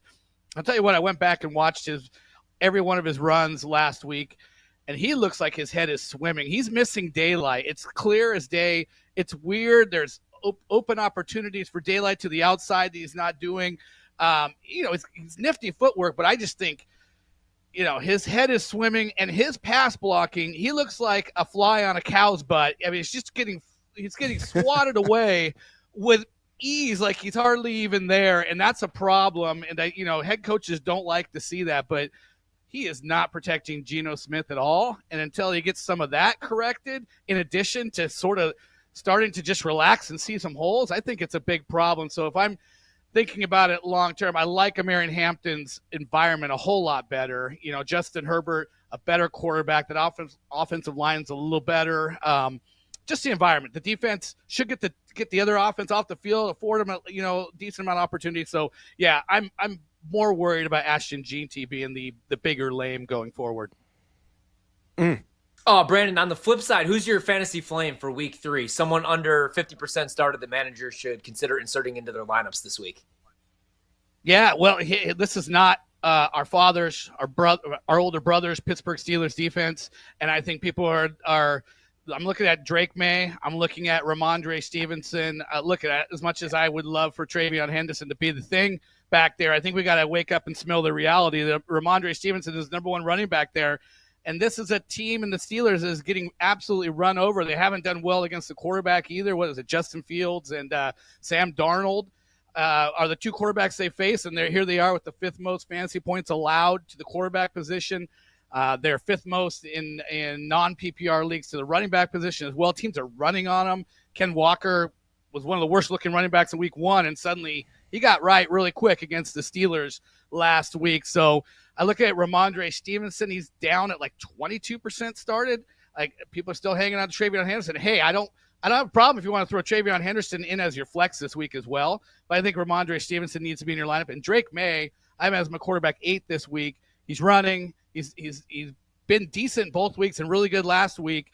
And like I said, this Pittsburgh Steelers defense, we've got to look at it. This has started back to last year. This defense started struggling at the end of last year, and it's carried over. Drake May is my quarterback 8 this week, and I think he's about quarterback 12 if you look at the percentage started right now. So I think both of those guys could be flames. Completely agree. Digging a little bit deeper, who has the most shocker special potential here in week 3? A player largely, on a lot of the gamers' benches this week. Yeah, straight off the waiver wire, right into the frying pan. Let's go with Troy Franklin. I'm looking at this Chargers defense, and we saw them talking about it on the broadcast last week. They prevent the big play. They keep everything underneath. And if you look at the slot guys they've faced, Jacoby Myers, Hollywood Brown, not huge yardage. I mean, for 10 catches, 99 yards. That's not huge numbers in the yardage department, but that's a lot of catches. He's running out of the slot. You got Jacoby Myers went for 6 and 68 as well. And Troy Franklin runs a lot out of the slot. They use him in screens. They use him on RPO. He had 8 catches last week. I think he's probably good for at least 6 catches in this one as well. I like him better than Cortland Sutton just for the way that the Chargers play defense and the way they're looking at ADOT for Troy Franklin's about 7 right now, and Cortland Sutton's closer to 12. I like the shorter area option in this one, so I like Troy Franklin to do pretty well in this game. Oh, my goodness. The Buffalo Bills absolutely gashing the Miami Dolphins right now, knocking the door of maybe scoring yet again. They're inside the red zone, I believe. 1st and 10, 8:07 remaining as Buffalo is up 14-7. We're talking to Fantasy Sports Writer Association Hall of Famer Brendan Tobin, a man can read all his tremendous and excellent work at The Athletic, where he's a fantasy football insider. Follow him on X as well, at Brendan Tobin, again on X, at Brendan Tobin. Brendan, you're a classic Cowboys fan. Again, I've known you for over 20 years. That's a little fun fact that those that are friends of yours are very aware of. Horv and I have a stupid amount of action in Dallas, Chicago this week. Does that game deliver all the fantasy goods, in your opinion, and who most explodes in this matchup? Oh, man. I like this one. It's over 50, right? The game total is over 50. Yep. And, looking at two defenses that are coming off weeks in which they both gave up 2 100-yard receivers. I mean, and one of those, the Giants, Russell Wilson and Wan'Dale Robinson, and we saw that. And, look, I got to pick on the Dallas Cowboys and go with Rome Odunze. I have him inside my top 10 this week. I think I'm as like wide receiver 9 or wide receiver 8.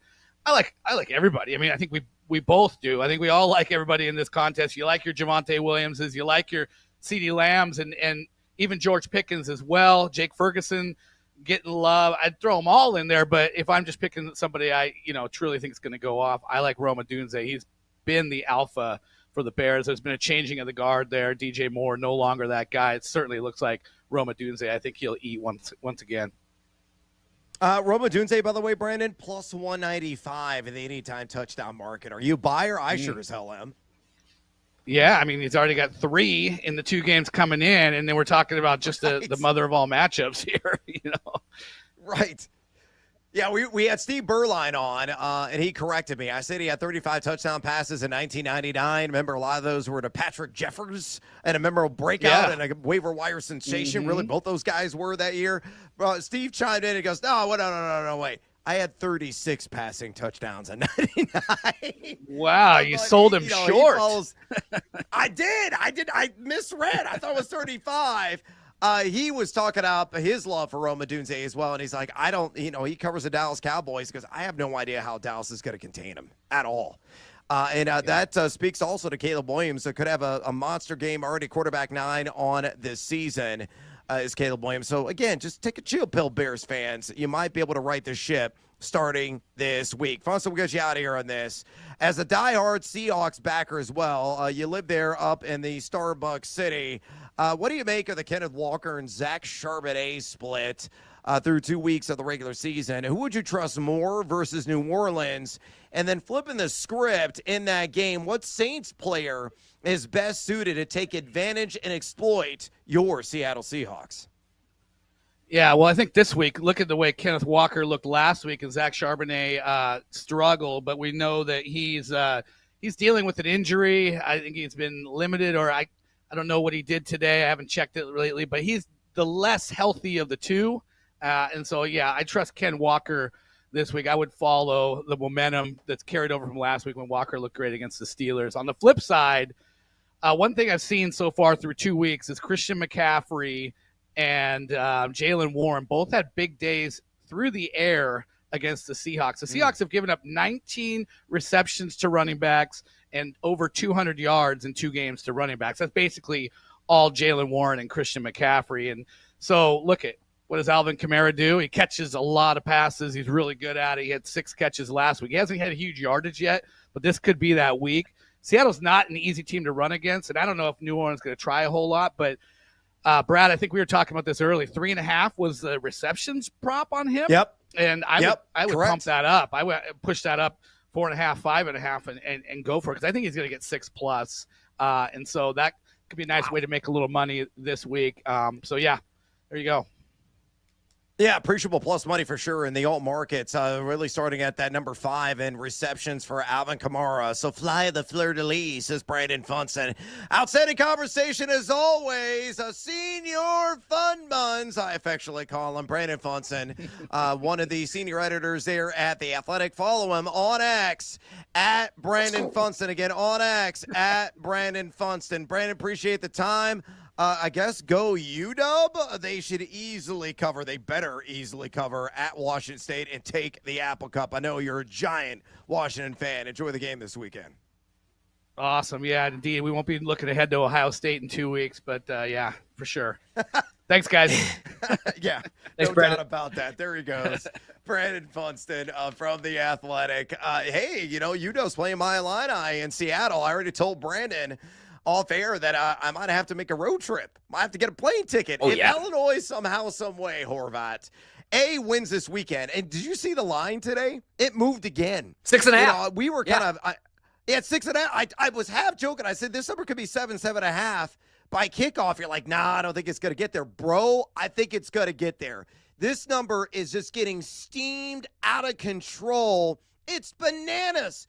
It's bonkers. It's stupidity.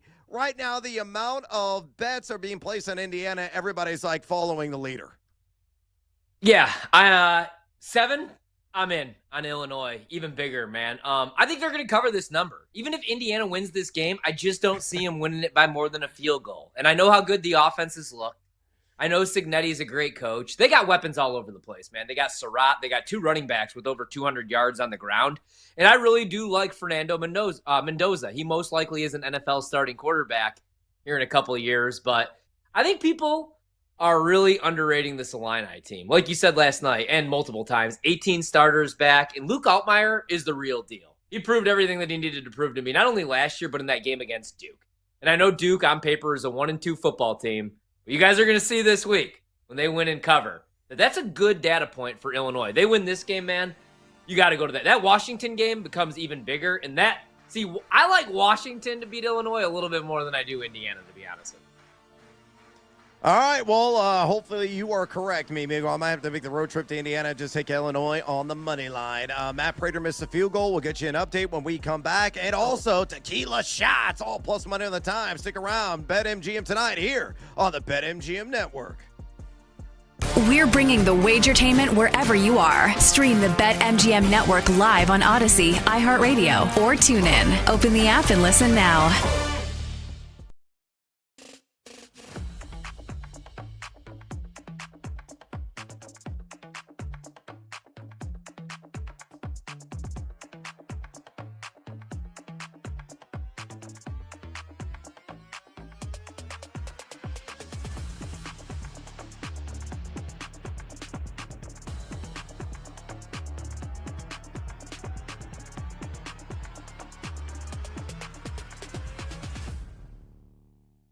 Here is what is most meaningful to me, Sam, when it comes to the idea of Seattle in Survivor. And yes, I am not a Darnold fan, but that defense in that house against Rattler, that is very enticing.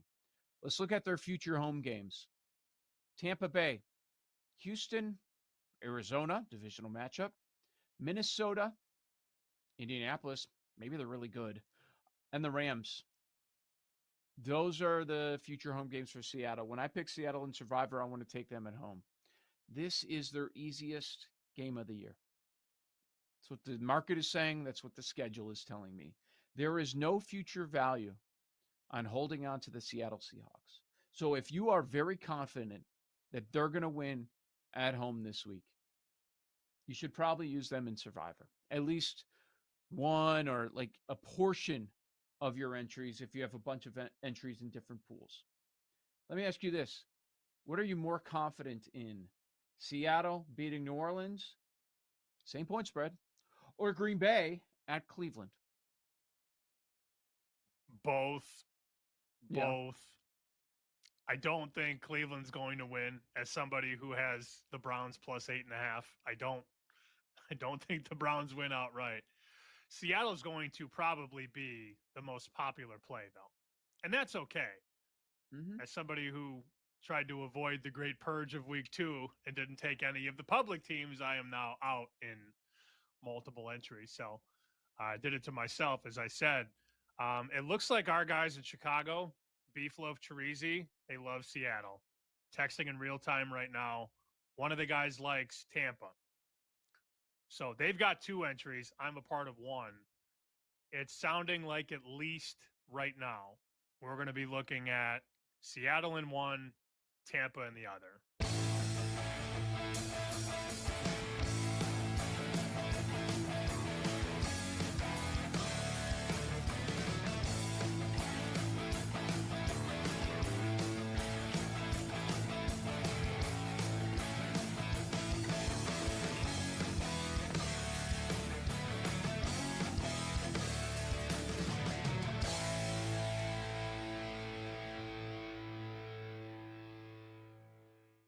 Notre Dame 0-2 on the season. They're laying 25.5 against Purdue. 25.5 in South Bend. If there is any sign of trouble early in this game, the Boo Birds are going to be there, man. There is a lot of heat. It's might be wild to some, but trust me, there's a lot of heat on Freeman right now. He's sitting 0-2 after making the championship a year ago.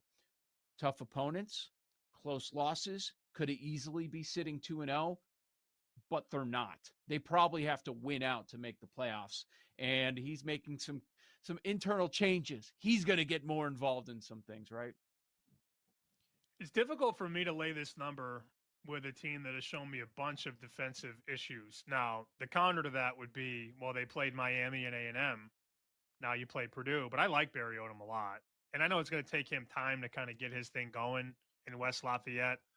But you've seen this number, Joe, come down. I mean, this thing on the open was near 28.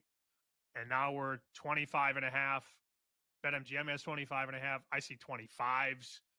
There's been an appetite to bet Purdue. You had an opportunity to go to this game, and you're not going. That should speak volumes, right? Yes. Yeah, I'm not interested.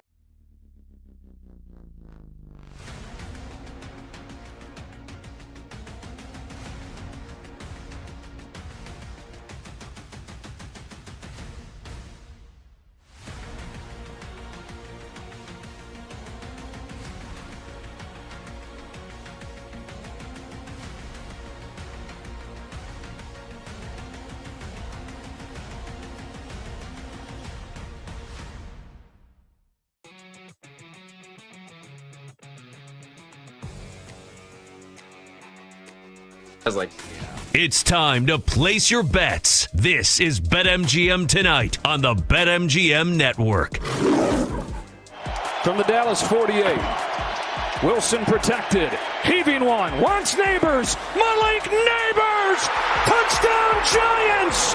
He dropped it in the bucket from 48. Yeah, just an absolute bananas finish to that Cowboys and Giants game last week. A revival for Russell Wilson. You're going to hear that name coming up here in this segment. Oh, you're going to have to stick around and find out. Welcome back to BetMGM Tonight, and credit to Fox for that highlight rejoinder. Brad the Big Noise Evans with you. Ryan Horvat in the house on this hashtag Tequila Thursday. Hey, bartender, one more round, por favor. Muchas gracias, mi amigo. We've been entertained by this first half. Miami is marching down the field right now. They're in enemy territory, maybe able to put some more points on the board. 14-7. Buffalo up on the Miami Dolphins. Dolphins really stormed out of the gate on the first drive of the game. The Buffalo answered straight away, then answered again. But right now, Miami at the Buffalo Bills, a 41-yard line, 1st and 10, big reception, 20-yard game for Tyreek Hill right before they went to break. Oh, Devon Achane almost had a nice about 12-yard gain there. Achane has been a busy man in the pass game, as expected. 4 catches, nearly got killed, though, on the last reception. Got hung out to dry. He ended up corralling it, but for a 6-yard loss. He's only got 12 receiving yards on those 4 grabs with 6 targets leading the team. Tyreek Hill leading the way in receiving yards for Miami. 3 targets, 2 catches for 24 yards. Malik Washington, 3, 2, and 9 on the ground. Achane, 5 carries for 28. Ollie Gordon, really the surprise guy in usage, with 5 for 15. Also, the first touchdown of the game. Oh, my God, Tua throws that away. It is now 3rd and 10, as I don't know why he was retreating as much as he did, but 3rd and long for Miami, and really not in field goal range in my estimation. Tua is 8 for 12 in this game, now 8 for 13 for 45 yards, no TDs, no INTs. Meanwhile, for the Bills, Josh Allen, 11 of 13 for 97 yards through the air and a pair of touchdowns. James Cook, 8 carries, 73 yards. He's been unstoppable. Has not yet found the end zone. Elijah Moore's got a carry for 11. Ty Johnson, 2 for 6 on the ground. Dalton Kincaid, your leading receiver in the game. 4 targets, 3 catches for 41. Shavers a catch for 17. Shakir, 2 for 15. Keon Coleman, 2 for 12. Cook also has a grab as Tyreek Hill catches it. Nice reversal there of direction. Turns upfield, gets the first down. 1st and 10 for Miami. That was a nice move there. That little vintage Tyreek Hill displayed. He's now up to 3 grabs for 37 yards in this game. Knock on the door of Dalton Kincaid to have top honors in this contest. But Horvat, Dolphins may have an answer here. They have a possibility at a minimum to get a field goal opportunity. We're approaching 1 minute to go in this first half. They aren't laying down and dying in this game whatsoever. Yeah, I expected them to show some fight. Now, not going to lie, I did get a little worried when it looked like Buffalo was going to go up by 2 possessions, 21-7. They settled for the field goal, which they missed. So we get lucky there. Miami's driving the ball. Damn it, Ollie Gordon with another carry. I need Devon Achane to have Crazy. 13 carries in the game, and instead we're running Ollie Gordon like crazy, like this is 3 years ago at Oklahoma State. I'll take 3 here, to cut it to a 4-point game going into the half. I just need Miami to cover the 12.5, but I also need Buffalo to win outright for their survivor. But I'm liking what I'm seeing so far from the Dolphins. If they want Mike McDaniel to remain head coach tomorrow, Tuesday, Wednesday, and for the foreseeable future, they got to show up. Even if they lose this game by a field goal, I still think he goes back to his office after this one. But they no-show. He's looking for work, and they got an interim head coach the rest of the year, and it's only week 3, man. Imagine 14 weeks of an interim head coach. So I do think they're going to show some fight. It's a good thing they have strong pours down there in SoFla, if that is the case here in the second half. But again, Miami knocking the door right now on the live line at BetMGM. The Buffalo Bills laying 9.5 at a -118 juice. The over-under set at 50.5 juice. The over as it should be at -125. If somehow, some way, you believe the Miami Dolphins are going to pull off a miracle in this game and win this sucker, they're plus 525 right now on the live money line. I'm going to give this to you live here. It is 2nd and 5 for the Miami Dolphins at the 23-yard line of Buffalo. Tua takes a snap, goes back. Oh, there's my guy again, Devon Achane. And again, another loss of about 2 yards, but that's catch number 5 already in this first half.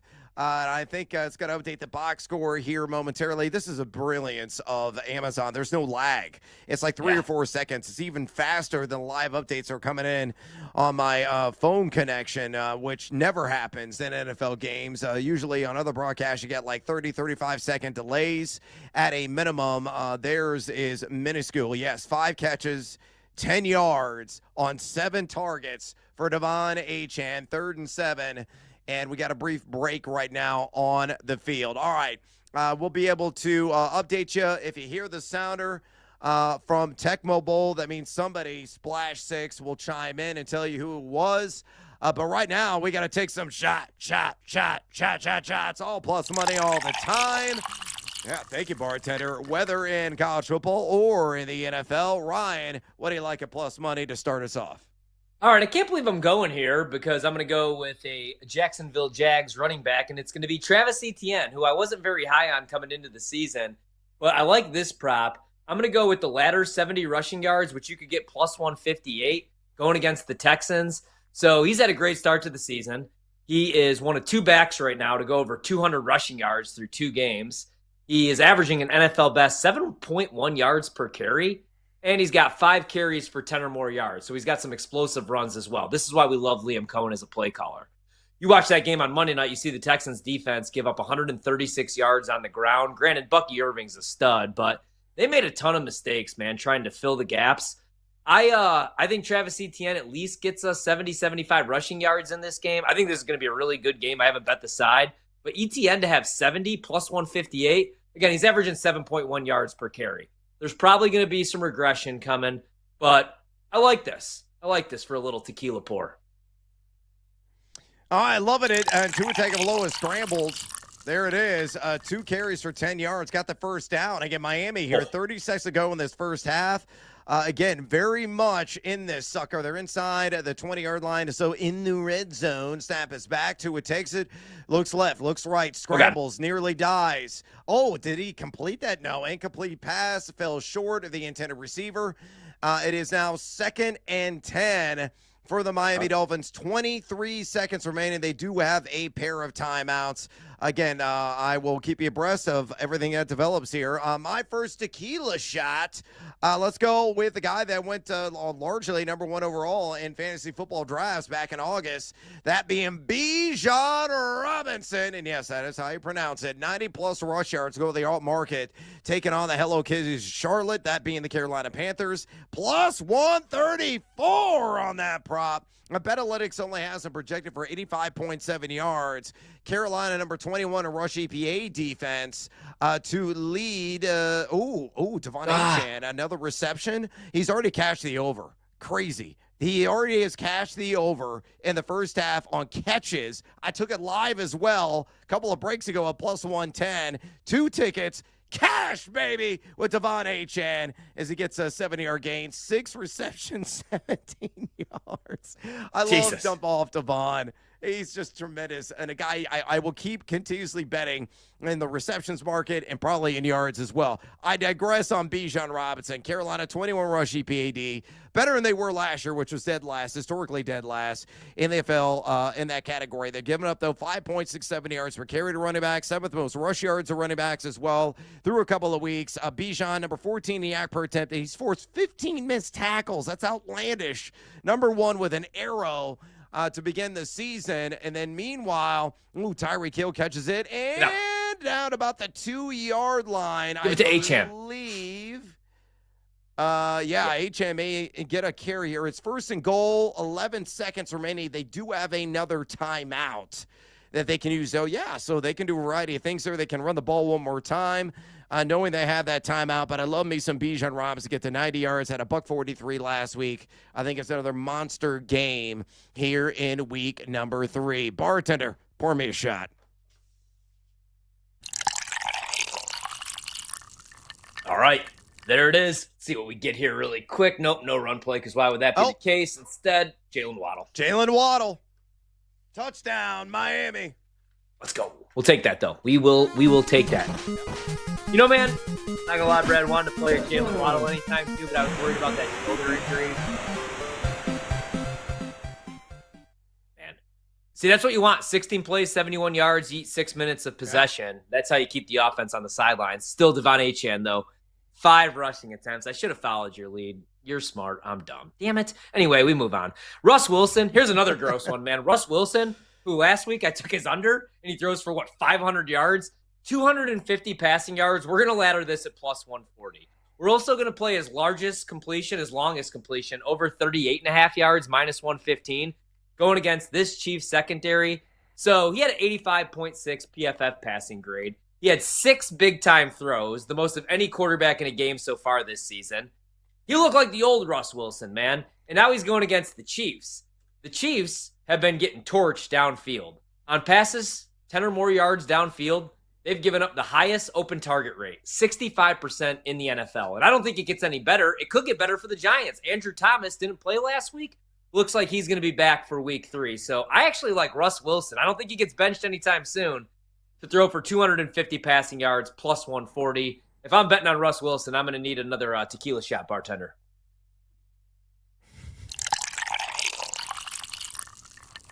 Damn it. All right, that's actually the call there. Parlay Pete's about to roll and smoke his ticket because he had the Bills on the first half money line. That, I think, is out the window with Miami and probably scoring and tying the sucker up at 14 at halftime. We're going to give you a live line update here momentarily. My next tequila shot, a little same-game parlay. Give me the Buccaneers. You are on the money line, which may be a bit of a dice roll, and give me Bucky Irving. Anytime touchdown. He put those hands together. Plus 122 there at BetMGM. Of course, Tampa taking on the Jets. BetAlytics gives Bucky Irving a 60% chance of scoring a touchdown. That's outstandingly high. So I absolutely love that. The Jets number 29 rush EPAD. They've given up 3 touchdowns of running back position already this season. 4.24 yards per carry. Bucky has got 3 red zone touches. He does have a TD. That was a reception as Josh Allen takes a knee, and we go into the break. 14 all. Buffalo and Miami. Bucky also seeing 71.9% of the opportunity share. The yak per attempt, lackluster. Not great. 2.26, but 5 missed tackles forced. I feel pretty confident about this one. Bucky Irving scoring a touchdown, or a kid to get a little bit uneasy. Will Tampa actually take care of Tyrod Taylor? To be determined. A lot of injuries on the offensive line. I got a suspect secondary, but we're clacking and roll the dice. It's a tequila shot for me. Same game parlay. Tampa money line, Bucky Irving TD plus 122. Bartender, pour me another.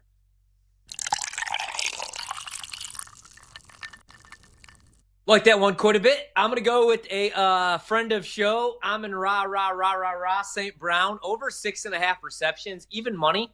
Bet this a little bit earlier at plus 105. You can still get it plus 100. So the Lions offense looked damn good week 2. Granted, it was against the Chicago Bears secondary, but Amon-Ra bounced back from the Green Bay stinker and had 115 receiving yards and 3 touchdowns.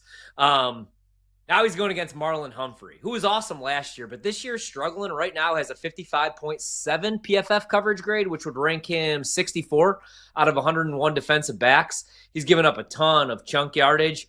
He's given up 4 catches of 15 or more yards. He's given up right now a 139.1 passer rating, and he's dealing with a groin injury. So I think that's the issue. He's just not fully healthy. I don't know that the Lions offense is here to stay. I still think there's going to be some regression. I'm still hoping they go under 10.5 wins. But I love Amon-Ra this weekend to have at least 7 grabs at plus 100. Bartender, pour me another shot. All right, good call on that one. Let's get really silly with the sauce here. A little two-legger. I built this earlier today on BetMGM using some alt markets and quarterback rush yards. And it's the same gamer, folks. Justin Herbert, 15-plus rush yards. Bo Nix, also 15-plus rush yards. It works out to plus 112. Why do I like this? I think I'm sick in the head. You look at Denver, number 5 in rush EPA defense. Again, they should have one of the better run defenses in the league this season. They've only given up a couple of rush yards, too. That's it exactly to the RB position. And they faced Daniel Jones last week. But Justin Herbert's been run like crazy. 31.4% carry share, 8 attempts on the ground per game. 3.5 of those is scramble variety. He's gone over 30 yards in back-to-back games. He'll flush out, and some of those will be on design. And then meanwhile, with the Chargers, they're number 15 rush EPAD. They've given up 77 rush yards through 2 games. Knicks getting 20.4% the carry share, 5.5 attempts per game. He's gone 18 and 20. So Herbert 15 plus, Knicks 15 plus at plus 112. All right, we're going to pay our tab right now with the bartender. Thank you, sir. And when we come back, our cards, how are they looking so far on Thursday Night Football? We'll update you next right here on BetMGM tonight on the BetMGM Network. Don't go anywhere. Brad Evans and Ryan Horvat will be right back with more Wagertainment on BetMGM tonight on the BetMGM Network.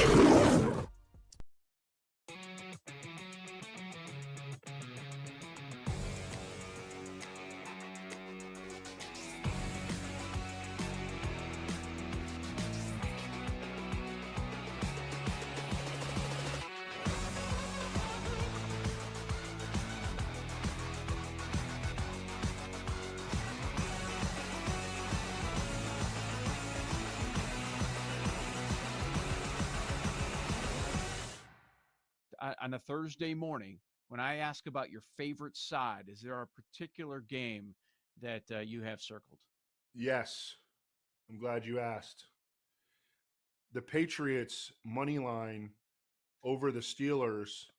Oh, I see both of you guys smiling. I like that. Plus 105 as of last night. And I also like the over in that game as well. I think that's an interesting parlay. If you parlay the over in that game, which I think was 44.5 last time I looked, and Patriots money line, that's like plus 305, which that'd be a pretty nice payout. I think that the Steelers defense is cooked over there, and it's not just this season. It's going back deep into last season. The Steelers have allowed 28 points per game over the last 10 games. TJ Watt doesn't have a sack in 6 games straight. They are extremely banged up throughout the defense. Joey Porter, Deshaun Elliott, Alex Highsmith now. Their first-round pick, Derek Harmon, has not played yet. So I think that this is a good spot for Drake May, Ramondre Stevenson. Travion Henderson is going to break out at any point. And then I also think that actually Aaron Rodgers can have a pretty good game against the Patriots defense, which has not yet reached its potential. So I like the over, and I like the Patriots outright.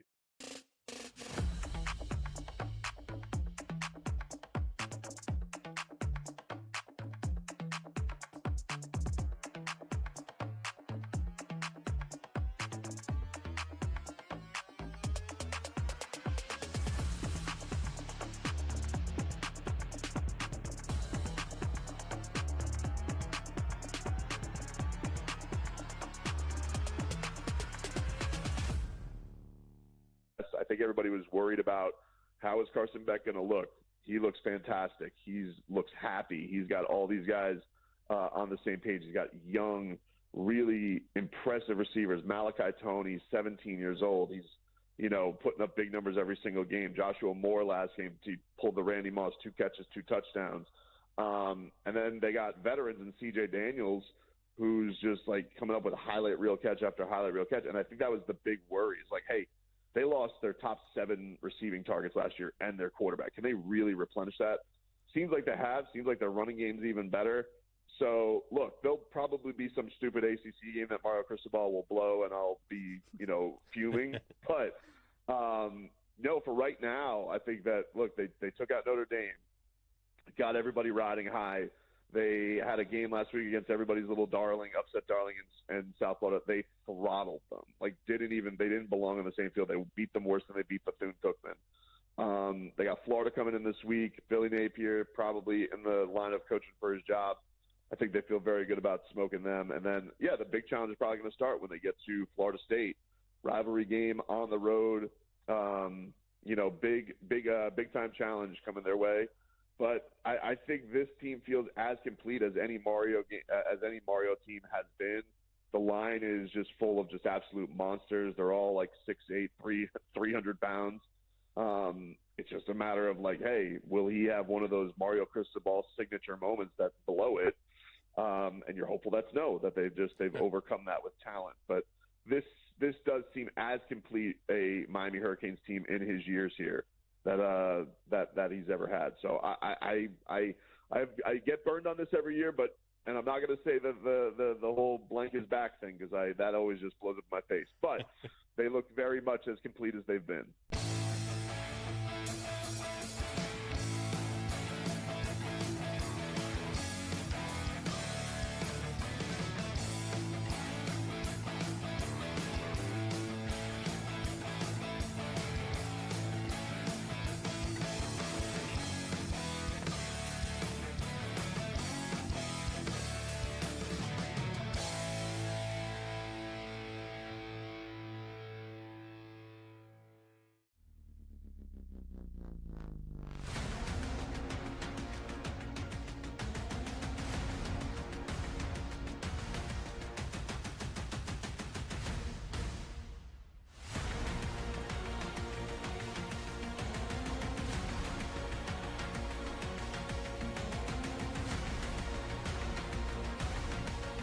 On the BetMGM Network.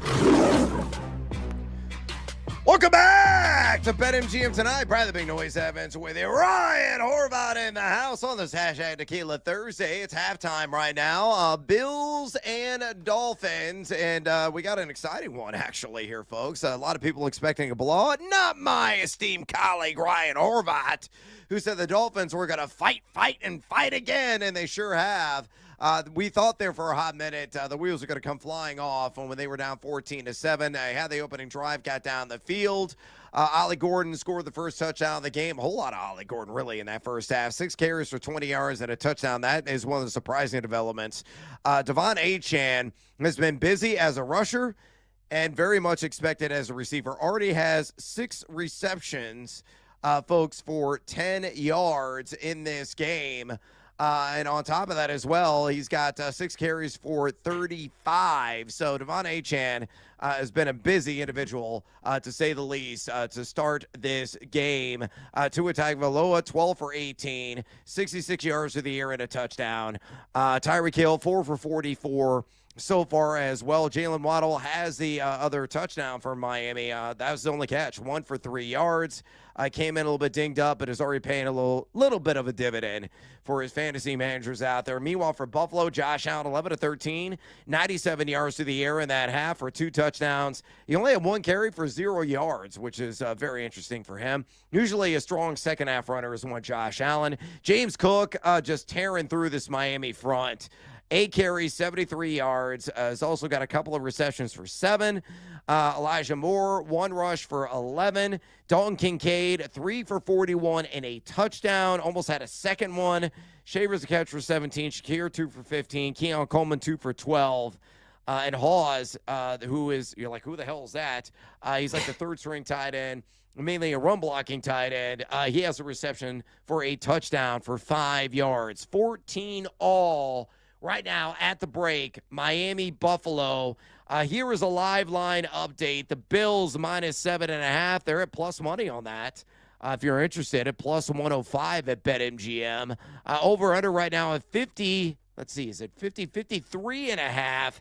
-118, so a little bit juicy the over. Miami plus 375 on the live money line. So, Horvey, either whether it's a side, a total, the money line, maybe a player prop, you and I ride a whole lot of H-Chan right now in the alt markets on the live receptions props. What do you like in the second half on a live dive in Bills and Fins?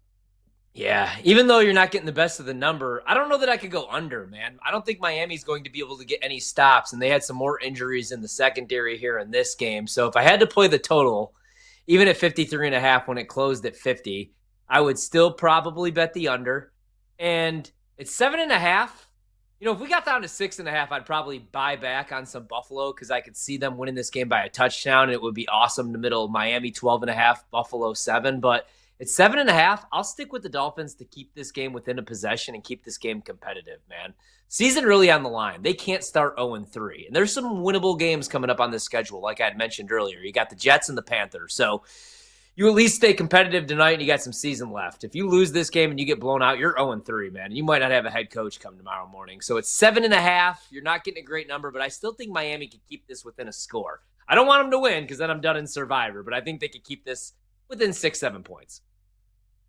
Yeah, and I avoided this game like the plague in Survivor. I don't like short Smart week move. action and that kind of format, so I was like, nah, I'm not going to touch it with 10,000-foot pole. We got an update. They've actually subtracted one of the receptions from Devon Achane. That last one they're counting as a rush. Yeah, so he's got 5 catches for 10 yards and not 6 for 17. That explains why the juice is just skyrocketing right now. So 9+ receptions for Devon Achane, the live line is plus 155. I'd still be a buyer there. Hell, I'd still be a buyer at 10+ receptions now at plus 360, Horv. Yep, I said I think he finishes with 11-12, man. I think he's going to have double-digit, right? He is the offense right now. Now, Tyreek Hill ran a couple nice routes there. They got Jalen Waddle in the end zone, but he's hurt. He's dealing with the shoulder injury. I think there's going to be even more checkdowns. And like you said during the break, it's not all just checkdowns or screens. They're lining them up in the slot. He's running some routes out there. I like him to finish with at least 10 to 11 receptions. He's going to see at least 5 to 6 more targets, I think, here in the second half. Yeah, I totally agree. 11 grabs, 6-1. Wow, I'm in. I'll do a little bit of that way. Why not? I got something to sweat. I'll do that.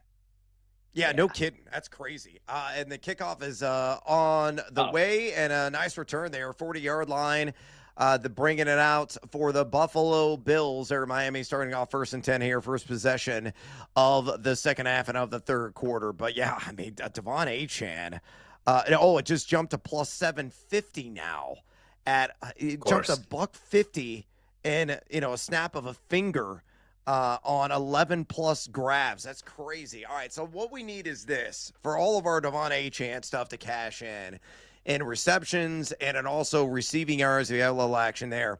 Need the Bills come out and sock him in the mouth here and put up a touchdown immediately and really dictate, hey, this is our house. We're going to shove you and push you around. We're going to own that ass because your offense is firing all cylinders for, the most part. But defensively, you've been a joke overall, the Miami Dolphins, although they bottled up James Cook there, the first rush of the second half. 9 carries, now 74 yards. I think at most he got a yard. Is now 2nd and 9. Yes, they did give him a yard. Josh Allen and shotgun. 4 wide receivers spread out.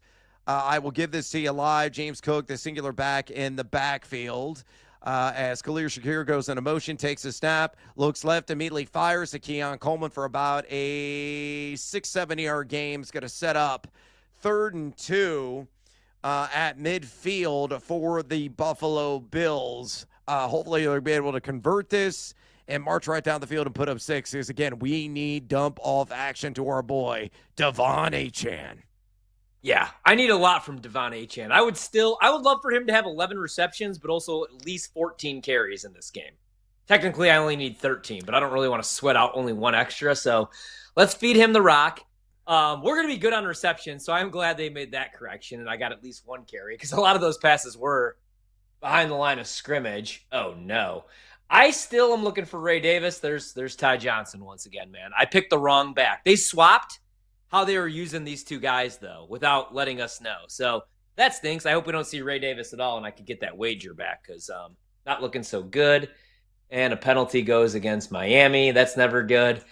Yeah, maybe at 7.5, you should just bet the Bills. Bills should be, like, when you think about it, probably up 2 scores right now if they don't miss that field.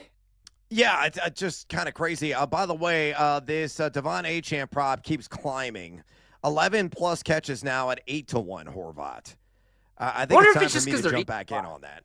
Yeah. I mean, maybe we just wait, right? Because if Buffalo continues to eat clock here, I wonder why that price is going up. You know, especially if it's Buffalo's almost moving inexplicable. the ball, score again. They're not going to be able to run the ball. Yeah, maybe. Yeah. Maybe the algorithm is just thoroughly confused. Like, this is exactly the setup that we are looking for. We want the Bills to march down the field. We want the Bills to punch it in for a touchdown, to get that kind of margin against the Miami Dolphins. Because if, the Dolphins are trailing, that means more check down, more dump-off action. Devon Achane, as Josh Allen gets flushed out of the pocket. Ooh, nearly threw a pick there, though there was a flag on the field. That might have been a free play. Again, 12:34 to go in the third quarter. Buffalo moving the ball down the field. All right, let's go ahead and update everybody on our cards this evening. These are our top 3 plays in Thursday Night Football with a half in the books and a few plays here in the second half. How are your bets looking, mi amigo? Okay, let's do it. So we got Devon Achane over 12.5 carries. Not feeling all that great about that. Play number 1, though, was Miami to cover 12.5. Right now, we're in a tie ball game, and the live number is down to 7.5, 8.5, it looks like in some spots. So feeling decent, but you can never feel all that good about the Miami Dolphins. And then I have Josh Allen under 20.5 completions in this game, which may have been a bad bet as I checked that box score after that last one. Josh Allen already 14 completions. So I'm just going to go ahead and chalk that one up as a loser. What we need is Devon Achane, more catches, more touches, Dolphins to cover, and it's been a winning night. Hey, he'll take a winning night all day. Josh Allen gets flushed out of the pocket. There he goes, takes off. He is running wild in the open field, just shy of the first down. That was 1st and 20, gain of about 18.5, 19. We got some fisticuffs afterwards as the Miami Dolphins were not thrilled, or the Buffalo Bills were not thrilled with how Josh Allen gave himself up and was hit at the end of that play. No flag down, though. However, we carry on. All right, my card tonight, play number 1, same-game parlay, Bills -6.5. James Cook, a touchdown. James Cook has not scored yet. Again, he's done that in 16 of his last 21 games. Hopefully that's going to come through. Tua Tagovailoa, 240-plus pass yards. I don't think that one's going to hit. He's only at 66, but we shall see. Play number 3, Devon Achane, 7+ receptions, has 5. I need 2 more grabs, and I cash in at +142. Parlay Pete lost. Had the Bills on the money line in the first half. It was a tie. And then the Sledgehammer special, Malik Washington, over 1.5 rush yards. That has not happened. Oh, it could be James Cook time. Down to the 1-yard line. Guess who? Yep. Dalton Kincaid. Again, man. I give the ball to Cook. This could be a tush push, though, with Josh Allen. That's the only downside here. So news by the juice, I had Devon Achane had the most receiving yards of the game at 9-1. He's got a mountain to climb.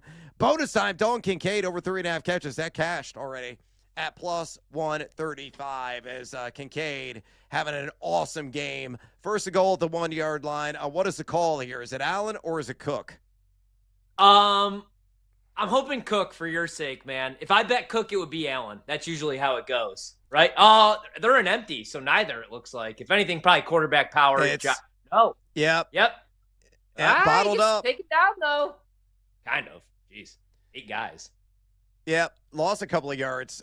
So it is now, although there's a little extracurricular and a flag down at the end of the play. Oh, this is going to be interesting what the call is going to be here on that. If it is going to be against Buffalo or Miami. I'm hoping it's going to be against Miami. And I pray that they don't get too cute with it. Just give Cook the ball. What are we doing here, guys? Exactly. Personal foul and point on Miami. All right, well, we will see. I got to exit stage left. More of us going to stick around for a bonus hour. We'll keep the date, everything going on in Western New York. Until next time, adios, amigos. Give the damn ball to James Cook, please. We're bringing the Wagertainment wherever you are. Stream the BetMGM network live on Odyssey, iHeartRadio, or TuneIn. Open the app and listen now.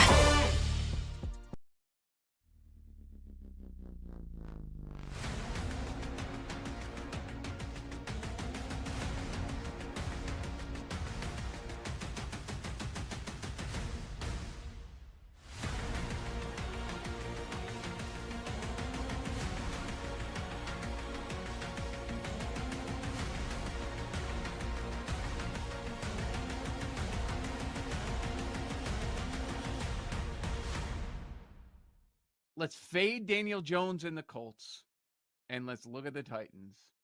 Is this not the definition of a dirty dog? It was 3.5 earlier this week. Now I see 4. Now we're touching 4.5 at some spots. I don't know how high this number is going to go. It's kind of in that dead zone right now. Now that once you get past 4, like, is it going to go to 5.5? Is it going to get to 6? But bets, and I think, are difficult to pull the trigger on. Rookie quarterback, they haven't looked good, great in either game. Now, they covered the first week, not so much last week, but they did hang around for a half. They were leading for a half against the Rams. The Colts are the talk of the NFL. As crazy as that is, Daniel Jones is, and Steichen, great of a coach, and right now he's getting that steam for Coach of the Year. You understand why. Are they a great offense? Is this going to be short-lived? Nobody seems to know, but we've got a divisional home dog of more than a field goal, and I think they're a team that's going to be tough to pull the trigger on.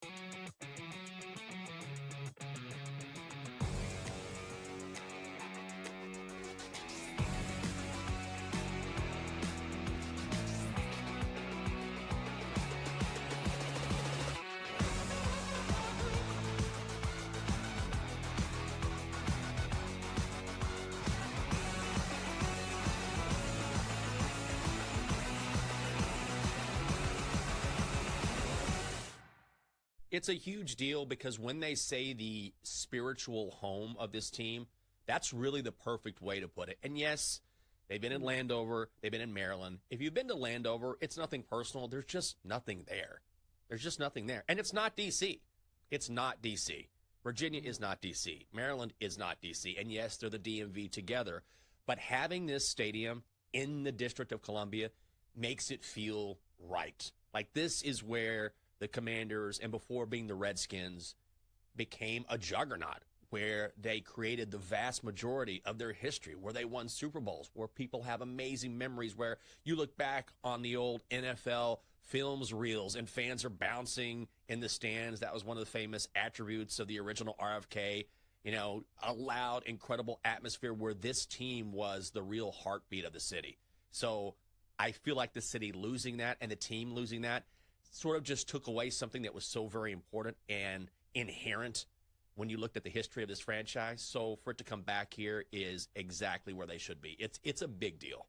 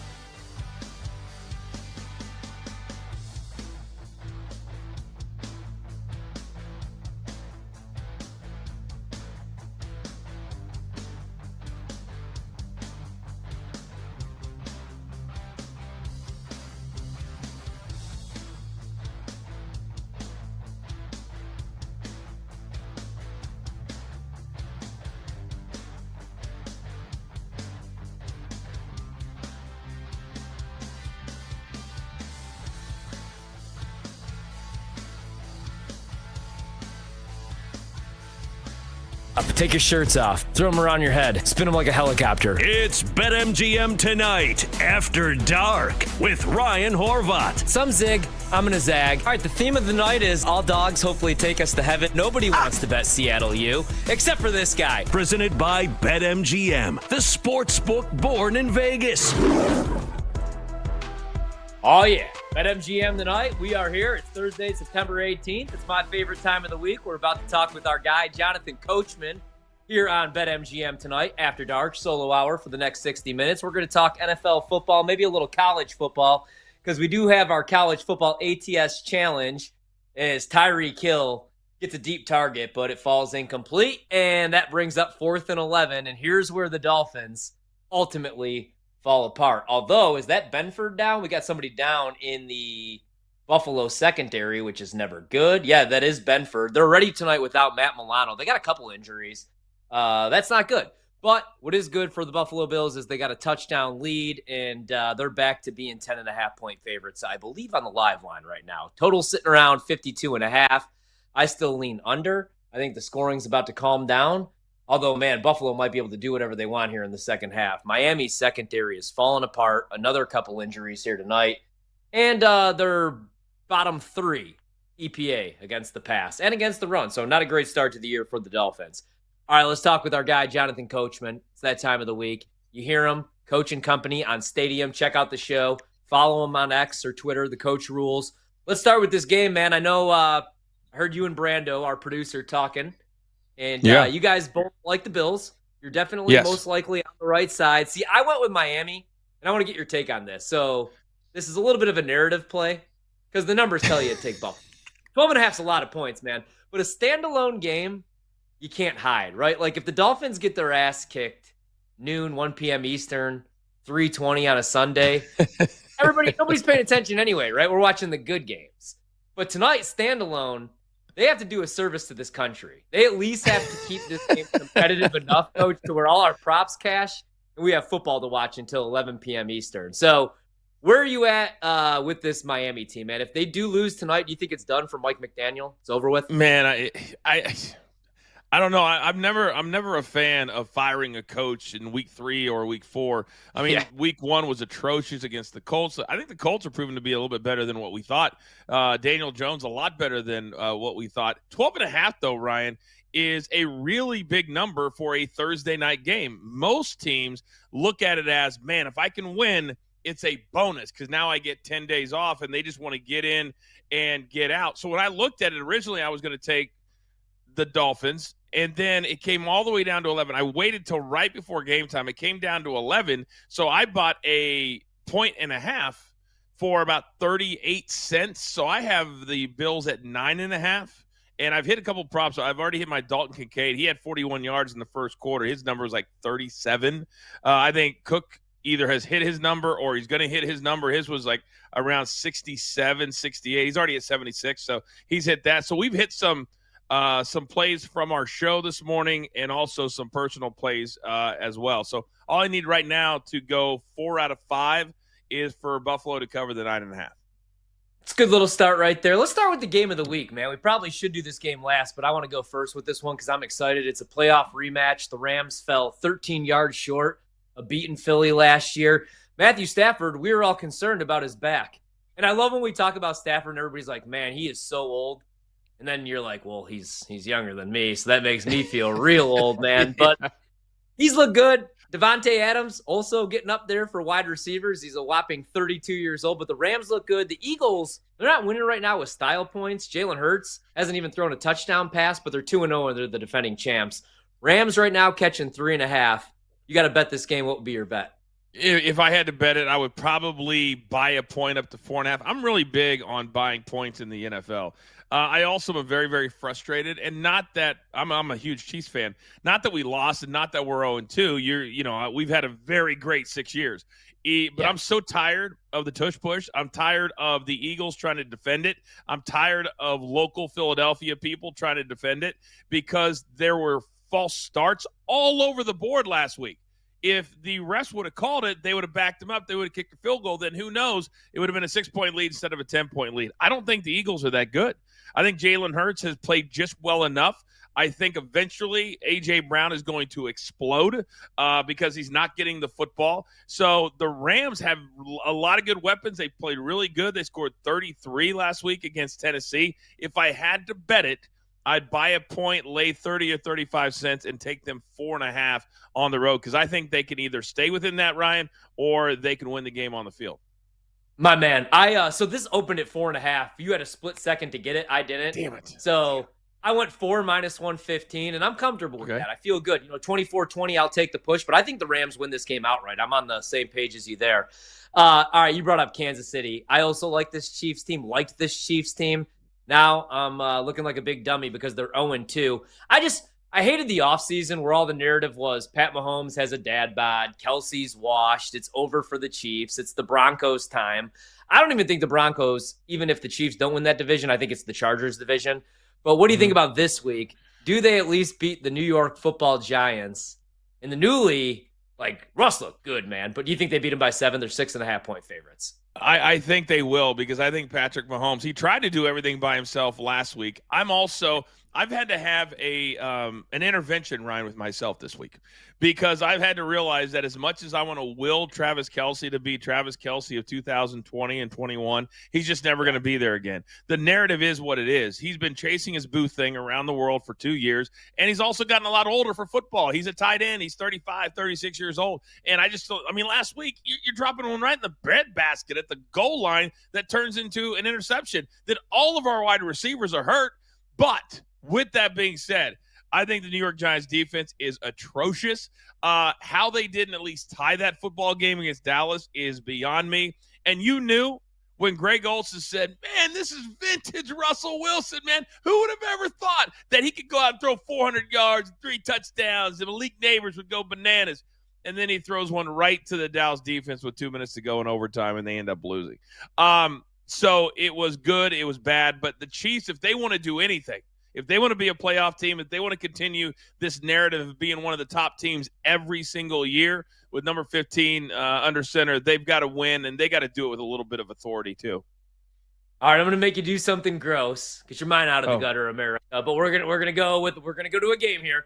I'm not going to make you bet your own money. I have bet this game. I won't make you bet your own money. We'll take $100 of our boss Mitch Rosen's money, or maybe Andrew Williams. Love Mitch.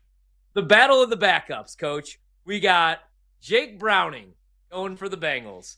We got Carson Wentz in the Lord's year of 2025 starting an NFL football game for the Vikings. The Vikings are laying 3 at home. Are you going with Carson Wentz, reincarnated? Or are you going with Jake Browning in that game? I'm going Jake Browning. Jake Browning has proven in years past he can play. Last week he walks in off the bench. He throws for over 240 yards in 2.5 quarters? And they were hanging. It wasn't like they had 30 points and then he was hanging on. They were scoring back and forth with Jacksonville. So Minnesota to me, and some players are who they are. And Tua playing tonight, he's a concussion waiting to happen. Unfortunately, that's who he is. There's other people that are just prone to being hurt. I wonder if J.J. McCarthy, his entire career is going to be, he misses a season, comes back, plays well for a game, then played terrible last week. I can't trust anything Minnesota's doing. They looked atrocious against Atlanta last Monday night. So I've got to lean into the battle of the backup in Cincinnati. They haven't looked beautiful getting it done, but they've gotten it done twice. So I'll take that advantage. Another kind of gross one. You got the Cowboys, who are coming off a victory, but they also gave up 400 passing yards to Russell Wilson. They win in a shootout in overtime. Now they're 1.5-point favorites. So this game's flipped. The Bears were somehow favorites. They obviously haven't looked so good the first 2 weeks of the season for Ben Johnson. You got to bet this game. Where would you go? You got Dallas on the road, or does Chicago pick up their first victory of the Ben Johnson era? Ryan, it's not that I have to bet this game. I want to bet this game. Let's go. This feels like the Bucks last Monday night. Didn't you sit here when you're doing your show and you're like, why is Houston favored? Why are the Texans favored? Like the whole week, right? I said, what am I missing? I've watched the Texans against the Rams. They're terrible. I watched the Bucks against Atlanta. They're pretty good. This feels like this to me. Chicago is terrible. Caleb Williams is not good at all. This team looked awful. So I think the Cowboys, that was a big win, 40 points. And CeeDee Lamb play his receiving yards until it gets to 85 or 90. Last week was so easy to cash with him. I'm going to continue to ride that prop until the books just put it so high that you can't play it. But I think they take on Chicago early, often, and I wouldn't even touch it. I mean, as far as moving the line, manipulating the line, I would take it for what it is and be happy with it because I can't believe that the line's this low. I completely agree. All right, let's go out to, so I kind of hinted at it, man. I said if the Chiefs don't win the division, which I do think that they still win the West. I think they finish with 12, 11 wins and somehow win that division. It's most likely going to be either Denver or the Chargers. The Chargers, 2.5-point favorites over the Broncos. Broncos coming off that loss to Daniel Jones and the Colts. Chargers a perfect 2-0. They took care of business on Monday night against the Raiders. Total 45.5. Who do you like here? Well, I said last week, because it was one of the worst bad beats of my career, Ryan Horvath.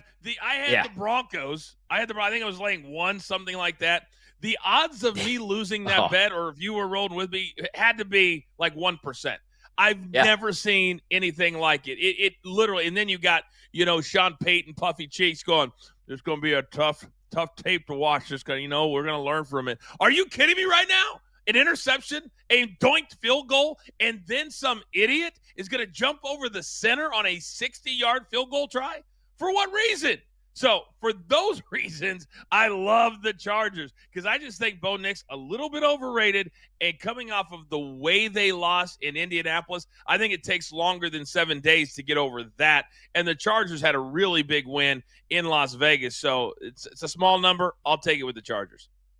Last week we talked about TKO and the WWE and what's going on, and then possibly taking Mania to Saudi and like what's going on there. So we posted that to our social media, and the clip is still blowing up, man. Everybody's obviously got an opinion. I'm not a big fan. I just think it's crazy. We were actually considering going to Mania because we figured, all right, it's not going to be in Las Vegas. I got a rule for my son, man. I didn't go to Vegas until I turned 21. My wife went when she was like 17 with her family. They're trying to tell me it's a family spot. No, it's not, man. I celebrate Vegas a little bit differently. He's waiting until he's 21, but no chance we're going now. What I wanted to ask you about is this WrestlePalooza this weekend. So we got it's on the ESPN thing. So I want to get your thoughts on that. Another new streaming device we need to watch WWE in this house, of course. We're already paying for Netflix and Peacock and everything else. So I want to get your thoughts on that. And also, how would you book this John Cena-Brock Lesnar match? Because I feel like you can't have Lesnar lose, but are they really going to have Cena get knocked off when he's only got, 3 or 4 more shows left? Yeah, there's a lot to unpack here. Today on my SiriusXM show, Off the Roast, we talked extensively about this. First and foremost, we found out that on Pat McAfee's show today that this match is going to start the show. I think they're a little bit petty. I think they're trying to go head up against the main event of the AEW show that will be ending at that time. But whatever, I don't care when it is. It should have sold out. Here's the problem, Ryan, that in the last week they've said, hey, we're not charging enough for tickets. We're going to charge more. Wrestling fans are irate. So in the same week as they do that, WrestlePalooza is not sold out. I looked today, there's over 1,200 tickets still left available 2 days before the event. That tells me one thing. They're way too expensive because John Cena, Brock Lesnar, and all the other stars, Cody, Drew McIntyre, those things should sell out like that. If it was fan-friendly pricing, it would sell out like that. I think wrestling fans are so angry at the ticket pricing and the fact that in the same week they announced we're going to take WrestleMania to Saudi Arabia in 27. They're taking Royal Rumble to Saudi Arabia this January in 4 months. Then they announced yesterday another PLE is going to Italy. So in 26. So I think eventually they're just going to go wherever the checks come from. These are called bot shows, meaning I heard the numbers around $250 million that Saudi Arabia is paying TKO to give them WrestleMania. There's never been a better time, Ryan. Never. For AEW or other wrestling programs, organizations to capitalize. Now, for the ESPN app, I've been right. I was at ESPN for 11 years, and I said there's no way because people are like, hey, if I have this service, I can get it. There's only 4 small services where you get it included. Everybody else, you better get ready to pay for it because they're not letting you have it for $7 in your cable. It's $30. You're going to have to pay for it. Ryan, I don't know if this is even enough right now because I haven't heard a lot of buzz. When something rolls out, if it's really, really good, people are like, man, we've already got 1 million subscribers. It's been crickets. So I don't think there's enough on the app for people to say, why am I paying 3 times what I pay for Peacock or 2 times what I pay for Paramount Plus? Why would I do that? I get all my football on normal ESPN. I get all my football on ESPN Plus right now. So there's a lot of confusion as to why you even need it, especially if you already, like, I have Cox Cable, and it's not one of the grandfathered in. Infinity is, Verizon is. So there's so much confusion. I think they just need to start over and say you're paying for it, and then you get this over here. Make it simple. Completely agree. Coach, I wish we could have you on for like another 40 minutes, man, but we got the stupid network clock. So we'll do it again. You know what? We'll do it again next Thursday. Good luck on the bets, man. Enjoy WrestlePalooza, and we'll be listening to the show. I love 24/7 wrestling talk, by the way. It's great for long road trips. I love you guys on Sirius. Thank you, man. I appreciate you listening. I love you guys. I love doing this every Thursday, so we'll see you next week. Enjoy it with your son, because that's the best part of wrestling. It really is. Absolutely. Jonathan Coachman, check out all of his work, man. He's the best. He does literally everything. Golf, PFL, coaching company on Stadium. Check them out. And like I said, I really do love listening to the wrestling coverage on SiriusXM 24/7. That's something that we never dreamed of, Brandon. Nerds like us growing up, dude. My kid loves it. All right, we'll take a quick break. When we come back, I haven't been paying attention to the game because we were having a great convo with Coach, but it looks like the Bills still up by a touchdown. BetMGM tonight. Wherever you go, we're there. Listen to the BetMGM Network live on Odyssey. Tune in and now on the iHeartRadio app. Wagertainment for every fan.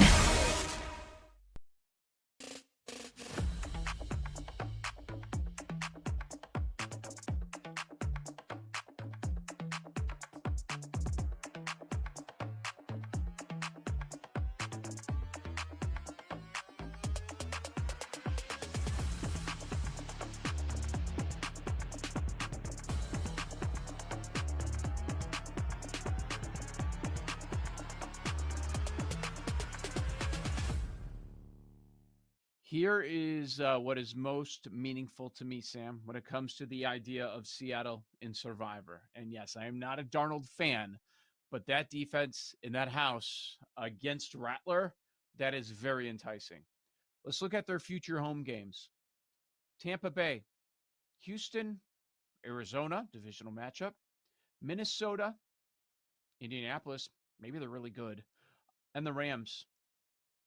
Those are the future home games for Seattle. When I pick Seattle in Survivor, I want to take them at home. This is their easiest game of the year.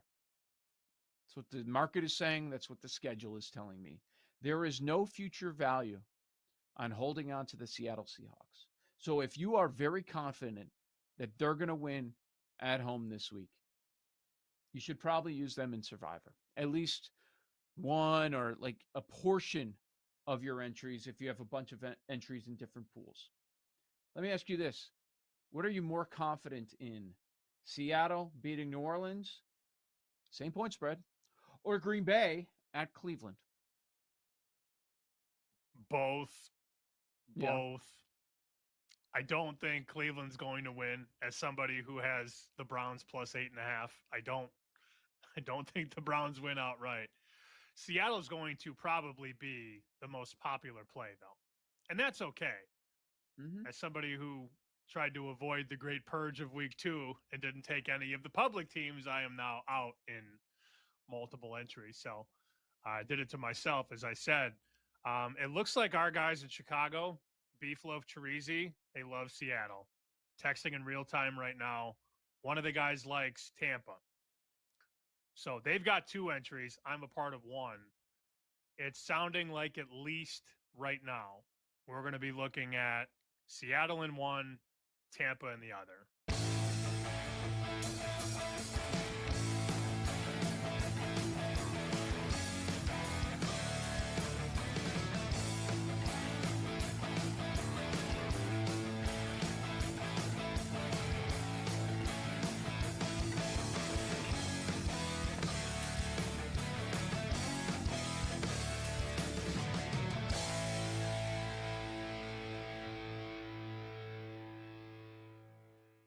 Notre Dame 0-2 on the season. They're laying 25.5 against Purdue. 25.5 in South Bend. If there is any sign of trouble early in this game, the Boo Birds are going to be there, man. There is a lot of heat. It's might be wild to some, but trust me, There's a lot of heat on Freeman right now. He's sitting 0-2 after making the championship a year ago. Tough opponents, close losses, could easily be sitting 2-0, but they're not. They probably have to win out to make the playoffs. And he's making some internal changes. He's going to get more involved in some things, right?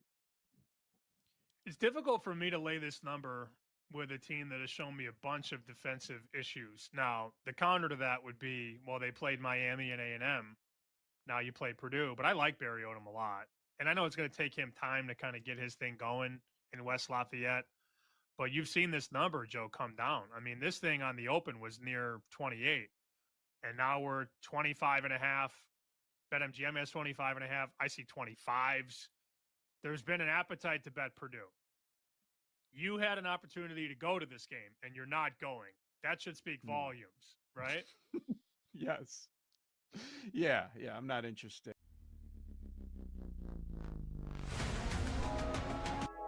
Let's get back to the madness. It's BetMGM Tonight After Dark with Ryan Horvat. BetMGM Tonight. I'm Ryan Horvat. It's the solo hour. We're going to do a little college football ATS challenge. You know you got way too many bets when I forgot one of my bets went off tonight. So I bet Rice over Charlotte -1.5, and they're up 28-9. Not even watching the game, completely forgot about it. Wow, some college football guy I am. NFL action, that's what I'm paying attention to tonight, baby. And we got the Dolphins, another catch for Devon Achane, and he's going to take this one for almost a first down. So that'll bring up about 2nd and 1. Dolphins trail 21-14. I, Ryan Horvat, host of show, BetMGM Tonight. Check out the podcast. Great interview, by the way, with Jonathan Coachman. You're going to want to check that out if you're a wrestling fan. We talked about WrestlePalooza, which I'm with CM Punk. I don't know if you heard that interview, Brando. Brandon Combs, executive producer of the show. Mike Montgomery, Monty running the video. CM Punk was like, yeah, I think the name is just ridiculous and it's dumb. But I feel like a weirdo bringing up WrestlePalooza. But I am excited to see how it goes down, man. The return of AJ Lee, CM Punk's wife. They got a tag team match going against Becky Lynch and Seth Rollins, her husband. And I'm also excited, even if Brock Lesnar might be a terrible human being, I'm excited to see him and Cena in the ring one last time. But I'm pretty pissed that I got to pay $30 when I'm already paying $10 a month for Peacock. And I need that anyway, though, to watch Notre Dame football. Although, do I really need to watch them the rest of the year, Brando? I probably don't. But now, man, I feel like I'm paying for all these different streaming devices. And my son is really into AEW as well. And their pay-per-views are like $60. So I'm just spending so much damn money. It pays. It costs to be a wrestling fan in the year 2025, man. It used to be one pay-per-view a month when we were growing up as kids, $29.99. Now, sheesh. Got to have like 8 different streaming services. Netflix for Raw. Anyway, great stuff with Jonathan Coachman. We're going to do the ATS challenge. 21-14 Buffalo. I am on Miami tonight, plus 12.5. Brando tells me he went against me. And not only did he go against me at the 12.5, he's buying alternates for the Bills. What's going on here, man? What's going on? Yeah, I bought the Bills up to 14. I told you this earlier in the week. I like the Bills big in this game. Now, I really thought that I was going to be a lot more comfortable than I am right now in the third quarter with 57 seconds left. But and now the Dolphins driving. Oh, flag though. Oh, hopefully yeah, that's a roll I did is coming back. I don't know what that was. Yeah. But yeah, no, I really did like the Bills to win this by 2+ touchdowns. Look, it's going to be a sweat now. I really thought that this would be like by now be 35-14, and the Bills have had chances here to be up 35-14, and they've just failed. So we'll see how it goes. But I did buy them up to -14, and I got that at +150. So all right, so we got a show fight. I'm on the Dolphins, but I'm also on the Bills and Survivor, and I got to be honest, I want that way more than I want this $200 bet. So I hope we both win, though. I hope – well, no, we can't. So, no, screw you. All right, let's do a little college football ATS. And also, I feel like college football, I'm beating you this year, but you have my number in NFL. Is that how it's going down this year? Yeah, so I had a week. I had a week last week. I'm trying to pull it up now. I lost my spot here, but No, well, while you do that, I'm just going to tell I was the people, 11 I and got 4. my ass kicked in the NFL last week, but yet I still made a bunch of money because I had so much on Daniel Jones and the Colts.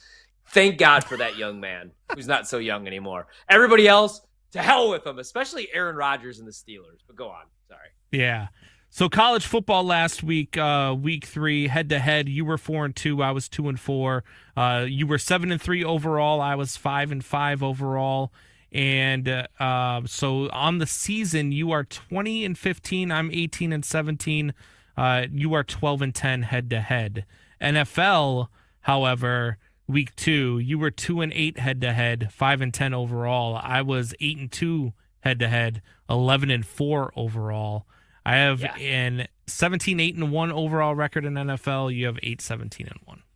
I will say this. All right, I'm going to have a huge week in NFL, so I think everybody out there, you should listen to our show. You should tell a friend's friend to listen to our show tomorrow night. I know it's Friday night. I know you guys have lives. To hell with your lives. For one night only, sit in front of your computer. Download Twitch. Go to YouTube, right? You can listen on the Odyssey app, the iHeartRadio app. However you want to listen to us. And we're going to do our NFL ATS challenge. I'm going to sweep the board this week in the NFL, but I'm going to do the same damn thing in college football.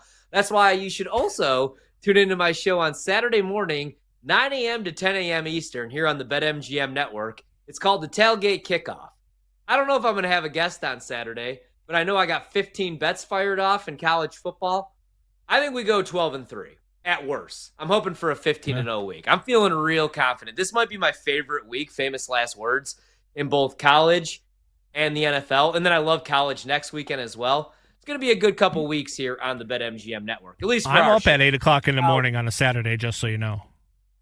Good. You should be. You do listen, and you even give me a retweet. See, you're a good friend and a good producer. That's why I listen to your podcast as well, and I'll be retweeting you guys all bear season long. Now, if you guys want to hear, who should be the halftime show, tune into the other shows here on the network. But I'm giving out winners this week. Daily tip coming up at 6 a.m., by the way. All right, Brandon, let's do some ATS challenge. All right, let's do it. Let's start in our own backyard because it's been a rough go for our Fighting Irish. It's been tough over the first 3 weeks, even though they've only played 2 games. It's been heartbreaking. I was devastated last weekend. My wife even said, she's like, I've never seen you so angry at a game in your life. And I was like, because they just, I don't know. Just so much there. But they're playing Purdue this week, okay? And they are a 25.5 point favorite against Purdue. And I'll go first here because if they don't cover this spread, I'm done. I am done. So give me Notre Dame minus 25.5 at home against the Purdue Boilermakers. That's one of the best moments in show history, in my opinion. Most guys are like, if they lose to Purdue, I'll never watch it. Brandon needs them to win by 26 points and cover the 25.5 spread. Oh, my God. The Dolphins are running trickery right now on 3rd and 14 in the fourth quarter with 14 minutes to go. Brando, you might end up cashing this ticket. What in the living hell are they doing? Anyway, dude, so you know why you felt like that and why I felt like that? It isn't even week 5. They're 0-2. The season is over, and we still have 10 more games to go. You know, if you go 10-2, and I don't think this team's going 10-2. I think there's still another loss. It's not coming this week. I'll go Purdue. Purdue's terrible, like awful. But here's the thing, man. I don't trust Notre Dame's defense to get consistent stops even against Purdue right now. I don't like Chris Ash as defensive coordinator. They're really missing Al Golden, man. There's a reason why the Cincinnati Bengals gave him a call and fired Lou Anarumo, who I still think is really good at his job. Just go watch the Colts defense. I got to go Purdue. Yeah. I'll go the Fighting Drew Breeses. I got to do it. Sorry. Yeah, that's tough, man. I hate that you made that call. I know. I hate it too. Right. Hate that that's where we're at, but where we're at. Let's go to probably the game of the day of the afternoon, I should say, with the 11 a.m. Central Time, noon Eastern kickoff time. Texas Tech and Utah, man. This is going to be a fun game. It's going to be a lot of fun to watch. Utah is a 3.5 point favorite at Utah at home. You on Texas Tech or you on Utah? Wow, Devon Achane, by the way, dude, Huge gain right there. We got first and goal for the Dolphins, down 21-14. Let's get him in the end zone. I got that plus 130, and then I bet it live plus 160. So let's double up on Achane. Dude, I am so excited for this game. A lot of dudes I just threw out there. I've been hanging out with my 11-year-old a lot. 12-year-old now. It was his birthday last week. Happy birthday, Nathan. So, all right, I love Utah, right? And I can't bet against Utah at Rice-Eccles. I love their starting quarterback, Devin Dampier. I bet him at 60-1 to win the Heisman. That's down to 15-1. Dual threat quarterback. Even last year when Utah won 5 games, they had the number 20 defense. I love Kyle Whittingham. He's only had 3 losing seasons in over 22 years as a head coach. I'm going to take Tech. It's down to 3 right now, Brando. Let's call it 3.5, though, because you could still get 3.5. Let's call it 3.5 consensus. I think I hope Utah wins. But I'll take Tech to cover. They went all in. Morton looks good. He looks fully healthy this year. They went all in for Joey McGuire this year. $250 million in the stadium, all that money in NIL. I'll take Tech to cover here. Yeah, I thought you were going to go with Utah. I'm on Tech in this game as well. I think that they cover too. I think they might actually win this game outright at Utah. So I'm on Texas Tech as well. Dolphins touchdown. Tyreek Hill, 21-20, a 9-play, 67-yard drive. Eats 5:40 off the clock. 12:18 to go in the fourth quarter. The Dolphins extra point to tie this one up. And now I have to sweat Bills Survivor, but I feel pretty good about Dolphins plus 12.5. Let's go to the next game. I can't wait for that game, by the way, though. Texas Tech, Utah. More on that Saturday morning on Tailgate to Kickoff. Tell a friend's friend. Go on. And right after that game, this game is about to kick off. Auburn, Oklahoma. This game in Norman, Oklahoma, a 7.5-point favorite over Auburn. That's a lot of points, man. It's a lot of points. I'm on Auburn in this one. I'm on Auburn plus a 7.5. I think this game's going to turn into a dogfight. I really do. I think this is going to be a game that's going to be in the trenches. You're going to see a lot of 3-and-outs. You're going to see a lot of, you're going to see a lot of back and forth, and you're going to see a lot of bend but don't break type stuff. So I'm going to take the 7.5 because I do think this is a dogfight. So I do have a bet on this game. I have the under.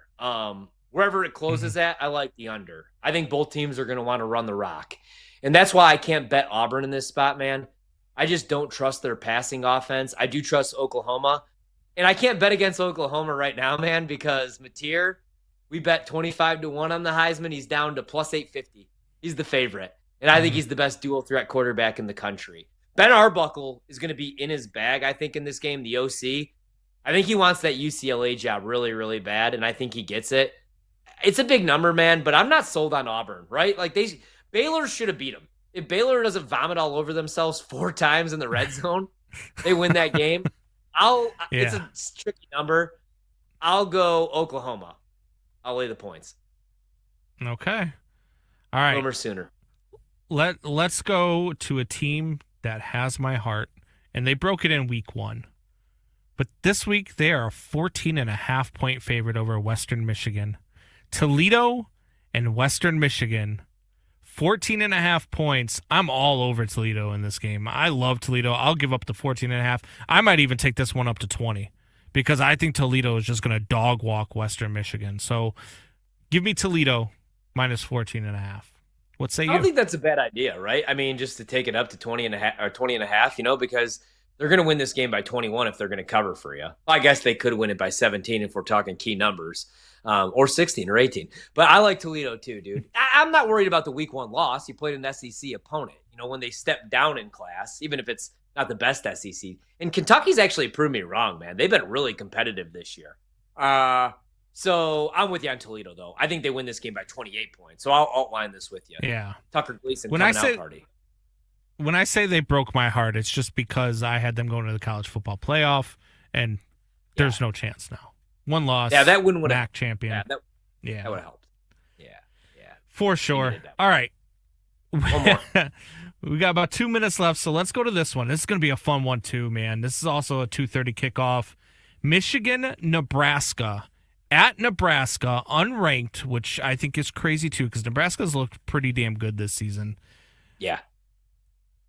Michigan is a 1.5-point road favorite. Give me Nebraska.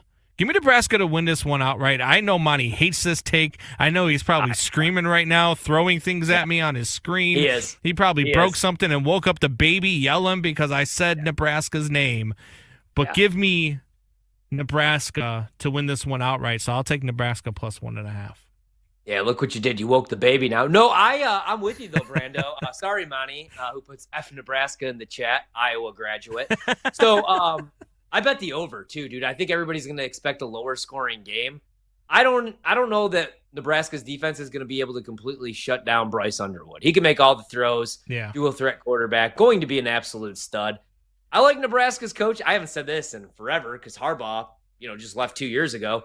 I like Nebraska's coaching staff more. I think Matt Rule gets his signature win in Omaha, in Nebraska, Lincoln, I guess, this weekend. So I am with you on the Cornhuskers. And I also like the over in that game as James Cook just busted a big one, but we got a 21-all game. So we're both rolling Nebraska here, huh? Yeah. I like Nebraska a lot in this game. Look, Matt Rule, I think, is a really good coach. I just found out today that he has a podcast in which today he had Dave Portnoy on the damn podcast. It was interesting to watch him talk with a bunch of Michigan people. I guess he brings celebrities that are from whatever school that they are playing that week on his podcast, which is pretty interesting in itself. That is really interesting. I didn't know that either. Yeah. What a world that we live in where coaches have podcasts. All right, we'll get back to the college ATS challenge. We're going to hit a quick break. James Cook, 71 total yards after contact tonight. 5.9 yards after contact. I don't think the Dolphins are a very good tackling team, guys. We're back to wrap up the show and college football week 4 ATS challenge. BetMGM tonight.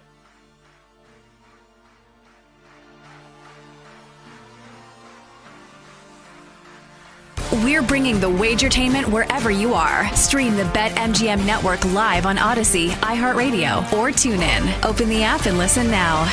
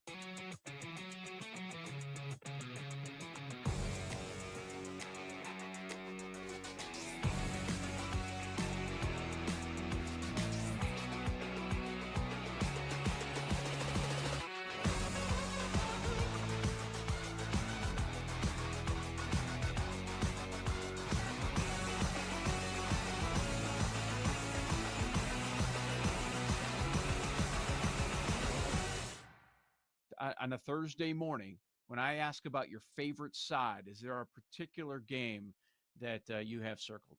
Yes. I'm glad you asked. The Patriots money line over the Steelers. Oh, I see both of you guys smiling. I like that. Plus 105 as of last night. And I also like the over in that game as well. I think that's an interesting parlay. If you parlay the over in that game, which I think was 44.5 last time I looked, and Patriots money line, that's like plus 305, which that'd be a pretty nice payout. I think that the Steelers defense is cooked over there, and it's not just this season. It's going back deep into last season. The Steelers have allowed 28 points per game over the last 10 games.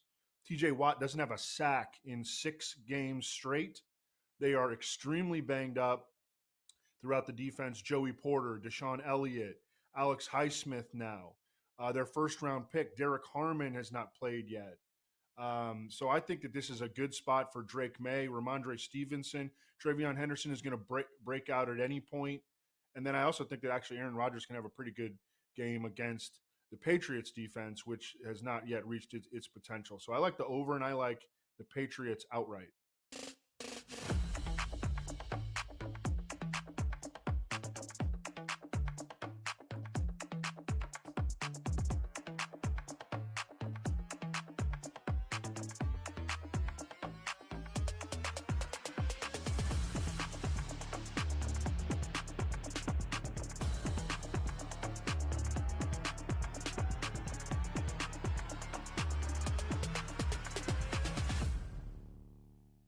think everybody was worried about how is Carson Beck going to look.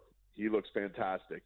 Looks happy. He's got all these guys on the same page. He's got young, really impressive receivers. Malachi Toney, 17 years old. He's, putting up big numbers every single game. Joshua Moore last game, he pulled the Randy Moss, 2 catches, 2 touchdowns. And then they got veterans in C.J. Daniels, who's just like coming up with a highlight reel catch after highlight reel catch. And I think that was the big worry. It's like, hey, they lost their top 7 receiving targets last year and their quarterback. Can they really replenish that? Seems like they have. Seems like their running game's even better. So, look, there'll probably be some stupid ACC game that Mario Cristobal will blow, and I'll be, fuming. But, no, for right now, I think that, look, they took out Notre Dame, got everybody riding high. They had a game last week against everybody's little darling, upset darling in South Florida. They throttled them. Like, they didn't belong on the same field. They beat them worse than they beat Bethune-Cookman. They got Florida coming in this week. Billy Napier probably in the line of coaching for his job. I think they feel very good about smoking them. And then, yeah, the big challenge is probably going to start when they get to Florida State. Rivalry game on the road. Big time challenge coming their way. But I think this team feels as complete as any Mario team has been. The line is just full of just absolute monsters. They're all like 6'8", 300 pounds. It's just a matter of like, hey, will he have one of those Mario Cristobal signature moments that's below it? And you're hopeful that's no, that they've overcome that with talent. But this does seem as complete a Miami Hurricanes team in his years here that he's ever had. So I get burned on this every year, and I'm not going to say that the whole blank is back thing, because that always just blows up my face. But they look very much as complete as they've been.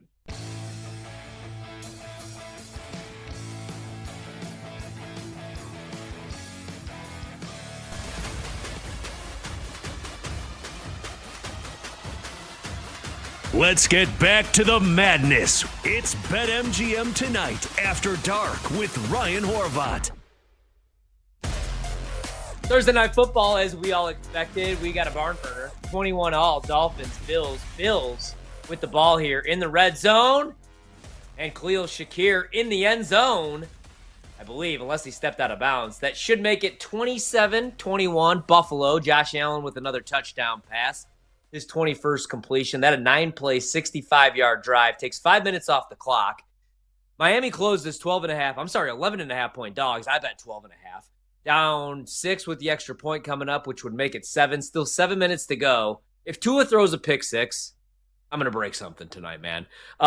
Just cover Miami and just win Buffalo. I got Buffalo in Survivor. I broke every rule in the book.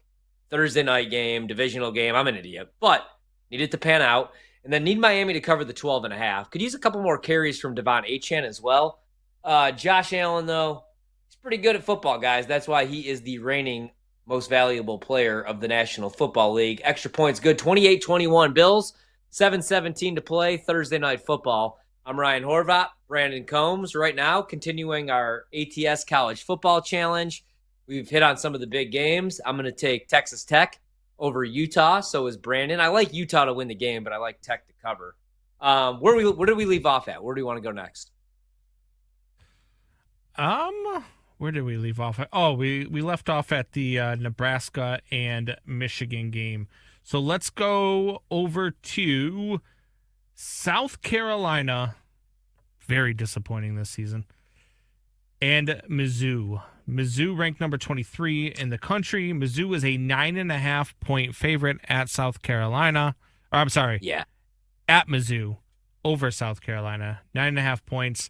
South Carolina without, they're going to be, or is he going to play? So, okay. So, yeah. So this is, I wanted to hit on this earlier in the show, but we don't. But yeah. So anyway, news on that, dude. Pete Thamel. So yesterday, he had the tweet that we talked about. There's optimism around the status of South Carolina quarterback Lenora Sellers for the game at Missouri on Saturday.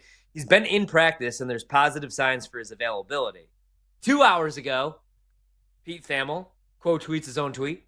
Lenora Sellers has been upgraded to probable, paving his way to start at number 23 Missouri. I was kind of open, like we were going to get a better number if he didn't play, because South Carolina, they have a top 25 defense. Missouri's offense looks great, but they've beat up on St. Mary Nativity and St. Jude's and St. Viator High School so far. They haven't played anybody, bro. So I like South Carolina, and you're still getting 9.5, anything over a touchdown. I think it's going to be a bounce-back game for Lenora Sellers. I know people are down on him. He's going to be fine. He was concussed a couple weeks ago. He's still an absolute stud. In fact, if I had to take a quarterback in next year's draft, I'm taking Lenora Sellers, dude. So I like South Carolina to cover and maybe even win.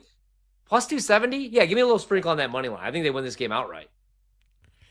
Yeah, I look, minus 9.5 with that defense. I do like that a lot. 6 o'clock start on the 4-letter network. I think I'm with you. If Lenora Sellers plays in this game, I'm definitely going to bet that money line for sure.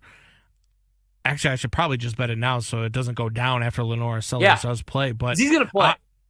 Yeah. So, yeah, at 9.5, definitely give me South Carolina plus 9.5. All right, let's go to Florida. At the U. My wife hates it there. The Florida Gators go into Miami. Miami is a 9 same price as the other one. Miami is 9.5 point favorite over the Florida Gators. Can the Gators cover? I just want to come out and say I love Florida, especially Miami. We got a huge fan base in Miami, and it's my favorite place other than Vegas to go party. I don't know if I can handle Miami. I'm about to be 40 around here. I don't think I could do Miami anymore, but in my 20s, loved Miami. I was like Colin Farrell, in Miami Vice, hair slick back, just without the hair slick back, but I was in Miami a lot. Anyway, I will, you know what? They want me to take the Gators, Brando. Desperate team, right? Billy Napier. Maybe you want to talk about guys coaching for their job. He might be coaching for his job here. Give me Miami. To beat Miami this year, you're going to have to get pressure on Carson Beck. Miami's offensive line is one of the best in the country, dude. Mario Cristobal can coach offensive linemen. He could recruit offensive linemen. He should never, as Chris Jericho would say, ever be in charge of clock management or game management ever again. Ever since that idiot decided not to take a knee and go halfback dive 2 years ago and got beat on a Hail Mary by Haynes King and Georgia Tech. But that dude could coach the trenches. To beat Miami, you got to get pressure on Carson Beck. Florida's getting no pressure on the quarterback. Florida also can't protect their own quarterback, dude. And I know everybody loves their quarterback, DJ Lagway. He's already got, 5 picks, 6 picks, a bunch of turnover-worthy plays. You cannot do that against this Canes defense. That defensive line is one of the best in the country. Ruben Bain, remember that name. Dude's a stud. Miami rolls here. I'm on the Canes. I think the Canes are for real. Yeah, look, I thought about going against you just for the sake of going against you, but I just can't in this one. There'll be other games where I'll go against you just for the sake of, but I just don't want to sound stupid when it happens. So I'm going to take Miami minus 9.5 too. I think they roll in this one as well. I'm with you. Let's go over to, here we go. Let's stay here in the Midwest. Let's go to our guy, Brad Evans's team. The University of Illinois, the ILL against Indiana. Go Hoosiers. Indiana, 6.5 point favorite. Give me Kirstenetti and the boys. Yeah, give me. He wins. I don't have the heart. Google him. So here's the thing. I went really hard Duke against Illinois, right? And I lost the bet. So I feel like if I just butter Brad up with this one a little bit, dude, I think Indiana's really good, though, man. I don't know that I want to bet against Fernando Mendoza at home.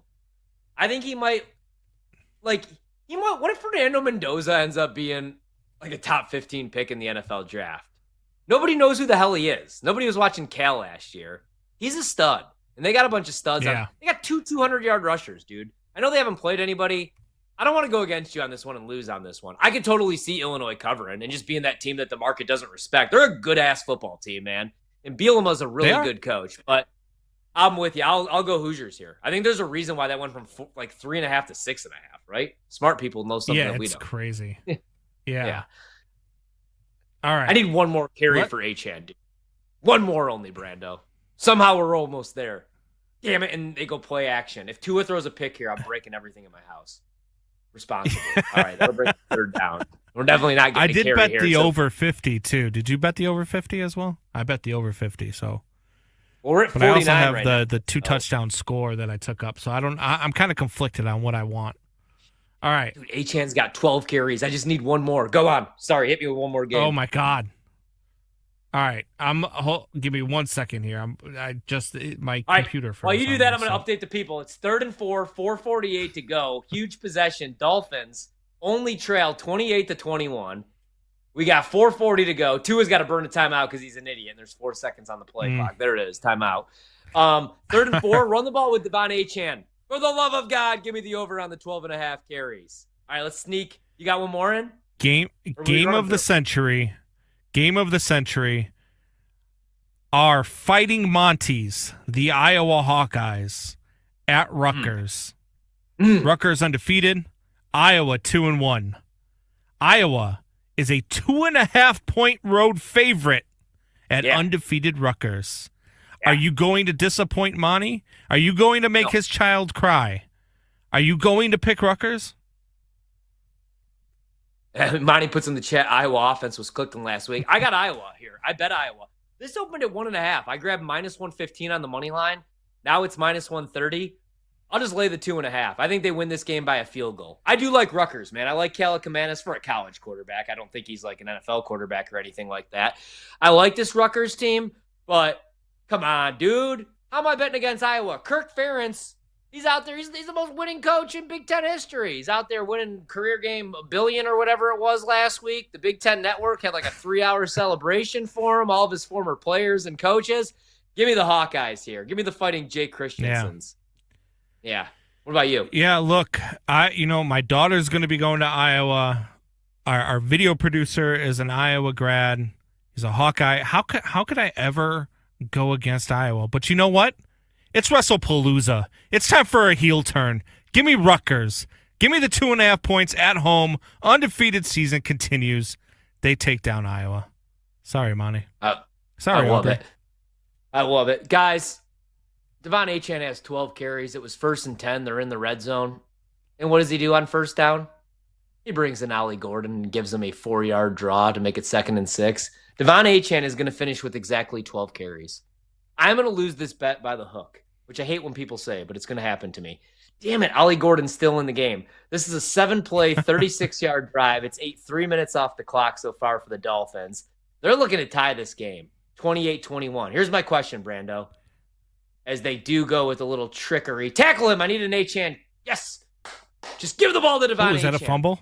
Oh. Let me ask you guys. I hope not. So if the Dolphins score 0-2, 12.5-point dogs on the road, do they go for 2 or do they take the extra point?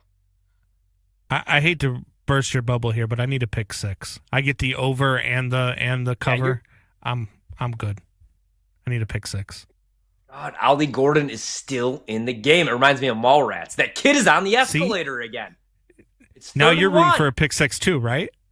No, I got the Dolphins plus 12.5. I'm rooting for Devon Achane to get in the end zone and tie this game. I need But one Ollie more Gordon's carry. in the game. I don't give So a root for crap me what now. happens. Yeah, because he's the 3rd down back, which is driving me crazy. Why the hell is Ollie Gordon the 3rd down back when you have Devon Achane, maybe the best route runner and pass catcher, not named Christian McCaffrey, in the league? Achane's back. We in got the our game. NFL Achane's back in the ATS game. challenge tomorrow. To wrap up the show, we're going to kick it here, or stay with it here. 28-21 Bills, 3:10 to go. Tua in the pistol. Oh, they gave him a 1st down. Here's Achane. Give me the carry. Oh, my God, no. And he throws a pick. Oh, go, you see that? go. Oh. Oh.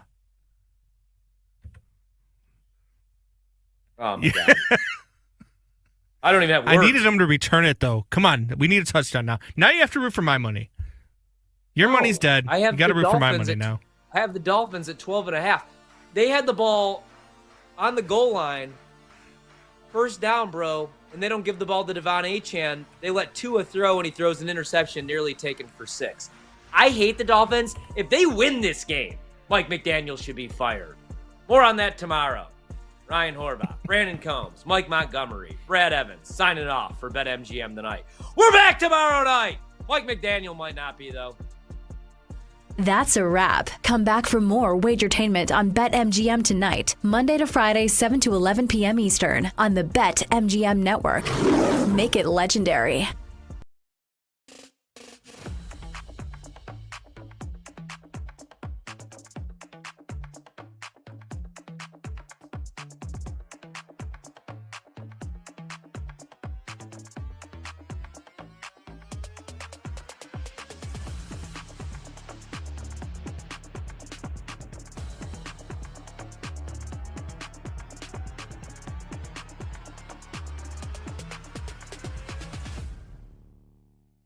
Here is what is most meaningful to me, Sam, when it comes to the idea of Seattle in Survivor. And yes, I am not a Darnold fan, but that defense in that house against Rattler, that is very enticing.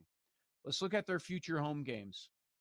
Tampa Bay, Houston, Arizona, divisional matchup, Minnesota, Indianapolis, maybe they're really good, and the Rams.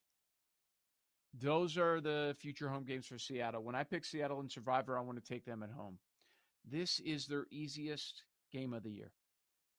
That's what the market is saying. That's what the schedule is telling me. There is no future value on holding on to the Seattle Seahawks.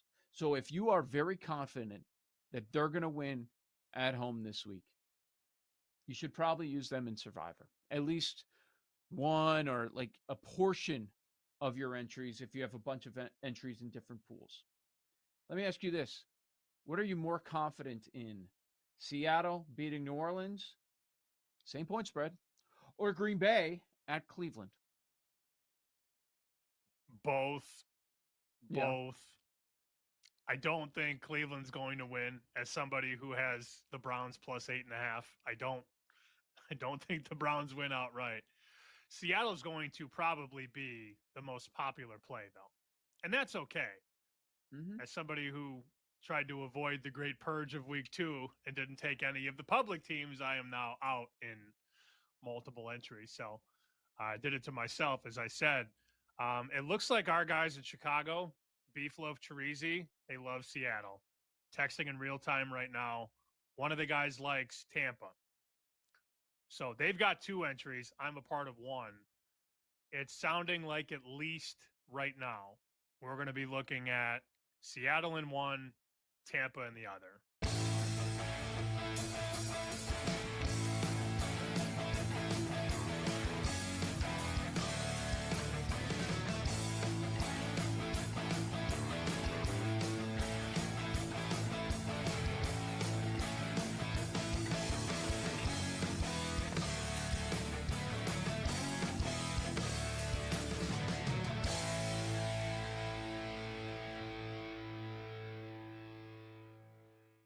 Notre Dame 0-2 on the season. They're laying 25.5 against Purdue. 25.5 in South Bend. If there is any sign of trouble early in this game, the Boo Birds are going to be there, man. There is a lot of heat. It's might be wild to some, but trust me, there's a lot of heat on Freeman right now. He's sitting 0-2 after making the championship a year ago. Tough opponents, close losses, could easily be sitting 2-0, but they're not. They probably have to win out to make the playoffs, and he's making some internal changes. He's going to get more involved in some things, right? It's difficult for me to lay this number with a team that has shown me a bunch of defensive issues. Now, the counter to that would be, well, they played Miami and A&M. Now you play Purdue, but I like Barry Odom a lot. And I know it's going to take him time to kind of get his thing going in West Lafayette. But you've seen this number, Joe, come down. I mean, this thing on the open was near 28. And now we're 25.5. BetMGM has 25.5. I see 25s. There's been an appetite to bet Purdue. You had an opportunity to go to this game, and you're not going. That should speak volumes, right? Yes. Yeah, I'm not interested.